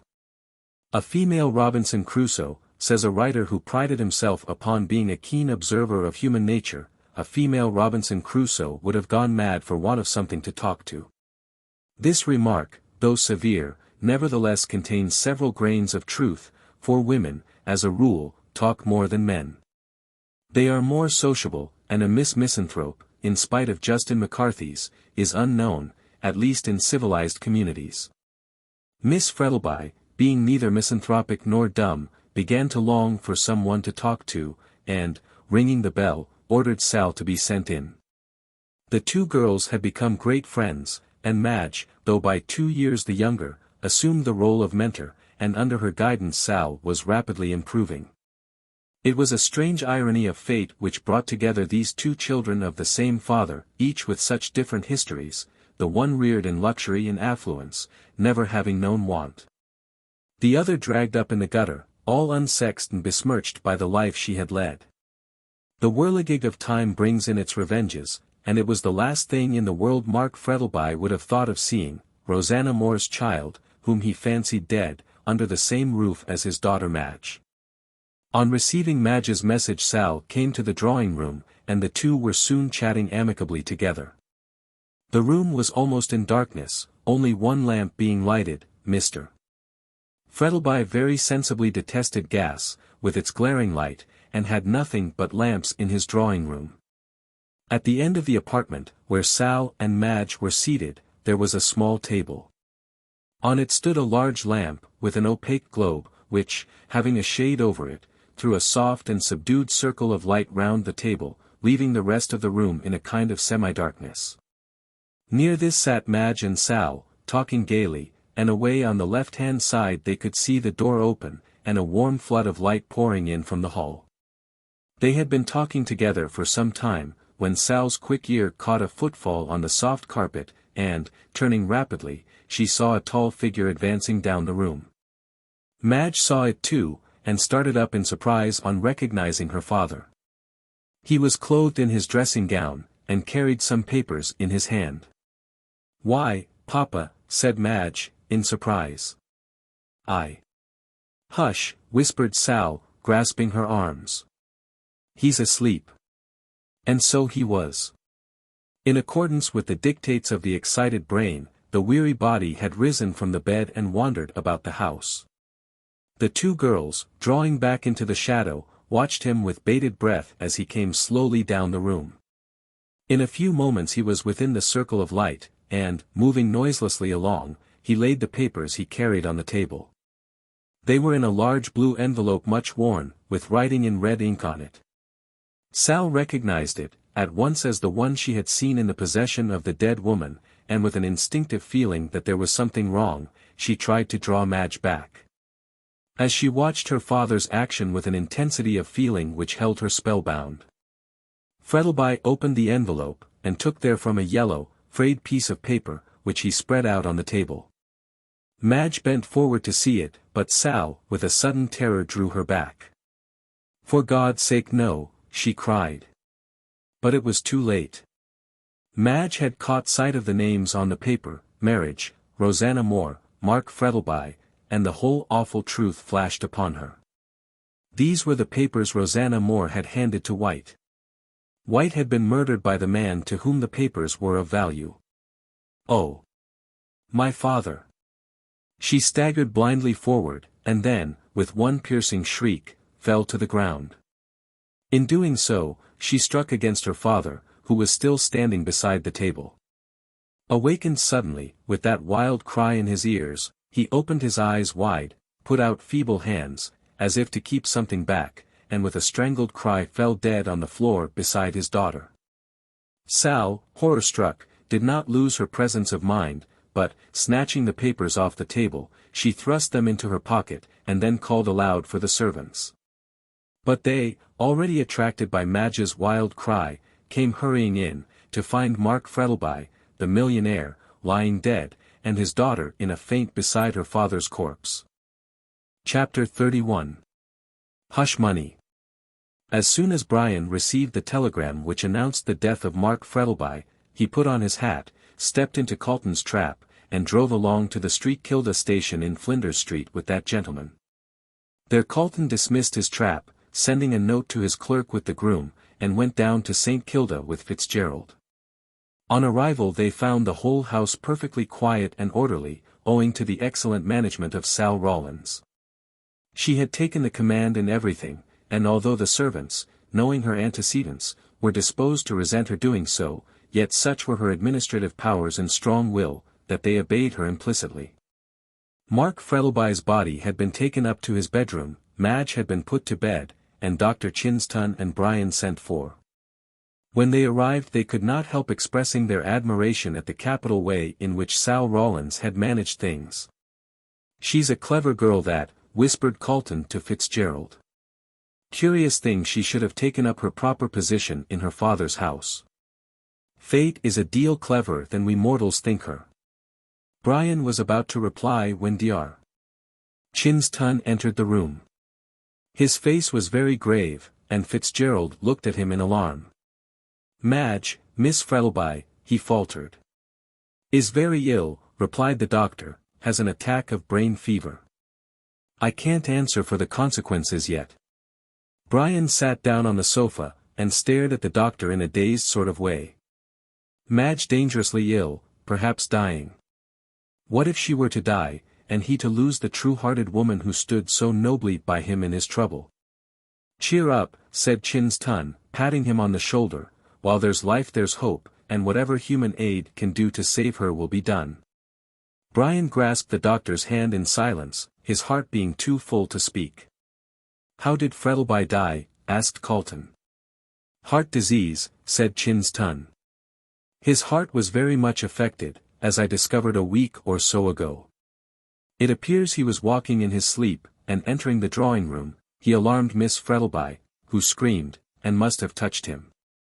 He awoke suddenly, and the natural consequences followed, he dropped down dead." "What alarmed Miss Frettlby?" asked Brian, in a low voice, covering his face with his hand. "The sight of her father walking in his sleep, I suppose," said Chinston, buttoning his glove. "And the shock of his death which took place indirectly through her, accounts for the brain fever. Madge Frettlby is not the woman to scream and waken a somnambulist," said Calton, decidedly, knowing as she did the danger. "There must be some other reason." "This young woman will tell you all about it," said Chinston, nodding towards Sal, who entered the room at this moment. "She was present, and since then has managed things admirably. And now I must go," he said, shaking hands with Calton and Fitzgerald. Keep up your heart, my boy, I'll pull her through yet. After the doctor had gone, Calton turned sharply to Sal Rawlins, who stood waiting to be addressed. Well, he said briskly, can you tell us what startled Miss Frettlby? I can, sir, she answered quietly. I was in the drawing-room when Mr. Frettlby died, but, we had better go up to the study. Why? Asked Calton, in surprise, as he and Fitzgerald followed her upstairs. Because, sir, she said, when they had entered the study and she had locked the door, I don't want anyone but yourselves to know what I tell you. More mystery, muttered Calton, as he glanced at Brian, and took his seat at the escritoire. Mr. Frettlby went to bed early last night, said Sal, calmly, and Miss Madge and I were talking together in the drawing-room, when he entered, walking in his sleep, and carrying some papers. Both Calton and Fitzgerald started. And the latter grew pale. He came down the room, and spread out a paper on the table where the lamp was. Miss Madge bent forward to see what it was. I tried to stop her, but it was too late. She gave a scream, and fell on the floor. In doing so she happened to touch her father. He awoke, and fell down dead. And the papers? Asked Calton, uneasily. Sal did not answer, but producing them from her pocket, laid them in his hands. Brian bent forward, as Calton opened the envelope in silence, but both gave vent to an exclamation of horror at seeing the certificate of marriage which they knew Rosanna Moore had given to White. Their worst suspicions were confirmed, and Brian turned away his head, afraid to meet the barrister's eye. The latter folded up the papers thoughtfully, and put them in his pocket. You know what these are? He asked Sal, eyeing her keenly. I could hardly help knowing, she answered. It proves that Rosanna Moore was Mr. Frettlby's wife, and, she hesitated. Go on, said Brian, in a harsh tone, looking up. And they were the papers she gave Mr. White. Well. Sal was silent for a moment, and then looked up with a flush. You needn't think I'm going to split, she said, indignantly, recurring to her Burke Street slang in the excitement of the moment. I know what you know, but I'll be as silent as the grave. Thank you, said Brian, fervently, taking her hand, I know you love her too well to betray this terrible secret. I would be a nice I would, said Sal, with a scorn, after her lifting me out of the gutter, to round on her, a poor girl like me, without a friend or a relative, now Gran's dead. Calton looked up quickly. It was plain Sal was quite ignorant that Rosanna Moore was her mother. So much the better, they would keep her in ignorance, perhaps not altogether, but it would be folly to undeceive her at present. I'm going to Miss Madge now, she said, going to the door, and I won't see you again, she's getting light-headed, and might let it out, but I'll not let anyone in but myself, and so saying, she left the room. Cast thy bread upon the waters, said Calton, oracularly. The kindness of Miss Frettlby to that poor waif is already bearing fruit, gratitude is the rarest of qualities, rarer even than modesty. Fitzgerald made no answer, but stared out of the window, and thought of his darling lying sick unto death, and he able to do nothing to save her. Well, said Calton, sharply. Oh, I beg your pardon, said Fitzgerald, turning in confusion. I suppose the will must be read, and all that sort of thing. Yes, answered the barrister, I am one of the executors. And the others? Yourself and Chinston, answered Calton. So I suppose, turning to the desk, we can look at his papers, and see that all is straight. Yes, I suppose so, replied Brian, mechanically, his thoughts far away, and then he turned again to the window. Suddenly Calton gave vent to an exclamation of surprise, and, turning hastily, Brian saw him holding a thick roll of papers in his hand, which he had taken out of the drawer. Look here, Fitzgerald, he said, greatly excited, here is Frettlby's confession, look, and he held it up. Brian sprang forward in astonishment. So at last the Hansom Cab mystery was to be cleared up. These sheets, no doubt, contained the whole narration of the crime, and how it was committed. We will read it, of course, he said, hesitating, half hoping that Calton would propose to destroy it at once. Yes, answered Calton. The 3 executors must read it, and then, we will burn it. That will be the better way, answered Brian, gloomily. Frettlby is dead, and the law can do nothing in the matter, so it would be best to avoid the scandal of publicity. But why tell Chinston? We must, said Calton, decidedly. He will be sure to gather the truth from Madge's ravings, and he may as well know all. He is quite safe, and will be silent as the grave. But I am more sorry to tell Kilsip. The detective? Good God, Calton, surely you will not do so. I must, replied the barrister, quietly. Kilsip is firmly persuaded that Morland committed the crime, and I have the same dread of his pertinacity as you had of mine. He may find out all. What must be, said Fitzgerald, clenching his hands. But I hope no one else will find out this miserable story. There's Morland, for instance. Ah, true, said Calton, thoughtfully. He called and saw Frettlby the other night, you say? Yes. I wonder what for. There is only one answer, said the barrister, slowly. He must have seen Frettlby following White when he left the hotel, and wanted hush money. I wonder if he got it, observed Fitzgerald. Oh, I'll soon find that out, answered Calton, opening the drawer again, and taking out the dead man's checkbook. Let me see what checks have been drawn lately. Most of the blocks were filled up for small amounts, and 1 or 2 for 100 or so. Calton could find no large sum such as Morland would have demanded, when, at the very end of the book, he found a check torn off, leaving the block slip quite blank. There you are, he said, triumphantly holding out the book to Fitzgerald. He wasn't such a fool as to write in the amount on the block, but tore the check out, and wrote in the sum required. And what's to be done about it? Let him keep it, of course, answered Calton, shrugging his shoulders. It's the only way to secure his silence. I expect he cashed it yesterday, and is off by this time, said Brian, after a moment's pause. So much the better for us, said Calton, grimly. But I don't think he's off, or Kilsip would have let me know. We must tell him, or he'll get everything out of Morland, and the consequences will be that all Melbourne will know the story.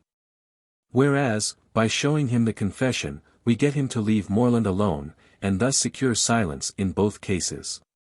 I suppose we must see Chinston? Yes, of course. I will telegraph to him and Kilsip to come up to my office this afternoon at 3 o'clock, and then we will settle the whole matter. And Sal Rawlins? Oh.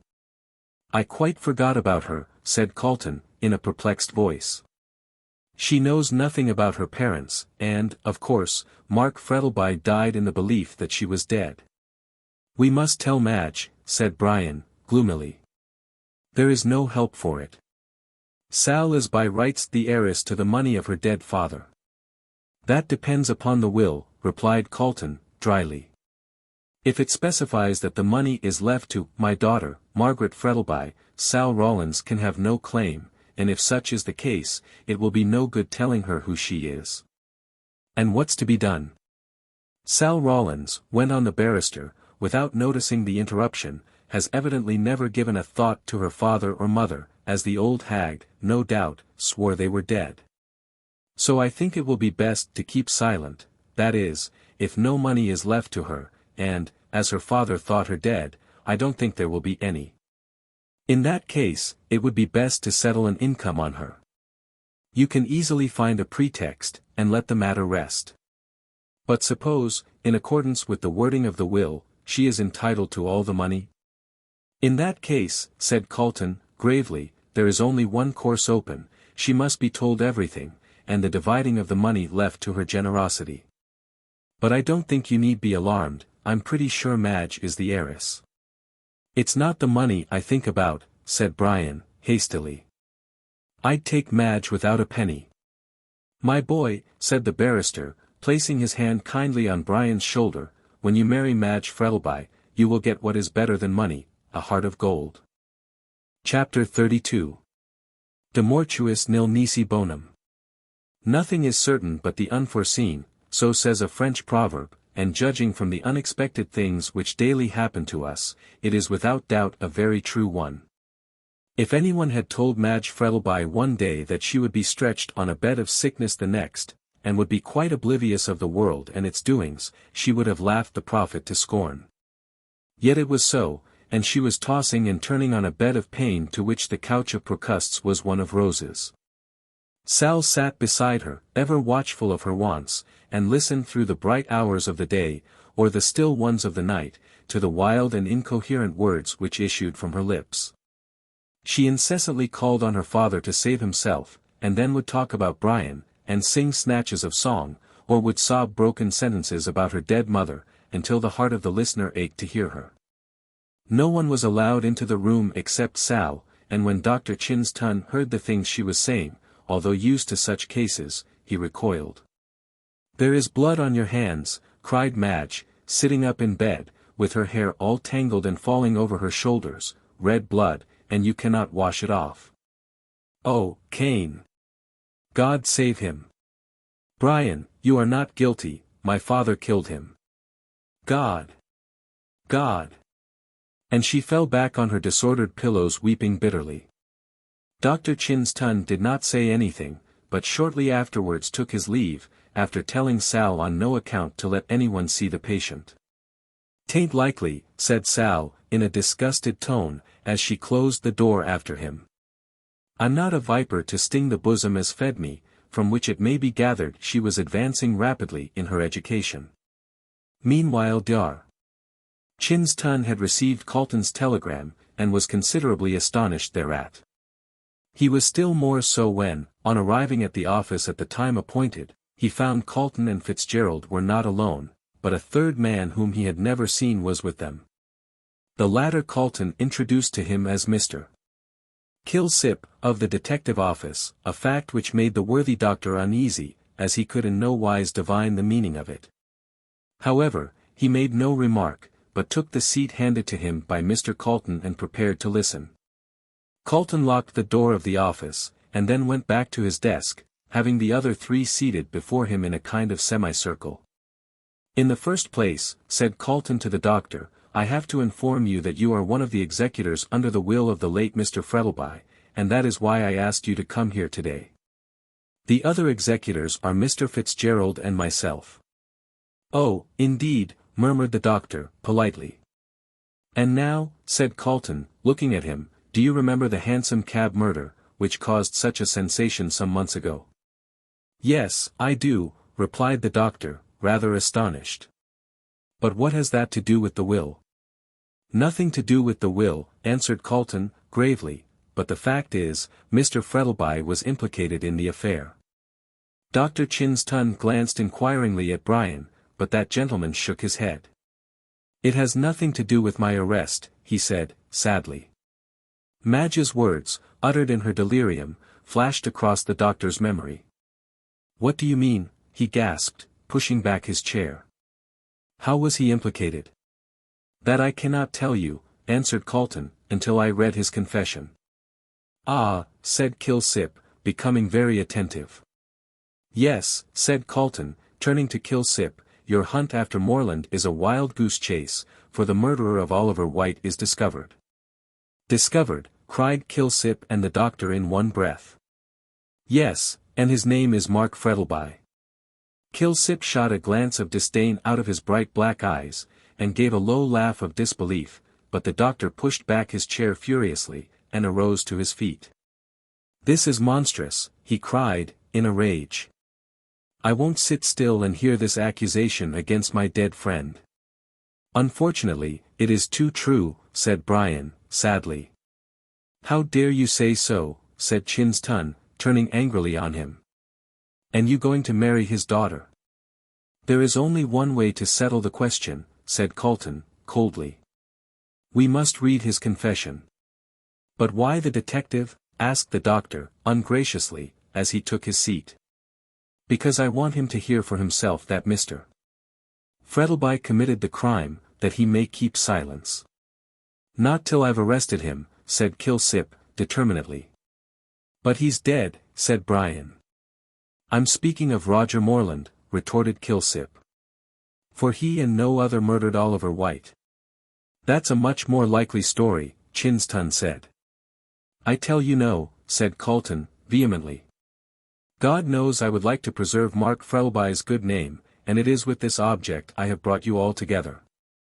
I will read the confession, and when you know the truth, I want you all to keep silent about it, as Mark Frettlby is dead, and the publication of his crime can do no good to anyone. I know, resumed Calton, addressing the detective, that you are fully convinced in your own mind that you are right and I am wrong. But what if I tell you that Mark Frettlby died holding those very papers for the sake of which the crime was committed? Kilsip's face lengthened considerably. What were the papers? The marriage certificate of Mark Frettlby and Rosanna Moore, the woman who died in the back slum. Kilsip was not often astonished, but he was so now. And Dar. Chinston fell back in his chair, staring at the barrister in blank amazement. And what's more, went on Calton, triumphantly, do you know that Moreland went to Frettlby 2 nights ago and obtained a certain sum for hush money? What? Cried Kilsip.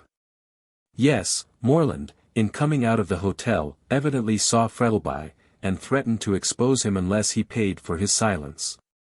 Very strange, murmured Kilsip, to himself, with a disappointed look on his face. But why did Moreland keep still so long? I cannot tell you, replied Calton, but, no doubt, the confession will explain all. Then for heaven's sake read it, broke in Dr. Chinston, impatiently. I'm quite in the dark, and all your talk is Greek to me. One moment, said Kilsip, dragging a bundle from under his chair, and untying it. If you are right, what about this? And he held up a light coat, very much soiled and weather-worn. Whose is that? Asked Calton, startled. Not White's? Yes, White's, repeated Kilsip, with great satisfaction. I found it in the Fitzroy Gardens, near the gate that opens to George Street, East Melbourne. It was up in a fir tree. Then Mr. Frettlby must have got out at Powlett Street, and walked down George Street, and then through the Fitzroy Gardens into town, said Calton. Kilsip took no heed of the remark, but took a small bottle out of the pocket of the coat and held it up. I also found this, he said.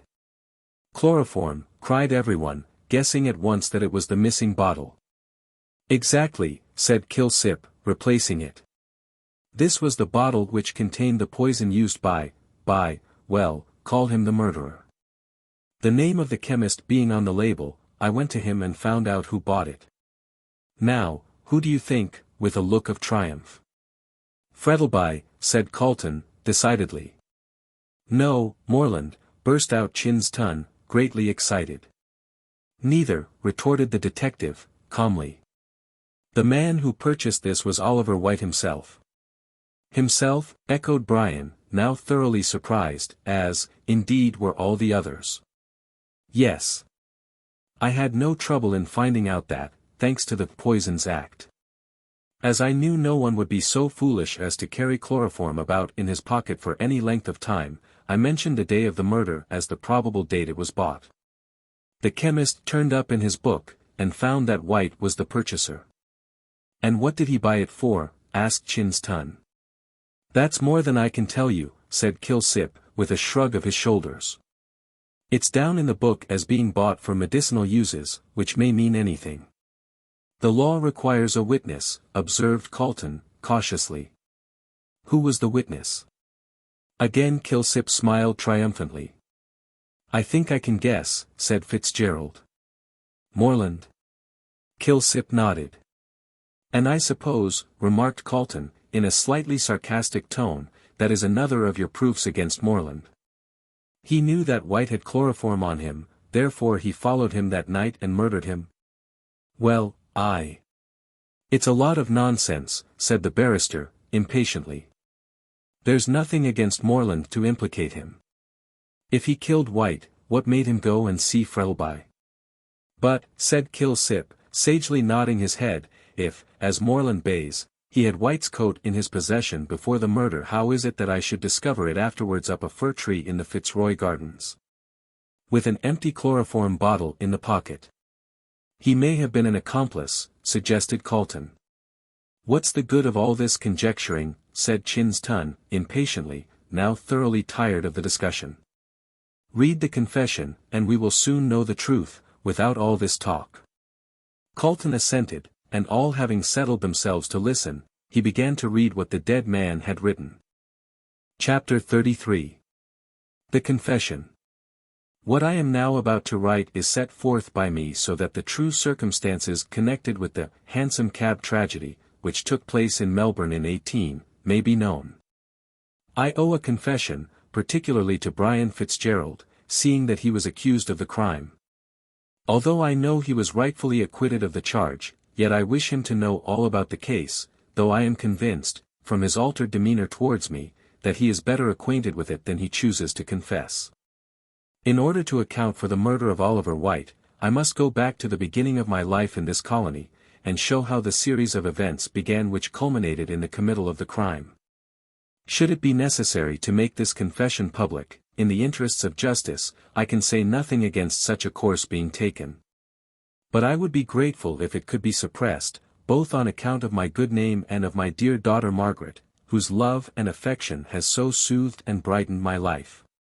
If, however, she should be informed of the contents of these pages, I ask her to deal leniently with the memory of one who was sorely tried and tempted. I came to the colony of Victoria, or, rather, as it was called then, New South Wales, in the year 18. I had been in a merchant's office in London, but not finding much opportunity for advancement, I looked about to see if I could better myself. I heard of this new land across the ocean. And though it was not then the El Dorado which it afterwards turned out, and, truth to tell, had rather a shady name, owing to the transportation of convicts, yet I longed to go there and start a new life. Unhappily, however, I had not the means, and saw nothing better before me than the dreary life of a London clerk, as it was impossible that I could save out of the small salary I got. Just at this time, an old maiden aunt of my mother's died and left a few £100s to me. With this, I came out to Australia, determined to become a rich man. I stayed some time in Sydney, and then came over to Port Phillip, now so widely known as marvellous Melbourne, where I intended to pitch my tent. I saw that it was a young and rising colony, though, of course, coming as I did, before the days of the gold diggings, I never dreamt it would spring up, as it has done since, into a nation.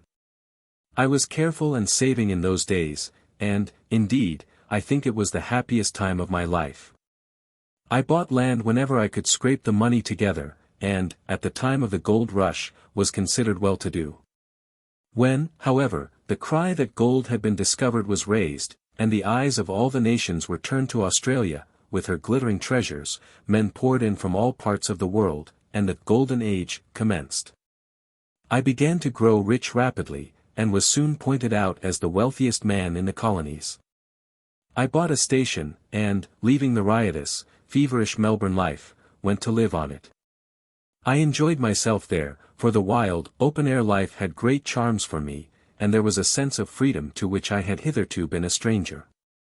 But man is a gregarious animal, and I, growing weary of solitude and communings with Mother Nature, came down on a visit to Melbourne, where, with companions as gay as myself, I spent my money freely, and, as the phrase goes, saw life.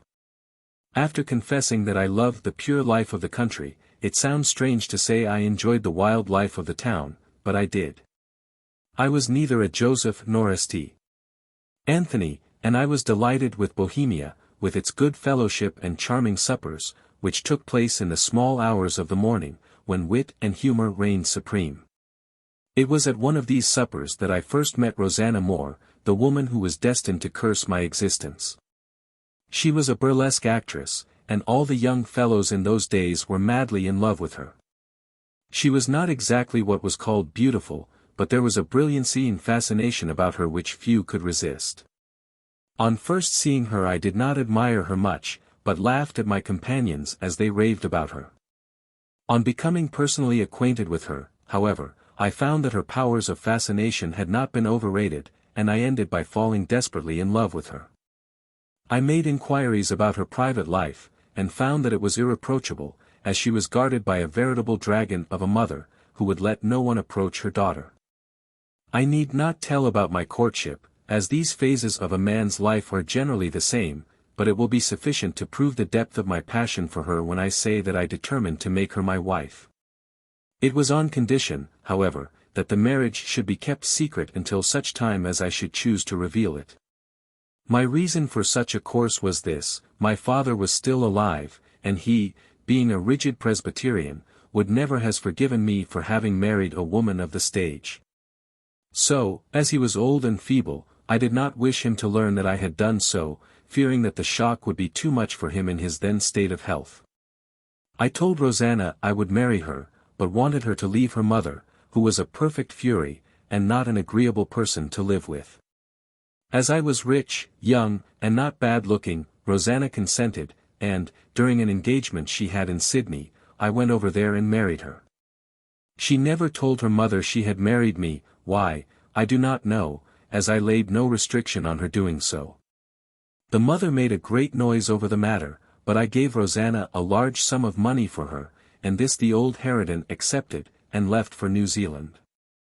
Rosanna went with me to my station, where we lived as man and wife, though, in Melbourne, she was supposed to be my mistress. At last, feeling degraded in my own eyes at the way in which I was supposed to be living, I wanted to reveal our secret, but this Rosanna would not consent to. I was astonished at this, and could never discover the reason, but in many ways Rosanna was an enigma to me. She then grew weary of the quiet country life, and longed to return to the glitter and glare of the footlights. This I refused to let her do, and from that moment she took a dislike to me. A child was born, and for a time she was engrossed with it, but soon wearied of the new plaything, and again pressed me to allow her to return to the stage. I again refused, and we became estranged from one another. I grew gloomy and irritable, and was accustomed to take long rides by myself, frequently being away for days. There was a great friend of mine who owned the next station, a fine, handsome young fellow, called Frank Kelly, with a gay, sunny disposition, and a wonderful flow of humor. When he found I was so much away, thinking Rosanna was only my mistress, he began to console her, and succeeded so well that one day, on my return from a ride, I found she had fled with him, and had taken the child with her. She left a letter saying that she had never really cared for me, but had married me for my money. She would keep our marriage secret, and was going to return to the stage. I followed my false friend and false wife down to Melbourne, but arrived too late, as they had just left for England. Disgusted with the manner in which I had been treated, I plunged into a whirl of dissipation, trying to drown the memory of my married life. My friends, of course, thought that my loss amounted to no more than that of a mistress, and I soon began myself to doubt that I had ever been married, so far away and visionary did my life of the previous year seem. I continued my fast life for about 6 months, when suddenly I was arrested upon the brink of destruction by an angel. I say this advisedly, for if ever there was an angel upon earth, it was she who afterwards became my wife. She was the daughter of a doctor, and it was her influence which drew me back from the dreary path of profligacy and dissipation which I was then leading. I paid her great attention, and we were, in fact, looked upon as good as engaged. But I knew that I was still linked to that accursed woman, and could not ask her to be my wife.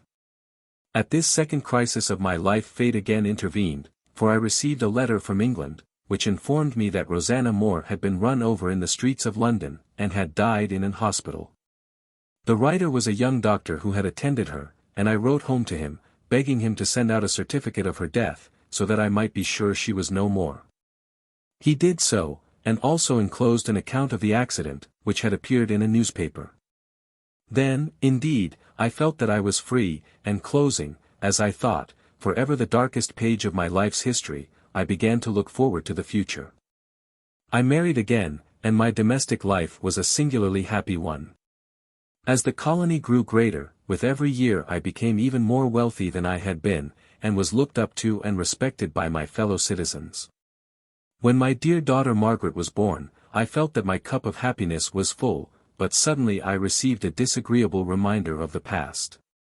Rosanna's mother made her appearance one day, a disreputable-looking creature, smelling of gin, in whom I could not recognize the respectably dressed woman who used to accompany Rosanna to the theatre. She had spent long ago all the money I had given her, and had sank lower and lower, until she now lived in a slum off Little Burke Street. I made inquiries after the child, and she told me it was dead. Rosanna had not taken it to England with her, but had left it in her mother's charge, and, no doubt, neglect and want of proper nourishment was the cause of its death. There now seemed to be no link to bind me to the past with the exception of the old hag, who knew nothing about the marriage. I did not attempt to undeceive her, but agreed to allow her enough to live on if she promised never to trouble me again, and to keep quiet about everything which had reference to my connection with her daughter. She promised readily enough, and went back to her squalid dwelling in the slums, where, for all I know, she still lives, as money has been paid to her regularly every month by my solicitors. I heard nothing more about the matter, and now felt quite satisfied that I had heard the last of Rosanna. As years rolled on, things prospered with me, and so fortunate was I in all speculations that my luck became proverbial. Then, alas! When all things seemed to smile upon me, my wife died, and the world has never seemed the same to me since. But I had my dear daughter to console me, and in her love and affection I became reconciled to the loss of my wife. A young Irish gentleman, called Brian Fitzgerald, came out to Australia, and I soon saw that my daughter was in love with him, and that he reciprocated that affection, whereat I was glad, as I have always esteemed him highly. I looked forward to their marriage, when suddenly a series of events occurred, which must be fresh in the memory of those who read these pages. Mr. Oliver White, a gentleman from London, called on me and startled me with the news that my first wife, Rosanna Moore, was still living, and that the story of her death had been an ingenious fabrication in order to deceive me. She had met with an accident, as stated in the newspaper, and had been taken to an hospital, where she recovered. The young doctor, who had sent me the certificate of her death, had fallen in love with her, and wanted to marry her, and had told me that she was dead in order that her past life might be obliterated. The doctor, however, died before the marriage, and Rosanna did not trouble herself about undeceiving me. She was then acting on the burlesque stage under the name of Musette, and seemed to have gained an unenviable notoriety by her extravagance and infamy. White met her in London, and she became his mistress. He seemed to have had a wonderful influence over her, for she told him all her past life, and about her marriage with me. Her popularity being on the wane in London, as she was now growing old and had to make way for younger actresses, White proposed that they should proceed to the colonies and extort money from me, and he had come to me for that purpose. The villain told me all this in the coolest manner, and I, knowing he held the secret of my life, was unable to resent it. I refused to see Rosanna, but told White I would agree to his terms, which were, first, a large sum of money was to be paid to Rosanna, and, secondly, that he should marry my daughter. I, at first, absolutely declined to sanction the latter proposal, but as he threatened to publish the story, and that meant the proclamation to the world of my daughter's illegitimacy, I at last, agreed, and he began to pay his addresses to Madge. She, however, refused to marry him, and told me she was engaged to Fitzgerald, so, after a severe struggle with myself, I told White that I would not allow him to marry Madge, but would give him whatever sum he liked to name. On the night he was murdered he came to see me, and showed me the certificate of marriage between myself and Rosanna Moore. He refused to take a sum of money, and said that unless I consented to his marriage with Madge he would publish the whole affair.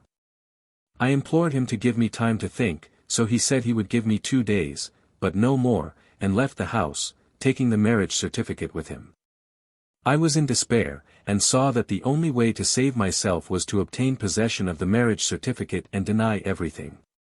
With this idea in my mind I followed him up to town and saw him meet Moreland, and drink with him. They went into the hotel in Russell Street, and when White came out, at 12:30, he was quite intoxicated. I saw him go along to the Scotch church, near the Burke and Wills monument, and cling to the lamp-post at the corner. I thought I would then be able to get the certificate from him, as he was so drunk, when I saw a gentleman in a light coat, I did not know it was Fitzgerald, come up to him and hail a cab for him. I saw there was nothing more to be done at that time, so, in despair, went home and waited for the next day, in fear lest he should carry out his determination. Nothing, however, turned up, and I was beginning to think that White had abandoned his purpose, when I heard that he had been murdered in the Hansom Cab.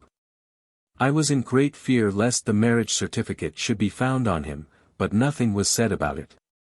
This I could not understand at all.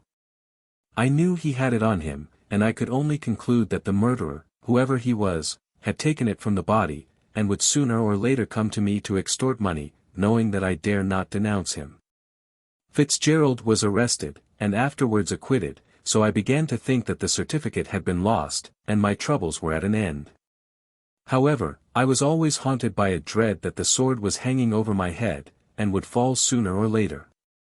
I was right, for 2 nights ago Roger Morland, who was an intimate friend of White's, called on me, and produced the marriage certificate, which he offered to sell to me for £5,000. In horror, I accused him of murdering White, which he denied at first, but afterwards acknowledged, stating that I dare not betray him for my own sake. I was nearly mad with the horror I was placed in, either to denounce my daughter as illegitimate or let a murderer escape the penalty of his crime. At last I agreed to keep silent, and handed him a cheque for £5,000, receiving in return the marriage certificate. I then made Morland swear to leave the colony, which he readily agreed to do, saying Melbourne was dangerous. When he left I reflected upon the awfulness of my position, and I had almost determined to commit suicide, but, thank God, I was saved from that crime. I write this confession in order that after my death the true story of the murder of White may be known, and that anyone who may hereafter be accused of the murder may not be wrongfully punished. I have no hopes of Morland ever receiving the penalty of his crime, as when this is opened all trace of him will, no doubt, be lost. I will not destroy the marriage certificate, but place it with these papers, so that the truth of my story can be seen. In conclusion, I would ask forgiveness of my daughter Margaret for my sins, which have been visited on her, but she can see for herself that circumstances were too strong for me. May she forgive me, as I hope God in His infinite mercy will, and may she come sometimes and pray over my grave, nor think too hardly upon her dead father. Chapter 34. The Hands of Justice. Calton's voice faltered a little when he read those last sad words, and he laid the manuscript down on the table, amid a dead silence, which was first broken by Brian. "Thank God," he said, reverently, "thank God that he was innocent of the crime." "No," said Calton, a little cynically, "the riddle which has perplexed us so long is read, and the Sphinx is silent for evermore." "I knew he was incapable of such a thing," cried Chinston, whom emotion had hitherto kept silent. Meanwhile Kilsip listened to these eulogistic remarks on the dead man, and purred to himself, in a satisfied sort of way, like a cat who has caught a mouse. "You see, sir," he said, addressing the barrister, "I was right after all." "Yes," answered Calton, frankly, "I acknowledge my defeat, but now—" "I'm going to arrest Morland right off," said Kilsip. There was a silence for a few moments, and then Calton spoke again. "I suppose it must be so, poor girl, poor girl. I'm very sorry for the young lady myself," said the detective in his soft, low voice, "but you see I cannot let a dangerous criminal escape for a mere matter of sentiment." "Of course not," said Fitzgerald, sharply. "Morland must be arrested right off." "But he will confess everything," said Calton, angrily, "and then everyone will know about this first marriage." "Let them," retorted Brian, bitterly. "As soon as she is well enough we will marry at once, and leave Australia forever." "But—" "I know her better than you do," said the young man, doggedly, "and I know she would like an end made of this whole miserable business at once. Arrest the murderer, and let him suffer for his crime." "Well, I suppose it must be so," said Chinston, with a sigh, "but it seems very hard that this slur should be cast upon Miss Frettlby." Brian turned a little pale. "The sins of the father are generally visited upon the children by the world," he said bitterly. "But after the first pain is over, in new lands among new faces, she will forget the bitter past." "Now that it is settled Morland is to be arrested," said Calton, "how is it to be done? Is he still in Melbourne?" Rather, said Kilsip in a satisfied tone. I've had my eye on him for the last 2 months, and someone is watching him for me now. Trust me, he can't move 2 steps without my knowing it. Ah, indeed, said Calton, quickly. Then do you know if he has been to the bank and cashed that cheque for 5,000, which Frettlby gave him? Well, now, observed Kilsip, after a pause, do you know you rather startled me when you told me he had received a cheque for that amount. Why? It's such a large one, replied the detective, and had I known what sum he had paid into his account I should have been suspicious. Then he has been to the bank. To his own bank, yes. He went there yesterday afternoon at 2 o'clock, that is the day after he got it, so it would be sent round to Mr. Frettlby's bank, and would not be returned till next day, and as he died in the meanwhile I expect it hasn't been honoured, so Mr. Morland won't have his money yet. I wonder what he'll do, said Chinston. Go to the manager and kick up a row, said Kilsip, coolly, and the manager will no doubt tell him he'd better see the executors. But, my good friend, the manager doesn't know who the executors are, broke in Calton, impatiently. You forget the will has yet to be read. Then he'll tell him to go to the late Mr. Frettlby's solicitors. I suppose he knows who they are, retorted Kilsip. Thinton and Tarbit, said Calton, musingly, but it's questionable if Morland would go to them. Why shouldn't he, sir, said Kilsip, quickly. He does not know anything about this, laying his hand on the confession, and as the cheque is genuine enough he won't let £5,000 go without a struggle. I'll tell you what, observed Calton, after a few moments of reflection, I'll go across the way and telephone to Thinton and Tarbit, and when he calls on them they can send him up to me. A very good idea, said Kilsip, rubbing his hands, and then I can arrest him. But the warrant, interposed Brian, as Calton rose and put on his hat. Is here, said the detective, producing it. By Jove, you must have been pretty certain of his guilt, remarked Chinston, dryly. Of course I was, retorted Kilsip, in a satisfied tone of voice. When I told the magistrate where I found the coat, and reminded him of Morland's acknowledgment at the trial, that he had it in his possession before the murder, I soon got him to see the necessity of having Morland arrested. 4:30, said Calton, pausing for a moment at the door and looking at his watch. I'm afraid it's rather late to catch Morland today, however, I'll see what Thinton and Tarbit know, and he went out. The rest sat waiting his return, and chatted about the curious end of the Hansom Cab mystery, when, in about 10 minutes, Calton rushed in hurriedly and closed the door after him quickly. Fate is playing into our hands, he said, as soon as he recovered his breath. Morland called on Thinton and Tarbit, as Kilsip surmised, and as neither of them was in, he said he would call again before 5 o'clock. I told the clerk to bring him up to me at once, so he may be here at any moment.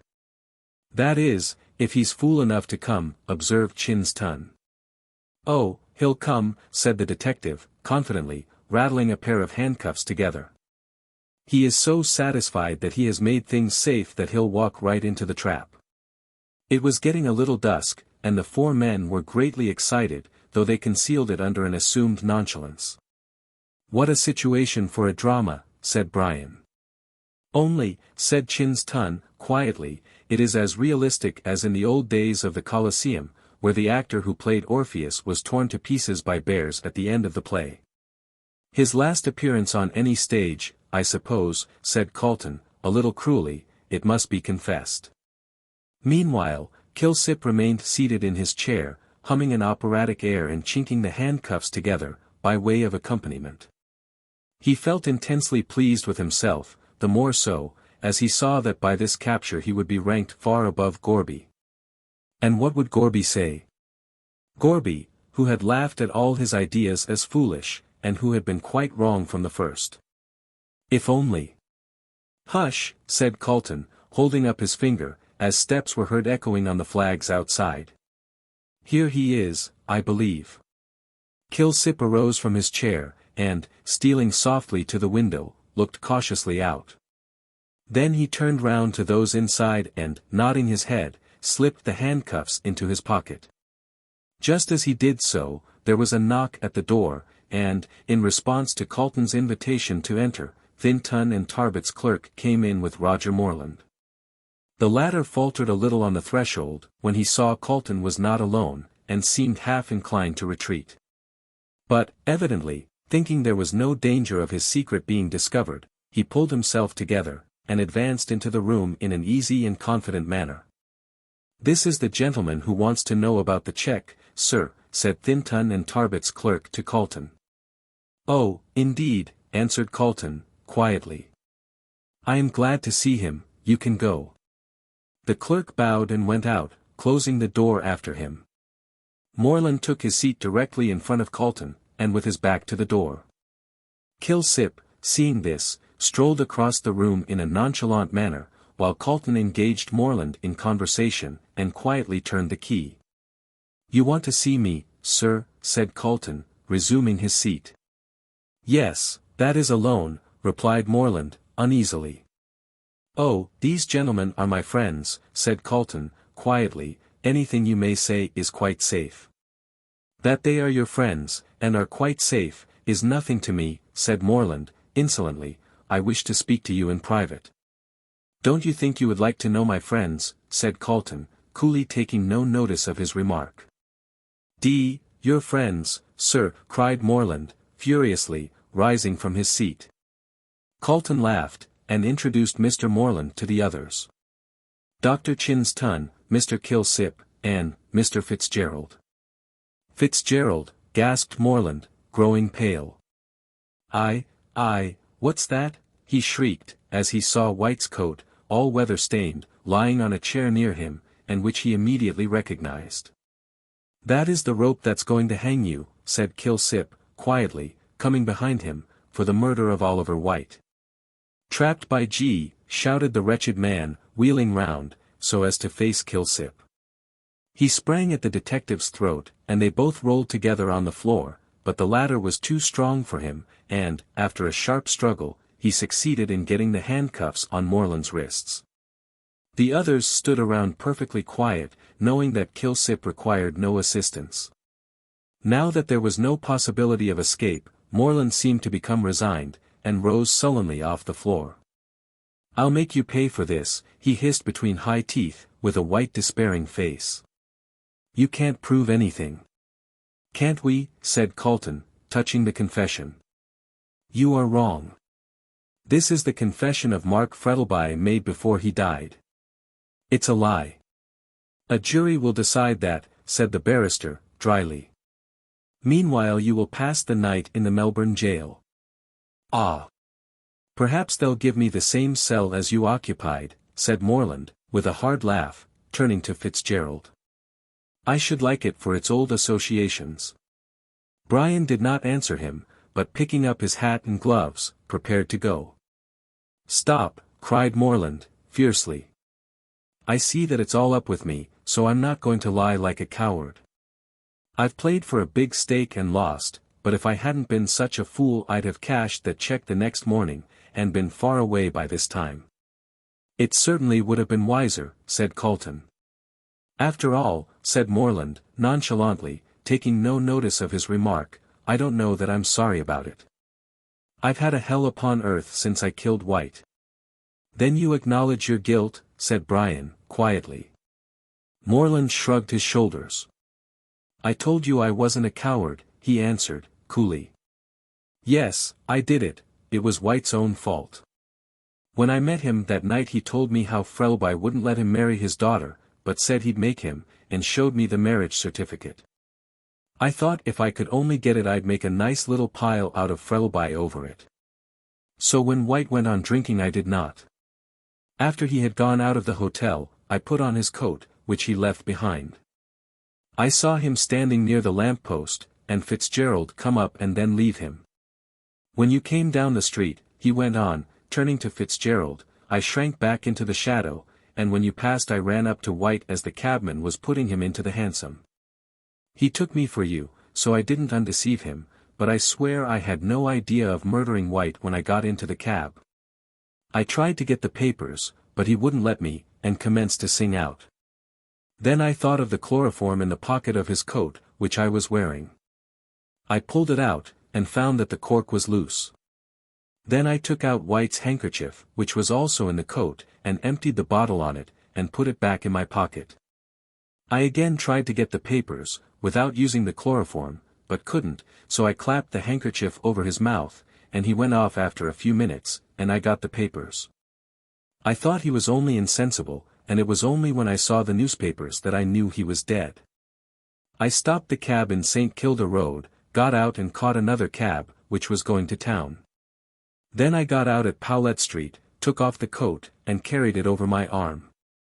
I went down George Street, towards the Fitzroy Gardens, and having hid the coat up a tree, where I suppose you found it, to Kilsip, I walked home, so I've done you all nicely, but you're caught at last, finished Kilsip, quietly. Morland fell down in a chair, with an air of utter weariness and lassitude. No man can be stronger than destiny, he said, dreamily. I have lost and you have won, so life is a chessboard, after all, and we are the puppets of fate. He refused to utter another word, so leaving Calton and Kilsip with him, Brian and the doctor went out and hailed a cab. It drove up to the entrance of the court, where Calton's office was, and then Morland, walking as if in a dream, left the room, and got into the cab, followed by Kilsip. Do you know, said Chinston, thoughtfully, as they stood and watched the cab drive off, do you know what the end of that man will be? It requires no prophet to foretell that, said Calton, dryly. He will be hanged. No, he won't, retorted the doctor. He will commit suicide. Chapter 35. The Love That Lives. There are certain periods in the life of man when fate seems to have done her worst, and any further misfortunes which may befall are accepted with a philosophical resignation, begotten by the very severity of previous trials. Fitzgerald was in this state of mind. He was calm, but it was the calmness of despair. The misfortunes of the past year seemed to have come to a climax. And he looked forward to the publication of the whole bitter story with an indifference that surprised himself. His own name, and that of Madge and her dead father, would be on every tongue. Yet he felt perfectly callous to whatever might be said on the subject. So long as Madge recovered, and they could go away to another part of the world, leaving Australia, with its bitter memories behind, he did not care. Morland would suffer the bitter penalty of his crime, and then nothing more would ever be heard of the matter. It would be better for the whole story to be told, and transitory pain endured, than to go on striving to hide the infamy and shame which might be discovered at any moment. Already the news was all over Melbourne that the murderer of Oliver White had been captured, and that his confession would bring to light certain startling facts concerning the late Mark Frettlby. Brian well knew that the world winked at secret vices so long as there was an attempt at concealment, though it was cruelly severe on those which were brought to light. And that many whose lives might be secretly far more culpable than poor Mark Frettlby's, would be the first to slander the dead man. The public curiosity, however, was destined never to be gratified, for the next day it was known that Roger Morland had hanged himself in his cell during the night, and had left no confession behind him. When Brian heard this, he breathed a heartfelt prayer of thanks for his deliverance, and went to see Calton, whom he found at his chambers, in deep conversation with Chinston and Kilsip. They all came to the conclusion that as Morland was now dead, nothing could be gained by publishing the confession of Mark Frettlby, so agreed to burn it. And when Fitzgerald saw in the heap of blackened paper in the fireplace all that remained of the bitter story, he felt a weight lifted off his heart. The barrister, Chinston, and Kilsip, all promised to keep silent, and they kept the promise nobly, for nothing was ever known of the circumstances which led to the death of Oliver White. And it was generally supposed that it must have been caused by some quarrel between the dead man and his friend Roger Morland. Fitzgerald, however, did not forget the good service that Kilsip had done him, and gave him a sum of money which made him independent for life, though he still followed his old profession of a detective from sheer love of excitement. And was always looked upon with admiration as the man who had solved the mystery of the famous Hansom Cab murder. Brian, after several consultations with Calton, at last came to the conclusion that it would be useless to reveal to Sal Rawlins the fact that she was Mark Frettlby's daughter, as by the will the money was clearly left to Madge. And such a revelation could bring her no pecuniary benefit, while her bringing up unfitted her for the position. So a yearly income, more than sufficient for her wants, was settled upon her, and she was allowed to remain in ignorance of her parentage. The influence of Sal Rawlins' old life, however, was very strong on her, and she devoted herself to the task of saving her fallen sisters. Knowing as she did, all the intricacies of the slums, she was enabled to do an immense amount of good, and many an unhappy woman was saved from the squalor and hardship of a gutter life by the kind hand of Sal Rawlins. Felix Ralston became a member of Parliament, where his speeches, if not very deep, were at least amusing, and while in the House he always behaved like a gentleman, which could not be said of all his parliamentary colleagues. Madge slowly recovered from her illness, and as she had been explicitly named in the will as heiress to Mark Frettlby's great wealth, she placed the management of her estates in the hands of Mr. Calton, who, with Thinton and Tarbit, acted as her agents in Australia. On her recovery she learned the story of her father's early marriage, but both Calton and Fitzgerald were silent about the fact of Sal Rawlins being her half-sister, as such a relation could do no good, and would only create a scandal. As no explanation could be given except the true one. Shortly afterwards Madge married Fitzgerald, and both of them only too gladly left Australia, with all its sorrows and bitter memories. Standing with her husband on the deck of one of the P&O steamers, as it ploughed the blue waters of Hobson's Bay into foam, they both watched Melbourne gradually fade from their view, under the glow of the sunset. They could see the two great domes of the Exhibition, and the Law Courts, and also Government House, with its tall tower rising from the midst of the green trees.